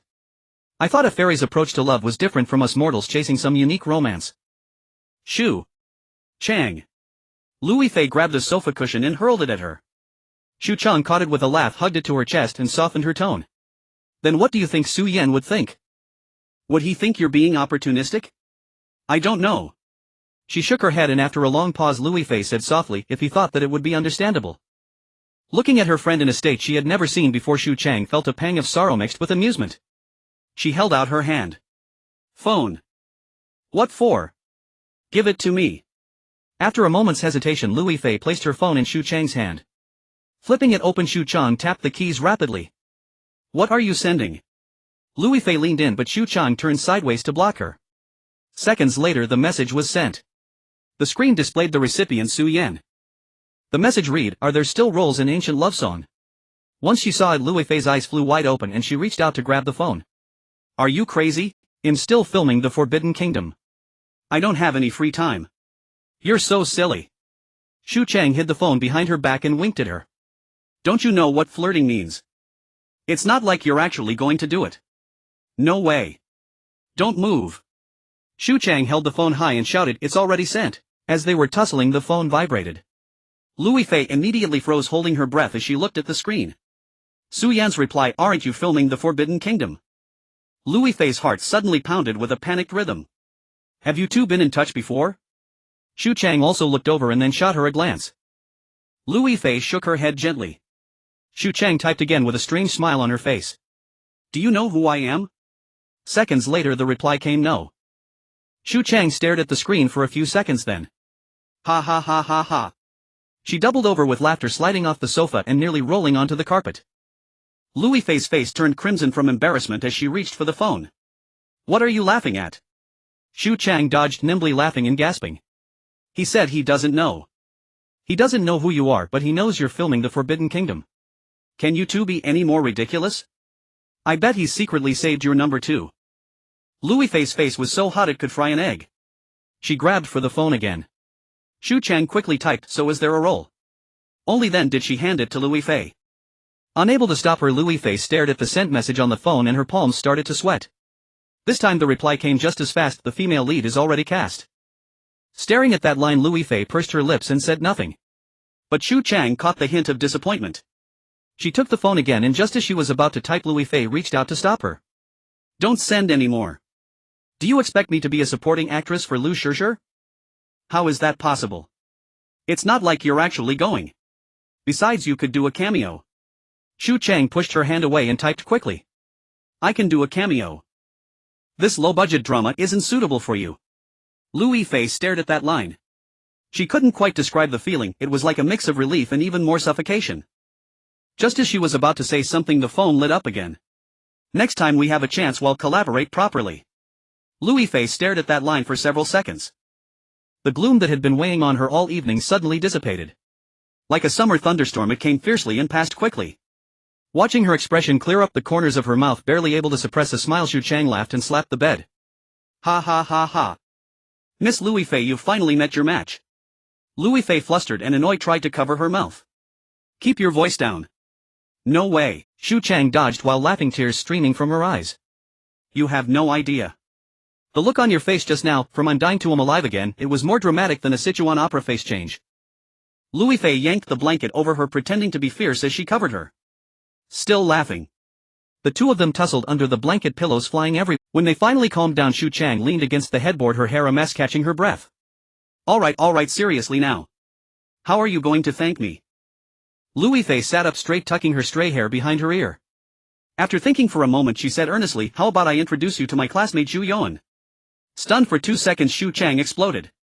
She grabbed a cushion and hurled it at her. Liu Yifei. You traitor. Repaying kindness with evil, are you? For once Liu Yifei didn't dodge and laughed instead. Aren't you a looks-obsessed person? Zhu Yuan is pretty handsome. Handsome, my foot.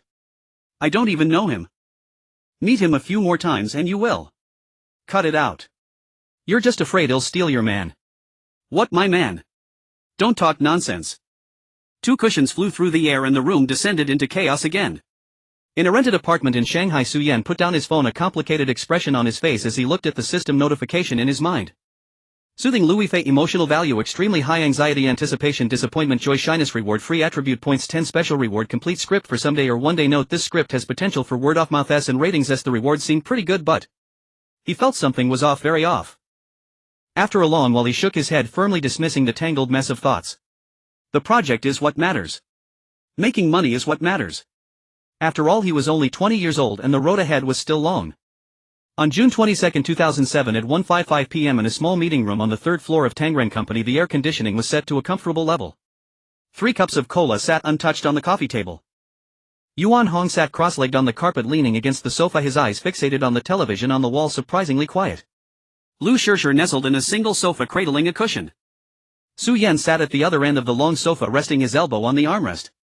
This place was almost becoming their little base. Whenever a significant event occurred, they would gather here to watch television together. On the television screen, the banquet hall of the Shangri-La Hotel in the capital was already packed with people. The journalists' area was filled with cameras, while fans waved lightboards and banners, and faint screams could be heard when the scene shifted. At exactly 2 o'clock, the host stepped onto the stage and gave a brief opening statement. Then the lights on the side stage lit up. Hugo walked out dressed in a black suit and a white shirt without a tie. With black framed glasses perched on his nose, the eyes behind the lenses squinted slightly as he made a funny face at the camera, his cheeks puffed out and his eyes squinted into slits. The meeting room fell silent for 3 seconds. Damn, Yuan Hong muttered under his breath, raising a hand to wipe his eyes. On screen, Hugo sat down on the sofa and took the microphone. The host asked how Hugo had spent the past 10 months. After a brief pause, Hugo replied rather blandly, I basically lay down for the first month. My face was numb and the left side of my face was covered in needle marks like a centipede, and I couldn't see out of my right eye. Later I gradually managed to get out of bed and began to ponder whether I would be able to act again in the future. He paused, then smiled. Eventually I came to terms with it. If I can act, I will. If not, I can perform in a stage play, and if that doesn't work, I can go behind the scenes and be a deputy director or something, which isn't bad either. Applause erupted in the venue. In the meeting room, Liu Shishir whispered, old who has lost a lot of weight. Su Yan responded with an mm. Then a short film began to play on the television. It was a documentary of Hugo during his recovery, shots of the hospital window, script stacked by the bedside and his silhouette slowly moving with the support of a railing during rehabilitation. It was in black and white without a soundtrack, only ambient sounds. Following that was a VCR of blessings from friends in the industry. He Jones' face appeared first in the VCR, saying, Hugo, get well soon, the happy family is waiting for you to come and play. Then it was Sienna, we still haven't had the hot pot we agreed on, waiting for you to treat us. Next, Liu Yifei appeared on screen wearing a simple white t-shirt with a background resembling a makeup room on a film set. Hugo, keep it up. You are the best. Another round of applause erupted. In the meeting room, Liu Shishir slowly shifted her gaze from the screen to Su Yan's face. Su Yan unexpectedly felt a bit guilty, asking, why are you looking at me? Liu Shishir smiled meaningfully. Teacher Liu's voice is really gentle. After saying that, she turned her gaze back to the screen. Su Yan breathed a sigh of relief. However, halfway through that breath he felt something was off. Why did he feel guilty? He hadn't done anything wrong. Beside him, Yuan Hong also turned his head, about to say something, but Su Yan pushed him away, saying, turn back around. Yuan Hong replied. On the television, the VCR continued and Su Yan, Liu Shishir and others appeared in succession. Then came the fan interaction segment, where 50 fans stood in a few rows singing their self-composed song Warm Paradise. At 4 p.m. the press conference was nearing its end. Hugo, together with the Beijing representative of the Miaopu Action, announced the charity plan and the applause was thunderous. The camera swept over the audience. Many journalists and fans were wiping their eyes. Yuan Hong crawled up from the carpet, stretching widely, his voice louder than before. Old who was finally back. When the Legend of the Condor Heroes resumes filming, he must treat us to a month of meals. Liu Yifei nodded in agreement. At 5 p.m. the group left the company. The sky was still bright. Just as Su Yan stepped down the stairs, two people suddenly rushed out from the side. A microphone almost bumped into his chin. Su Yan. Can we ask you a few questions? Su Yan stepped back half a step, recognizing the newcomers, not the familiar faces that had been lurking at the company in the morning but wearing the badges of another entertainment tabloid. I heard the high school entrance exam results from Jishir province are coming out tomorrow. Everyone online is guessing whether you will fail. What do you think? Another journalist pushed a recording pen forward. In the past half month you've been busy with book signings and announcing new dramas, appearing completely unconcerned about your results. Are you confident or have you already given up? Su Yan brushed the microphone aside, slightly looking at the two journalists. The results will be out tomorrow, you will know then. After saying that, he sidestepped and walked past them without stopping. The journalists wanted to follow but were stopped by the security guard at the entrance. Su Yan reached the street, took out his phone and glanced at the time. It wasn't that he didn't want to answer, he just had nothing to say. Moreover, today was Who Guess Day. No matter how carefree he was, he wouldn't overshadow someone on their comeback day. Liu Yifei glanced at Su Yan with concern but didn't ask. Su Yan didn't want to steal Who Guess limelight, but unexpectedly he still made it onto the entertainment news. Entertainment headline: Who Gu returns publicly, audience in tears. Scrolling down the second story, Su Yan refuses to discuss college entrance exams, expression grave. The comments section for the former was warm and sentimental while the latter was full of negativity. Liu Yifei's fans were particularly active, spreading the word across various threads. What's up with Su Yan? He didn't even show up for such a big event as Who Guess return, and now he's refusing to discuss the college entrance exams. Is he trying to steal the headlines? Is the person upstairs out of their mind? When have celebrities ever shown up in person? They all send VCRs to avoid stealing the spotlight. Not accepting interviews is probably the same reasoning. Su Yan's fans are still struggling. Tomorrow is the day of reckoning. At the time he was so high profile about being the first in 3 schools. Tomorrow the fall will be just as hard. Ladies, prepare the champagne. In Hengdian at the VIP building hotel. Shu Chang sat cross-legged on the sofa holding a laptop, her fingers flying over the touchpad. Ha ha ha. She suddenly laughed out loud. Chanshan, come look, your fans are at it again. They've been chasing after Su Yan and cursing him for nearly a year, and now they're back at it. Liu Yifei, leaning against the head of the bed reading the script, didn't even lift her head. Not watching. Really not watching. They've been tearing Su Yan apart. Liu Yifei flipped a page of the script, remaining silent. Shu Chang swiped the screen, laughing as she watched. Chanshan, your fans are so talented. Look at these two comments. Su Yan's team is using the same strategy, first self-directing and acting in an art exam drama. Tomorrow when the exam results come out, I've already drafted their press release title, The Defeated Still Honorable. Su Yan posts late at night, no regrets as long as I tried, and cries a bit more, and this will all pass a bloodless profit. Isn't being the first in 3 schools just a promotional gimmick from Tangren? Suggesting that Su Yan should also work on the Nobel Acting Award to get it all done in one go so he wouldn't have to go back and forth. After reading, Shu Chang laughed heartily, glancing at Liu Yifei. Liu Yifei remained focused on her script. Just keep pretending, why don't you? Shu Chang set her laptop aside with a mischievous grin, leaning closer. Chanshan, if your fans knew that their idol was secretly sending someone to the signing event for signatures and even flirting with them via text. Who was flirting? Liu Yifei finally broke her composure, glaring at Shu Chang in embarrassment and anger. That was you. I sent it but you didn't stop me, Shu Chang replied with a cheeky laugh. Besides, how many times have you smiled at that text? I remember it all. Alright, enough of that. Liu Yifei quickly closed her script, not wanting to listen to her best friend's nonsense anymore, pulling the topic back. If he dares to reveal being the first in 3 schools, he won't let it go to waste. Tomorrow will tell. You trust him that much? Shu Chang raised an eyebrow. Liu Yifei didn't reply, only recalling some memories from the past. He had never disappointed her. On June 23 in the bustling city of Shanghai, Su Yan was holed up in his rented apartment. The computer screen glowed, illuminating a document densely packed with annotations. The script of Ancient Love Song was originally set for 14 episodes, each 45 minutes long. Feedback from the TV station had come down a few days prior, too short to air for a full 2 weeks, making it difficult to arrange advertising slots. When Kai Inuwa called, her tone carried a rare note of negotiation. Can you stretch it out a bit? Just pat it a little. Don't be so hung up on artistic integrity, everyone does it. Su Yan remained silent. After hanging up, he pondered the matter seriously for a long while. Padding was out of the question. This script was a treasure had acquired from the system, boasting a double rating for both critical acclaim and audience ratings. Carelessly stuffing it with extraneous content would likely ruin its original quality. After mulling it over for an entire night, he devised a compromise: reduced the duration of the 14 episodes, cutting each from 45 minutes down to 30 and splitting the content into 21 episodes.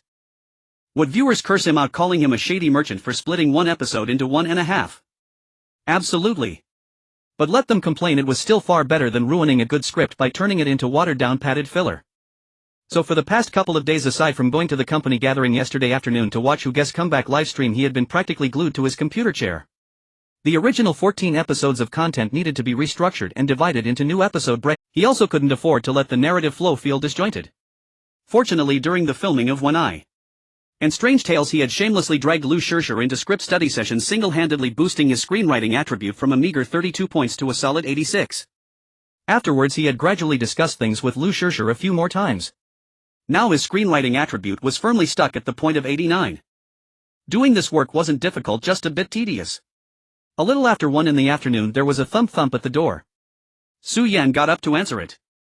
Liu Yifei stood at the doorway holding a few cans of iced cola. Yuan Hong poked his head out from behind her, clutching a plastic bag with the corner of a duck neck snack package peeking out. Su Yan was taken aback. "What are you two doing here?" "It's almost 2 o'clock, we came to check your results with you," Yuan Hong said, squeezing through the door and tossing the duck neck on the coffee table. "If the scores are good, we celebrate. If they're bad, we definitely need to celebrate even more. Your treat." Su Yan let out a wry laugh. "I see you just want me to foot the bill, don't you?" Yuan Hong chuckled sheepishly, not bothering to deny it. Su Yan took the cola Liu Yifei offered him. The cool metal of the can pressed against his palm, dispelling some of the afternoon's oppressive heat. "Thanks," he said. He popped the tab and took a long gulp. Liu Yifei sat down beside him, her eyes scanning the computer screen. The screen was filled with dense text marked with annotations in a riot of colors. Just looking at it made her feel a bit dizzy. "Is this ancient love song?" she asked softly. "Yeah, I'm changing the episode count," Su Yan replied, moving the mouse and pointing to a line of paragraphs highlighted in red on the edge of the screen. "Splitting 14 episodes into 21 each, cut down to 30 minutes. Liu Yifei stared at the red and green annotations for a few seconds in silence. When she was acting, she could feel that Su Yan's scripts were excellent, the logic was smooth, the characters were well-defined, and the dialogue wasn't awkward. But that was the finished product. She had never really seen the work behind the scenes. There was so much more to it than she had realized. Yuan Hong leaned in for a look at the screen, then collapsed onto the sofa with an exaggerated expression. "My God. Good thing I make a living with my looks. Just looking at this stuff gives me a headache." Looking at Yuan Hong, Su Yan couldn't help but laugh.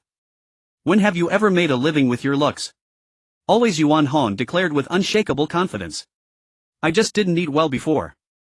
The quality of my meals has improved recently." Liu Yifei burst out laughing, nearly spraying the cola from her mouth. Su Yan shook his head with a smile, saved the document and closed the page. The time in the bottom right corner of the computer screen jumped to 1401.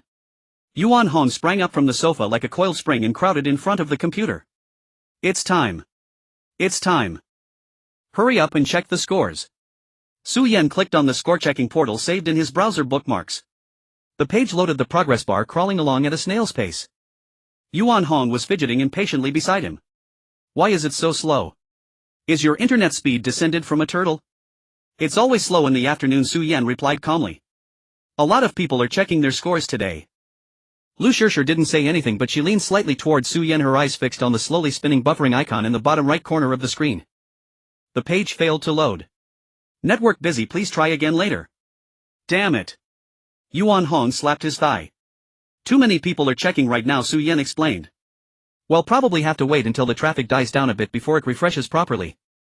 He clicked many times, but it kept failing to refresh. Liu Yifei took out her phone to check the time, then put it back in her pocket. She didn't rush him. She just sat there quietly, occasionally pressing the cold cola can against her cheek to cool down. They waited until 1F5 refresh at 2:45 p.m. The page finally loaded. Su Yan didn't move. Liu Yifei leaned forward for a closer look. Yuan Hong stood up from the edge of the bed and took 2 steps to the computer, his head practically pressing into the screen. Chinese 135, Mathematics 147, English 112, Science Comprehensive 271, total score 665. Ah. Liu Yifei suddenly let out a scream, jumping up from the sofa. She grabbed Su Yan's arm and shook it vigorously. "You passed. You definitely passed. And by a huge margin." Su Yan was shaken so hard he nearly spilled his cola. He quickly put the can on the table. Liu Yifei was still shaking him, her smile as bright as the 2 o'clock sun outside. Yuan Hong, however, wasn't laughing. He stood rooted to the spot, his eyes wide as saucers. He looked at the screen, then at Su Yan, then back at the screen. A full 10 seconds passed before he squeezed out a single sentence from his throat. Old Su. Am I seeing things? Your score. I told you not to worry, Su Yan laughed. I did okay in high school. The art college entrance exam culture courses. Easy picking. Okay. Yuan Hong's voice cracked. You call this okay? 665 points, that's enough for a 985 university, isn't it? Only for the lower tier one, Su Yan said with a modest smile. My English was only 112. I went off topic on the essay and only realized it after I left the exam hall. Otherwise it could have been higher. Yuan Hong was speechless. His mouth hung open like a fish thrown onto the shore, unable to utter a single word for a long time. Damn, is that the point here? His mind churned, but he couldn't find the right words to describe his feelings at that moment. Liu Yifei also gradually calmed down from her initial excitement. She let go of his arm and looked at him. The trace of disbelief in her eyes hadn't completely faded, but something else had crept in. Su Yan moved the mouse away from the score page, took a screenshot and logged into his blog.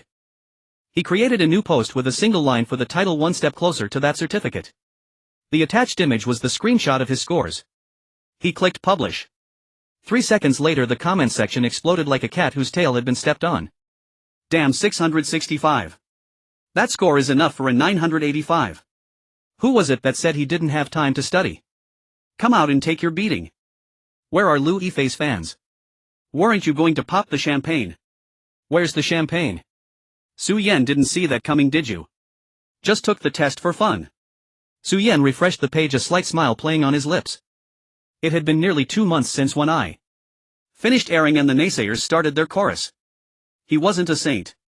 Being hounded and called a publicity stunt a flop or having his persona collapse didn't feel good. He just couldn't be bothered to argue. Now the scores were right there, more persuasive than anything else. Su Yan's phone vibrated. He fished it out and saw a message. Su Yan, you're amazing. And not just because of your score. He looked up. Liu Yifei was just putting her phone back into her pocket, her ears burning red. She stared intently at the cola can on the coffee table as if it were a priceless treasure. A smile curved at the corner of Su Yan's mouth. He typed back, what do you want for dinner? Barbecue.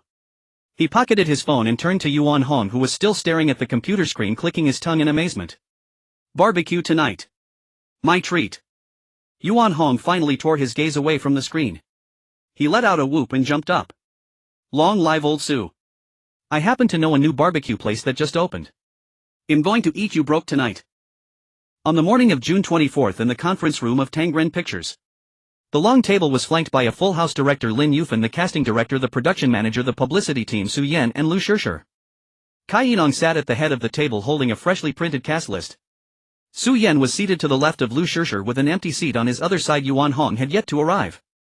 He flipped through the script, reviewing the outline he had just finished revising for the 21st episode the night before. The door swung open and Yuan Hong bounded in, dropping into his seat. He leaned in and whispered to Su Yan, old Su, I'm not late, am I? Su Yan glanced at the clock on the wall. 30 seconds to spare. Then I'm not late. Yuan Hong settled back into his chair with satisfaction, grabbed a bottle of water from the table, twisted off the cap and took a swig.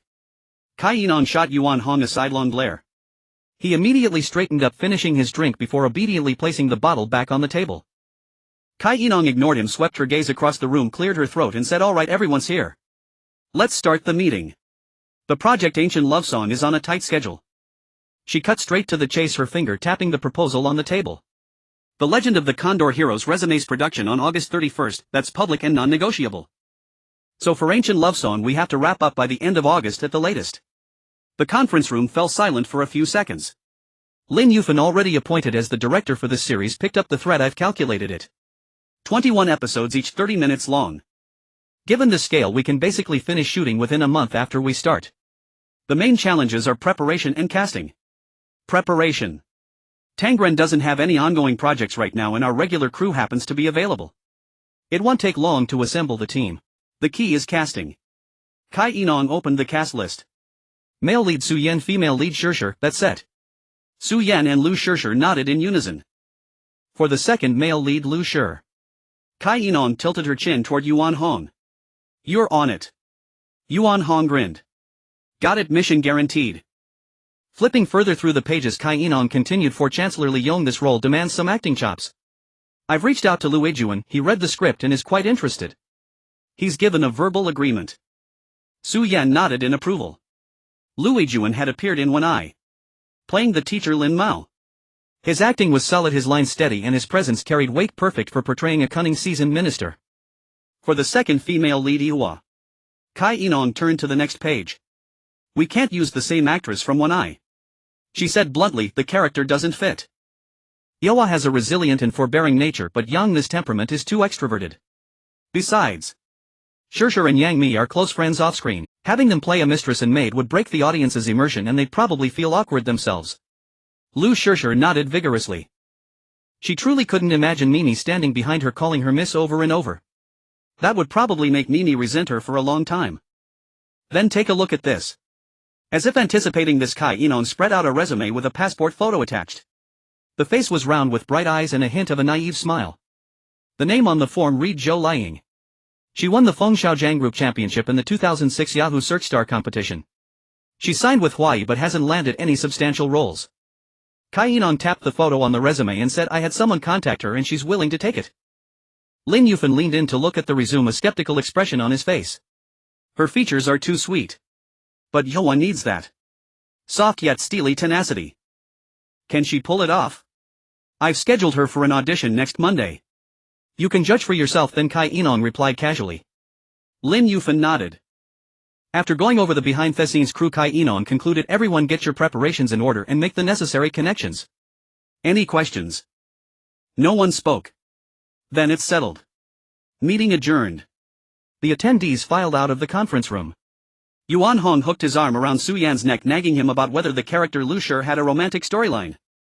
Prying his hand away, Su Yan was about to retort when Xinxingxi caught up from behind and tapped him on the shoulder with a folder, a peculiar expression on her face. You're on the headlines again. Su Yan halted mid-step. As an avid gossip enthusiast, Yuan Hong immediately perked up, craning his neck. Let me see. Let me see. Xinxingxi opened her laptop, the screen displaying a forum post with a rather lengthy title. Regarding Su Yan's college entrance exam results as his high school classmate, and not surprised at all. The main post first showed a photo. A group of boys and girls in blue and white school uniforms standing in rows with a teaching building in the background. A red circle highlighted a spot at the edge of the last row where a tall, slender, handsome boy stood. His features hadn't fully matured, but the outline of his current face was already discernible. Then came a series of screenshots of his report cards. From freshman to senior year, midterms and finals, his rankings were clearly listed. He had never dropped out of the top 10 in his grade. Su Yan was in my high school class. He always had excellent grades. Getting into Tsinghua or Peking University might have been a stretch, but getting into a top-tier university was a breeze for him. Then at the start of the second semester, he suddenly announced he was going to take the art college entrance exam. The whole class thought he was crazy. The homeroom teacher tried to talk him out of it 3 times and his parents were called in. He still went through with it. It wasn't until we saw him on TV later, saw the songs he wrote and the roles he played, that we finally understood. He wasn't crazy. He had found what he truly wanted to pursue. Beneath the post, comments gushed out like a floodgate opening. Whoa. So there was no underdog story at all. Su Yan was always a top student. Where are all the people who cursed him before? Come out and take a walk. What kind of extreme defiance is this? Turning down a top-tier university to be an extra. No wonder he dared to flaunt being top of 3 schools. With that foundation, passing the school-specific exams meant automatic admission. A novel protagonist come to life, huh? Does Liu Yifei know about this? What's her reaction now?